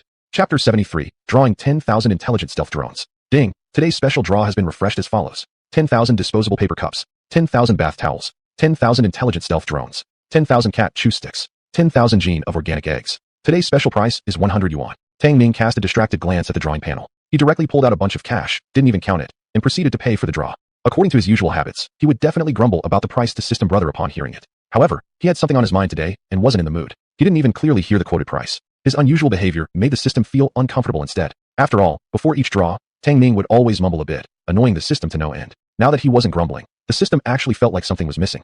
Unable to help itself, the system spoke up. Host, aren't you making a wish this time to get a specific prize? Since it shared a consciousness with Tang Ning, before each draw he would mentally estimate the prize value. But today his consciousness was blank and empty. Just whatever, Tang Ning said listlessly. He had too much on his mind to care what he might draw. Right now, the priority was to resolve the issue with the commune. System. The pointer on the wheel spun as if wound tightly, faster than every previous time. It went round and round. Finally, ding, congratulations to the host for drawing 10,000 stealth drones. The magic cube space appeared again. One of the grids lit up and opened automatically. Inside were 10,000 stealth drones. The drones had silver bodies, each about the size of an adult male's palm. They were printed with various identification codes. Most importantly, all the intelligent stealth drones were solar powered. Just expose them to sunlight when the power runs out. 1 hour in the sun equals 1 full day on standby. How convenient could it get? Tang Ning was immediately thrilled. Whoa, did I actually get this in the draw? He hadn't noticed it just now. He had been anxious about not knowing what was going on at the commune. Zhao Yuqian and the villagers sent to scout hadn't returned yet. Now with this device, he could just control the drone to observe the situation at the commune in real time. Unquestionably, these intelligent stealth drones arrived at the perfect timing. If the system had a physical form, he would have loved to hug it and give it a big kiss. Brother system, you'll always be my real brother. Don't worry, I'll take care of you in your old age. System. No need for that. Tang Ning glanced at the noisy tent, then lifted his foot to find a quiet place to control the drone to check out the situation at the commune. In the next moment, a commotion sounded. They're back, they're back. Jiang Shui and Jiang AI, the two educated youths are back. They're back. Lu Yi ran while yelling joyfully. Hearing the noise, Feng Hui and Li Wenwan teared up immediately and rushed out of the tent. Since they learned that Jiang Shui and Jiang AI were captured, they had been anxiously waiting for news here. Xiao Shui, AI, The villagers who were inside the tent doing business rushed out upon hearing the noise, especially the families of Tang Gaiyuan, Lu Zhong, and Tian Guang. They ran faster than anyone else. If Jiang Shui and Jiang Ai were back, maybe Tang Gaiyuan and the others had also returned? Xiao Shui, Ai, wah, you two scared me to death. Are you okay? Did anything happen? Did the commune people hit you? Did you get hurt anywhere? Fang Hui and Li Wenwan rushed forward and hugged Jiang Shui and Jiang Ai tightly. They cried while scanning them up and down, afraid they had been beaten by the commune. Jiang Shui shook her head. I'm fine. She looked up and instantly locked eyes with a pair of deep dark eyes. Those eyes were full of affection, pain, guilt, a sense of losing then regaining, and overwhelming joy. So many complex emotions intertwined that nearly overwhelmed her. Jiang Shui pursed her lips, released Fang Hui, and slowly walked toward Tang Ning. On BA. Before she could finish, she was hugged tightly into his arms. The man used a lot of strength, so much that he seemed to want to melt her completely into his body. Jiang Shui froze. All her feigned strength crumbled completely in this moment. Ignoring all worldly gazes, she buried her face into his chest, listening quietly to his heartbeat. I'm sorry. I didn't protect you well enough. Such things will never happen again. Tang Ning's voice came through his chest into her ears. Jiang Shui's nose stung as she shook her head with a smile. Fang Hui, Jiang Ai, and Li Wenwan watched the scene with tears rolling down their cheeks. Just then, a hoarse, elderly voice interrupted the tender moment between the two. Where's Lu Zhong? How come only the two of you returned? Educated youth Jiang. Where's my Lu Zhong? Yeah, Ai, did you see my Gaiyuan? Since you've come back, where are they? Why haven't they returned yet? What about my Youtiao? Did you see him? How is he? Hearing the villagers chattering all at once, Jiang Shui finally came to her senses and quickly stepped out of Tang Ning's embrace. With red eyes, she looked at everyone and shook her head. They've been detained. They haven't been released. Probably. They'll be criticized in a public struggle session. Thinking about the scene she had witnessed at the police station, her eyelashes trembled slightly and her face turned paler by 3 shades. She couldn't bring herself to say the rest. When she and Jiang Ai were first brought to the police station, they had seen Tang Gaiyuan and the others. All their money, coupons, and goods had been confiscated, and their faces were bruised badly. At the moment their eyes met, Tian Youtiao couldn't control his emotions and suddenly stood up from the ground. But the muscular guard in charge of them swung a whip and struck him on the lower leg. The blow instantly split his skin open, blood spurting out. Thinking about Tian Youtiao's agonized and distorted face, Jiang Shui's breath grew heavier. She had originally thought Tian Youtiao and the other two would eventually crack under the beating and expose Tang Ning. But unexpectedly, the 3 of them curled up on the ground, gritting their teeth tightly, not uttering a single word. Yes, they still had parents, wives, and children behind them. Even if they died, they wouldn't betray Lutang village. Jiang Shui closed her eyes briefly, unable to look directly at the families of Tian Youtiao, Tang Gaiyuan, and Lu Zhong. If it weren't for Zhang Dafu releasing her and Jiang Ai, they too would have been dragged off for public struggle. Still, she knew that Zhang Dafu definitely wouldn't let them go without an ulterior motive. What was Zhang Dafu's real intention? Upon hearing the words, struggle session, the 3 families immediately collapsed to the ground, legs giving way beneath them. Women and children burst into tears uncontrollably. My Youtiao, he's still so young. If he goes through a struggle session, how can he still hold his head up? He hasn't even married yet. Daddy, I want my daddy. Wah. Mommy, I want my daddy. Tang Ning, aren't you friends with important people? I beg you, please help me. Please get my Lu Zhong out. At that moment, a military jeep roared from the village entrance, its arrival stirring up dust all along the road. Chapter 74, Colonel Jiang Mingza. With a squeak, the military jeep stopped in front of the tent. In an instant, all the villagers shrank back, their faces turning pale with fear. Could it be that the commune had discovered their speculation and profiteering and had sent people to arrest them? This single thought filled everyone's minds, and many had already started regretting their greed, regretting having followed Tang Ning into business. If they hadn't gone into business, they'd still be obediently earning work points. True, they might not have had enough to eat or proper clothes to wear, and they'd be starving down to their bones, but at least they'd still be alive. Now everyone had made some money, but if the commune officials caught them and charged them with speculation and profiteering, not only would all their possessions be confiscated, but whether they'd even survive was uncertain. This wasn't an exaggeration. Many had been severely punished to death in those days. Even if they didn't die, they'd suffer greatly. Many returned from public denunciations completely changed, afraid to see people, afraid to speak, even going mad or losing their minds. So, everyone was genuinely scared, just as despair and fear spread among the crowd. Bang! The jeep door was pushed open. A tall, handsome officer stepped out from the vehicle. Following closely behind was a young man wearing a Zhongshan suit. Lu Chong and Zhao Hongliang, who had hurried over, recognized this man immediately. It was actually Gao Wei, the party secretary of Shanghai County. They'd seen him once before from a distance when they had attended meetings at the commune. The two felt a surge of panic. At a time like this, what wind had blown this big shot over? And who was the man in military uniform? How much face did he have to have for the county party secretary to personally accompany him? Jiang Mingza swept his sharp gaze over the chaotic scene, frowning slightly. Just then, an excited voice rang out. Brother? Jiang Shui was momentarily stunned upon seeing his face, her eyes widening like 2 black grapes. In the next moment, joy flashed across her face as she happily rushed forward. Jiang Mingza smiled, reached out, and caught her, casually spinning her around in a circle. Putting her down, he gently tidied her bangs, then gave her a gentle tap on the forehead with his finger. His tone held reproach, but also subtle affection. You wild girl, have you forgotten to even visit home after being gone for so long? Do you still have me in your mind as your brother? They were the only 2 children in the family, and Jiang Shui was nearly 10 years younger, so he had always especially doted on his younger sister. 2 years ago, the girl had quietly gone to the countryside in response to the government's call, without even telling her family. She might have gone just anywhere, but fearing her parents would come to drag her back, she went straight to Huai Mountain Commune, thousands of miles away. By the time her parents found out, they almost fainted in shock. Immediately, they called the Huai Mountain County government, asking them to discreetly look after her, which finally brought them some peace. Standing not far away, Tang Ning watched this scene with surprise. Judging from the medals on the man's uniform, he must be a colonel. He had never known that Jiang Shue's elder brother was a soldier. This girl had hidden it so well. He had previously guessed that Jiang Shue must come from a rich family, since producing 50 yuan casually wasn't something ordinary families could do. But he hadn't expected her family to include a soldier. She was rubbing her forehead, now slightly reddened from the tap, chuckling sheepishly. Catching sight of Tang Ning walking toward them, she quickly turned and grabbed his arm, shyly introducing him to Jiang Mingze. Brother, this is my boyfriend, Tang Ning. Tang Ning, this is my elder brother, Jiang Mingze. She blushed slightly as she said the word boyfriend. A while ago, when he went to the commune to ask his family to help investigate Transmigrated, he had mentioned to his family that he was in a relationship. Big brother, nice to meet you. Tang Ning quickly extended his right hand, smiling politely, showing a humble yet dignified manner. Jiang Mingze nodded inwardly. Though he was just a rural young man, this air of his was enough to earn respect. However, whether or not he truly deserved his little sister still required observation. After all, his sister was the beloved gem of the whole family. When it came to marriage, they must be cautious. The reason he had come this time wasn't just to visit his sister, but also specially to meet this Tang Ning. With myriad thoughts flashing through his mind, his expression remained calm. He grasped Tang Ning's right hand and shook it firmly. Nice to meet you, comrade Tang Ning. Thank you for taking care of Xiaoxue during this time. As he spoke, he subtly tightened his grip. Tang Ning glanced at their clasped hands. Jiang Mingze's grip was strong. Veins popped up on the back of his hand as he steadily increased the pressure. Tang Ning's right hand was nearly numb. Instantly, he understood. This was a true protective older brother. After all, he had taken the man's younger sister. A little bit of hardship like this was still bearable. He smiled faintly without revealing his thoughts. She's my girlfriend. It's only my duty to take care of her. There's no need to thank me, brother Jiang. A brief flicker of surprise flashed across Jiang Mingze's eyes. He had always been strong by nature. Few of his comrades could withstand his full strength. He hadn't expected Tang Ning to actually endure the pressure without uttering a sound. In that moment, he gave him another mental point. At least he could be considered a real man. Jiang Shue didn't notice the subtle tension between the two men. She was still enjoying the joy of seeing her elder brother. Like a skylark, she linked her arm with Jiang Mingze's. Brother, why did you suddenly come? You didn't even tell me beforehand. Jiang Mingze released Tang Ning's hand and smiled. I'm accompanying a leader on an inspection tour. Happened to pass by this area, so I took a leave to come see you. At this moment, Gao Wei popped his head from behind him, smiling at Jiang Shue. Leader, this is our little sister? The one you've been talking about all the way. Gao Wei was about the same age as Jiang Mingze. Once a soldier under Jiang Mingze's command, he had followed him to the Korean peninsula. The two had been through life and death together. After the war ended, he was injured and transferred to civilian work. Over the years, due to his strong abilities, he had now become the party secretary of Shanghai County.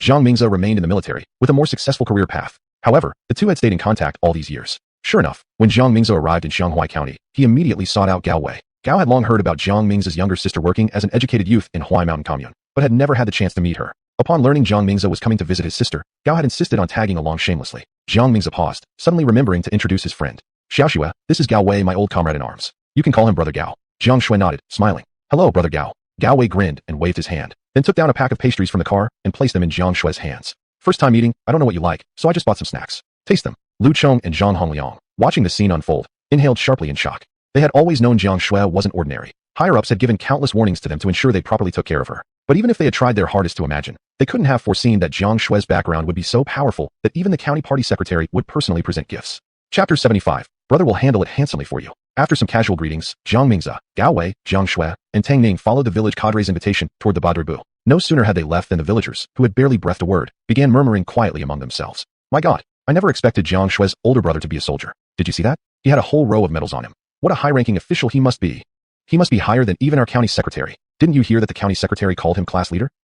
Wasn't Tang Ning the most impressive one, though? When he found a girlfriend, he went and got the biggest backing around. With Jiang Shue's help, his future is going to be, how did they put it again?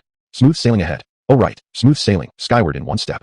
By the way, if Jiang Shue's brother is this powerful, maybe old Gao's mother can go ask Jiang Shue for help? Maybe her brother can get Gao and the others out of the commune. The moment the words were out, Lu Tsutsue, Tang Diyuan's mother, eyes flashing, pushed through the crowd and chased after Jiang Shue and the others. In the past, upon seeing such a high-ranking official, she would have run the opposite direction as fast as she could. But now her son had been arrested. She couldn't just sit and watch her son get beaten to death. Even if it cost her life, she had to save her son. Jiang Shue was still caught up in the joy of her suddenly having her older brother with her. As they walked, she clung to Jiang Mingze's arm. Brother, the last time I called home, Dad seemed to have caught a cold. Did it get better? And Mom, her stomach isn't great. Has she been eating regularly? All right, you said you'd help me look into Tongzi brother. Did you find anything? Where's his family from? How many are in his family? What exactly do they do? Is he reliable? And another thing, how many days of leave did you take? Can you stay a little longer and keep me company? I really missed you. Since it had been such a rare opportunity for her older brother to come see her, she was naturally overjoyed and hoped he could stay longer. Although she hadn't returned home in 2 years, she had always worried about her family. Jiang Mingze grimaced and gave an annoyed roll of his eyes. You're asking me so many questions all at once. Which one should I answer first? Grumbling aside, he answered her one by one seriously. Your parents are fine, don't worry about them. As for me, if nothing unexpected happens, I should be able to stay here for 3 days. But who could say what would happen at the military region headquarters? He might be called back at any moment for an urgent mission. He gave her a brief rundown of what had been happening at home. When the topic of Tongzi brother came up, his face instantly turned grave. He glanced subtly at Tang Ning and lowered his voice. As for that Tongzi brother you mentioned, I had Gao Ge help me look into it, but we combed through the entire Shanghai County and found no trace of such a person. Jiang Shue frowned. How could he not exist? That doesn't make sense. Tung's brother had supplied so much stock to Tang Ning. With her brother's connections, this person should be easy to track. Jiang Mingze shook his head carefully. We truly can't find him, not a single clue. It's as if he never existed. My guess is, either he's someone extremely powerful who has meticulously erased all traces of himself, or else this so-called Tung's brother is a fake name. What he didn't say was that regardless of the reason, this Tung's brother was clearly a scheming, deep individual. Tang Ning's collaboration with him posed both risk and opportunity. It all came down to how well Tang Ning could navigate the relationship. Hearing this, Jiang Shui felt a chill, and just as she was about to speak, a wail interrupted her. Comrade Jiang, I beg you, save my Gao Yuan. I'll kneel to you. Please, save my son. Lu Tsutsue threw herself forward and wrapped her arms around Jiang Shui's leg, crashing down with a loud thud as she fell to her knees at Jiang Shui's feet, sobbing uncontrollably. Startled, Jiang Shui quickly reached out to help her up. Auntie, please don't do this. Please get up. Shaking her head, Lu Tsutsue beat her own chest again and again, wailing in grief. Comrade Jiang, save Gao Yuan. If anything happens to him, I won't be able to live on either. Please, Auntie, I beg you. I trade my own life for his. Beside her, Lu Zhong's mother also threw herself to her knees in front of Jiang Shui.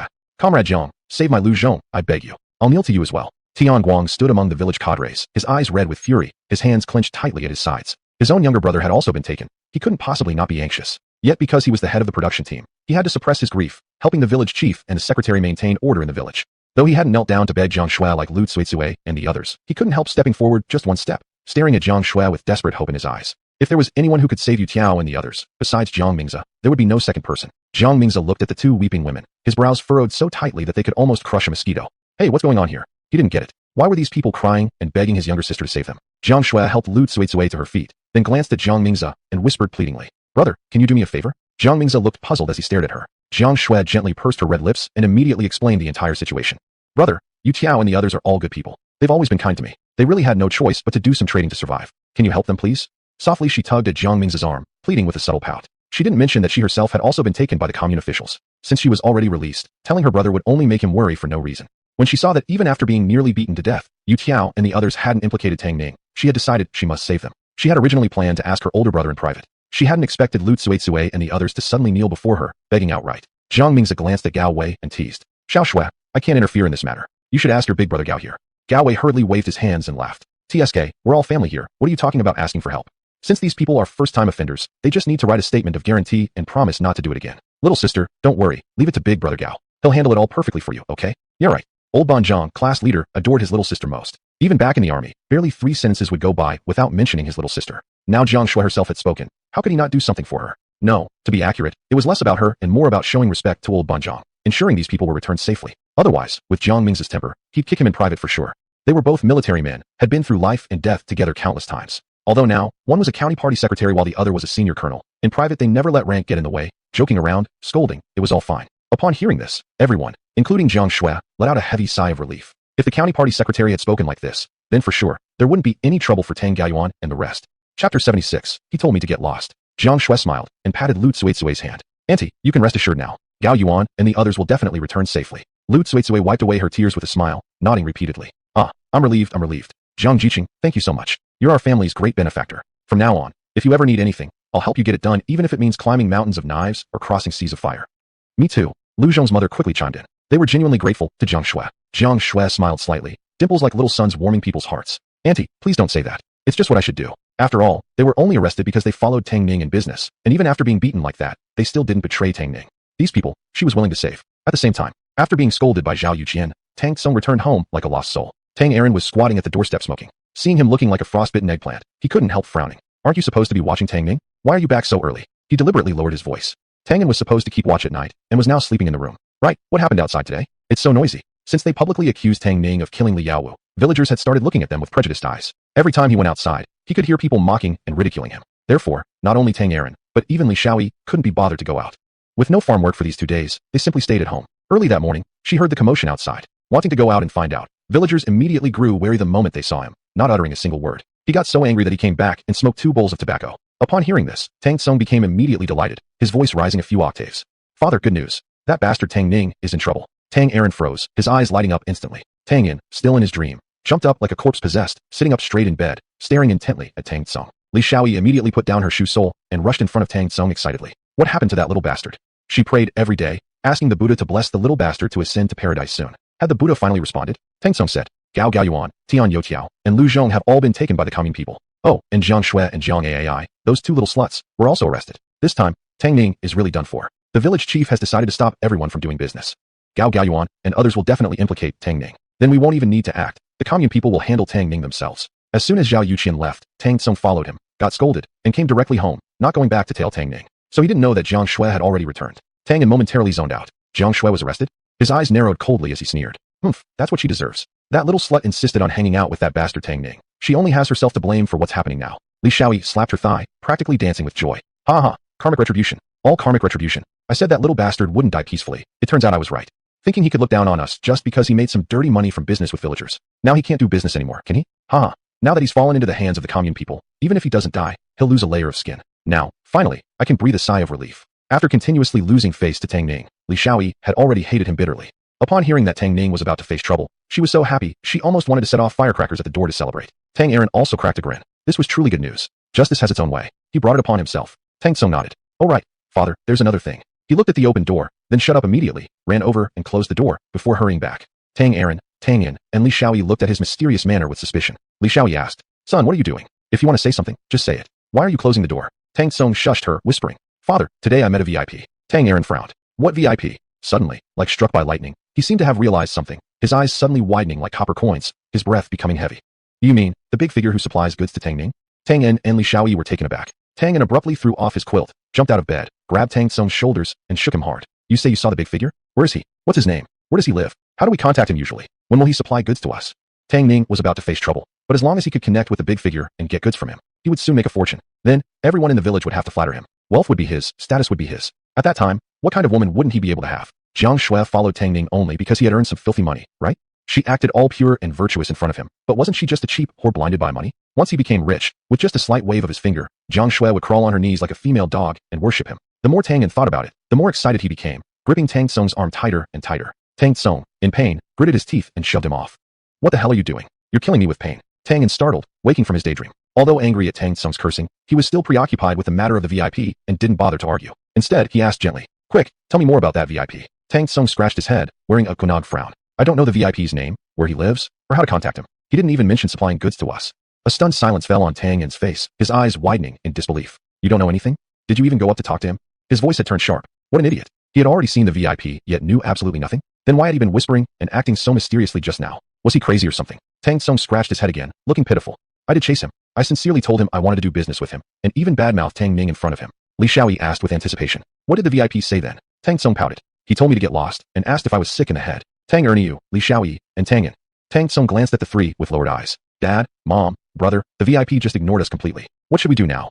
Tang Yin looked up at the sky for a moment, then finally exhaled heavily. It's okay. As long as we keep an eye on Tang Ning, the VIP will definitely appear again. It must have been your awkward speech that offended him, so he refused to do business with us. Next time we see the VIP, I will personally go talk to him. I will definitely convince him to bring us into the business.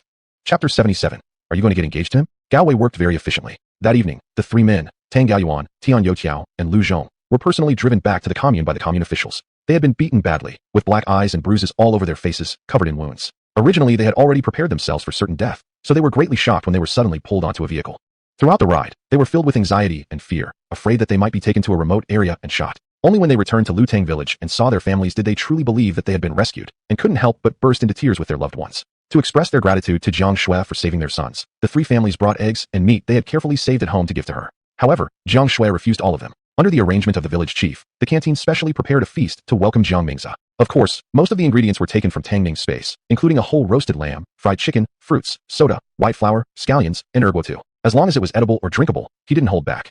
He also specially ran to the commune with Jiang Shui to buy eggs, pork, fish, and more. Combined with the vegetables given by the villagers, they made a full table of dishes. It was quite a display in front of his future brother-in-law. At the dinner table, despite his wide experiences, even Jiang Mingza couldn't help but be slightly taken aback by the abundance of chicken, fish, meat, eggs, fruits, and alcoholic drinks. Under the table, Gao Wei kicked Jiang Mingza lightly. Your future brother-in-law really is generous. This entire table probably costs at least 30 yuan. Wow, one meal costs a month's salary. This Tang Ning is indeed extravagant. At first, he thought that this rural boy, Tang Ning, had overreached by dating the Jiang family's delicate flower. Now, it seemed like this kid wasn't ordinary at all. He was not just a small fry. Jiang Mingza clicked his tongue, glancing at him disapprovingly. What brother-in-law? Nothing is decided yet. Don't call him that randomly. In his mind, Jiang Shui was only dating Tang Ning. There were many ambitious young men in the capital chasing after Jiang Shui, enough to line up from the beginning to the end of the Great Wall. He had not yet agreed to let Jiang Shui marry Tang Ning. Gao Wei looked at Jiang Shui sitting across the table. The girl's eyes were practically oozing affection for Tang Ning. He smirked. Whether it's decided or not isn't up to what you say. After dinner, the village chief arranged for Jiang Mingze to stay at the male youth's dormitory. Of course, it wasn't a shared bunkhouse, but rather the west room that had been specifically tidied up for Tang Ning before. It was close to Jiang Shue's place, giving the siblings enough space to catch up properly. After finishing his meal, Gao Wei returned to the county town. It had been a long time since the brother and sister had met. Tang Ning also went back to his tent to give the siblings enough privacy. Jiang Shui helped Jiang Mingze prepare the bed and filled a thermos with hot water in case he got thirsty during the night. After finishing these tasks, it was already nearly 8 o'clock at night. She plopped down onto the bed, blinked her sparkling big eyes, and seemed to want to say something but hesitated. Jiang Mingze glanced at her. You want to say something? He poured himself a cup of warm water, adding some honey. The sweet flavor helped relieve his intoxication. He couldn't help feeling touched. It's really comforting to have a younger sister taking care of you. Jiang Shui fidgeted with her hands, saying softly, Brother, I want to get engaged to Tang Ning while you're here. Puh. The water in his mouth sprayed right out. Jiang Mingze was startled and coughed so hard his face turned red. Finally regaining his composure, he shouted with wide eyes.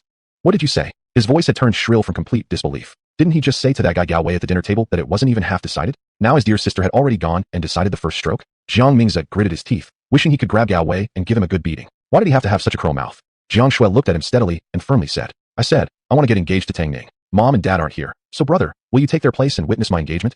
This had been secretly agreed upon between her and Tang Ning during the dinner. Everyone in Lutang village already knew she and Tang Ning were in a relationship, but she had no idea when she would return to the capital. Could they really keep dragging things on like this forever? She had already decided on Tang Ning. She wouldn't marry anyone else. If that was the case, why not make things official as soon as possible? That way, people wouldn't gossip when she and Tang Ning stayed together. Most importantly, her elder brother was here, and she wanted her family to be present on her engagement day. Jiang Mingze felt his head pounding, practically ready to explode, and firmly refused. No way. He sat down next to Jiang Shui and earnestly persuaded her. Shui'er, I don't mind you dating Tang Ning, but you can't just settle for one person. There are still so many fine young men in the capital. Won't you get to know more people first? Perhaps Tang Ning isn't the one most suitable for you. Jiang Shui pouted and mumbled softly. There may be many good men out there, but I only love Tang Ning. I won't marry anyone else but him. You? Jiang Mingze saw the determined look on her face, like she had made up her mind with unshakable resolve, and his head pounded even harder. He felt even more inclined to grab Gao Wei and beat him up. When one plan failed, he could only resort to an indirect approach. Little sister, think about it. Mom and Dad haven't even met Tang Ning yet. If you two rush into an engagement like this, they'll definitely be upset. Besides, you haven't prepared anything at all. It'd be too unfair to you. How about this? Wait until the new year, then bring Tang Ning home to meet Mom and Dad first. Then decide if you should get engaged or not. His plan was simple. He would stop Jiang Shui from getting engaged at all costs. This was ridiculous. How old was his little sister? There were so many fine men she could choose from. How could she just casually settle down like this? Inside, he cursed Tang Ning, thinking that guy was no good, trying to take his little sister away without even being prepared for anything. Dream on. Jiang Shui's eyes welled up with tears. She looked at him with a pitiful expression, blinking until tears rolled down her cheeks. Brother, everyone in the village already knows about me and Tang Ning. If I don't get engaged to him, people will gossip and drown me in rumors. Wah, I can still bring Tang Ning back to the capital after we get engaged anyway. Besides, Mom and Dad love me so much. They'll definitely respect my choice. Seeing her like this immediately panicked Jiang Mingze. He clumsily wiped her tears away. Don't cry, don't cry. We were just talking nicely, so why are you crying now? Wah, brother, you don't love me anymore. You're willing to let people gossip about me. Of course not. I'm doing this for your own good.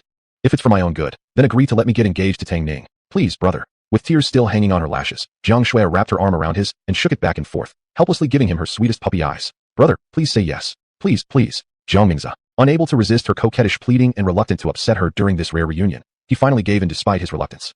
All right, brother agrees. Stop shaking, my head's spinning. An engagement wasn't the same as a marriage. Letting his little sister be happy for now wasn't bad. Anyway, if things didn't work out later, they could still call it off. Given their family status, it wouldn't hurt to find an even better match for her later. Chapter 78, Turn the Tables. As Jiang Shui was playfully clinging to Jiang Mingze, Zhao Yuqian came to find Tang Ning under the cover of night. Brother Tang Ning, I went to the county town and asked around. It turns out at least 40 people were arrested by the commune today. I heard that some officials are coming for an inspection soon, so the commune has been cracking down hard. Those few brothers who got caught will probably be charged with profiteering and won't escape serious punishment. In the past, paying some extra money might have gotten them released, but right now, getting them out is... He stopped and shook his head with a sigh. It was just bad luck. Who asked those poor fellows to get caught precisely when the officials are coming for inspection?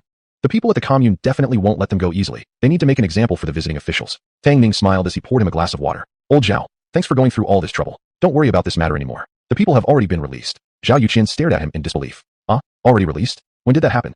Late afternoon. The commune even sent a car to personally bring them back. Upon hearing this, Zhao's eyes flickered with surprise. After the incident broke out, he had rushed everywhere, pulling every favor he could think of just to gather a bit of news. He originally thought that the people like Gao Yuan were done for, but now they were released that same night, and even personally brought back by the commune.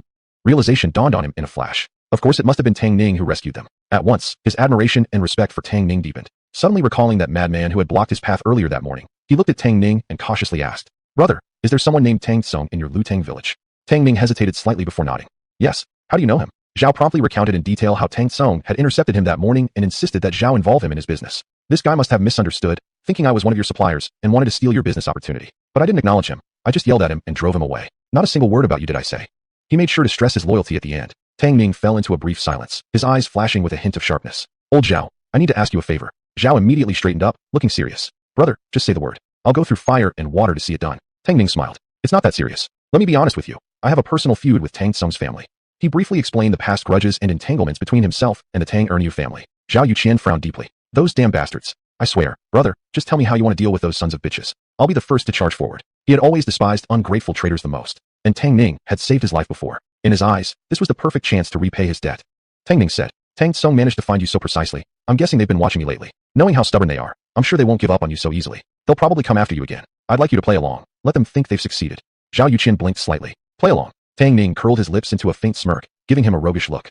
He leaned in and whispered, here's what we'll do. Tang waited outside the tent until it seemed the flowers had nearly withered, and his feet had crushed a pile of dead mosquitoes, before finally seeing Zhao Yuqian step out. Zhao had his hands clasped behind his back, eyes slightly lowered, exuding an air of aloof superiority. Behind him followed Tang Ning, bowing slightly in servility. Tang Ning's eyes immediately lit up. In an instant, he knew. This was the big shot Tang Tsung had mentioned. Well worth the long wait spent feeding the mosquitoes all night. Sure enough, he finally got his chance to meet the important man. As the big shot spoke a few brief words to Tang Ning with a dismissive tone, he strutted off with his arms swinging. Tang Ning, looking every bit the fawning lapdog, returned to the tent joyfully only after the big shot had vanished from sight. And though it might have been his imagination, Tang Ning thought he saw Tang Ning glancing faintly in his direction before stepping inside the tent.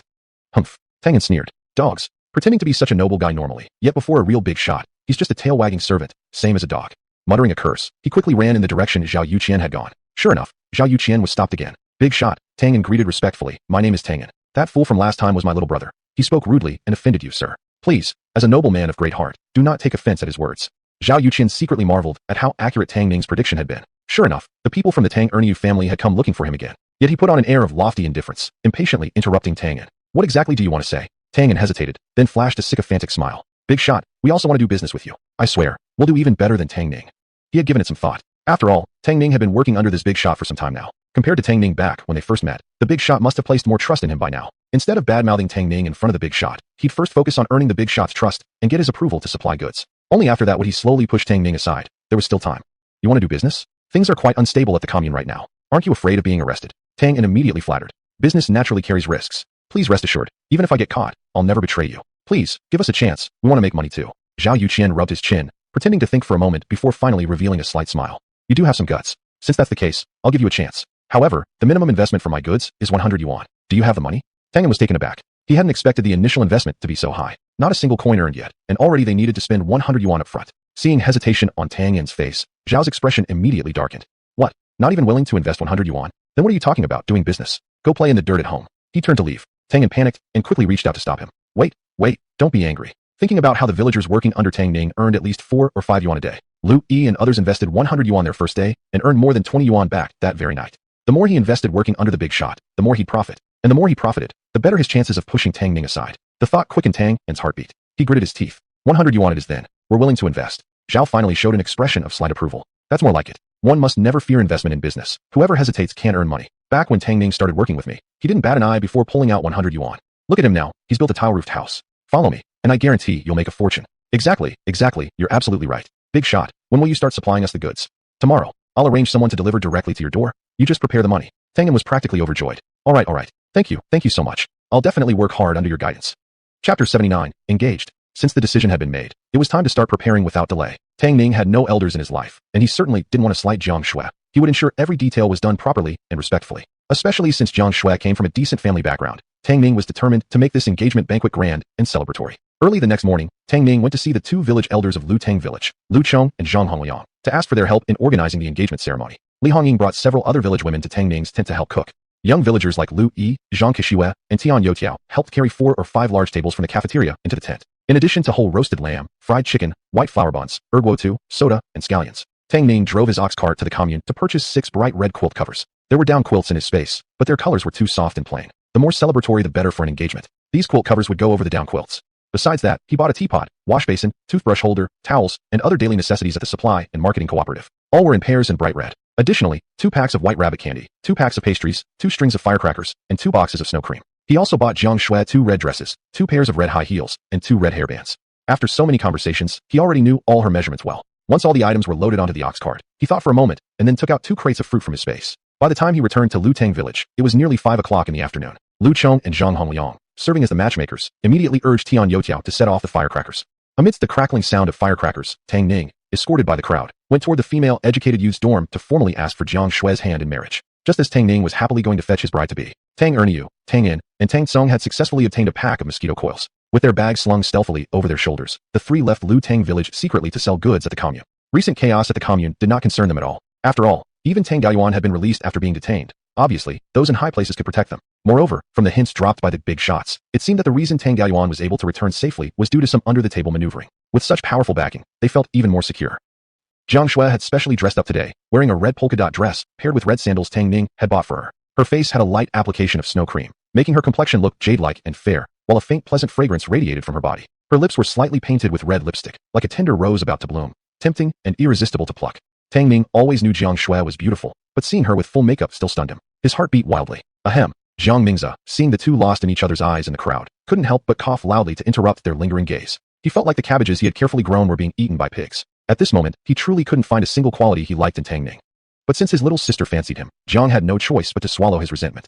Quick on the uptake, Zhang Hongliang stepped forward at once and said, "Comrade Jiang Shui, today we are here representing the Tang family to formally propose marriage to you. Next, village chief Lu will read the marriage certificate. As the village head, Lu Chong would serve as the elder representative of the Tang family in reading the marriage agreement." Lu Chong pulled out the prepared marriage certificate and began reading loudly. Union of two surnames, an alliance formed in this hall, the bond of happy marriage, equals matched and well-suited. Behold how peach blossoms bloom this day, auspicious for household and family, thus certified. As the last words faded, Zhang Hongliang continued, speaking loudly. In order to marry comrade Jiang Shui, the Tang family presents 1,000 yuan as dowry. Also offered are 6 quilts, 2 boxes of fruit, 2 dresses, 2 pairs of shoes. The villagers, both inside and outside the tent, including even Jiang Mingze, were all stunned. Everything Tang Ning had prepared far exceeded what they had ever imagined. At a time when most people were poor, some might offer a token dowry of just 3 to 5 yuan, if they offered anything at all.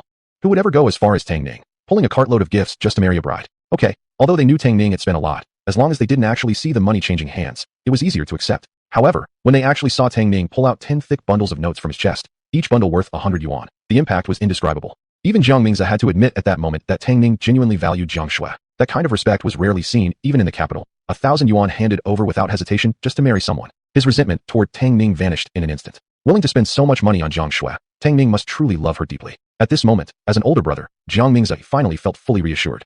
As Zhang Hongliang finished reading the long list of dowry, it was finally Tang Ning's turn to speak. I didn't have much time, so I could only prepare these things. I'm sorry it's not enough to properly welcome you. I promise, when we get married, I will give you the grandest wedding possible. By then, you'll have a bicycle, sewing machine, a watch, and a radio. Whatever others have, you will have, and whatever they don't have, you'll have too. A sudden buzz filled the air. The crowd erupted again. 1,000 yuan in dowry and all these other things. Yet Tang Ning said Jiang Shui was being mistreated? Good heavens, what kind of godlike man was this? Many villagers began secretly regretting their earlier judgment. If they had known how capable Tang Ning was, they should have acted sooner, before he grew up. Now, the lucky one was Jiang Shui. Then again, Jiang Shui herself came from a good background, and was beautiful to boot. Standing together, they were a perfect golden couple. Jiang Shui was already in tears from deep emotion. She had originally thought that due to the short notice, their engagement banquet would be modest. But he had actually prepared so many things. Jiang Mingze secretly nodded, finally willing to admit Tang Ning as his brother-in-law. He placed Jiang Shui's hand into Tang Ning's palm and solemnly said, "Kid, I'm entrusting my little sister to you. Treat her well. If you ever dare mistreat her, my gun won't hesitate to shoot." Tang Ning glanced at Jiang Shui, smiled, and earnestly promised, "Brother-in-law, don't worry. As long as I'm by Jiang Shui's side, I'll never let her suffer." Jiang Mingze's eyes grew red, and he turned his head away to wipe the corner of his eye. That's it. No matter how unwilling he felt, once a girl grows up, she no longer belongs solely to her brother. In this unfamiliar place, it was fortunate that his little sister had someone caring and protective beside her. Seeing that Jiang Shui and Jiang Mingze had no objections, Zhang Hongliang quickly shouted, "Great! The engagement is officially set. Let's set off the firecrackers. May the two of you marry soon and welcome a chubby, healthy baby boy." Jiang Shui's face flushed bright red with shyness. Once again, firecrackers rang outside, mingling with children's laughter and waves of congratulations from the crowd. While responding to the well-wishers, Tang Ning ordered people to throw out wedding candies and fruits for everyone to share in the happiness.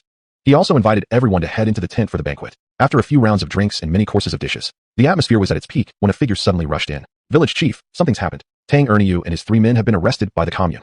Chapter 80. Of course not to rescue. Something's wrong. Tang Erniu and his 3 men have been arrested by people from the commune. With this shrill cry, the lively scene fell silent in an instant. One could hear a pin drop. Lu Chong was shocked, immediately jumping up from his stool, overturning the wine on the table. "What did you say? How could they be arrested? What did they do?"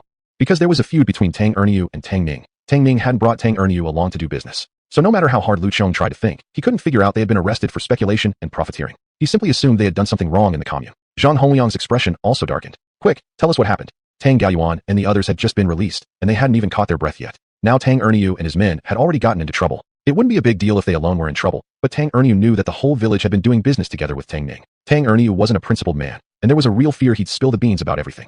In that case, the whole village would be ruined. A young man from the patrol team delivered the message, scratching his head before pointing outward. I don't know the details either. Officials from the commune are here already. Everyone looked up and saw a young man wearing glasses walk in. Tang Ning raised an eyebrow. It was actually Ba Tianyu, the secretary to the commune director. Last night, it was him and the commune director Zhang Er, who personally drove to return Tang Gaoyuan, Tian Youqiao, and Lu Zhong. Who would have guessed that less than a day had passed before Ba Tianyu came back again? Looks like the commune now paid serious attention to Lutang village. Ba Tianyu glanced around the room, and upon seeing Jiang Mingzi seated at the main table, he noticed that Jiang was leisurely holding a wine glass and watching the commotion. Ba's scalp prickled. He hurried over, stood respectfully by Jiang's side, and spoke politely. Major Jiang, during tonight's patrol, 3 villagers from Lutang were arrested. They're named Tang Ning, Tang Un, and Tang Kong. They claim to be father and son. The men on the ground didn't know how to deal with them, so Director Zhang sent me to check in. Yesterday, the police station had detained 3 villagers from Lutang, and both the director and him had personally driven them back. Now today, the subordinates had recklessly detained 3 more from the same village, so the leader was scared and called him to ask what should be done, afraid of offending someone powerful and ending up in deep trouble. Ba Tianyu really wanted to curse. What was he supposed to know how to deal with it? But the men were caught in broad daylight, so it wasn't possible to just release them outright. Thus, Zhang Er hurriedly ordered him to drive over and ask if they were among the people that General Jiang wanted to protect. Jiang Mingzi swirled the wine glass in his hand and glanced at his younger sister Jiang Shui sitting beside him. Xiao Shui, what do you think? He wasn't familiar with the villagers and didn't know the relationship between this Tang Ning and Jiang Shui and the others, so he directly handed the matter over to Jiang Shui to handle. At the moment Ba Tianyu showed up, everyone was silently observing the developments. Upon hearing Jiang Mingzi ask Jiang Shui for her opinion, all eyes in the room turned to her. Jiang Shui furrowed her brows slightly, turned her head to look at Tang Ning, and smiled. I'll go with Tang Ning's decision. Tang Ning had a conflict with Tang Ning, and only Tang Ning had the right to decide whether to save them. As soon as those words left her mouth, Jiang Mingzi beside her clicked his tongue in dissatisfaction. Clearly unhappy about Jiang Shui's obvious favor towards Tang Ning, he still turned his gaze toward Tang Ning along with everyone else, patiently waiting. Beside them, Ba Tianyu was already sweating nervously. Isn't it just a matter of saying whether or not to save them? Why were these people passing the responsibility back and forth like a football? Didn't they know how hard it was for those below them to handle things? Fortunately, this time Tang Ning didn't evade. He scanned the room and smiled. What's Tang Ning to me? If he was arrested for doing something wrong, then he deserves it. I don't have the ability to rescue him. Whoever among you has the ability and wants to help him, feel free to do so. Rescue Tang Ning? What a joke. Tang Ning had originally worked with Zhao Yuqian to push them out so that they wouldn't constantly keep an eye on him. Now that they were captured by the commune, it was already a good thing he didn't applaud. How could he possibly want to rescue them? Upon hearing this, everyone except the uninformed Jiang Mingzi showed a look of understanding. Of course it was like this. Tang Ning had an enemy relationship with Tang Ning, and now that their trio was arrested, it was already good enough that Tang Ning hadn't taken the opportunity to attack them. How could he possibly rescue them? But, originally, it was Tang Ning's family who had bullied Tang Ning first, so even if Tang Ning chose not to help, everyone thought it was natural and would not think to criticize him. In short, it was nothing more than reaping what they sowed. On the contrary, Lu Chong and Zhang Hongliang showed signs of worry, their brows furrowed. But since Tang Ning refused to rescue them, they couldn't force him to do so either. He was only thinking of arranging someone to go to the commune tomorrow to find out what was going on, and see if the people could be released. After all, these were 3 lives at stake. Jiang Mingzi raised an eyebrow but didn't say much. Whether to release them or not was just a matter of words, but since Tang Ning was unwilling, he didn't want to interfere either. Without Jiang Mingzi speaking, Ba Tianyu, who was watching carefully, nodded knowingly. Alright, I know how to handle this. After Ba Tianyu left, the villagers quietly discussed for a while about Tang Ning and his men being arrested, but with the delicious food right in front of them, they soon put it out of their minds.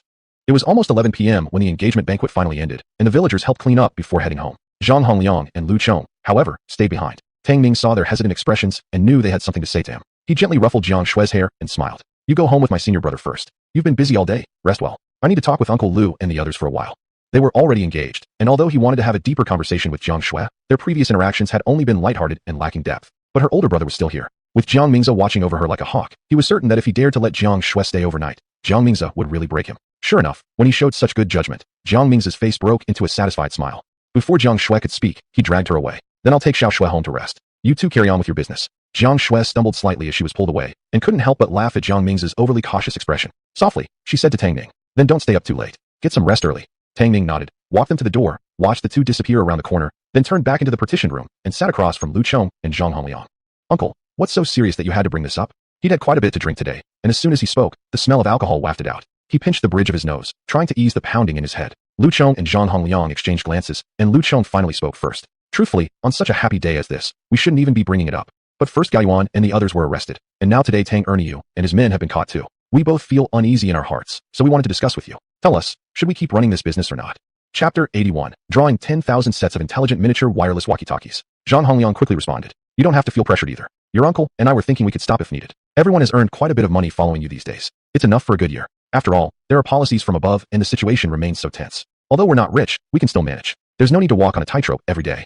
These past 2 days, his mood could truly be described as anxious and frightened. Making money with Tang Ning was real profit, but the thrills were equally real. At any moment something could go wrong, and the whole village could be taken down together. Like this time, without Jiang Mingza stepping in, those kids including Tang Gaoyuan wouldn't have been protected. But Jiang Mingza couldn't protect them forever. Could they rely on him every time something happened? Moreover, Jiang Mingza was leaving tomorrow, with the mountains high and roads long. Even if he wanted to help, he wouldn't be able to. Tang Ning frowned and thought for a while. Indeed, the commune had been unstable recently. It was fine to pause business temporarily. Anyway, he already had several thousand yuan in savings, enough for building a house. As for the rest, they could figure it out step by step. He nodded. Then I'll listen to you, uncle. We'll temporarily stop the business. Before he finished speaking, a ding rang out. The system refreshed. Ding! Today's special lottery refreshed as follows. 10,000 small night lamps. 10,000 lucky beads. 10,000 car decorations. 10,000 sets of disposable underwear. 10,000 sets of intelligent miniature wireless walkie-talkies. Looking at the items refreshed on the spinning wheel, Tang Ning couldn't help but roll his eyes. Brother Tong, the items you spin out are getting less usable by the day.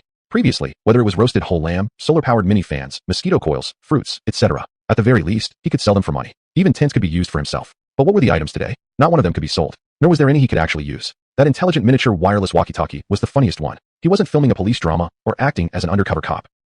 Tang Ning paused, suddenly inspired. Sure, he might not be undercover, but couldn't these intelligent walkie-talkies be used to communicate with the villagers? He smacked his forehead. Right. He still had his intelligent invisible drone. Combining drones with wireless walkie-talkies essentially made a ready-made surveillance system. He could have the villagers carry wireless walkie-talkies when they went to the commune to sell goods, while he controlled the invisible drones from home to monitor activities at the commune. The moment there was a stir at the commune, he could promptly direct the villagers to leave. In that case, business could continue. The more Tang Ning thought about it, the more excited he became, unable to resist rubbing his palms together eagerly. Brother Tong, you better give me some support this time and help me win the intelligent wireless walkie-talkie.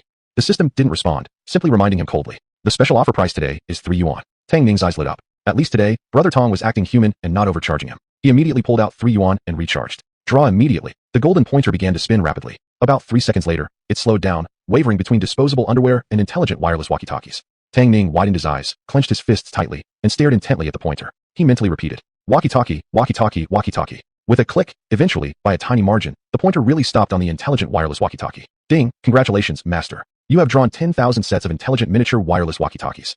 Yikes! Excited, Tang Ning abruptly stood up from the bench, raising his fist energetically. He turned around, to see 2 pairs of astonished eyes staring at him. Tang Ning, are you okay? Just moments ago, they had been talking normally, when suddenly Tang Ning froze, blankly staring ahead with a vacant expression, muttering something under his breath. Lu Chong and Zhang Hongliang hadn't yet figured out what was happening, when he suddenly shouted, yikes, and jerked up from the bench like a madman throwing punches. He certainly didn't look normal. Could this kid have gone crazy from the stress of being unable to do business anymore? Tang Ning. His smile slowly faded. Crap. He had been too caught up in drawing the prize and forgot that there were 2 people in the house. Thankfully, the system automatically deducted the cost from his space during the draw. All the actions were completed within his consciousness. Otherwise, the secret would have been exposed. He awkwardly coughed, feigning a stretch. Cough. Well, uncle, I'm fine. I just sat for too long and stood up to move around. Zhang Hongliang and Lu Chong nodded slightly. Zhang Hongliang asked, so, are we stopping our business? Although Tang Ning hadn't finished speaking earlier, from his tone, he seemed to agree to stopping operations. Tang Ning shook his head and smiled. Not stopping. We continue doing business. What? Lu Chong and the other man stared at him in surprise. Hadn't he just said they couldn't do it anymore? How come in just a moment? He changed his mind. Lu Chong advised him earnestly. Tang Ning, the atmosphere at the commune is getting tighter. It's too dangerous to keep doing business. If someone gets caught again, our entire Lu Tang village might be ruined. Tang Ning smiled confidently. Uncle, I suddenly thought of a great idea. It will protect everyone from getting caught and won't interrupt our profit-making. After all, with intelligent invisible drones and intelligent wireless walkie-talkies, every move at the commune would be under his surveillance. They could try to catch them, but they wouldn't succeed. Zhang Hongliang's eyes lit up. What great idea. Honestly speaking, if Tang Ning really had a way to prevent everyone from being in danger, he wouldn't truly want to stop the business. Because the profits were real. Tang Ning smiled. I can't tell you now. Tonight I'll prepare, and tomorrow I'll let you know.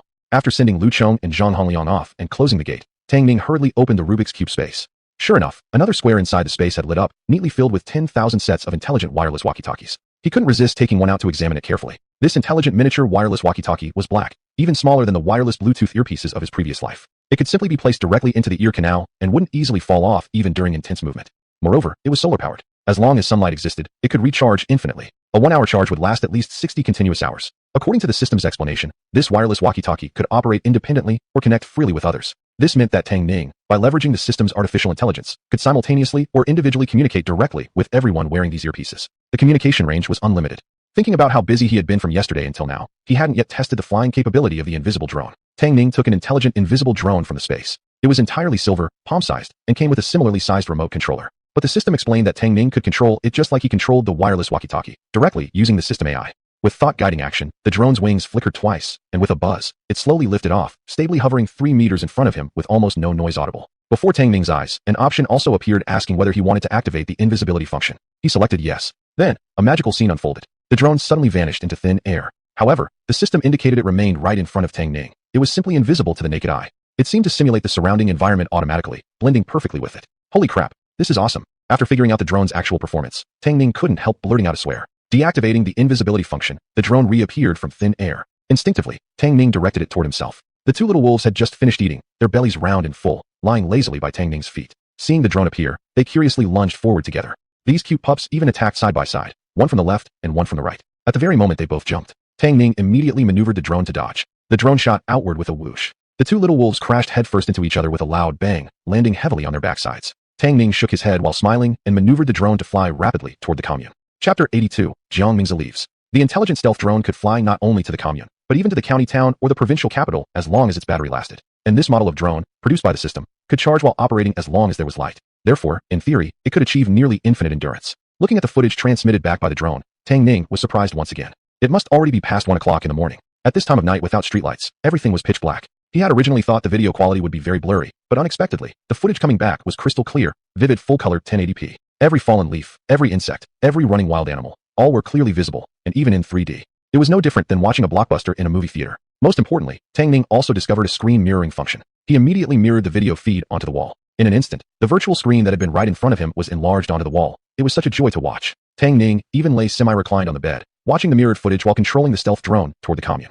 The drone flew quickly. What would have taken 1 or 2 hours by foot, the drone covered in just a few minutes. He flew it into the police station following his memory. As soon as he entered, he heard a conversation coming from a half-open window. The voices were very familiar. Raising an eyebrow, Tang Ning directly commanded the drone to activate stealth mode and flew it closer to the window. The image immediately showed Tang Ning, his father, and younger brother, all bruised and bloodied. All three had apparently been whipped. They were beaten so badly their skin was broken open, clothes soaked with blood. Tang Tsong, scared, curled up in a corner, glaring resentfully at Tang Ning. Brother, you said a big shot would rescue us. Why are we still getting beaten so badly? Tang Ning trembled from pain, unable to help but ask. Yeah, Shaoan, when will the big shot rescue us? Father can barely hold on. They had been beaten 3 times just today. Tang Ning calmly stared at the half-open window, his tone firm. Just a bit longer. The big shot will surely get us out tomorrow. Everyone from our village is following him in his business. If he could rescue Tang Gaoyuan, he will definitely rescue us too.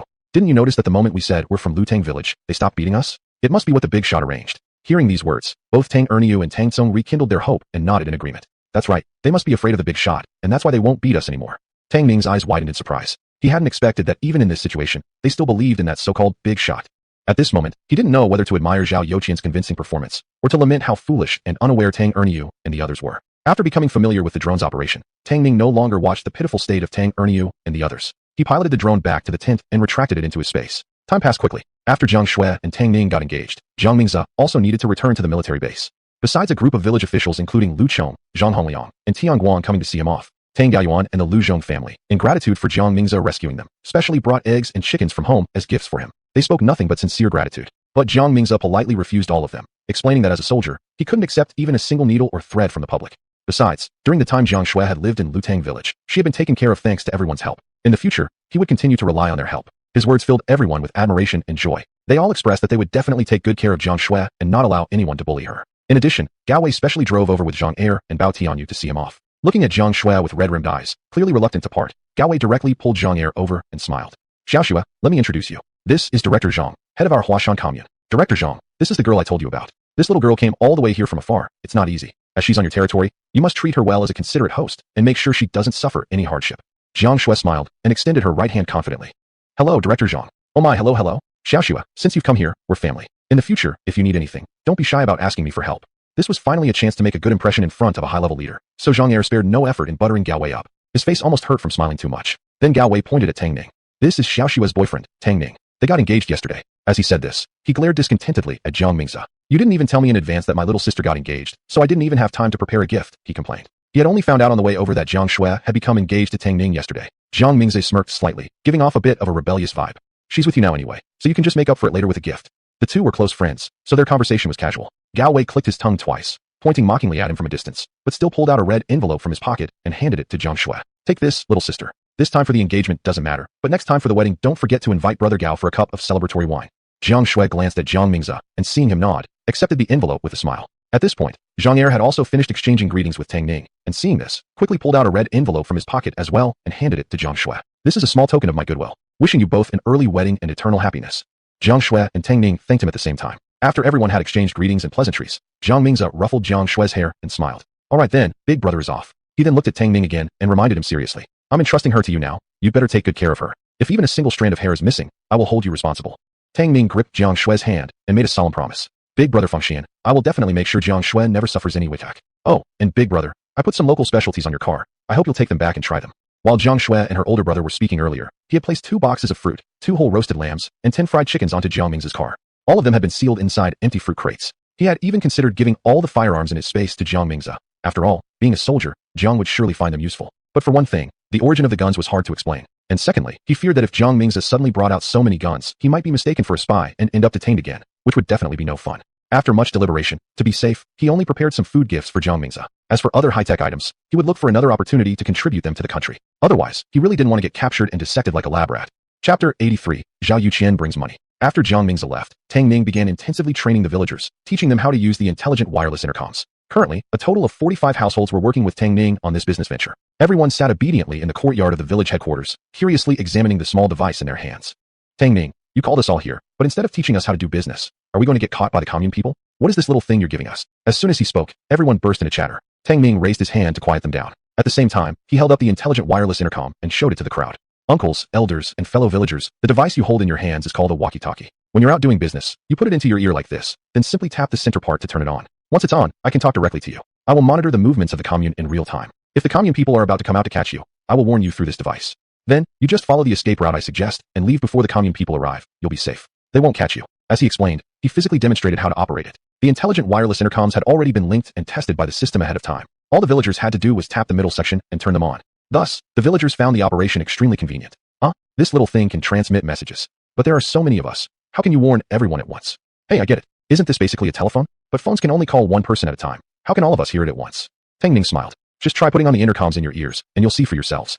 Out of curiosity, everyone imitated Tang Ning's actions, carefully placing the intercom into their ear canal and lightly tapping the center. Suddenly, they all heard a faint buzzing sound in their ears. Tang Ning also picked up his own intercom, turned it on, and started to test it quietly. Testing, testing. Can everyone hear me? Please raise your hand if you can hear my voice in your ears.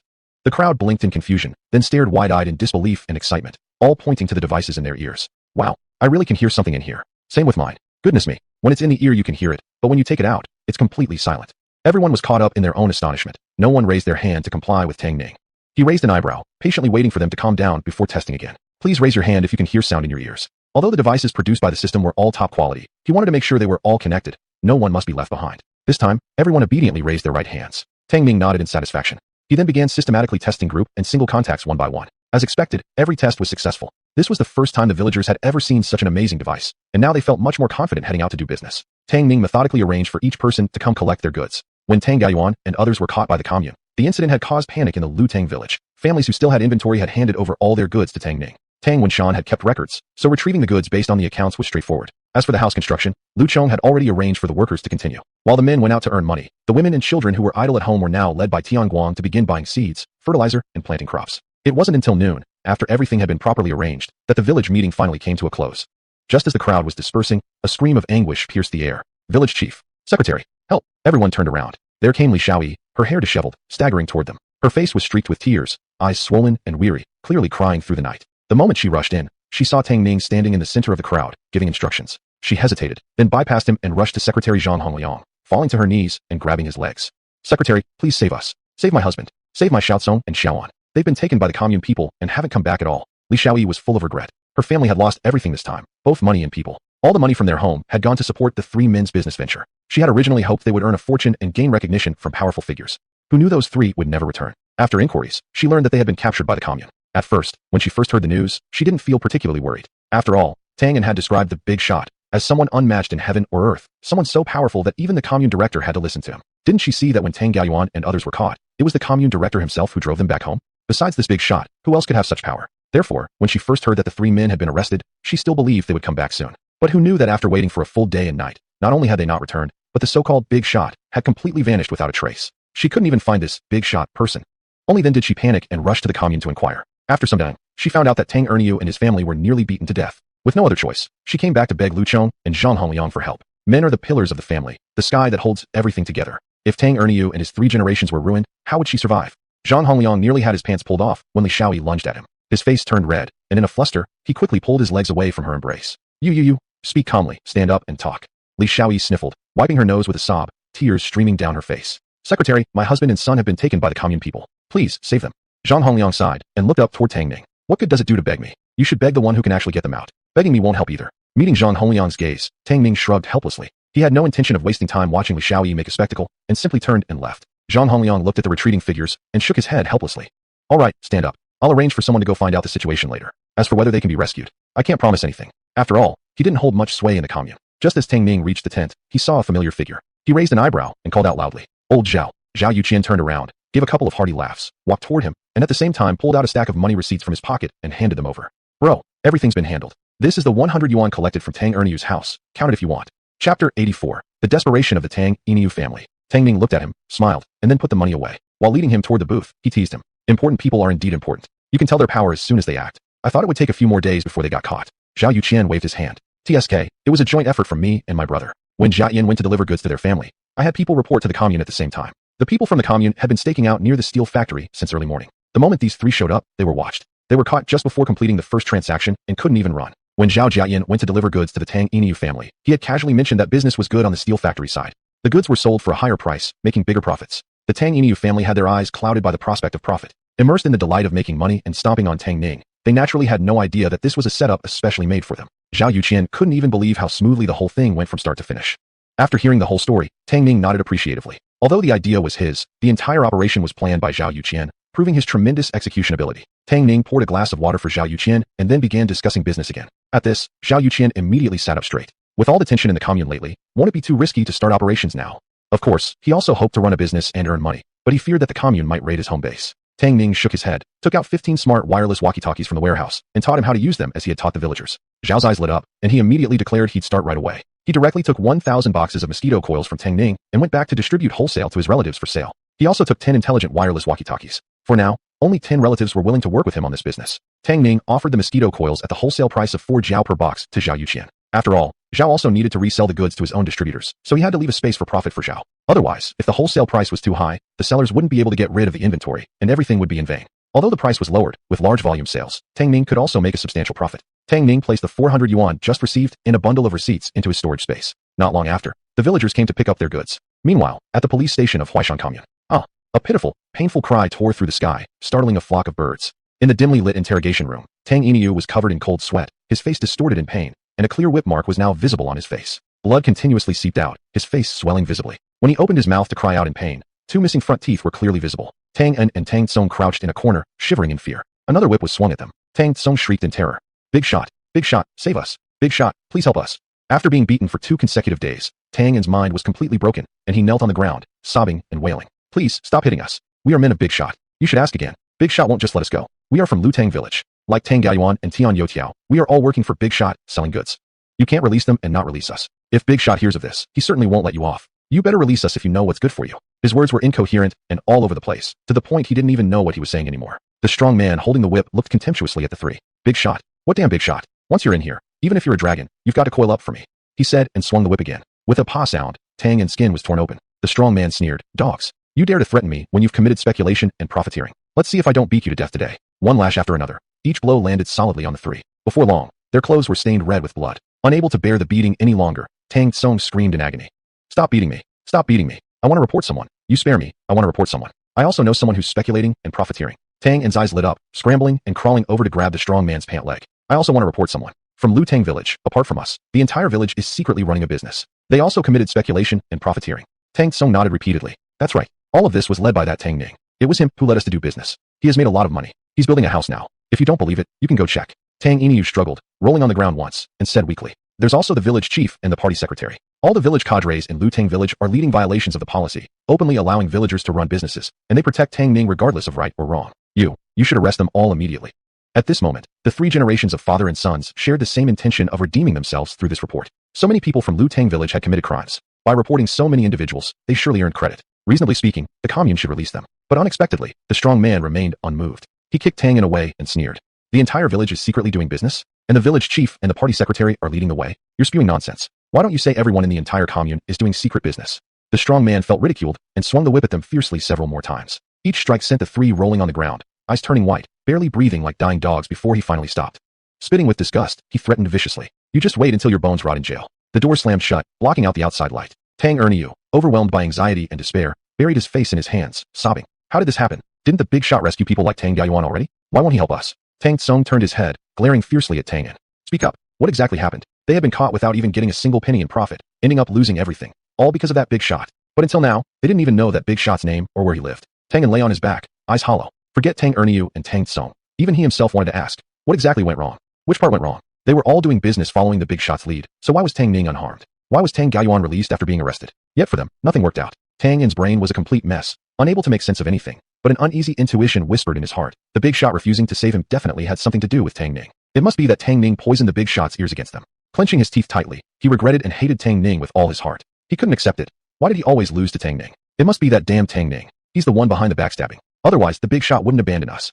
Chapter 85. I want to eat peaches. While Tang Erniu and his father and son were being beaten, Tang Ning was lying on the bed watching the footage projected onto the wall. The footage was split into a 9-grid layout, showing more than just the public security office. Scenes from the steel plant, textile factory, brickworks, meatpacking plant, and other major business locations were displayed. The entire Lutang village was under his surveillance. Hey, are you there, Tang Ning? Are we safe? The people from the commune haven't come over, have they? If they do, you must warn us. A nervous voice came through the smart wireless walkie-talkie. It was Tang Yuan. Tang Ning glanced at the screen. Tang Yuan was anxiously hiding around the corner, looking as if he had committed a crime. He practically had the words illegal speculation and profiteering written on his face. Tang Ning. He twitched his lips, threw a Kyoho grape into his mouth, burst the juice with one bite, and smacked his lips contentedly while mumbling. Gao Yuan, relax. I'm watching here, and there's no movement from the commune side. If anything happens, I'll notify you. Just focus on selling your goods and don't look like you're doing something wrong. Oh, okay. A cautious voice from Tang Yuan came through. Helplessly shaking his head, Tang Ning figured Tang Yuan had been severely punished by the commune once before. It was natural for him to feel jittery, resuming business activities. He switched off the walkie-talkie, ending the chatter from the other end, returning his attention to the surveillance screen. Just then, ding. Today's special discount lottery has updated the following items. Set of New Year's couplets. Handheld makeup mirror. Peachwood comb. Fish. Eggs. Special price today, 15 yuan. Tang Ning's eyes lit up. Oh, the system has updated. However, none of the new items immediately impressed him. Eggs and fish could be sold for money, though. But if the fish were frozen, they might not fetch a high price. More importantly, he preferred fresh fish. Considering this, perhaps the eggs would have been a better choice. He pulled out 15 yuan and recharged. Brother system, give me 10,000 caddies of eggs. The system ignored him. The pointer began spinning rapidly as soon as it received the payment. Ding. Congratulations, master. You've drawn 10,000 fish. Tang Ning. *T. Money wasted. I wanted eggs. Brother system, why don't you follow the rules? The system continued to ignore him. At the same time, another section of the Rubik's Cube space lit up and opened automatically. Inside were 10,000 fish. Upon seeing the fish clearly, Tang Ning immediately jumped off the bed, his eyes wide with shock and delight. *T. Live fish. They're actually alive. The section contained carp, bream, snakehead, sea bass, and more. There were also yellow croakers, tuna, sturgeon, cod, and so on. They were of various species, many of which Tang Ning had never seen or eaten in his previous life. They were all mixed together, some as small as a few taels, some weighing tens of gene.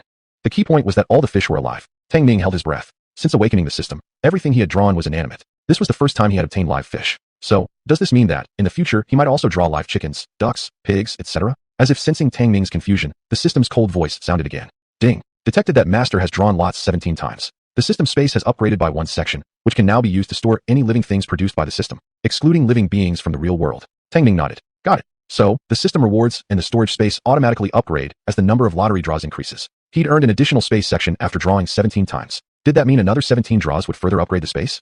Thinking thus, he voiced the question. However, the system did not respond this time. Tang Ning helplessly shrugged his shoulders. Well, brother system was still the same as ever. When he didn't want to speak, not even an extra word would be said. It appeared that his understanding of the system was still too limited. But it was okay. He would gradually explore more in the future. Tang Ning, I finished washing up. While he was lost in thought, a crisp voice reached his ears. Startled, he looked up and saw Jiang Shui wearing his white vest. Beneath the vest, which barely reached her hips, were two round, straight legs. Her jade-white feet were in his slippers. Perhaps she noticed his gaze. Her toes curled slightly, which was quite endearing. Looking further up, her hair was wet, water droplets sliding from her cheeks down to her neck and chest, hidden by the V of the vest. Goo-doo. Tang Ning gulped audibly and pulled back the covers, walking toward her. Jiang Shui nervously stepped back a step.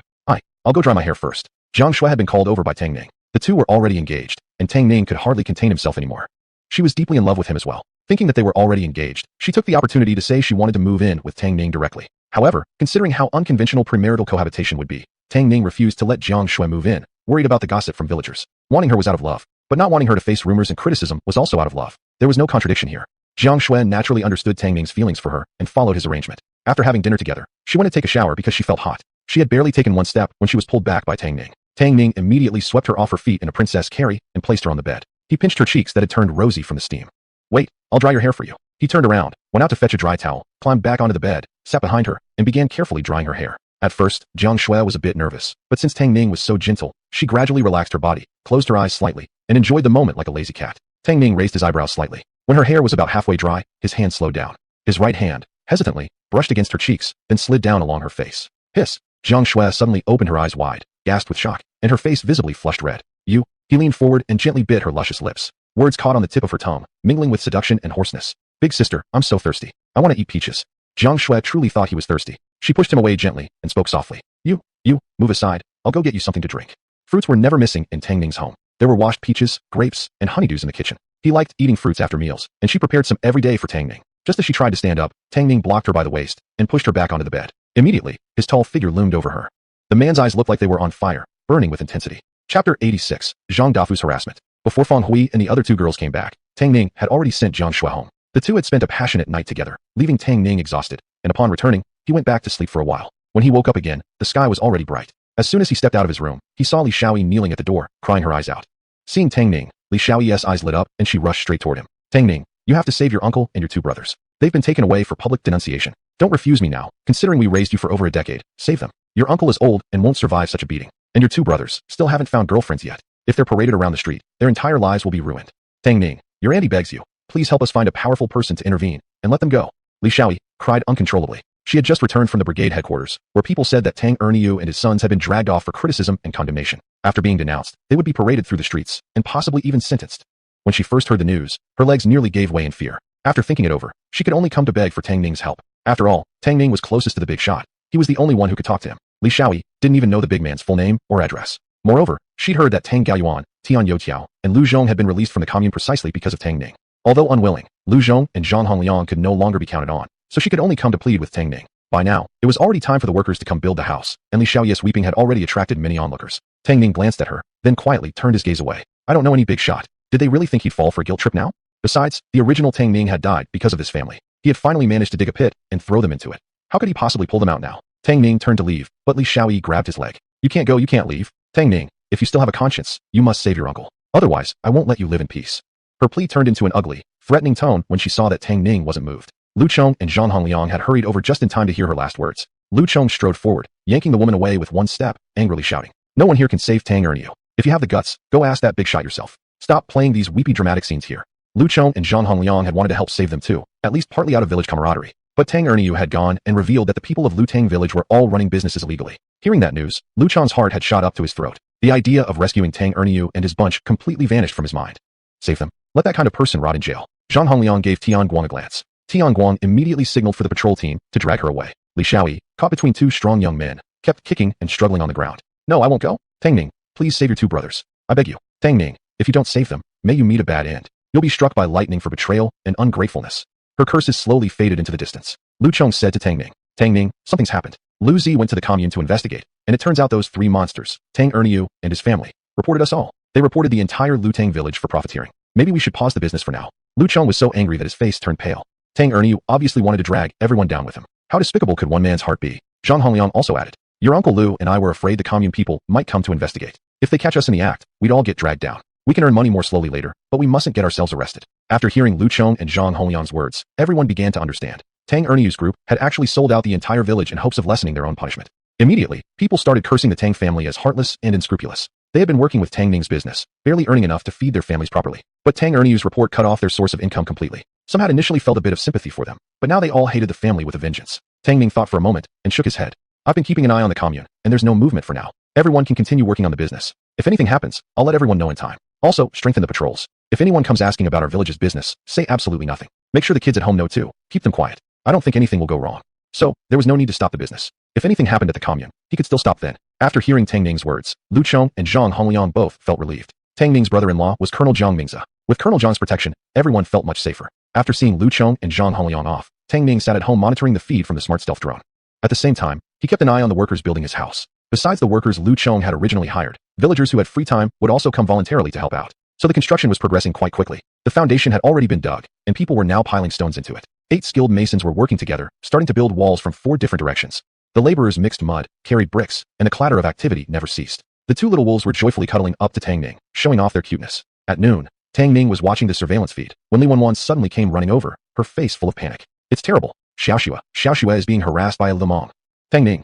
He immediately jumped up from the bench. What Lemong? What happened? Where is she? Being stared at like that, Li Wenwan grew a bit nervous, stamping her feet anxiously. I don't know him either, but he's definitely not from our village. He just grabbed Xiao Xue's hand, saying he liked her, that he wanted to marry her.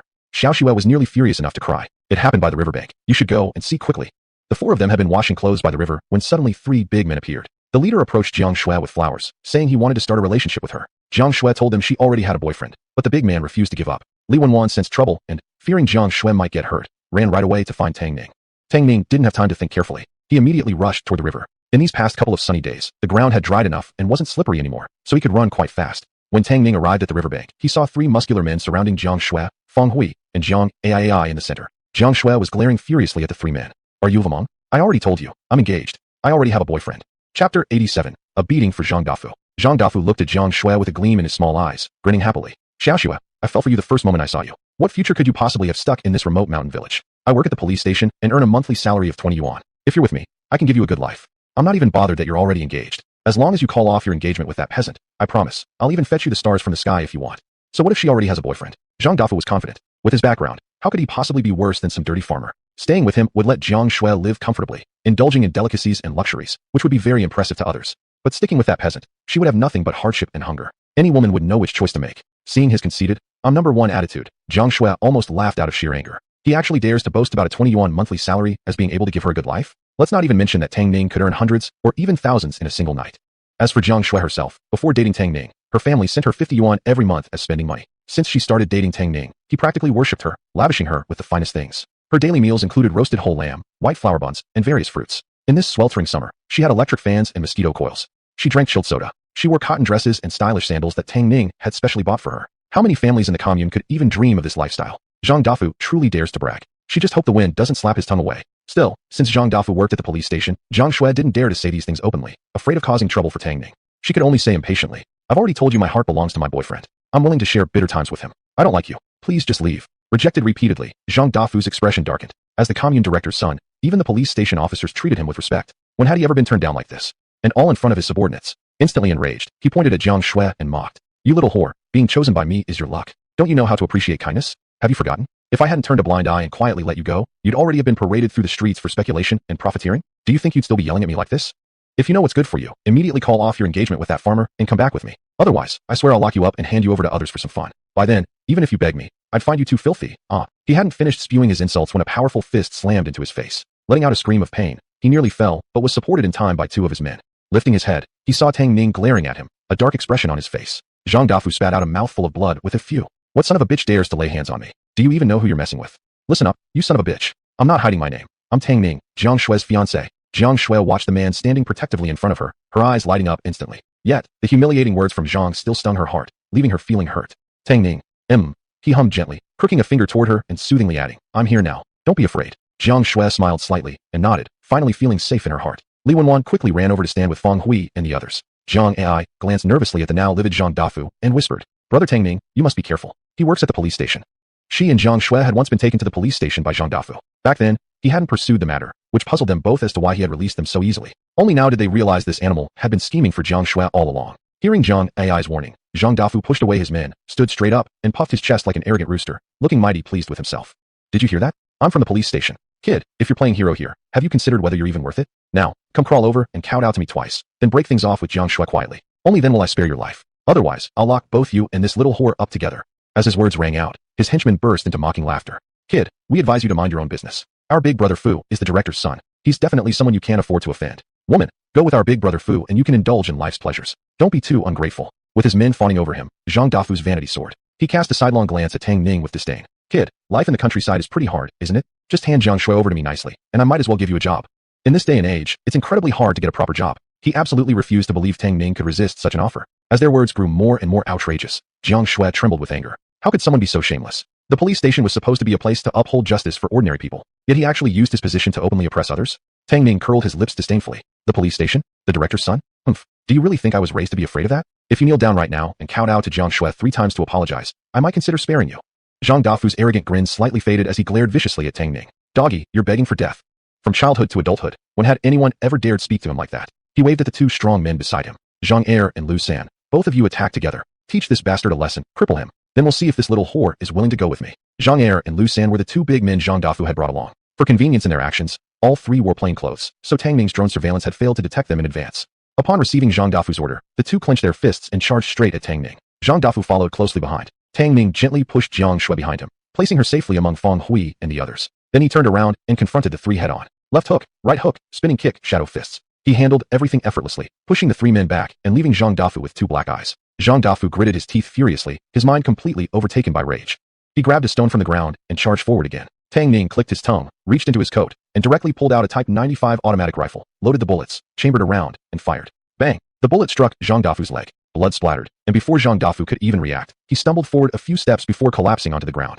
Bang! Another shot rang out, this one hitting Zhang Dafu directly in the right arm. At the moment the bullet pierced through flesh and bone, the color drained from the faces of Zhang Dafu, Zhang Er, and Lu San, turning as pale as paper. Although not shot themselves, both Zhang Er and Lu San immediately dropped to their knees in front of Tang Ning. Chapter 88, Zhang Er's Wrath. Tang Ning pointed the gun at the three men, his voice as cold as frost. Either kowtow and apologize, or die. Choose one. As soon as he finished speaking, Zhang Er and Lu San began pounding their heads on the ground before Jiang Shui. The riverbank was littered with gravel, and with every bow, their heads struck the stones. Soon, their foreheads were bleeding profusely. We're sorry. We were wrong. We didn't know who you were. Please let us go. Who could have guessed that a mere country bumpkin would carry a gun, and that he'd actually fire without flinching at the identity of Zhang Dafu, giving them no room for negotiation whatsoever. Struck twice, Zhang Dafu fell to the ground, howling in pain. Zhang Ai and the other two girls exchanged frightened glances, their faces pale from the sudden, shocking scene.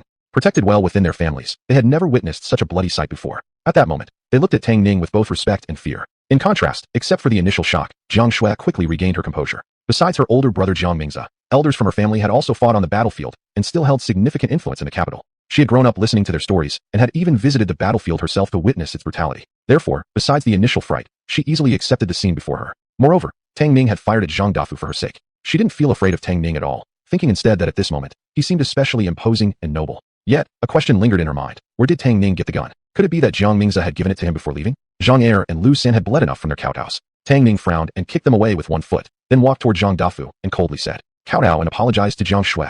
Zhang Dafu's wailing stopped for a moment as he glared venomously at Tang Ning. Seeing that he dared glare back, Tang Ning immediately cocked the gun and slowly pulled the trigger. You don't want to apologize? Then die. Seeing that he actually pulled the trigger, Zhang Dafu panicked instantly. He hurriedly raised both hands in surrender. Grandfather, don't kill me. I'll kowtow. I'll apologize. Just don't shoot. Damn it. Tang Ning was really a madman.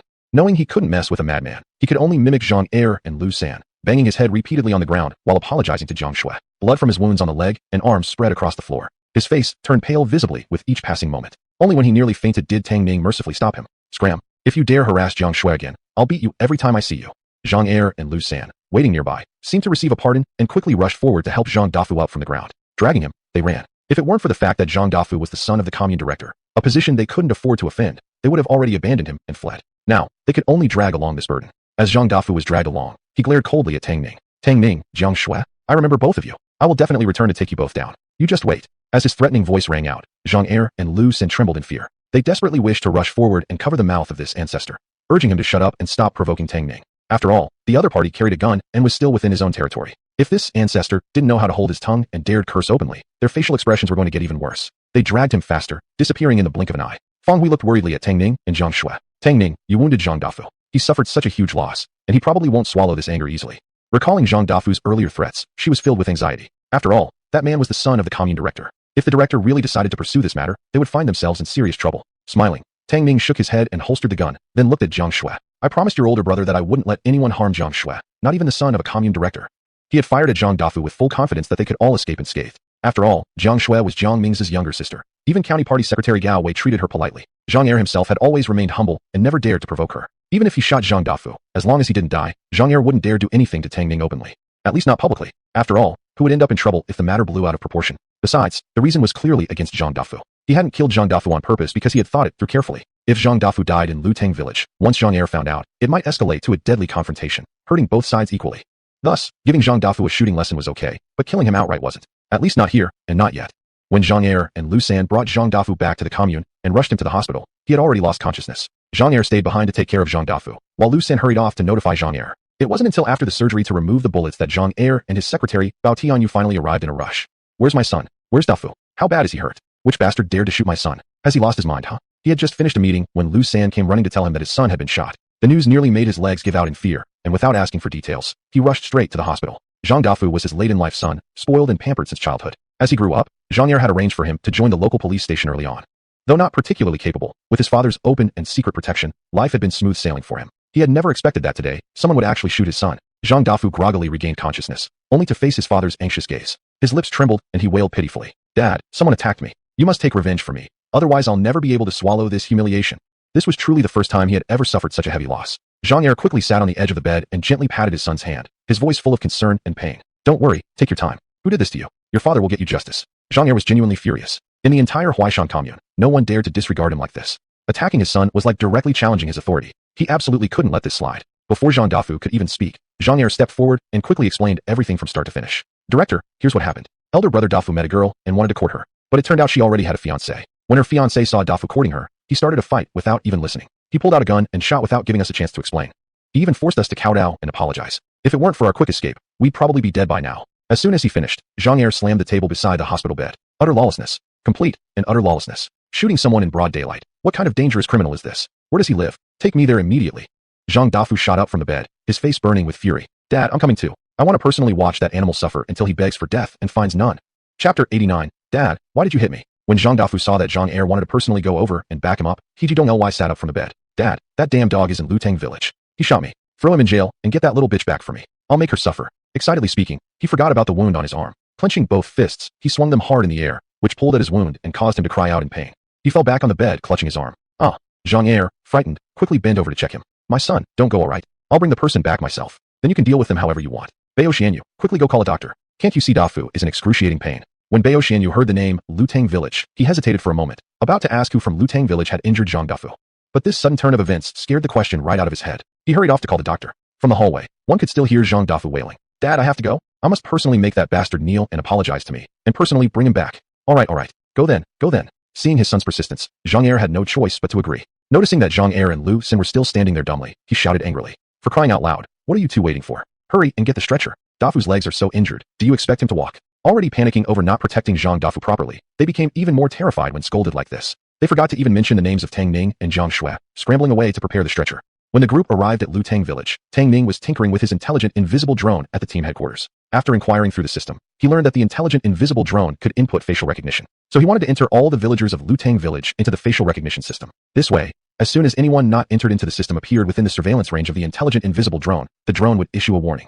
To prevent what had happened this time, where officials from the commune came in plain clothes and the drone failed to detect them. Kuyisoa, Zhurtsu Zhang Dafu de Yiwai, Yasanshi, Geita Tilagershing. Ganhak Tashur, the villagers who went out to sell goods had just returned, so he withdrew the drone surveillance and started entering facial recognition for everyone one by one. All villagers had to do was queue and walk past him. Whoever's face was scanned by the intelligent invisible drone would be automatically added into the facial recognition system. Even the children were not spared. It took more than half an hour to complete the entry for all villagers. As Tang Ning just finished packing up the intelligent invisible drone, 3 jeeps screeched to a stop in front of the team headquarters. First, Beio Xianyu got out from the front passenger seat. He quickly walked to the back and opened the door, revealing Zhang Er's gloomy face. Zhang Er and Lu Xin dragged out the howling Zhang Dafu from the other side of the car. 10 police officers climbed out of the other 2 vehicles, each carrying firearms, their expressions grim. The villagers were terrified by this spectacle, instinctively stepping back and watching fearfully. Even the children hid behind their parents, covering their eyes and trembling with fear. Feng Hui, Li Wanwan, and Zhang Ai, who knew what was going on, were even paler with fear, tightly holding onto Jiang Shui's hands. Zhang Dafu, carried out from the vehicle, cried out in pain constantly. Ow. You two could be gentler, couldn't you? Zhang Er, heart aching, frowned in anguish and slapped Zhang Er and Lu Xin each on the face. Be more careful. Afraid to utter a word after being hit, Zhang Er and Lu Xin only nodded repeatedly in submission. When Zhang Er turned around, he spotted Tang Ning standing among the villagers. Tall and handsome, Tang stood out among the group, especially since beside him stood Jiang Shui, the younger sister of General Jiang, who was precisely the person he wanted to ingratiate himself with. Yet, meeting Tang Ning's half-smiling, half-not gaze, something in him tightened unexpectedly. Quickly plastering on a flattering smile, he stepped forward to greet them. Just then, a roar came from behind. Dad, it's him. It's that damn bastard. He shot me. He openly used a firearm against a public official. Tang Ning, you grandson of a turtle. You won't escape today. I swear. I'll personally throw you in jail and let you die a tortured death. And that Jiang Shui, that whore, got caught red-handed speculating and hoarding. If not for me, she'd still be in jail getting beaten. Don't want to be with me? Then I'll throw you both in jail. Make that bastard Tang Ning watch with his own eyes as I play with you. Relying on the fact that his father was the head of the commune and had brought 10 armed officers for support, he now suddenly stood tall and proud. He pointed at Tang Ning and Jiang Shui and began cursing furiously, spewing obscenities too vile to watch. Zhang Er's heart quivered. He turned his head sharply and saw his good-for-nothing son smugly pointing ahead. Following his gaze, he met Tang Ning's dark, stormy eyes and Jiang Shui's furious little face. Zhang Er immediately snapped his gaze away, then nervously and anxiously turned to look at Zhang Dafu. Who hit you? Standing beside him, Beio Xianyu's eyelid twitched violently. Only now did he remember he had forgotten to ask Zhang Dafu who had shot him before coming here. Dad, it's him. It's that damn Tang Ning who shot me. Hurry up and arrest him. The gleam in Zhang Dafu's eyes died out completely. He couldn't even manage a smile anymore. He glanced at Tang Ning and Zhang Shui and cursed between clenched teeth. You damn. He turned suddenly and swung his hand. Slap. Another sharp sound echoed as Zhang Er struck his son across the face. Zhang Dafu's smug expression froze. Clutching his face, he stared at Zhang Er in disbelief. Dad, you hit me? What's going on? Didn't Dad come here to defend me? Why would he hit me? Zhang Dafu was utterly confused. Looking at his son's foolish face, Zhang Er's anger flared. He pointed at him, trembling his finger. You disobedient bastard. As a public official, you should serve the people well, yet you harass young girls. Let me beat you to death. Saying this, he slapped him again across the face. Zhang Dafu had already been injured on his legs. This slap from Zhang Er was both heavy and fast. Zhang Dafu staggered and fell flat on the ground, letting out a painful scream, cold sweat beading on his forehead. Zhang Er's heart ached as he saw this. Taking a step forward, he wanted to help his son up, but recalling that Tang Ning and Zhang Shui were still watching behind him, he forcibly stopped his feet and pointed furiously at Zhang Dafu. You damn bastard. Hurry up and get up for me, and apologize to Zhang Shui and Tang Ning. Zhang Er regretted it so deeply his intestines turned green. He had never imagined that the girl Zhang Dafu was obsessed with was actually Zhang Shui. He had pursued her and, after being rejected, publicly insulted her. No wonder he got shot twice. With that filthy mouth of his, if Tang Ning had really killed him with a bullet, even then, Zhang Er would be powerless. The real problem was, if General Zhang got to know about this, Zhang Er's entire political career would effectively be over. Chapter 90. Kneel and apologize to them. Apologize to Tang Ning? Zhang Dafu was so angry his whole body trembled. He widened his eyes and roared in disbelief. Apologize? Dad, what the hell are you talking about? It was that damn dog Tang Ning who shot me. You want me to apologize to these two lowlifes? Are you out of your mind? He was the one whose love was rejected, the one shot twice, and now the one slapped in public. He had completely lost face and dignity. Earlier when Zhang Er arrived, he had promised firmly that he would get him justice. But how come he suddenly changed his mind now? Why not arrest Tang Ning and Zhang Shui, those two lowlifes, but instead beat him? Ba Tianyu, seeing him getting more and more out of line, hurried over in alarm and covered his mouth. He whispered angrily, full of frustration. Ancestor, stop cursing already. Do you even know who those two people are? Didn't this guy have a brain at all? Zhang Er himself had to kowtow before Zhang Shui and Tang Ning. He, a petty underling with no official title, could only boss people around at the police station by leaning on Zhang Er. And he went against the two most powerful people around. Zhang Dafu was stunned, still wearing a defiant look. What kind of people could they be? Even if they're powerful, can they be more powerful than my dad? His dad was the commune director. Weren't Tang Ning and Zhang Shui just two ordinary peasants from the countryside? Could they possibly rival his dad? Ba Tianyu was filled with despair, clenching his teeth. Zhang Shui's elder brother is Colonel Jiang. Not only Director Zhang, even our county party committee secretary Gao gives him respect. How dare you provoke people like that? Weren't Tang Gaoyuan and the other two just villagers from Lutang village? They were arrested for illegal trading, but Secretary Gao personally called Director Zhang to have them sent back. You don't know about that? Are you kidding me? Tang Gaoyuan got away safely after illegal trading, yet you foolishly shouted in public that Zhang Shui did the same. So what? You dare to arrest her for that? Plus, why did you have to fight with Tang Ning for a woman? Tang Ning is the acknowledged brother-in-law of Colonel Jiang, and they already held a wedding engagement banquet. Director Zhang himself sent a gift envelope. You, on the other hand, after being rejected, tried to take her by force. The reason Tang Ning didn't kill you with one shot was just to save face for Director Zhang. Zhang Dafu was stunned. Colonel? Zhang Shui's older brother was a colonel? He really didn't know this. He did remember that a few nights ago, Zhang Er had suddenly rushed to the police station looking for someone. But at that time, he happened to be drinking with a few good-for-nothing friends, so he didn't think much of it. Who knew Zhang Shui was involved in all this? Zhang Dafu lifted his head dazedly. He saw his old man fawning and approaching the two people, bowing and pleading on his behalf. Miss Jiang, Mr. Tang, Dafu was spoiled by me, so he did such lawless things. I'll definitely discipline him when we go back. He'll never dare to do this again. You two are so kind. Please forgive him just this once. Having done such things and provoked them so deeply, he dared not approach Zhang Shui and Tang Ning with familiarity anymore. He used polite titles only, hoping they would let Zhang Dafu off the hook. Tang Ning snorted coldly. He insulted me and Zhang Shui just now, and you say it's all over and it's fine? My big brother specifically told me before leaving not to let Zhang Shui suffer the slightest cheek. You'd better explain all this directly to him. Zhang Er was frightened, waving his hands frantically. His heart was filled with bitter grief. If he had known earlier who the people Zhang Dafu had offended were, he would have restrained him at all costs.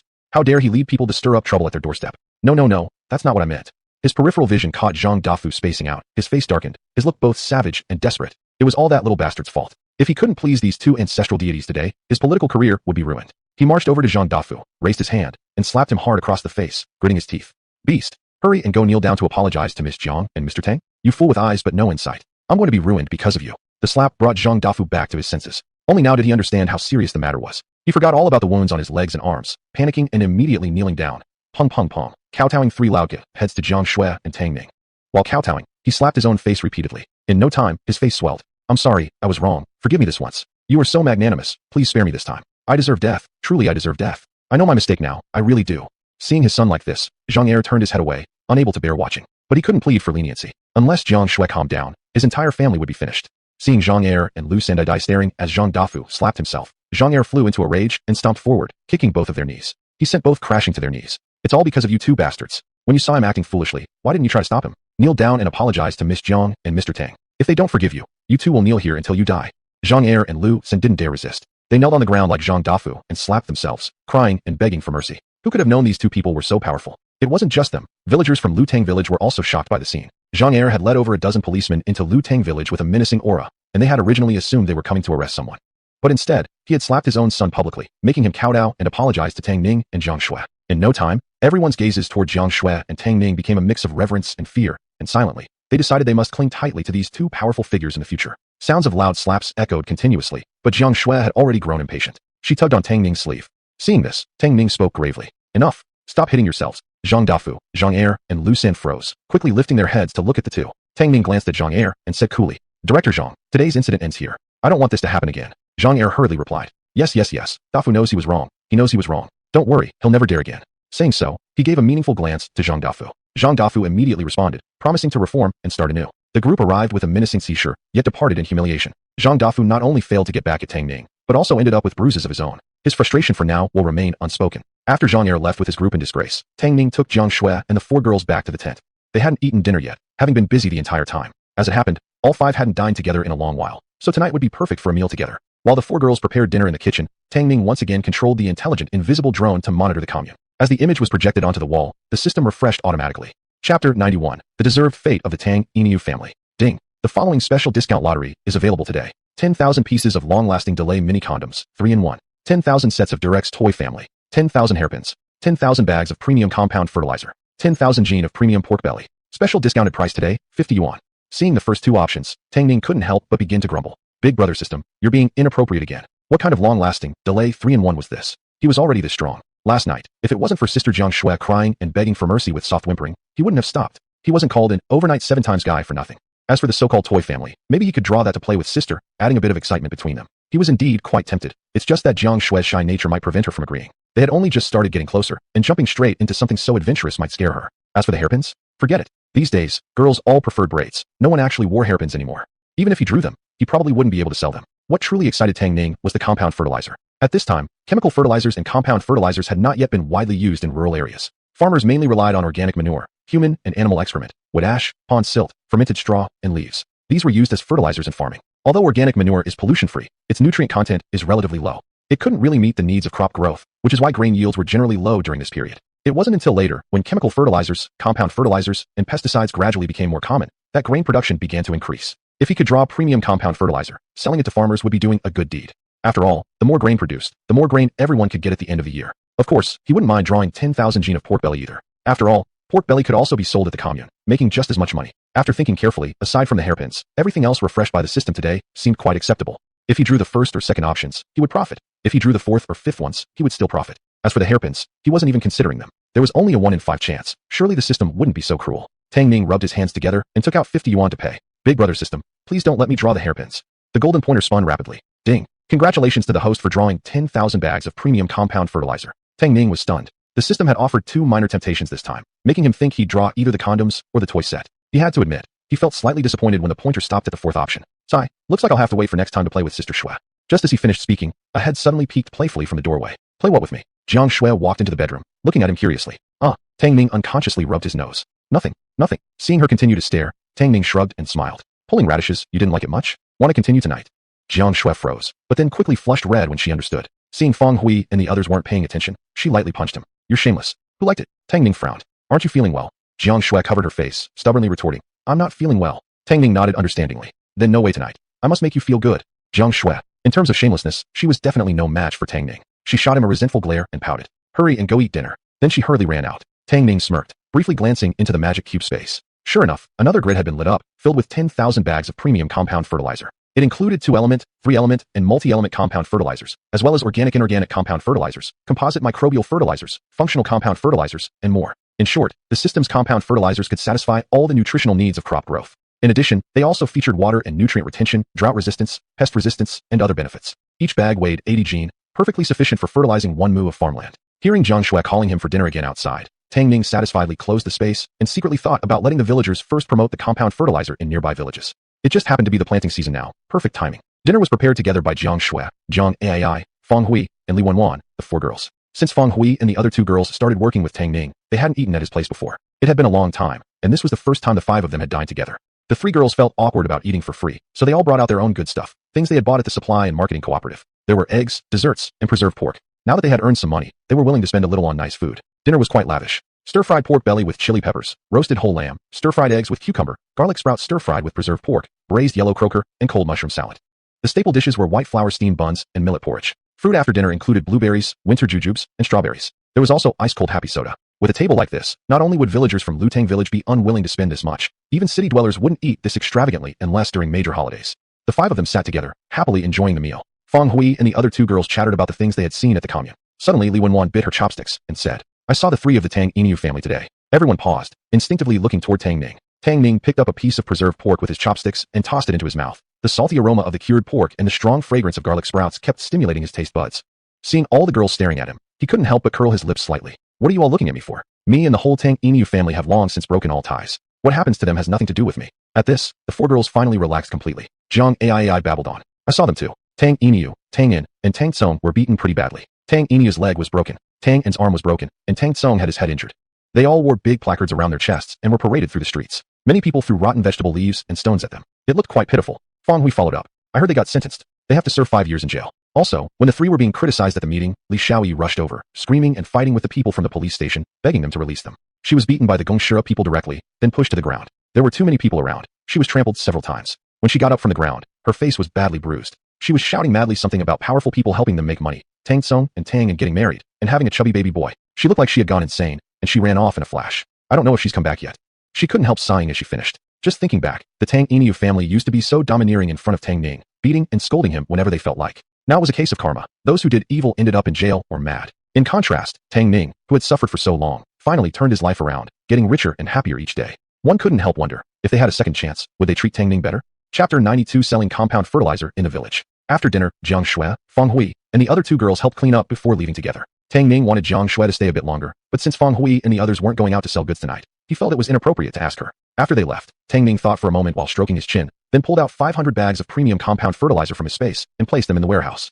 He also took this opportunity to count his inventory. 990 roasted whole lambs. 999 special effect fever-reducing pills. All the solar-powered mini fans had already been sold out. 1000 Type 95 automatic rifles. 999 double-sized luxury spring mattresses, with 993 sets of bedding including quilts, pillows, and sheets. 8,899 boxes of mosquito coils. 9,900 bottles of Happy Cola. 999 ultra-smart deluxe tents. 9,900 buckets of 5-liter bottled mineral water. 8773 Korean-style fried chickens. 990 grand fruit gift boxes. 9,000 scallions. 950 bags of premium white flour. 9,950 bottles of Erguota liquor. 10,000 intelligent stealth drones. 9,945 smart wireless walkie-talkies. 9,999 fish. 10,000 bags of premium compound fertilizer. His original savings were already close to 5,000 yuan. After deducting 1,000 yuan spent on the engagement, plus expenses for house construction, lottery purchases, and daily living costs, he still had 3,000 yuan in cash.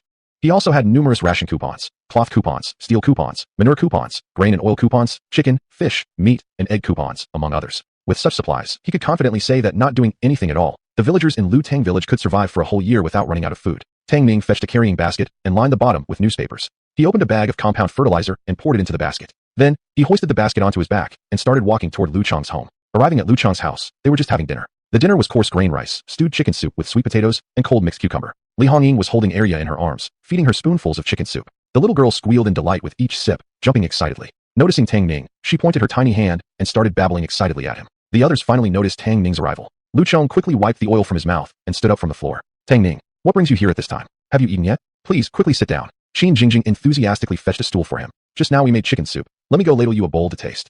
Being able to enjoy a bowl of chicken soup and coarse rice was all thanks to Lu Yi earning money through working with Tang Ning. Otherwise, the entire family would still be starving, and she wouldn't have enough milk for Arya. Since the family's financial improvement, Lu Yi always secretly brought home some meat from the commune. She was now eating well, her milk supply had improved, and Arya had become plump and pink. She didn't cry from hunger at night anymore. It wasn't just Arya who was thriving. Her grandparents' faces had also gained some weight, no longer resembling mere skin and bones. Therefore, in her heart, Qin Jingjing was sincerely grateful to Tang Ning. Even if Tang Ning saw them having this secret meal, she felt no fear. It wasn't only their family. The same thing happened in every household of Lutang village. Everyone secretly prepared extra meals. After all, they now had the means. There was no shortage of food, and life had gotten livelier and full of hope. Of course, people still went to the canteen occasionally too. It was part of maintaining appearances. Tang Ning quickly stopped her from serving him. "Don't trouble yourself, sister-in-law. I've already eaten at home. I can't drink any more soup." After Li Hongying added a few encouraging words, and seeing that he really didn't want any, she dropped the offer. Lu Yi was away on business, so he wasn't home. Lu Chang didn't treat Tang Ning like an outsider. He placed his bowl on the table and simply squatted by the dinner table to chat with him directly. "What is it? Do you have something to talk to me about?" Tang Ning nodded and placed the carrying basket on the ground. He removed the towel covering the top and smiled. "Uncle, take a look. What is this?" Not only Lu Chang, But Li Hongying and Qin Jingjing also brought area over curiously. Before them were grayish-white granules about 2 to 3 millimeters in diameter. As soon as they leaned in, a pungent odor hit their noses. The three adults looked at each other in confusion. None of them had ever seen anything like it before and had no idea what it could be. Lu Chong reached out and grabbed a handful of the granules. They felt cool to the touch and would slightly melt with the warmth of his hand, and then there was a slight sensation of heat. He frowned at it for a long while. What is this stuff? In his entire life, he had never seen anything like it. Noticing Arya reaching out her little arms toward the granules, Tang Ning smiled, took her from Li Hongying's arms, and let her stand on his lap, bouncing her slightly as he answered. It's compound fertilizer. For planting crops. He paused for a moment, then continued explaining. Uncle, you can think of this as processed farmyard manure, but it has much higher nutrients. Spread this into the soil, and it can prevent crops from being attacked by insects, resist drought, and retain moisture. It can significantly increase crop yields. The three exchanged glances, their eyes wide with disbelief. You're saying this is fertilizer? Compound fertilizer. That's right. Can this compound fertilizer really increase grain production? Has anyone done experiments? Why have I never heard of it before? It wasn't that he suspected Tang Ning of lying to him, but rather that he feared Tang Ning had been deceived by someone else. If this stuff was really so effective, why hadn't higher-level authorities promoted it? Tang Ning removed Arya's little fist from his face and spoke casually. Uncle Lu, I know what you're worried about. This compound fertilizer was brought by my big brother from a big city. It's already being used in big cities. It just hasn't reached us yet. They've done experiments with it. Using this to plant crops can increase grain yield by double. You can use it with confidence. Really? Li Hongying whispered excitedly. Oh my goodness, this is truly great news. Most of the land allocated to our production team is sandy soil, and our harvest is always the lowest among all the teams. If this compound fertilizer can actually improve grain production, maybe next season our team won't be last anymore. Happily, she patted Lu Chong's shoulder. You won't have to be criticized by the leadership every time, dear. Each production team had assigned targets, but the land given to their village wasn't productive, so they never met the quotas set by the superiors. That meant most villagers couldn't even have surplus grain. Instead, they owed grain to the authorities. With no food or money, everyone was starving, their bones showing beneath their skin, and their hard work was wasted year after year. Over time, people had just become numb to it all. If Tang Ning hadn't come and helped them earn money to improve their lives, who knew how many people would have starved to death? Lu Chong's eyes brightened as well. Looking at Tang Ning, he chuckled happily and kept saying, This stuff is great. This stuff is great. Ning, how do you use this compound fertilizer? Arya's eyes darted around, gleaming like stars. Hearing her grandfather speak, she also made excited sounds of agreement. Tang Ning loved this so much he couldn't resist pinching her little cheek. Privately, he thought that the child he'd have with Jiang Shui would definitely be as adorable as Arya. Just spread it evenly into the field before plowing. 1 bag per acre. After the seedlings sprout, apply a second round after weeding. Then, apply the third round during the heading stage. No special skills are required. It's very simple. Tang Ning patiently explained according to the system's instructions. Lu Chong nodded. Great. Tomorrow I'll have a meeting with your uncle Hong Liang and others. This year we'll plant crops with this compound fertilizer. By the way, Tang Ning, how much does this compound fertilizer cost? Chapter 93. Income of 2025 yuan. Li Shaoyi is dead. Tang Ning pondered for a moment before replying in a calm voice. 3 yuan per bag. Judging by work points, even a strong man could earn only about 5 or 6 yuan a month. If the price were too high, no matter how well he pitched it, the farmers wouldn't buy it. The cost was already too much. If they poured all their money into it, what would they eat and drink?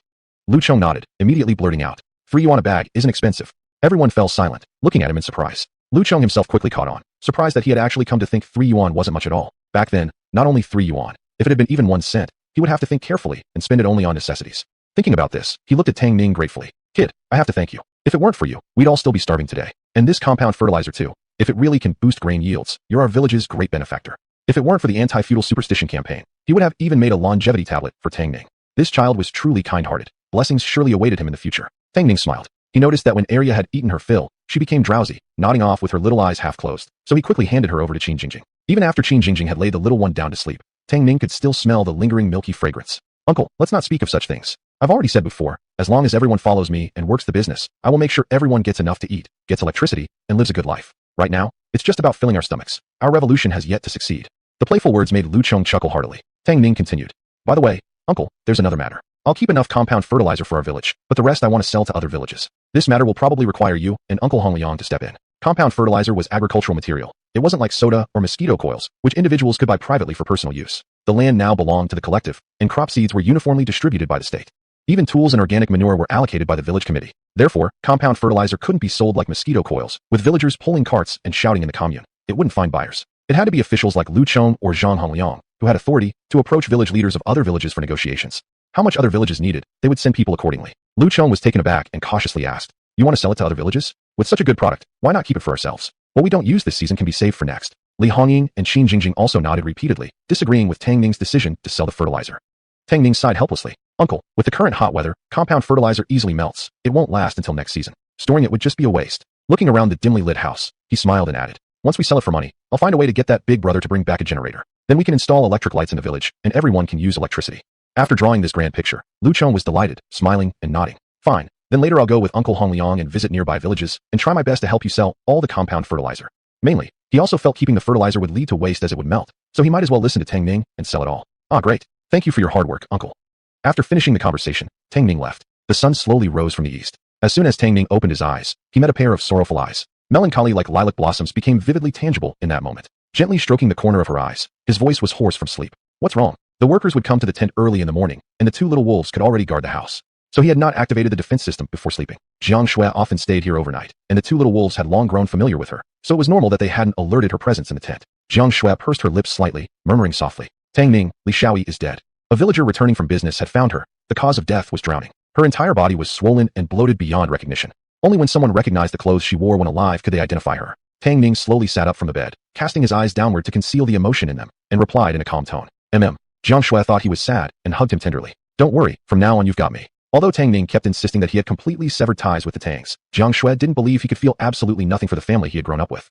Now, Tang Niu and his two sons had been sentenced to 5 years in prison. Li Xiaoyi was dead, and Tang Ning had no real blood relatives left in this world. Tang Ning smiled helplessly and ruffled her hair. Silly girl, I'm fine. Only this girl thought he would feel upset. Tang Erniu's family had killed the original master, and he had simply turned their own methods against them. How could he possibly feel sad? His revenge was complete, and whether Li Xiaoyi lived or died had nothing to do with him anymore. Jiang Shui nodded, speaking softly. The village chief already arranged for someone to bury her in the back mountains. Do you want to go see her? Tang Ning shook his head. No need. Once a person dies, their soul fades away. The grudges between him and the Tang Erniu family were now completely settled, so there was no point in going. Jiang Shui nodded again. They stayed close for a while longer before Tang Ning finally got up. It was already past 12 when he finished breakfast. Tang Ning was surprised to realize he had slept straight through to noon. With nothing better to do, he sat by the door watching the two little wolves play energetically. Before long, Lu Chong, Zhang Hongliang, and other village cadres came rushing over. They were here to purchase compound fertilizer. Every year, Lutang village ranked nearly last in grain production. The village cadres had long been determined to try something big this time. Now that they had this compound fertilizer, there was no reason not to use it. Most importantly, after everything that had happened, they had already placed complete trust in Tang Ning, so the entire village had agreed in the meeting to give the compound fertilizer a try for planting crops. Tang Wenshan flipped through the account book in his hand, rapidly clicking an abacus. Our total cultivated land area is approximately 221.9 mu. We'll calculate based on 225 mu. 1 bag of compound fertilizer per mu, meaning we need 225 bags total. Each crop season requires 3 fertilization sessions, so we'll require a total of 675 bags. That comes to a total of 2,025 yuan to be paid to you. Tang Wenshan directly pulled a passbook from his pocket and handed it to Tang Ning. There's exactly 2,025 yuan in this passbook. I won't bother going to the commune to withdraw it. I'll let you handle it yourself later. Okay. Tang Ning agreed, accepting the passbook and putting it into his pocket, discreetly transferring it into his space. At the same time, he instructed the system to produce another 500 bags of compound fertilizer and place them into the warehouse. He didn't know exactly how many mu of cultivated land the village had. Yesterday's preparation of 500 bags was clearly insufficient. Chapter 94, Slow Sales. 2 days ago, the villagers had already started plowing the fields, although it was nothing like the mechanized farming of later times. Now, plowing was still done with old yellow oxen pulling the plows. After plowing came harrowing, breaking up the large clods into smaller particles, maintaining the soil's looseness and moisture retention. It also flipped weeds underground to the surface. So, farming was a major undertaking now, often taking over a month before it could be completed. These few days, the villagers had yet to finish plowing half their land, so it was just right to spread the compound fertilizer now. Even if some fields were already plowed, no problem there either. Spreading the compound fertilizer directly onto the field, and then harrowing would work just as well to mix the fertilizer thoroughly into the soil. Lu Chong and Zhang Hongliang were people of action. After paying the money, they immediately arranged for villagers to load the compound fertilizer. Men, women, and youths all joined in. In no time, all 675 bags of fertilizer had been loaded onto ox carts and hauled away. Once the villagers left, Tang Ning peeled a pomelo, sat in his room eating it, and watched surveillance feeds projected onto the wall. The intelligent invisible drone continuously monitored the commune around the clock. Tang Ning had used his spare time to quietly input all the commune's people into the facial recognition system. As long as they appeared more than a mile away from facilities like the steel plant or brick factory, the intelligent invisible drone would issue a warning. Tang Ning would then immediately use the smart wireless walkie-talkie to notify the villagers, letting them flee quickly. Since the drone hadn't issued an alert, there was no need to be alarmed. But Tang Ning still stared intently at the surveillance feed because he had noticed a problem. Recently, fewer and fewer goods had been sold by the villagers, meaning they were coming less frequently to pick up supplies. Zhao Yuqian hadn't come back after picking up 1,000 boxes of mosquito coils last time. The deeper Tang Ning frowned. It seemed the market was becoming saturated. Of course, Huai Mountain Commune was only so large, with a limited number of workers, and thus limited purchasing power. Even the best product was useless without buyers. He needed to find a way to expand the market soon, but he needed to think about who would be suitable to send. Tang Ning was deep in thought when a sharp alarm suddenly blared. He quickly looked up, watching as more than 10 muscular men in People's Liberation uniforms rushed out of the police station, guns in hand. Everyone wore solemn expressions, running straight to the main gate of the commune before splitting into 3 groups, each heading toward the meatpacking plant, brick factory, and textile factory respectively. Quickly, someone reported speculators and profiteers at the gates of the meatpacking plant, brick factory, and textile plant. Hurry and bring them all back. Tang Ning felt a chill in his heart, instantly switching to the corresponding surveillance footage of the 3 factories. Tang Gaoyuan, Tian Youtiao, Zhang Aiai, Feng Hui, Li Wenwan, and others appeared on screen. His eyes locked onto the movement of the commune personnel, as he quickly picked up the walkie-talkie to contact Tang Gaiyuan and the others. Attention, attention! Everyone at the meatpacking plant, brick factory, and textile factory. Immediately stop all transactions and evacuate quickly. The commune people are on their way. I repeat, anyone at the meatpacking plant. While issuing the notification, Tang Ning never took his eyes off the surveillance feed. The instant the notice reached Tang Gaiyuan and others, after a brief moment of panic, they quickly regained composure and scattered in all directions in an orderly retreat. By the time the commune members reached the factory gates, all the traders had long disappeared. Strange? Wasn't this supposed to be a place for illegal trading? Where is everyone? Maybe the intelligence was wrong. Or perhaps they finished selling and left earlier. Damn, all for nothing. Fall back. Watching their puzzled expressions through the surveillance video, Tang Ning smiled and took another bite of his pomelo. Phew. Tang Ning, are we safe now? Phew. Jiang Ai's heavy breathing came over the wireless intercom. Leaning on his bed and watching the commune members wandering the streets below, Tang Ning nodded. We're safe. The commune members have left. But for safety's sake, don't conduct any business today. Return first, just in case they circle back. Oh, and don't take People's Middle Road. Take side paths back. The commune members were heading in the direction of People's Middle Road. Got it. Not only Jiang Ai, but Tang Gaiyuan and the others all replied in unison. Thanks to this surveillance system and wireless walkie-talkies, their sense of security had truly skyrocketed. Except for that one time, they'd never been caught again. Time passed quickly. Outside, the clanging noises of construction workers began to quiet down as the sun set. The horizon was painted in a spectacular scene of flaming red clouds. Zhao Yuqian drove his ox cart up to Tang Ning's tent, and, upon seeing Tang Ning, let out a long sigh. Brother, could you possibly switch my goods? This stuff isn't selling well. He had originally taken 1,000 boxes of mosquito coils and brought along 10 relatives to sell together. On average, each person only got 100 boxes. Originally, he had thought the goods would sell out quickly, but who could have guessed that after several days, they hadn't even sold 200 boxes. The business could only be described as terribly slow. Zhao Yuqian's men immediately became unhappy. They had followed him all this way to make money, after all. Now what? The money had been invested, the goods purchased, but they weren't selling nearly as well as Zhao Yuqian had promised. They felt cheated. But since they were all relatives, it was hard to say anything too harsh. They just wanted Zhao Yuqian to refund their money and call it quits. Since the money was already in his pocket, Zhao naturally didn't want to give it back, so he tried to persuade everyone to keep trying a little longer. Who could have expected today's sales to be even worse? 10 people together hadn't sold even 2 boxes all day. It was like making the trip for nothing. Now they were really angry, demanding Zhao return their money. After much persuasion, Zhao managed to calm them down, promising to give them other goods to sell, and finally they cooled off a bit. But when he approached Tang Ning about exchanging the goods, he clearly lacked confidence. He was afraid Tang Ning might get angry and stop involving him altogether. Tang Ning smiled and shook his head. Even if I exchange the goods for you, it probably still won't sell well. The problem isn't with the goods. Zhao's eyes widened, his mouth slightly open. Then where's the problem? Before this, business had been going smoothly. Those workers had money, and they were willing to spend on new things. Hadn't the solar-powered mini fans been a perfect example? By all rights, during this summer with so many mosquitoes, mosquito coils should have sold well. So why were they stuck now? Zhao couldn't figure it out. Tang Ning tapped the table lightly and spoke calmly. The market. Zhao scratched his head. What do you mean? Tang Ning smiled. Simply put, there's too much supply and too few people. People can't possibly buy this much stuff. That's why things don't sell. Even if you change to other products, it likely won't sell either. The demand is just limited. After all, Tang Gaiyuan and others were already selling happy soda now, and sales were mediocre too. Zhao furrowed his brow. So what do we do? Chapter 95, A Solution. Tang Ning took a sip of water and spoke calmly. At the moment, the best solution is to open up new markets. If Huaishan commune can't handle it, then you'll just have to work hard and try other communes, or go to the county town. Relatively speaking, city dwellers have slightly better living conditions. Their purchasing power is stronger than around here, so doing business should be easier. The county town was only about 20 li away from Lutang village. He could also use the intelligent invisible drone to set up monitoring points to ensure the patrol teams couldn't catch Zhao Yuqian and his group. The intelligent invisible drone could store power as long as it was exposed to light, and could work continuously without the worry of suddenly losing power. The smart wireless intercom was also limitless in range, allowing constant communication and exchange of information. Thinking about this, Tang Ning couldn't help but once again praise the system's products. They completely solved his worries. Zhao Yuqian was naturally clever, and having worked with Tang Ning for such a long time, he immediately grasped the idea. I've heard that the county town is under very strict control. If I suddenly bring 10 people there to do business, and we don't know the area well, wouldn't that be too risky? After all, the people he brought were all relatives. If anything really happened, they might not even be able to remain family. This matter couldn't be taken lightly. Tang Ning was ready with an answer since he had started thinking about the next steps this afternoon. There will definitely be risks, but high risk often comes with great opportunity. First, talk to your people and take whoever is willing to go to the county town to explore this new market. Those who are too scared and unwilling can continue selling in the nearby communes. Although the nearby markets are nearly saturated, it's not completely impossible to sell, just a little less profit. Zhao Yuqian nodded thoughtfully and took note. All right, I'll go find them when I get back and hold a family meeting to see who wants to come with me to the county. During this time, following closely behind Tang Ning, earning tens to hundreds every day, he couldn't be satisfied anymore with earning just a few jiao or mao a night. He definitely wanted to go to the county town to earn more money and build a brick and tile house, so his leaky house wouldn't drizzle inside when it rained outside, making the bedding damp. Tang Ning grunted in approval and continued. Also, when we go to the county town, we'll need to change the way we do business.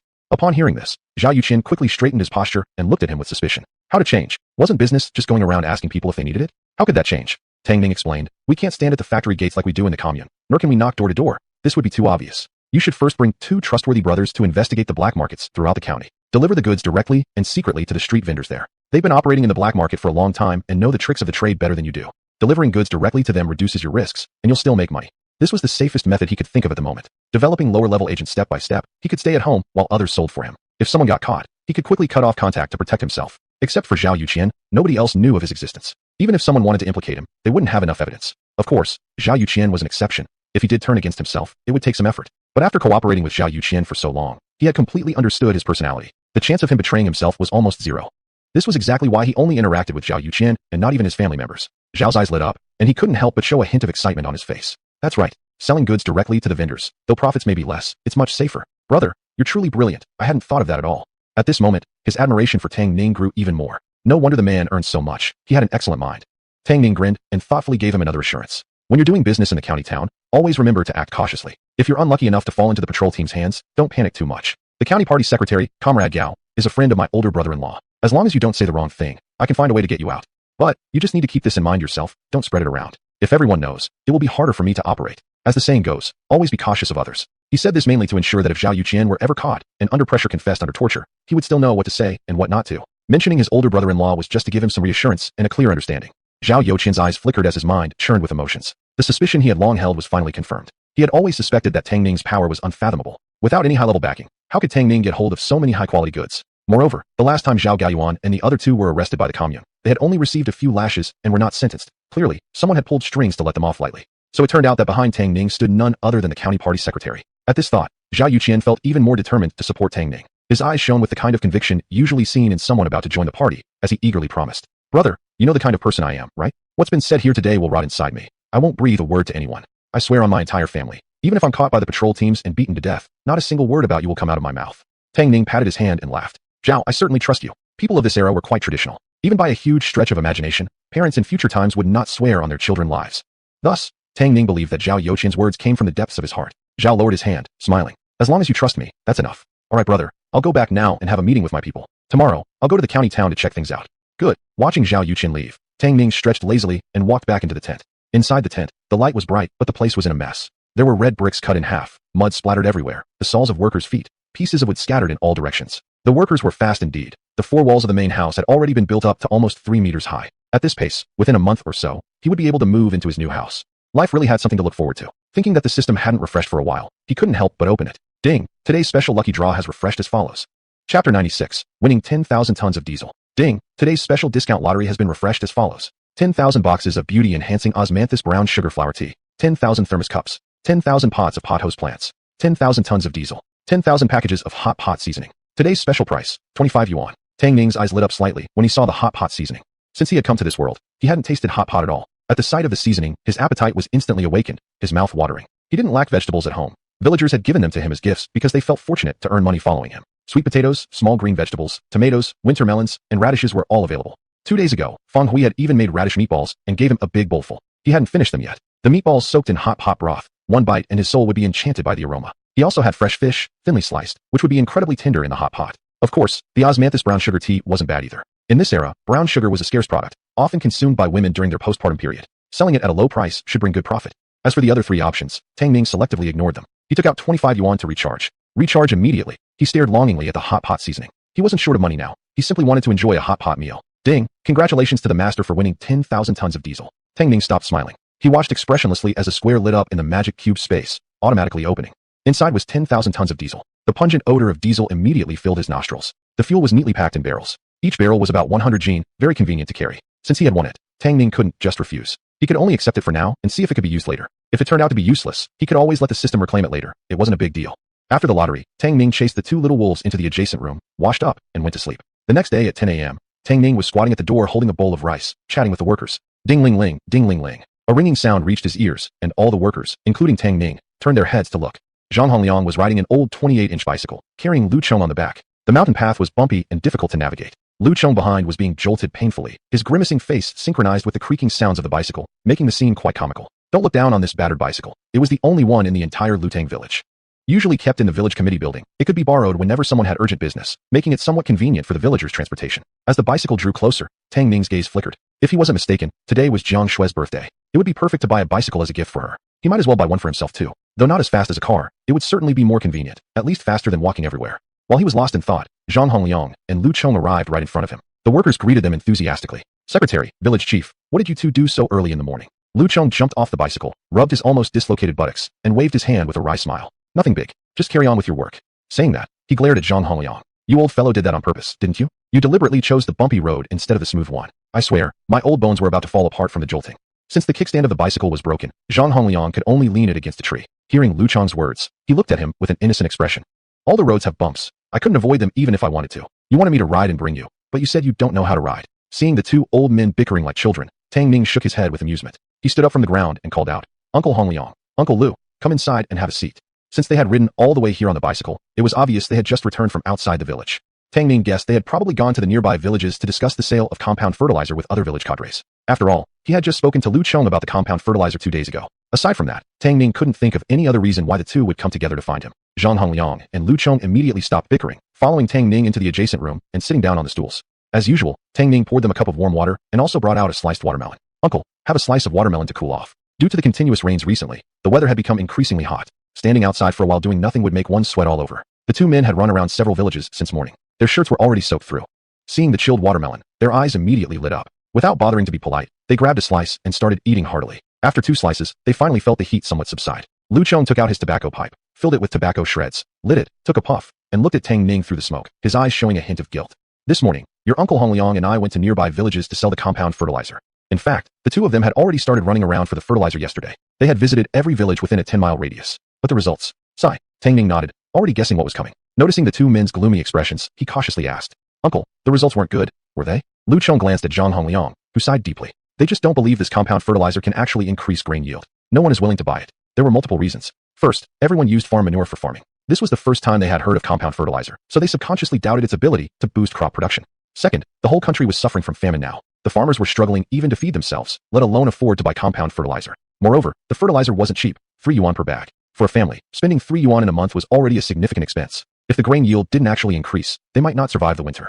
The village cadres had it tough too. They had to consider many factors. They were holding the lives of the entire village in their hands, so they dared not take chances easily. Zhang Hongliang explained the whole situation to Tang Ning, feeling very heavy-hearted. You can't blame them for hesitating. We in the village have all benefited from following you in business, earning money and having enough food, so spending 3 yuan a bag doesn't seem expensive to us. But other villages haven't been as lucky. Many villages work all year round and still have no grain reserves, owing grain to the state. They can barely afford even coarse flour in their daily meals. Under such circumstances, how could they dare to spend recklessly? Thinking about the scenes he had witnessed these past few days, Zhang Hongliang almost wanted to build a shrine for Tang Ning. Tang Ning was truly the village's great benefactor. Tang Ning nodded knowingly. If it can't be sold, then let it be unsold. We can use the remaining 300 plus bags ourselves. Whoever needs fertilizer for planting vegetables can come and get some from me. Tang Ning wasn't in a rush. Compound fertilizer was indeed a good product. Once the autumn harvest came and their village's crop yield increased, neighboring villages would surely rush to buy it.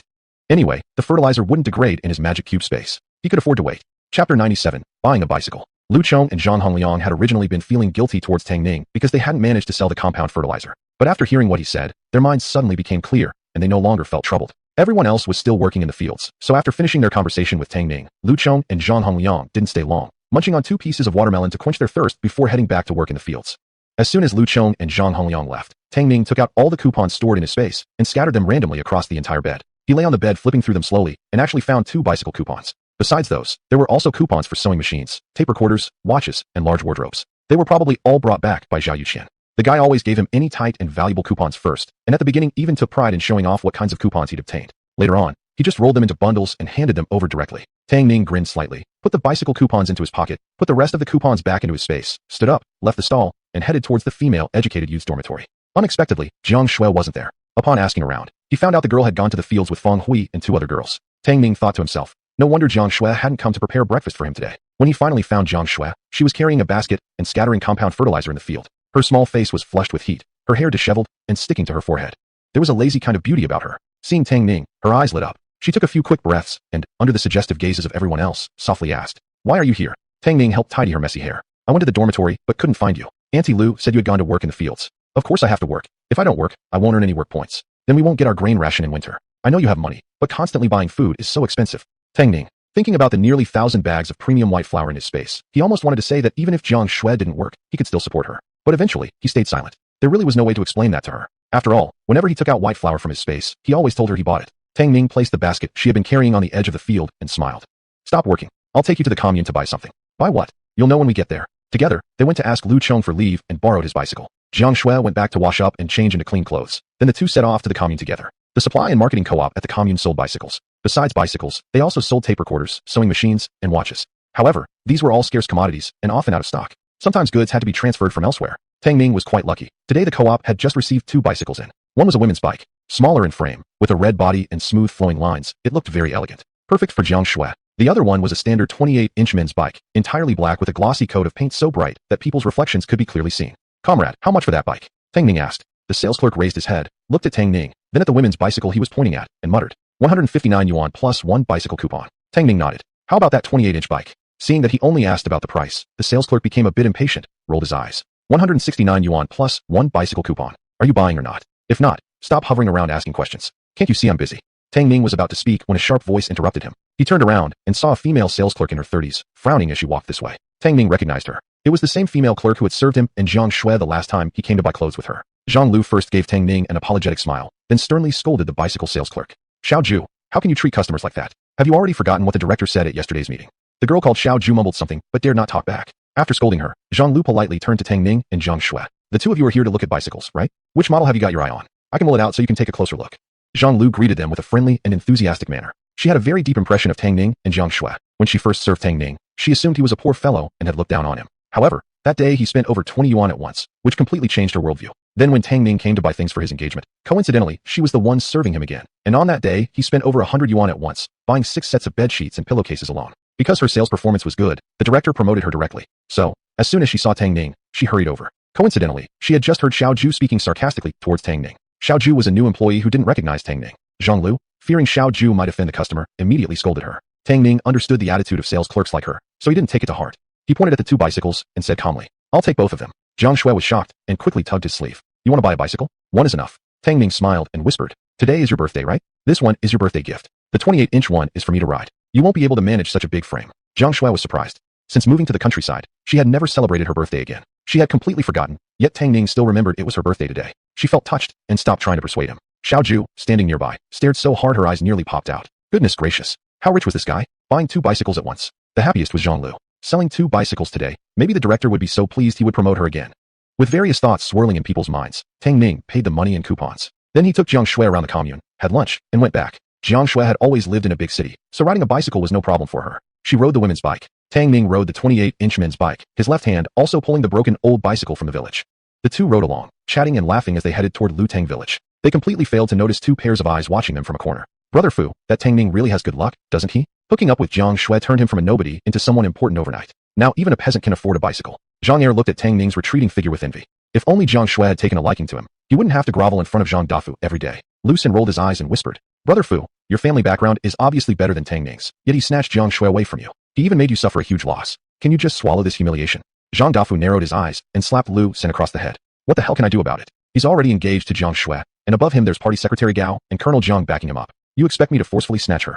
Chapter 98, Celebrating Jiang Shui's birthday. Strange as it seemed, Zhang Dafu also felt wronged. He came from a good family, and in daily life, there were countless women throwing themselves at him. But he looked down on those superficial women. Finally, he had fallen for Jiang Shui, who was already engaged. If she weren't the sister of Colonel Jiang, he could have taken her by some underhanded means. But as it was, both Colonel Jiang and Tang Ning were tough characters. He just couldn't afford to mess with them. He remembered how Tang Ning had opened fire on him just for a few verbal jabs at Jiang Shui, showing no fear of consequences. How could he possibly provoke such a man? Moreover, his father had repeatedly warned him not to antagonize Jiang Shui, or else he wouldn't be able to keep his position as director. Therefore, he couldn't afford to act rashly anymore. Love may be precious, but life is more valuable. It wasn't worth risking his life over a woman like Jiang Shui. Well then, better give up. Lu San rubbed his head and rolled his eyes secretly thinking how cowardly Zhang Dafu was acting. Brother Fu, you're actually defeated by a nobody peasant? Aren't you embarrassed? When your cousins hear about this, they'll find another way to mock you again. Zhang Dafu smacked him on the head again. The blow pulled on his bandaged wounds. Lu San cried out in pain.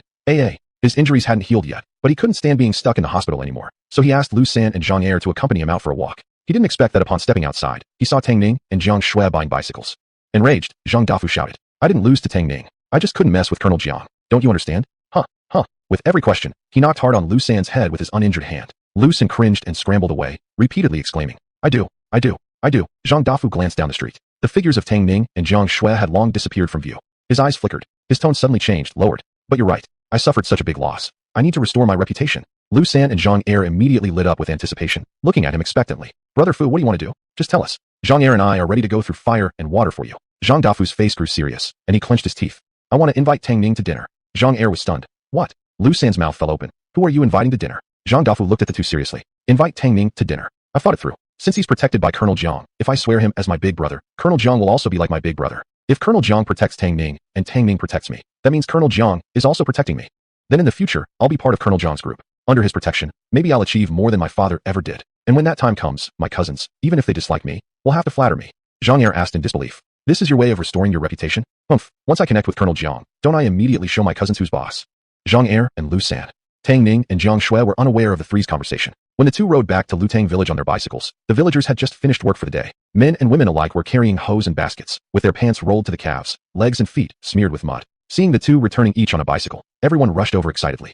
Hey Tang Ning, so you two want to buy bicycles? Heavens above, Xuezi, your bicycle looks really shiny. Xuezi, how much was your bike? We're making some money now, maybe we should buy one too. Embarrassed by the crowd, Jiang Shui blushed slightly, smiling. Tang Ning bought them. Mine is 159, and his is 169 yuan, plus 2 bicycle purchase coupons. 159? That's reasonable. My sixth son is ready to marry, and he's been making a little money recently following Tang Ning. We could manage buying one if we really set our minds to it. Same with me. I was thinking after finishing the farm work, I'd tear down our old house and build a couple of brick houses. And you all are welcome to come help out if you're not busy later.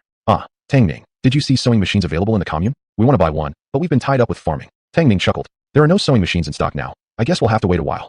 Jiang Shui saw the friendly and cheerful crowd and finally breathed easy. Originally, she was afraid that Tang Ning buying a bicycle for her would arouse envy and jealousy. After all, they were the first family in the village to own bicycles. But to her surprise, everyone seemed genuinely happy for them instead. Thinking further, it made sense. Tang Ning had helped everyone earn a lot of money through business ventures, and living standards had generally improved.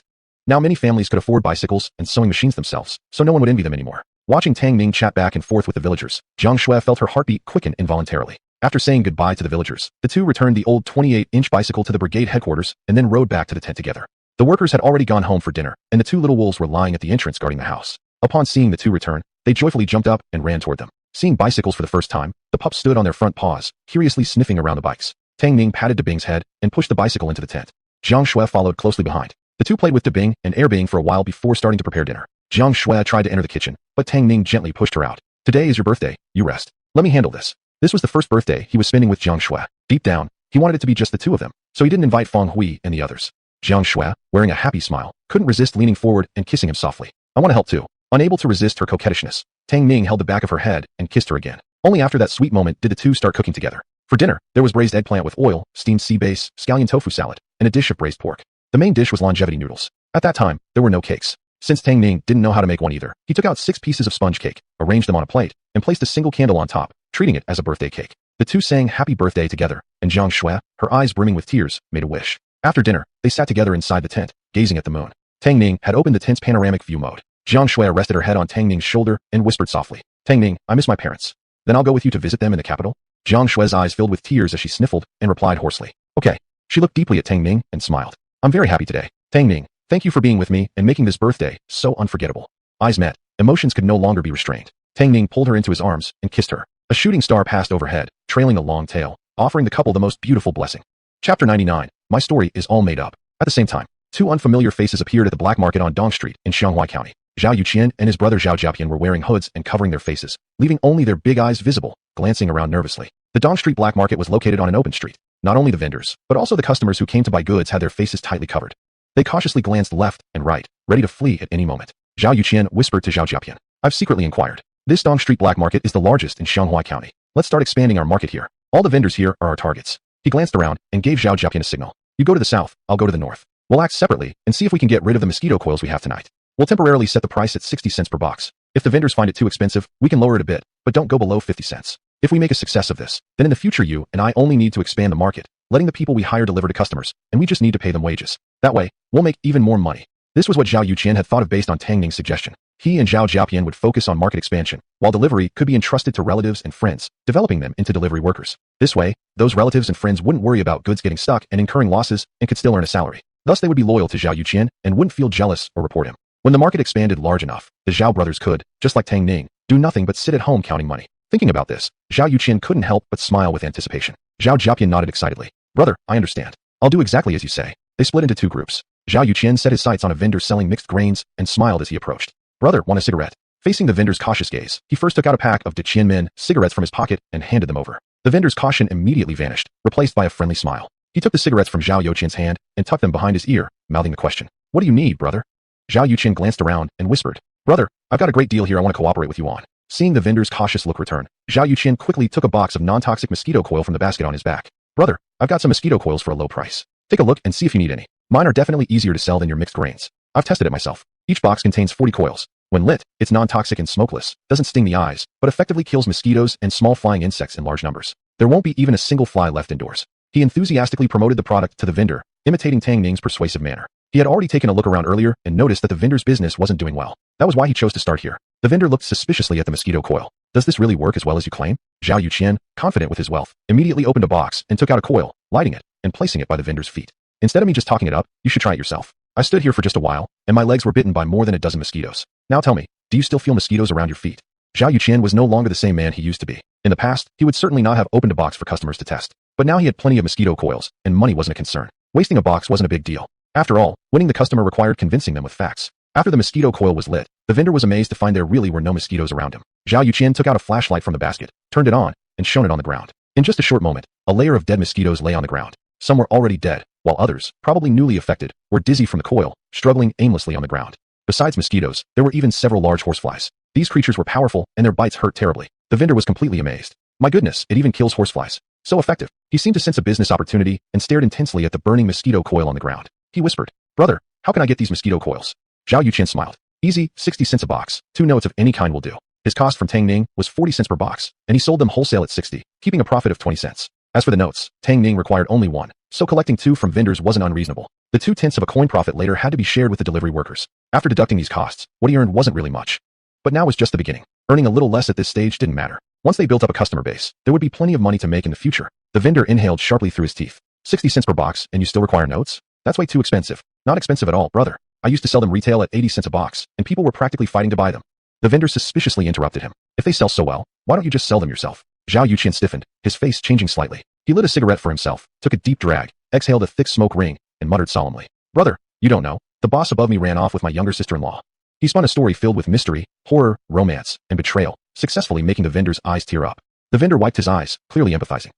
My wife also left me because I was poor and ran off with my younger brother-in-law."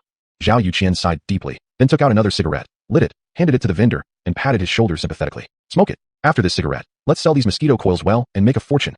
Let those women who look down on us look up to us in envy. My story is completely made up, while you, brother, are truly the one wearing the green hat. Truly pitiful." The vendor, as if injected with adrenaline, fiercely wiped his tears and clenched his fists. "Brother, you're absolutely right. I can't keep living like a coward anymore. I need to make money. With money, what kind of woman can I find?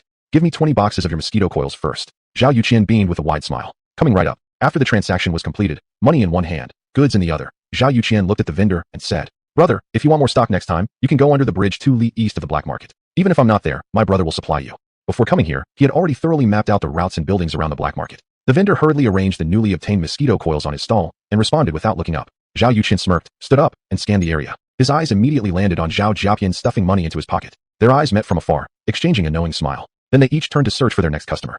Chapter 100. What are you doing here? The sun rose and set, and another day had passed. Jiang Shui never expected that Tang Ning would actually take her words seriously when he said he wanted to bring her back to the capital city. By noon, he had truly taken her to ask the village chief for leave to go back. Looking at the brigade office just within reach, she quickly grabbed Tang Ning's arm. "Tang Ning, we shouldn't really take leave to go back now, right? It's such a busy time." Although she also missed her parents dearly, with the busy farming season in full swing and everyone rushing to plant their crops, Jiang Shui felt uneasy. If she took leave, it felt as though she were dodging responsibilities. Tang Ning grinned. "You said yesterday that you missed my uncle and aunt, didn't you? So why not go back and visit them sooner? It's already been 2 years since you came out here. They must miss you too. You don't need to worry about the fields. With your small frame, 1 more or 1 less won't make a big difference. The rest of us can manage just fine without you." He said the last 2 sentences playfully. Jiang Shui had originally felt a bit guilty but, hearing his words, immediately became defiant. She crossed her hands over her waist, acting deliberately feisty. "Who said so? I'm quite capable, you know." Just then, a cough filled with amusement came from behind the pair. Tang Ning and Jiang Shui both turned around. Standing at the entrance of the brigade office, watching them flirt, were Lu Chong and Zhao Hongliang. Jiang Shui's face flushed red instantly, like an apple, delightfully and softly pink. Lu Chong shook the smoke from his hand and asked Tang Ning, "What are you two up to so early in the morning?" Tang Ning laughed and pulled Jiang Shui towards them. "Uncle Lu, Uncle Hongliang, we'd like to request some leave." Lu Chong and Zhang Hongliang looked at each other in surprise. "Leave?" Tang Ning immediately explained the situation and reasons to them. Zhang Hongliang looked at Jiang Shui, then at Tang Ning, and smiled. "Jiang Shui has been living with us for more than 2 years now. She's bupa ku bupa lei, and always at the forefront of any task. Everyone has witnessed this. She's been away from home for so long and hasn't visited during any festival or holiday. It's only right that she goes back for a visit. We'll approve the leave." At this time, the labor system was collective, and one needed to get a signed and stamped document from the village to take a day off work. Without a certificate, you couldn't even buy a train ticket. Even if you somehow boarded the train, you'd be kicked off. Lu Chong had no objection either, though a thought suddenly occurred to him. If you and Jiang Shui are both going to the capital city, who will watch over our village business? Although everyone was busy with planting at the moment, for extra income each family still sent someone out to do business. And whenever they went out for trade, Tang Ning would always take care of guarding and warning them in case of any changes. As such, they all gradually became dependent on him. His sudden departure to the capital left Lu Chong uneasy. Upon hearing that, Zhang Hongliang and Jiang Shui also turned to look at Tang Ning. Tang Ning smiled. I thought about that yesterday already. During my absence, everyone should just wrap up whatever business they have on hand and temporarily stop selling outside. Focus first on planting the fields. I still have some stock left. If someone comes to collect goods, please everyone just pack and send them for me. I'll pay everyone a daily wage. Zhao Yuqian had already gone to expand the market. Whenever he needed more goods irregularly, people from the village could simply pack and deliver them. Lu Chong nodded. There was no better option, after all. He couldn't stop Tang Ning from going to the capital. After all, Tang Ning was already engaged to Jiang Shui. It was also appropriate etiquette for him to go meet her parents. That'll work. After some thought, Tang Ning took out 1,000 yuan from his pocket and handed it to Lu Chong. Facing his surprised gaze, Tang Ning spoke calmly. Uncle, you take this 1,000 yuan first. Keep an eye on my house. If you need any materials, no matter the cost, just buy them as needed. And don't delay the workers' wages. You should pay whenever it's due. This 1,000 yuan was meant to cover any unexpected needs while Lu Chong waited for his return, as Tang Ning had no idea when he could come back from the capital. If something urgent came up here needing money and he couldn't send it back in time, it'd just cause problems. Besides, having worked with Lu Chong for so long now, Tang Ning clearly knew what kind of man he was. Leaving money in his hands, Tang Ning felt reassured. Besides, there was also Zhang Hongliang keeping watch. This money would essentially be kept by the village. They wouldn't pocket it. After all, they were still counting on Tang Ning to lead them all in business. Seeing that he had thought of everything, Lu Chong nodded and accepted the money. All right, you two come in first. Let me give you the certificate. The certificate was easily issued. Not long afterward, Tang Ning and Jiang Shui exited the brigade office with a leave note and certificate. Looking at the slip in her hands, Jiang Shui felt dazed. Am I really going back to the capital? Am I really going to see my parents again? She felt as if she were dreaming. Everything seemed so surreal. Tang Ning gently squeezed her hand and smiled. I'll go to the county town first to buy the train tickets. You go back and get your things ready. Once I settle everything here, we can leave within these 2 days. They had to take a train to the capital city. There wasn't even a train station in Huai Mountain Commune. Fortunately, Shanghai County happened to have a transfer station. From there, they could board the train, change trains 2 or 3 times along the way, and finally reach the capital. The journey would take roughly 2 to 3 days at the fastest, or as long as 4 to 7 days at its slowest. Although it would be a long trip, with a beautiful companion by his side and scenic views along the way, Tang Ning was actually looking forward to it. Besides, he wasn't short on money. With 2 sleeper tickets, they could lie down and rest comfortably when tired, and when awake, he could hold Jiang Shui close while admiring the scenery. Definitely a kind of romance. Jiang Shui was so moved that her eyes turned red, and she nodded continuously at his words. A blink later, tears streamed down her cheeks. Okay.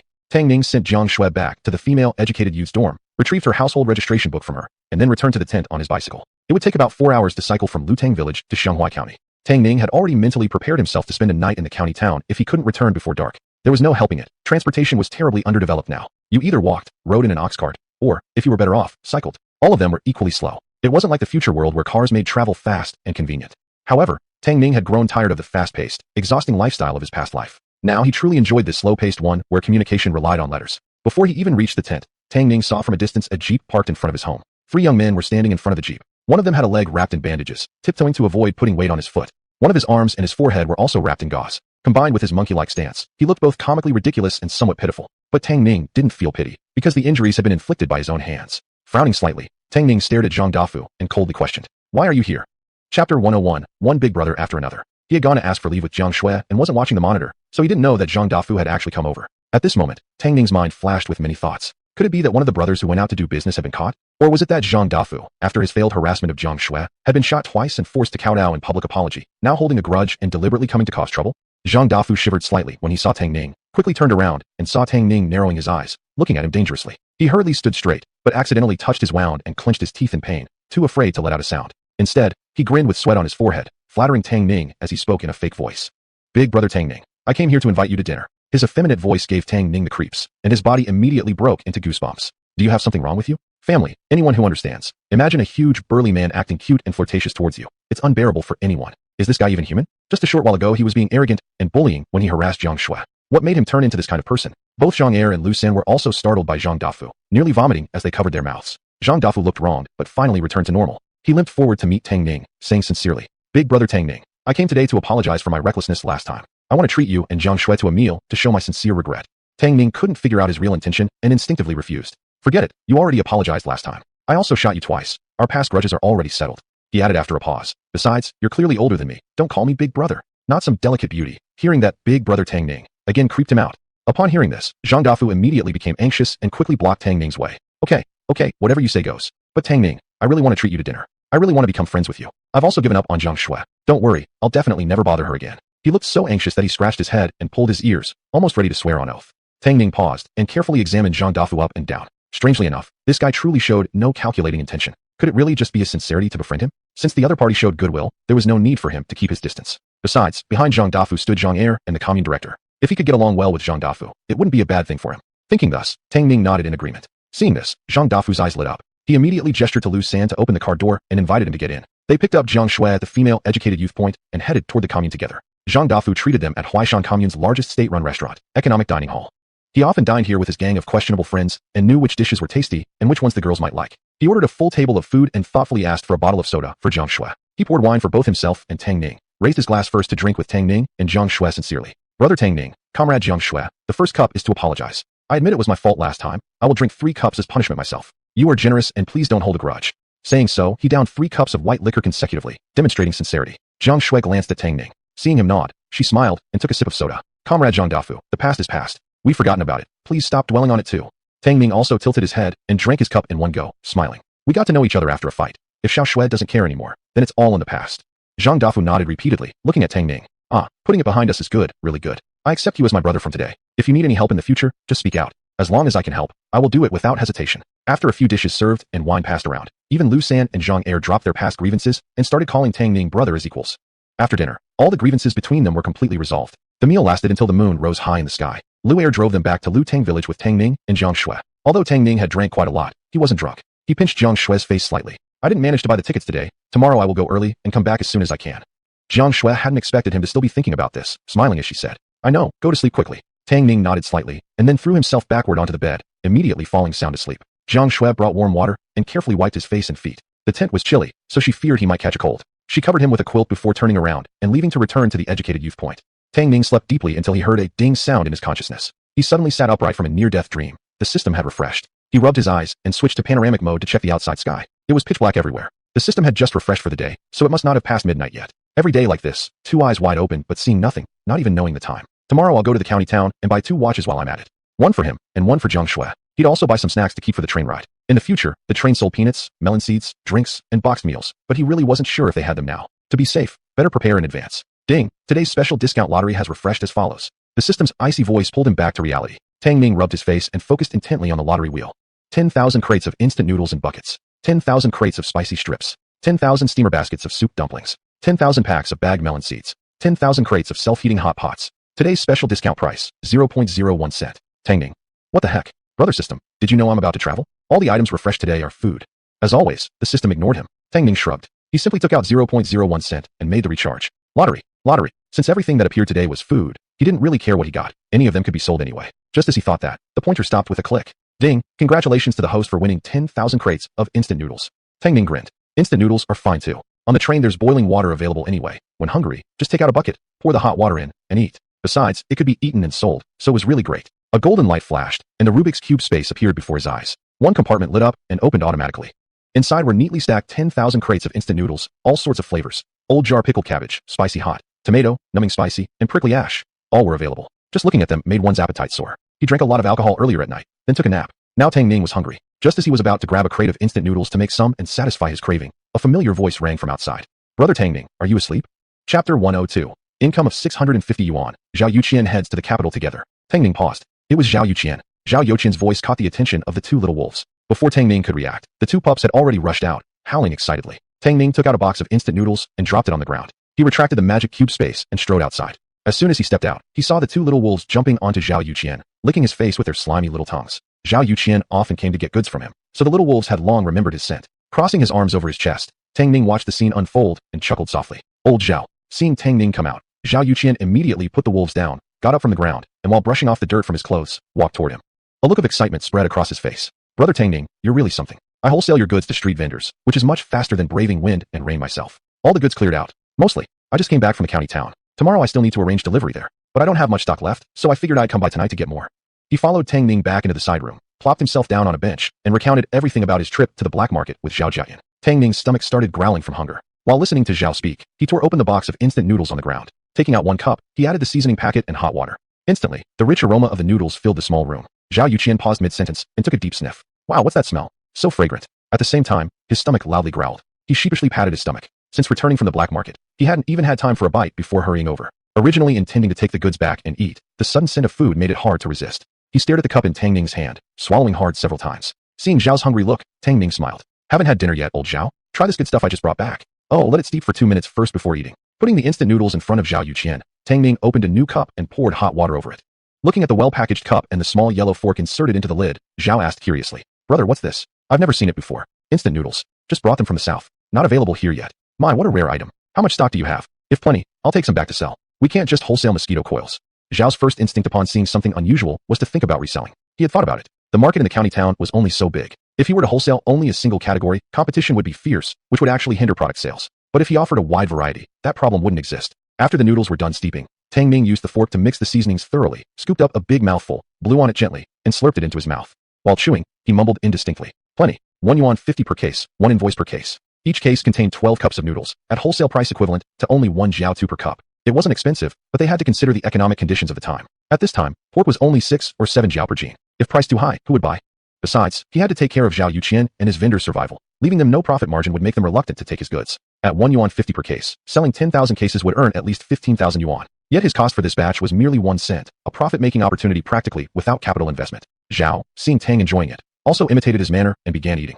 The noodles were smooth and springy, spicy yet delicious in the mouth, as the rich seasoning danced on his taste buds. After drinking several mouthfuls of broth, Zhao Yuqian finally said contentedly, Alright then, for now, I'll take 500 boxes of mosquito coils and 300 cases of these. What's it called? Instant noodles. Saying that, he pulled out 650 yuan from his pocket and placed it on the table. Tang Ning nodded. Let's eat first. While eating the noodles, he had the system deliver 500 boxes of mosquito coils and 300 cases of instant noodles to the warehouse. Zhao had come by ox cart, so later the goods could be loaded onto the cart. By the way, old Zhao, I'm heading to the capital for a few days. Want to come with me? He suddenly remembered that there were rarely food vendors on the train at this time. He could even sell instant noodles on the train. The reason for bringing Zhao Yuqian into the city and to the capital was that he needed a few assistants for his long journey. It would bring advantages for safety during the trip and also for doing business en route and in the capital. Of course, he also deliberately intended to cultivate Zhao Yuqian. After all, Zhao Yuqian was quite clever in business. If he wanted to grow and expand in the future, Zhao would be a valuable asset. Zhao Yuqian exclaimed, Go to the capital? All his life, he had never gone farther than the county town. He hadn't even been to the provincial city. Now he had a chance to go to the capital? At the thought of it, Zhao Yuqian became immediately excited. Tang Ning nodded. Yes, I'm going to the county town tomorrow to buy train tickets. If there are no unexpected delays, we'll set off soon. If you're willing to go back to the village and get a letter of certification from the village chief. Make sure your family affairs are in order, and then we can leave. You can temporarily hand over your business to your younger brother. If you run short of stock, I'll arrange for Uncle Lu and others to deliver more to you. Speaking of Uncle Lu, Tang Ning suddenly remembered that he could also bring Lu Yi, Zhang Kexue, Tian Youtiao, and others with him to the capital. These people were smart, adaptable, and trustworthy. Going to the capital would make them useful allies. After making up his mind, Tang Ning decided to talk to Lu Chong early the next morning about this. As soon as he finished speaking, Zhao Yuqian eagerly replied, I'm in. Even if he ended up doing nothing, just going to the capital to broaden his horizons was worth it. Who knew? He might even get a chance to see the leader. After finishing their business and eating the noodles, Zhao Yuqian helped Tang Ning load everything onto the ox cart. Watching Zhao leave Lu Tang village, Tang Ning returned to his side room and lay down on the bed. He glanced at the magic cube space. Mosquito coils remained 8,399 boxes. Instant noodles remained 9,699 cases. The quantities of other goods had not changed much. After giving 1,000 yuan to Lu Chong, there was originally 3,000 yuan in cash left. Adding the 650 yuan earned today, that totaled 3,650 yuan. More than 3,000 yuan should be enough for the trip to the capital. Tang Ning placed both hands over his chest, closed his eyes in peace, and before long, he fell deeply asleep. At the same time, Zhang Er and Lu Sin also drove Zhang Dafu back home.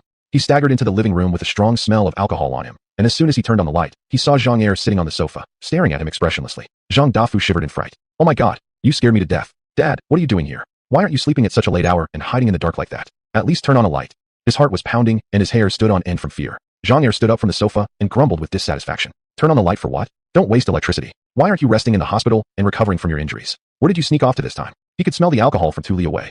Chapter 103, I'm going to do something big. Zhang Er's dissatisfaction kept growing. He had 3 sons in his life. His eldest and second sons had already started families and established their careers. Only the youngest remained, almost 25 years old now, still running around with his shady friends and acting unreliably. Whenever he introduced him to a potential bride, those from modest backgrounds weren't good enough in his eyes, while those from better-off families wouldn't have him. He had finally fallen for someone once, but goodness gracious, he nearly ruined his entire political career over it. Zhang Er worried so much he'd wake up in the middle of the night to scratch his head, creating bald spots that resembled star anise blossoms. Zhang Dafu didn't see his father's star anise-like distress. Instead, he grinned mysteriously. Dad, I'm off to do something big.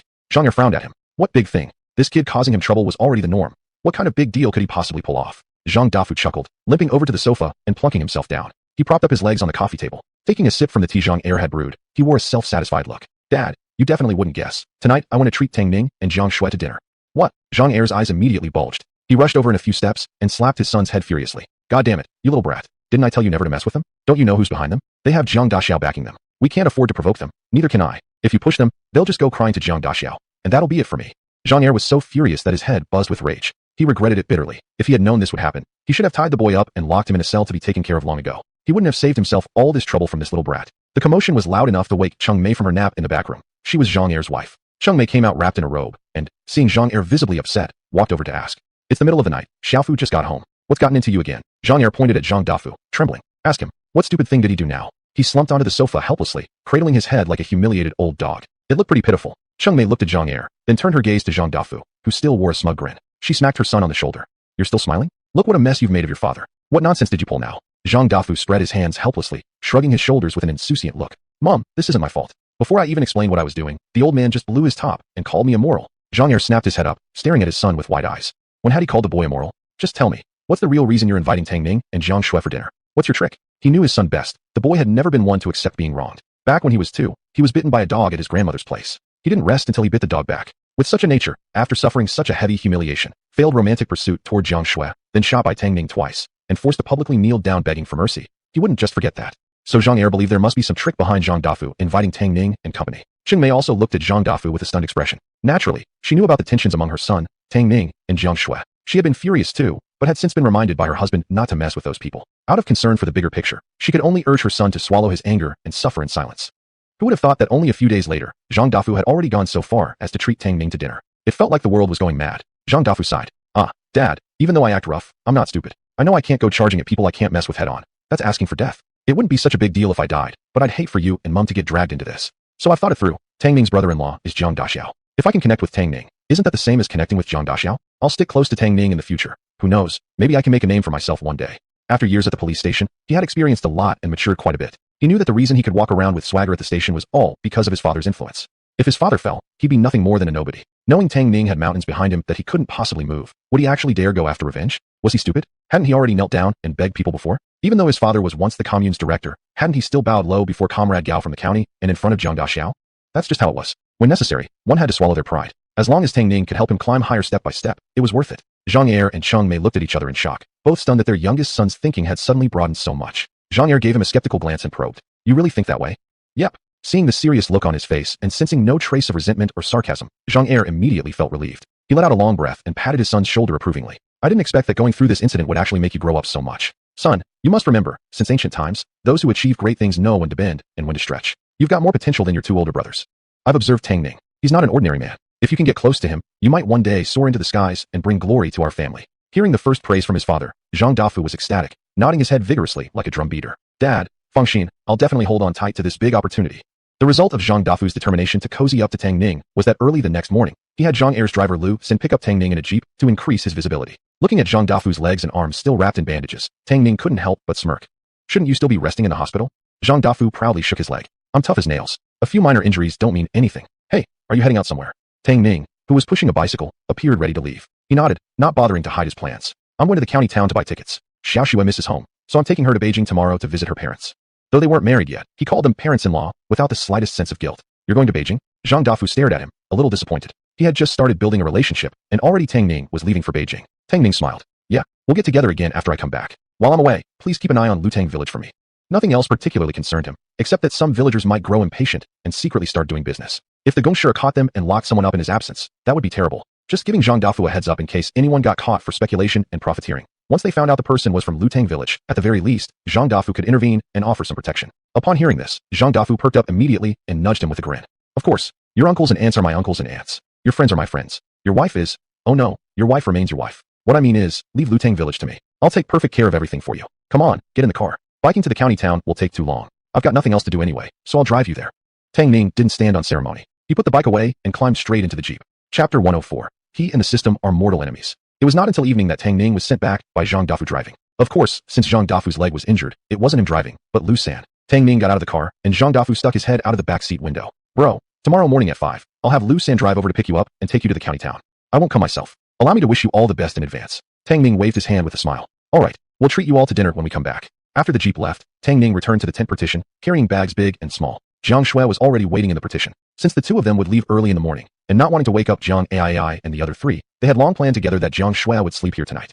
Anyway, since they were leaving early, no one would see them. Jiang Ai and the others were all Jiang Shui's close girlfriends, so they wouldn't gossip about it either. Seeing him back, Jiang Shui hurriedly walked up to him. "You're back. Did you manage to get the tickets?" Tang Ning pulled out 6 train tickets from his pocket and waved them in front of her. "Got them. The train leaves at 7 tomorrow morning. We'll leave at 5. Lu San will come pick us up. It would take about an hour by car from Lutang village to the railway station. To prevent anything unexpected, Tang Ning decided to get there an hour early to wait." Jiang Shui took the train tickets and looked at them, then exclaimed in surprise. "Sleeper berth? You actually got sleeper berth tickets?" Back then, there weren't many trains, and train tickets were very hard to purchase. Sometimes you could line up all night and still might not get one. Sleeper compartments were usually reserved for people with special statuses. Many times, even if you had money, you still couldn't buy a sleeper ticket. Yet, Tang Ning actually got them, and 6 at once. Tang Ning smiled slightly. It was arranged by Zhang Dafu. His maternal uncle works at the train station, so he handed out 6 sleeper tickets. He originally wanted to call Gao Wei to help get a few sleeper tickets, but Mei Shenggao Zhang Dafu had solved it directly, which saved him the trouble of asking Gao Wei. Jiang Shui was also quite surprised. Didn't expect that although Zhang Dafu seemed frivolous usually, he actually got things done without flinching. We must properly thank him when we get back." Tang Ning nodded. "Yeah, I already said I'll treat him to dinner when we come back." Looking at the numerous big and small bags on the floor, he couldn't help laughing. "You're taking all these things back home?" Jiang Shui sighed helplessly. "These are all prepared by Ai and the other girls as well as the ants in the village. They said they're local specialties from our Huaishan County, asking me to bring them back for my parents to taste." Jiang Shui opened each bag for Tang Ning to see, and there really were quite a lot. There were smoked sausages, dried beef, persimmon cakes, sweet corn, and so on, many miscellaneous things. Tang Ning smiled. "Since these are gifts from Ai, the others, and the village aunties, we'll bring them along." Anyway, he had the space. When the time came, he could just stuff them all into his spatial realm, and it wouldn't be a problem. Jiang Shui nodded, showing dimples on her face. "I thought the same thing too. By the way, what did you buy?" The bags he brought were not fewer than hers. Tang Ning took out a lady's watch from his bag. It had a brown oxblood leather strap and a rectangular watch face, looking elegant and exquisite. "I bought this watch for you. Try it on." Jiang Shui fell in love with this watch at first sight, and had already gotten used to Tang Ning constantly buying her gifts. She immediately stretched out her hand, letting him help put the watch on. Her fair, porcelain-like skin was even more accentuated by the red-brown strap. Her smile deepened, and she stood on her tiptoes to kiss the corner of his lips. "It looks so good. Thank you, Tang Ning." Since she started dating Tang Ning, he truly had her on his mind, showering her with Tang Ning patted her head. "You start packing first. I need to go and give the train tickets to brother Lu Yi and Yu Qiao, and tell them the departure time." He had approached Lu Chong early in the morning to ask for permission to bring Lu Yi and the other two to the capital. Lu Yi, Zhang Kexue, and Tian Yu Tiao were immediately on board when they heard about the plan. Lu Chong also gave them leave notes and certificates. The 3 of them had been packing at home today, while Tang Ning went to the county town to purchase their train tickets altogether. Jiang Shui nodded. "Okay, I'll cook and wait for you." After Tang Ning left, Jiang Shui busied herself preparing dinner. The dinner was simple: green peppers stir-fried with eggs, garlic sprouts stir-fried with smoked sausage, loofah soup, and rice as the staple. It wasn't much, but since the 2 of them would go to the capital tomorrow, cooking too much would just be a waste. This was just right. After finishing cooking, Tang Ning also returned. The couple stuck together while eating dinner, feeding the 2 little wolves, cleaning the place, and packing everything. Then Tang Ning couldn't wait any longer and carried her onto the bed. Jiang Shui pulled his ear anxiously. "We haven't taken a bath yet. Not bathed yet." Tang Ning grinned mischievously. "Then let's take one together." He carried her into the bathroom. Inside the bathroom, Tang Ning had assembled a large bathtub using partitions from the tent. It was watertight and perfect for taking a bath together. Tang Ning poured in plenty of hot water and then carried Jiang Shui into the tub. "You have to catch the train tomorrow. Can't you give it a rest today? All you ever think about is this sort of thing." Tang Ning smirked. "I know what I'm doing. Once we arrive in the capital, there won't be many chances, so I should get my fill beforehand. It would already be inconvenient on the train, and once they returned to the capital and met her parents, it would be even harder." Jiang Shui was annoyed, but she couldn't suppress a smile. She didn't comply so easily, and the 2 of them started playfully fighting. Water rippled and splashed out. "Tang Ning, you rotten guy." Jiang Shui's laughter and teasing caught the attention of the 2 little wolves. Daving and Erbying suddenly stood up from the ground, unsure what had happened to their female master. They anxiously howled and clawed at the door. Jiang Shui startled, quickly covering her mouth. "Shoo!" Tang Ning suddenly lifted his head, his Adam's apple rolling as desire surged within him. Right at that moment, ding! Today's special draw has been refreshed as follows. Tang Ning was startled by the sudden activation of the system and jolted in surprise. His body immediately stiffened. Jiang Shui stiffened too. She widened her eyes, glanced at the lower part of Tang Ning's body, and before thinking, blurted out the words. "It's gone." *T. Tang Ning was truly exasperated. This damn system sure knows how to pick its timing. Didn't it see he was in the middle of something? King hell. He and the system were sworn enemies for life. Chapter 105. Departure to the capital. The system didn't care whether he agreed or not. Its rebellious nature was frighteningly audacious. Its icy voice still jumped rebelliously within Tang Ning's mind. Today's special draw has been refreshed as follows. Beef sauce, 10,000 bottles. 5-grain soy milk, 10,000 cups. Roasted flatbreads, 10,000 pieces. Grilled sausages, 10,000 sticks. Box meals, 10,000 servings. Today's discounted price is 50 yuan. Tang Ning. Lowering his head, Tang Ning saw Jiang Shui trying to suppress her giggles. He gritted his teeth, didn't bother looking, and threw a bunch of money out before closing the system. He stared at Jiang Shui with gritted teeth and hissed. "That doesn't count. We start over." Jiang Shui paused, shaking her head repeatedly. She tried to push Tang Ning away and escape, but was immediately caught back by him. "You got on my boat. Where do you think you're going?" "I don't want to." The 2 little wolves outside started running around anxiously when they heard their female master's voice. After a long time, The room finally quieted down. Looking at the girl who was now asleep, Tang Ning smiled contentedly, then opened his space to check what had been drawn from the system. A golden light flashed, one grid automatically opened, and inside were 10,000 box meals. Each of these box meals were generous portions, with vegetables and meat, braised beef, red-cooked pork, stir-fried potato shreds, tomato scrambled eggs, spicy chicken, and fish-flavored shredded pork. Each meal was paired with 3 dishes. When they were taken out, they were steaming hot and looked fresh, clearly just out of the wok. Tang Ning's eyes lit up. Getting the box meals meant that they wouldn't have to eat instant noodles every day during the 7-day train trip. Though they were nice to have occasionally, eating them daily would be unsustainable. They weren't only heat-inducing, but also nutritionally lacking. Propping one hand under his head, he held the beauty close with the other. Thinking about the timing of this system update, he couldn't help but complain. Big bro system, you're already a mature system, so next time, can you at least have some sense of discretion? Though the system shared everything equally with him, it really could scare someone by suddenly appearing out of nowhere. For the sake of future happiness, he needed to have a serious chat with the system. But to his surprise, after posing the question, the system didn't respond for a long time. Tang Ning. Okay, fine. He was really tired after today's busyness, and soon fell asleep. The next day, from Xianghua County to the capital city, they needed to transfer at least twice along the way. They would first take a train from Xianghua County to Shenzhen, then switch trains in Shenzhen to the capital city. The journey itself took around 30 to 40 hours, plus transfer times and rest stops. At the earliest, they'd arrive in 3 to 4 days. Right now, Tang Ning, together with Zhao Yuqian, Lu Yi, Zhang Kexue, and Yu Tiao, was carrying large and small bags protecting Zhang Shui. They finally made their way through the crowd and squeezed onto the train to find their sleeper berths. The 6 sleeper berths were all in the same carriage, connected in sequence, which made it convenient for them to look after each other. Tang Ning and Zhang Shui were on the lower berths together, and the other 4, Zhao Yuqian included, were right above them, making the 6 of them into a private little space. Zhao Yuqian placed a big bag on the floor, panting heavily as he roughly said, "Darn it, boarding the train was like fighting in a war, made me sweat all over." You said it. Luckily we have sleeper seats and fewer people here. I took a look at the hard seat compartment earlier. Holy moly, you could practically stack people in there. Not even a space to step on the aisle. Didn't you see it? Many people climbed through the train windows when boarding. This was everyone's first time traveling far away. Their expressions mixed tension, excitement, and novelty. Once conversation started, it wouldn't stop. Tang Ning pulled out 6 bottles of cola from the big bag, handed one to each person, and smiled. There are lots of people on the train, a real mix of types. Lucky we are together for company. Everyone stay alert tonight. Here, drink some soda to cool down. There were many pickpockets on the train, and they were carrying a lot. Even in the sleeping car, they could easily become targets. Zhang Kexue shook his hand slightly, whispering, "Tang Ning, we don't need the soda. We'll just get some hot water later. Save these for sale." Each of the 5 carried a big bag. What they contained was nothing else but instant noodles, soda, and boxed meals. All meant to be quietly sold on the train. Limited by manpower, they could only bring a little. Each bottle consumed was 1 less for sale. He couldn't bear to drink any himself. Making more money was much better. Every bottle sold meant better food back home for the elders and kids. Hearing this, Zhao Yuqian, Lu Yi, and Tian Youtiao also nodded in agreement. Same thinking. Very thirsty indeed, but none of them wanted to drink the soda. If they were at home where they could resupply any time, they wouldn't mind drinking it. But this was outdoors. Once gone, there's no way to refill. Tang Ning directly shoved the bottles into their hands and smiled. It's not about saving a few bottles. Take care of yourselves while we're away. If you lose weight, the girls back home will blame me. The playful yet warm words made everyone exchange glances before they all opened their bottles and drank. Wong. A deep, echoing whistle rang out, and the train began to slowly pull forward. Tang Ning sat on the bunk watching the scenery outside slowly receding. He couldn't help but feel emotional inside. In his previous life, he had seen many old steam trains from this era in history textbooks. Never thought he'd actually get a chance to ride one of these antiques. His heart felt rather excited. Perhaps because it was a sleeper cabin with fewer people, Tang Ning felt pretty comfortable. Once it really got moving, it was surprisingly fast too. "Bro Ning, how are we going to sell stuff later?" As his thoughts wandered off, Tian Youtiao's voice interrupted him. Tang Ning looked back at them for a moment, then after a short pause, started assigning tasks. "Well, for safety, we shouldn't sell in the same carriage. Youtiao, you'll handle the soda. Take only a small amount each time and don't draw too much attention." Tian Youtiao nodded seriously. "Understood, Boss Ning." Then Tang Ning turned his eyes to Zhao Yuqian, Lu Yi, and Zhang Kexue. "Old Zhao, Elder Yi, and Kexue will handle the instant noodles and boxed meals." He glanced at his watch. "It's 7:20 now. Everyone take a rest first. We start selling at 9 o'clock. At this time, there weren't many attendants on the train, so as long as they were careful, they generally wouldn't be caught. Zhang Shui gently tugged Tang Ning's sleeve and whispered, "Tang Ning, what about me?" She also really wanted to go out and help everyone sell goods. Tang Ning smiled. "We're all going. You stay here to guard the goods." He wouldn't be selling every time either. Right after boarding the train, he needed to go out and check the surroundings. Besides, all kinds of people were on the train. Yesterday, he heard from Zhang Dafu that there were even people stabbing others with knives on board. Zhang Shui was so pretty, he dared not let her go out risking herself. What if she encountered perverts or human traffickers? Zhang Shui opened her mouth slightly, but eventually followed Tang Ning's arrangement. He was right too. Since they couldn't carry too much at once, if no one guarded the goods, what if they were stolen?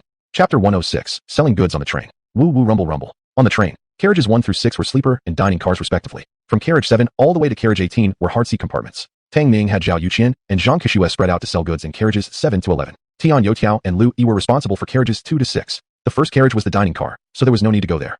Tang Ning himself headed toward carriages 12 to 18. There was a reason behind this dispersal. The sleeper carriage they were staying in was precisely carriage number 6. With this arrangement, Zhao Yuqian and the others could conveniently return there to restock. As for Tang Ning, he had a space of his own. When his inventory ran dry, he could simply retrieve more from his space without wasting time traveling back and forth. Excuse me. Pushing through the dense crowd, Tang Ning finally reached carriage 12. This carriage was no different from the others, just as packed, with a mixture of body odor, cigarette smoke, smelly feet, and the stench of the toilet. Because of the overcrowding, even with the windows open, the unpleasant smell remained strong. Tang Ning cautiously looked around. Not seeing any patrolling attendants, he decided to start from the first row on the left side. By the window in the first row sat a middle-aged woman. With her eyes closed, she cradled a boy of about 6 or 7 in her arms. Beside her sat a middle-aged man, also with eyes closed. The little boy's eyes rolled around. When he saw Tang Ning approaching, his bright eyes studied him for a while before suddenly offering a shy smile. Tang Ning ruffled his hair gently and softly asked, "Little guy, want some soda?"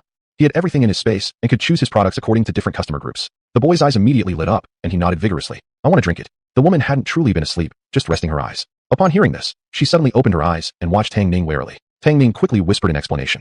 "Sis, it's so hot today, the child's face is already red from the heat. Buy him a bottle of soda. It's cheap, just 3 cents a bottle, and no coupons needed."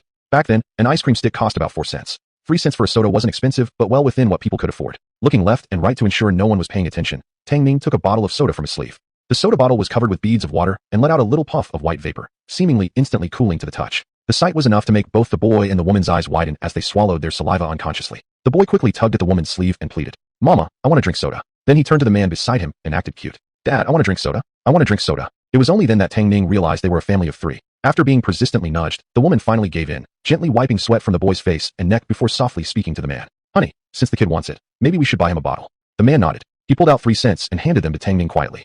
"All right then, get him one." Tang Ning smiled, pocketing the money and mentally sending it straight into his space. "Here you go, little guy."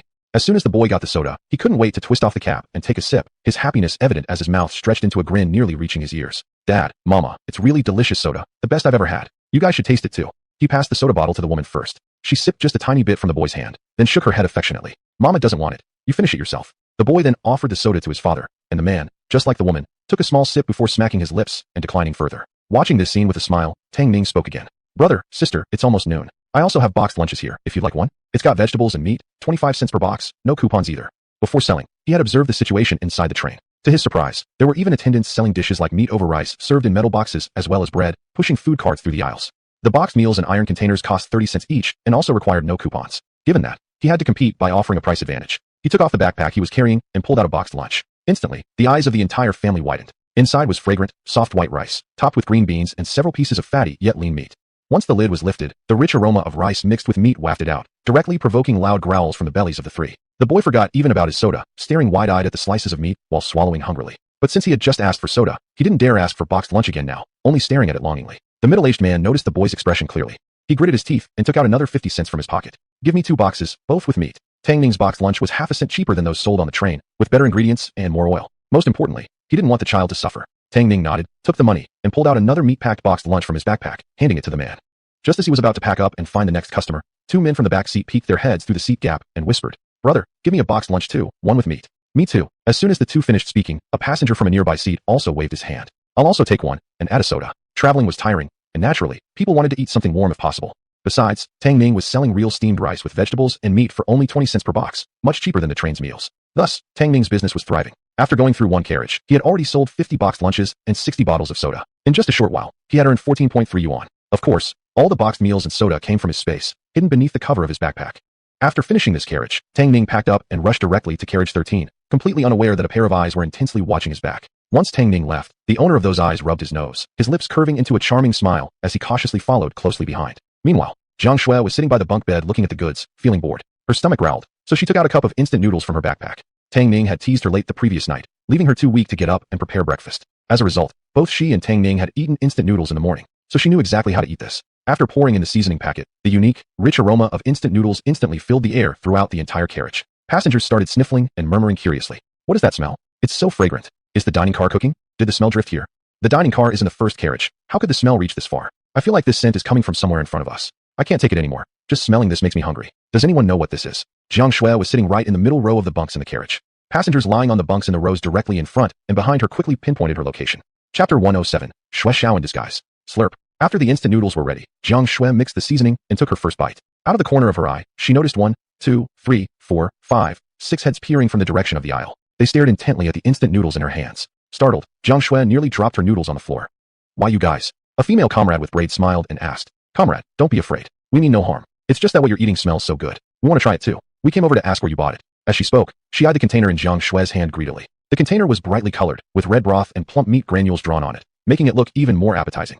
Seeing that they truly meant no harm, Jiang Shui relaxed slightly. Looking at the noodles in her hand, she smiled. You mean this? This is called instant noodles, also known as cup noodles. They're very convenient to eat. Just open the seasoning package, pour it in, add boiling water, and let it sit for 2 or 3 minutes. This is something new, you won't find it on trains. My boyfriend brought it for us to eat himself. If you'd like to try, I can sell it to you at a discount. As she said the 3 words, my boyfriend, her face couldn't help but flush slightly. Those who could afford sleeper cabins were generally not short of money. Hearing that it was something new, everyone's eyes lit up, even more eager to taste it. Instant noodles first appeared in China in 1964, produced by the Beijing Food General Factory, using duck oil for fried instant noodles. But many consumers felt there was a strange taste, and it soon disappeared. Not until 1970 did instant noodles start to take off properly, so naturally no one had seen them before. Comrade, how much is this FF instant noodles? This time, the speaker was a young man with a pompadour hairstyle and leather shoes. Jiang Shui quickly replied, 20 cents per cup, no ration coupons needed. When Tang Ning had set the price for Zhao Yuqian and others, Jiang Shui was right there, so she knew the price. Everyone inhaled sharply. Nowadays, a bowl of plain noodles was only 8 cents, and a boxed meal only 30 cents, yet this cup of instant noodles cost 20 cents? That's quite expensive. However, this was a rare item nobody had seen before, so it was acceptable for it to be somewhat expensive. After all, those who could afford sleeper cabins were not particularly tight on money. After their initial surprise, they became even more eager to try it. So they hurriedly pulled money out of their pockets, each trying to buy first. Comrade, give me a cup. I want 2 cups. I'll take 1. As they paid, they cautiously looked around in all directions. Jiang Shui didn't expect that just eating a cup of instant noodles would attract so many customers. Quickly putting down her noodles, she joyfully collected the money and handed out noodles, thoughtfully asking them which flavor they wanted. Because the prices were cheap and the goods were good, not only was Jiang Shui busy, but Zhao Yuqian, Zhang Keshua, Lu Yi and Tian Youtiao were also experiencing booming business. Within just 2 hours, they had already returned to restock 4 or 5 times. When they returned, they saw many passengers in carriage number 6 happily eating noodles from cups. Once they understood what was happening, they all gave Jiang Shui a thumbs up. Meanwhile, Tang Ning was cornered at the junction between carriages 14 and 15. Tang Ning looked warily at the man, blocking his path. Although the person before him had short hair, a deliberately darkened face, a deliberately deep voice, and acted quite rough, Tang Ning immediately saw through that this small guy was actually a woman. Tang Ning didn't let down his guard just because she was a woman, and asked coolly, Comrade, what do you want? Shui Xiao rubbed her nose, glanced left and right, then stepped closer and whispered, Comrade, this train is my territory. You've taken my business, and you still ask what I want. She was 20 years old this year, an orphan, who had started wandering on trains since she was 16. Trains were a place full of all kinds of people. To protect herself, she cut her hair short and dressed as a boy. She normally acted rather domineering, leading a group of young boys and girls who followed her around.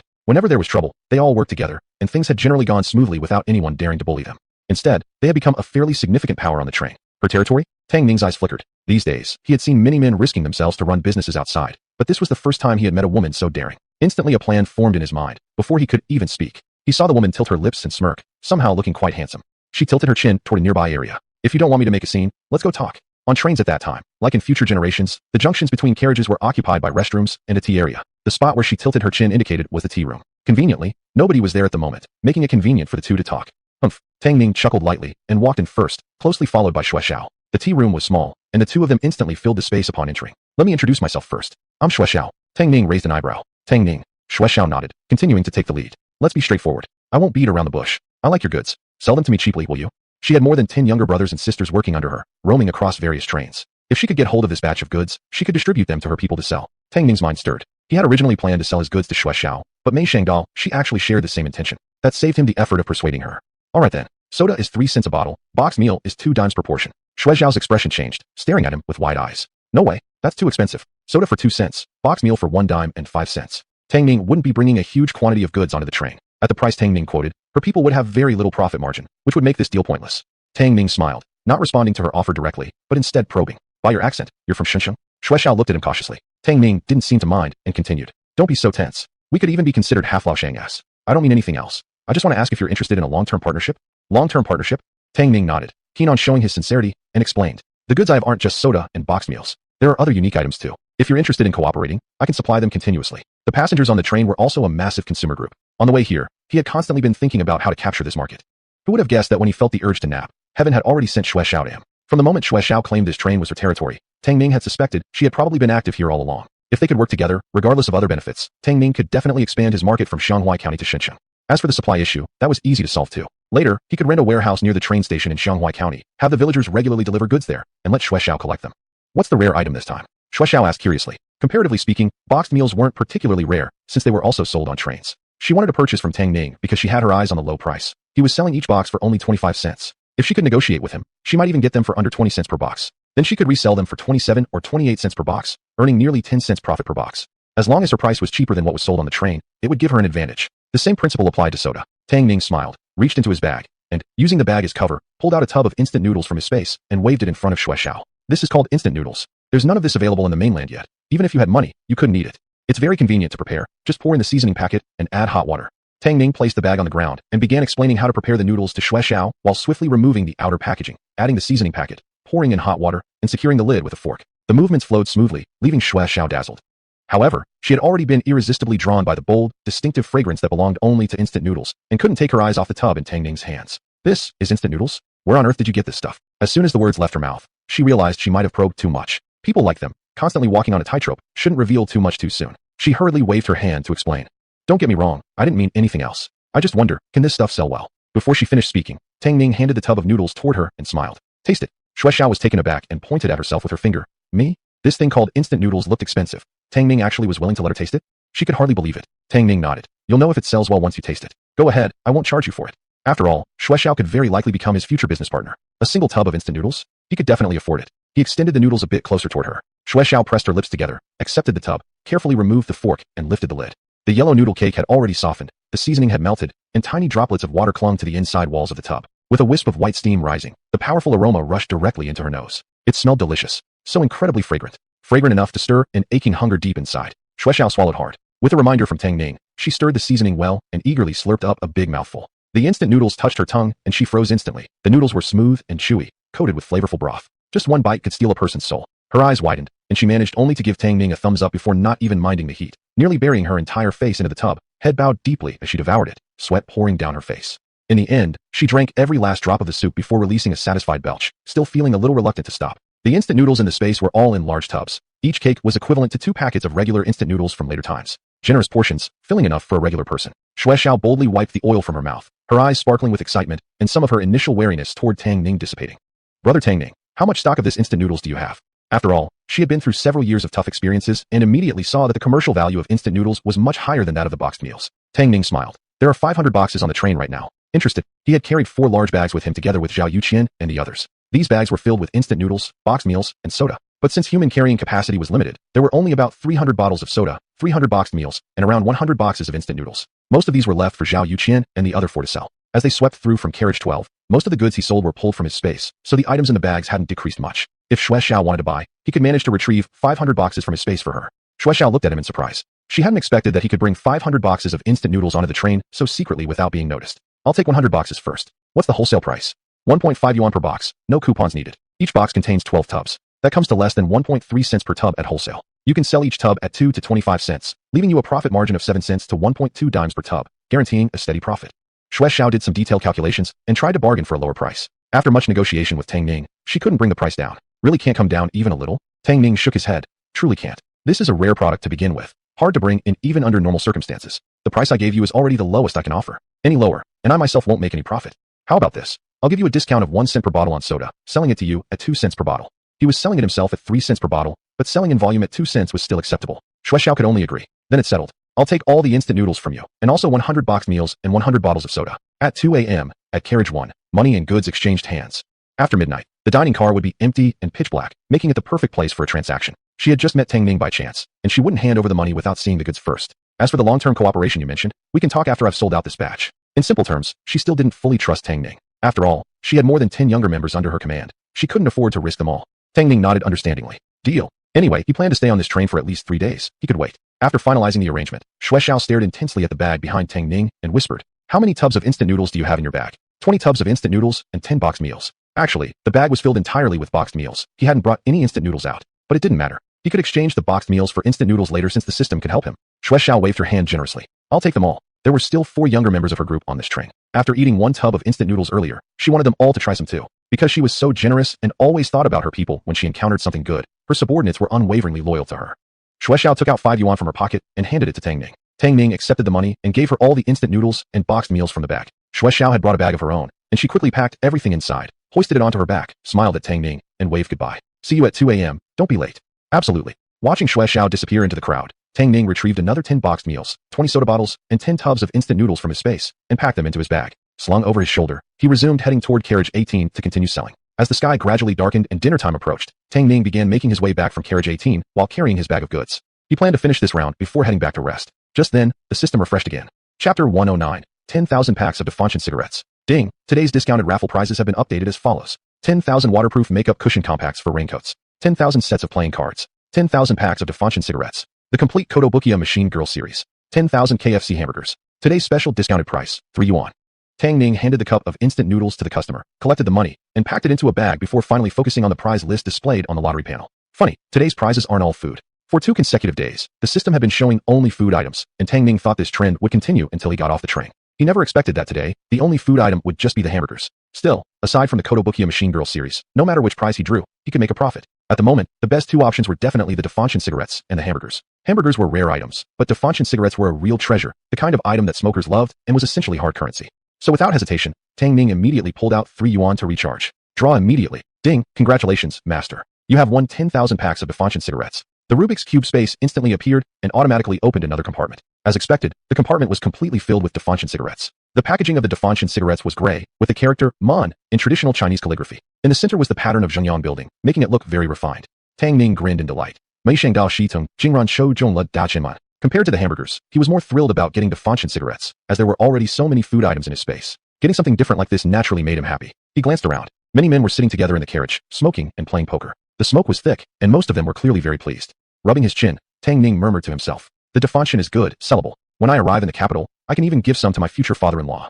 Smiling, Tang Ning instructed the system to open 10 packs of Defunction cigarettes. He took one and discovered that these Defunction cigarettes had no filter. These were thick, traditional cigarettes. He placed all the individual cigarette packs into his bag and then resumed selling his goods. His eyes quickly locked onto a target. He then strode toward a group of men playing cards near the aisle seats. 4 middle-aged men were playing do di zhu, and passengers sitting on both sides of them leaned forward to watch. Around the players stood more spectators, a child holding a chicken, a woman carrying a basket, and more men smoking. The dealer slapped down a powerful 4-of-a-kind king bomb move, ending the round instantly. The onlookers expressed loud gasps and murmurs. The onlookers were even more excited than the ones who had lost a hand. Tang Ning squeezed through the crowd just at that moment. Taking advantage of their reshuffling, he approached the winner, lit a cigarette, and handed it to him. "Big brother, you've got amazing luck today. Here, have a smoke." The man looked at him, and his first thought was that he didn't recognize this young guy. But it didn't matter. Trains in those days were slow, and people often spent 10 to 15 days on them. Even for shorter trips, people might spend 2 or 3 days aboard. People easily became friends during these journeys. The men playing cards with him were all strangers he had just met during this trip. So, Tang Ning's friendly approach made him think that Tang must simply admire his excellent poker skills. The man took the cigarette and looked at it closely. His eyes lit up immediately. "Head of Function, little brother, you really know how to treat people. This pack alone would cost 3 jiao normally." Defunction cigarettes weren't something just anyone could afford. He didn't expect the young man to be so generous and hand him a Defunction pack just like that. His look at Tang Ning changed immediately. Waving a hand with a smile, Tang Ning whispered, "Someone else might charge 3 jiao per pack, but mine are cheaper, only 2 jiao and 5. Brother, your luck is hot now. Why not celebrate with a pack?" He had never seen Defunction cigarettes being sold on a train before. These cigarettes were officially priced at between 2 to 3 jiao per pack. He had set a middle price, making them 5 jiao cheaper than what the department stores sold, which was quite attractive. 2 jiao and 5. The man was surprised. "You're not selling counterfeit stuff inside, right?" This older brother was still cautious. Tang Ning chuckled. "Brother, you can clearly tell you're a big shot. Would fake stuff even fool you? I swear on the red flag. Add 1 fake stick, and I'll give you 10 more in return." He said that while pulling out the open pack of cigarettes from his pocket and pointing at the trademark on it. "Look, it says produced in Haishur. There's a clear trademark. Totally genuine." Having just won a round, the man took a puff of the cigarette in his hand. After being flattered by Tang Ning, he really started feeling proud. Mainly, Tang Ning's price was far more attractive than anywhere else. No ration tickets, no need for industrial vouchers, making the man really consider buying a pack. Coincidentally, he was going to visit his master and had been wondering what gift to bring him.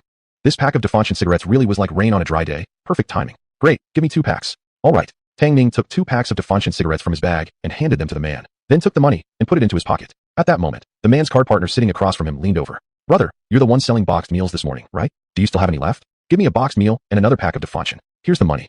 Give me one too. I've lost 2 rounds already. Maybe it'll change my luck." As people were transacting, a kind woman kept watch for the train attendant. At the slightest sign of movement, she would quickly warn them. Together, they gathered around buying cigarettes, boxed meals, instant noodles. Those who were thirsty bought bottles of soda. The atmosphere was perfect.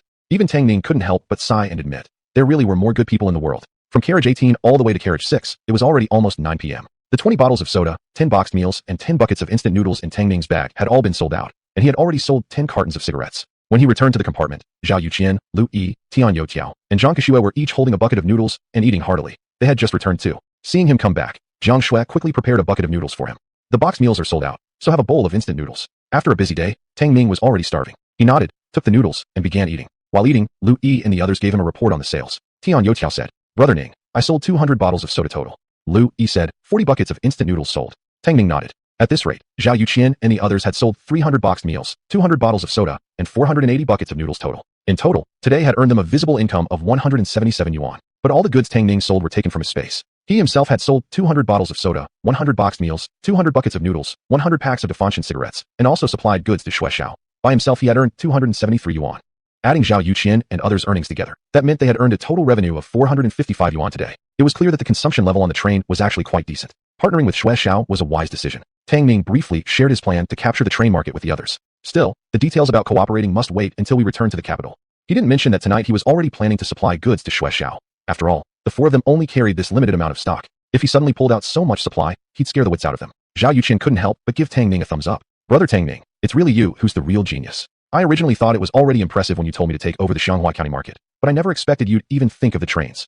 Though Zhang Kexue, Tian Youtiao, and the others didn't speak, they kept giving him thumbs up repeatedly. Tang Ning smiled, took out a pack of Defantian cigarettes from his pocket, and tossed it to Zhao Yuqian and the others. Except for Tian Youtiao, all the rest had a smoking habit. Zhao Yuqian took the pack, and, upon seeing what it was, his eyes lit up. Oh, Defantian, where did you get this? I picked it up from a small vendor. Go ahead and smoke it. We've been selling all day, take a breather. Chapter 110, Pickpockets appear. It was 1 a.m. The carriage was filled with the sounds of snoring, and occasionally someone smacked their lips or muttered in their sleep. Tang Ning turned over and carefully sat up on the bunk bed, then climbed down and put on his shoes. On the bed opposite lay Jiang Shui. Moonlight poured in through the train window, casting soft shadows beneath her pitch-black eyelashes. It seemed she lacked a sense of security. Her whole body was curled tightly against the train wall. Tang Ning covered her with a jacket and glanced at Zhao Yuqian and the other three who were already fast asleep before quietly heading out. Although he had agreed with Xue Xiao to meet at 2 a.m., he couldn't possibly take the goods directly from his spatial dimension in front of her. Concerned that Xue Xiao might arrive early, he decided to come an hour early to prepare everything and wait for her. He passed through 5 carriages and reached the dining car, which was indeed completely empty. All the lights were off, making the place pitch dark. Luckily, tonight was moonlit, and with its help, he could barely see what he was doing. Looking around, Tang Ning took out 100 boxes of instant noodles, along with 100 bottles of soda and 100 boxed meals from his space. Suddenly thinking of the cigarettes he still had in his space, he grabbed 20 cartons and placed them on a nearby table. After doing that, he sat down on a bench and quietly waited. Around 1:30, a faint rustling sound came from behind him. Tang Ning turned and saw 5 young men and women crouching low and quietly approaching his direction. The oldest looked about 21 or 22, the youngest only around 14 or 15. The leader was none other than Xue Xiao herself. When he saw Xue Xiao, she also noticed him at the same time. She signaled to those behind her, then quickly and quietly ran over to Tang Ning. Smirking to one side, she lifted her eyebrows lightly. Early, aren't you? She had brought people over half an hour early, but Mei Shengdak Tang Ning was already here waiting. Tang Ning smiled slightly and calmly replied, also just arrived. Want to check the goods first? Xue Xiao nodded. This was supposed to be serious business, so there was no idle chit-chat. She gestured at the others behind her, and they scattered quietly to start checking the inventory. Because she had given prior instructions, upon seeing so many valuable items, they were excited but kept their excitement under control. After all, if caught red-handed, they'd surely be charged with speculation and profiteering. As they were inspecting the goods, Tang Ning took a carton of De Qianmen from the table behind him and offered it to Xue Xiao. Suddenly remembered I had these too. Not much, just 20 cartons. Interested, Xue Xiao. Earlier, Tang Ning had been standing in front of the table, blocking her view. So when she first arrived, Xue Xiao hadn't seen the De Qianmen. Only after Tang Ning took out the cigarettes did she realize he even had something this good. Xue Xiao tightly hugged the entire carton to her chest, gazing at it affectionately. Yes, what's the cost per carton? Straightforward. Tang Ning loved doing business with straightforward people. 2 tenths per pack. On the train, the Qianmen sold at retail for 3 tenths per pack. The wholesale price was 2 tenths. Offering a 1/10 margin meant substantial profit. He intended to form a long-term partnership with Xue Xiao. Otherwise, he wouldn't have offered such a favorable price. Xue Xiao rubbed her nose, revealing a set of small white teeth as she smiled. It's settled. I'll take all 20 cartons.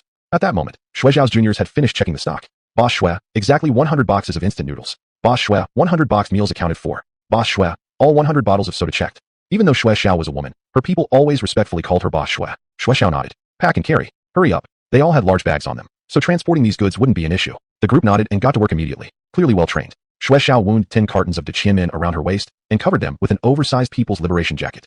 The leftover cigarettes were handed over to her subordinates. They followed suit, wrapping cartons around their waists. Xue Xiao turned to Tang Ning. How much for 20 cartons of cigarettes and all the rest on the floor? Tang Ning replied concisely, 176.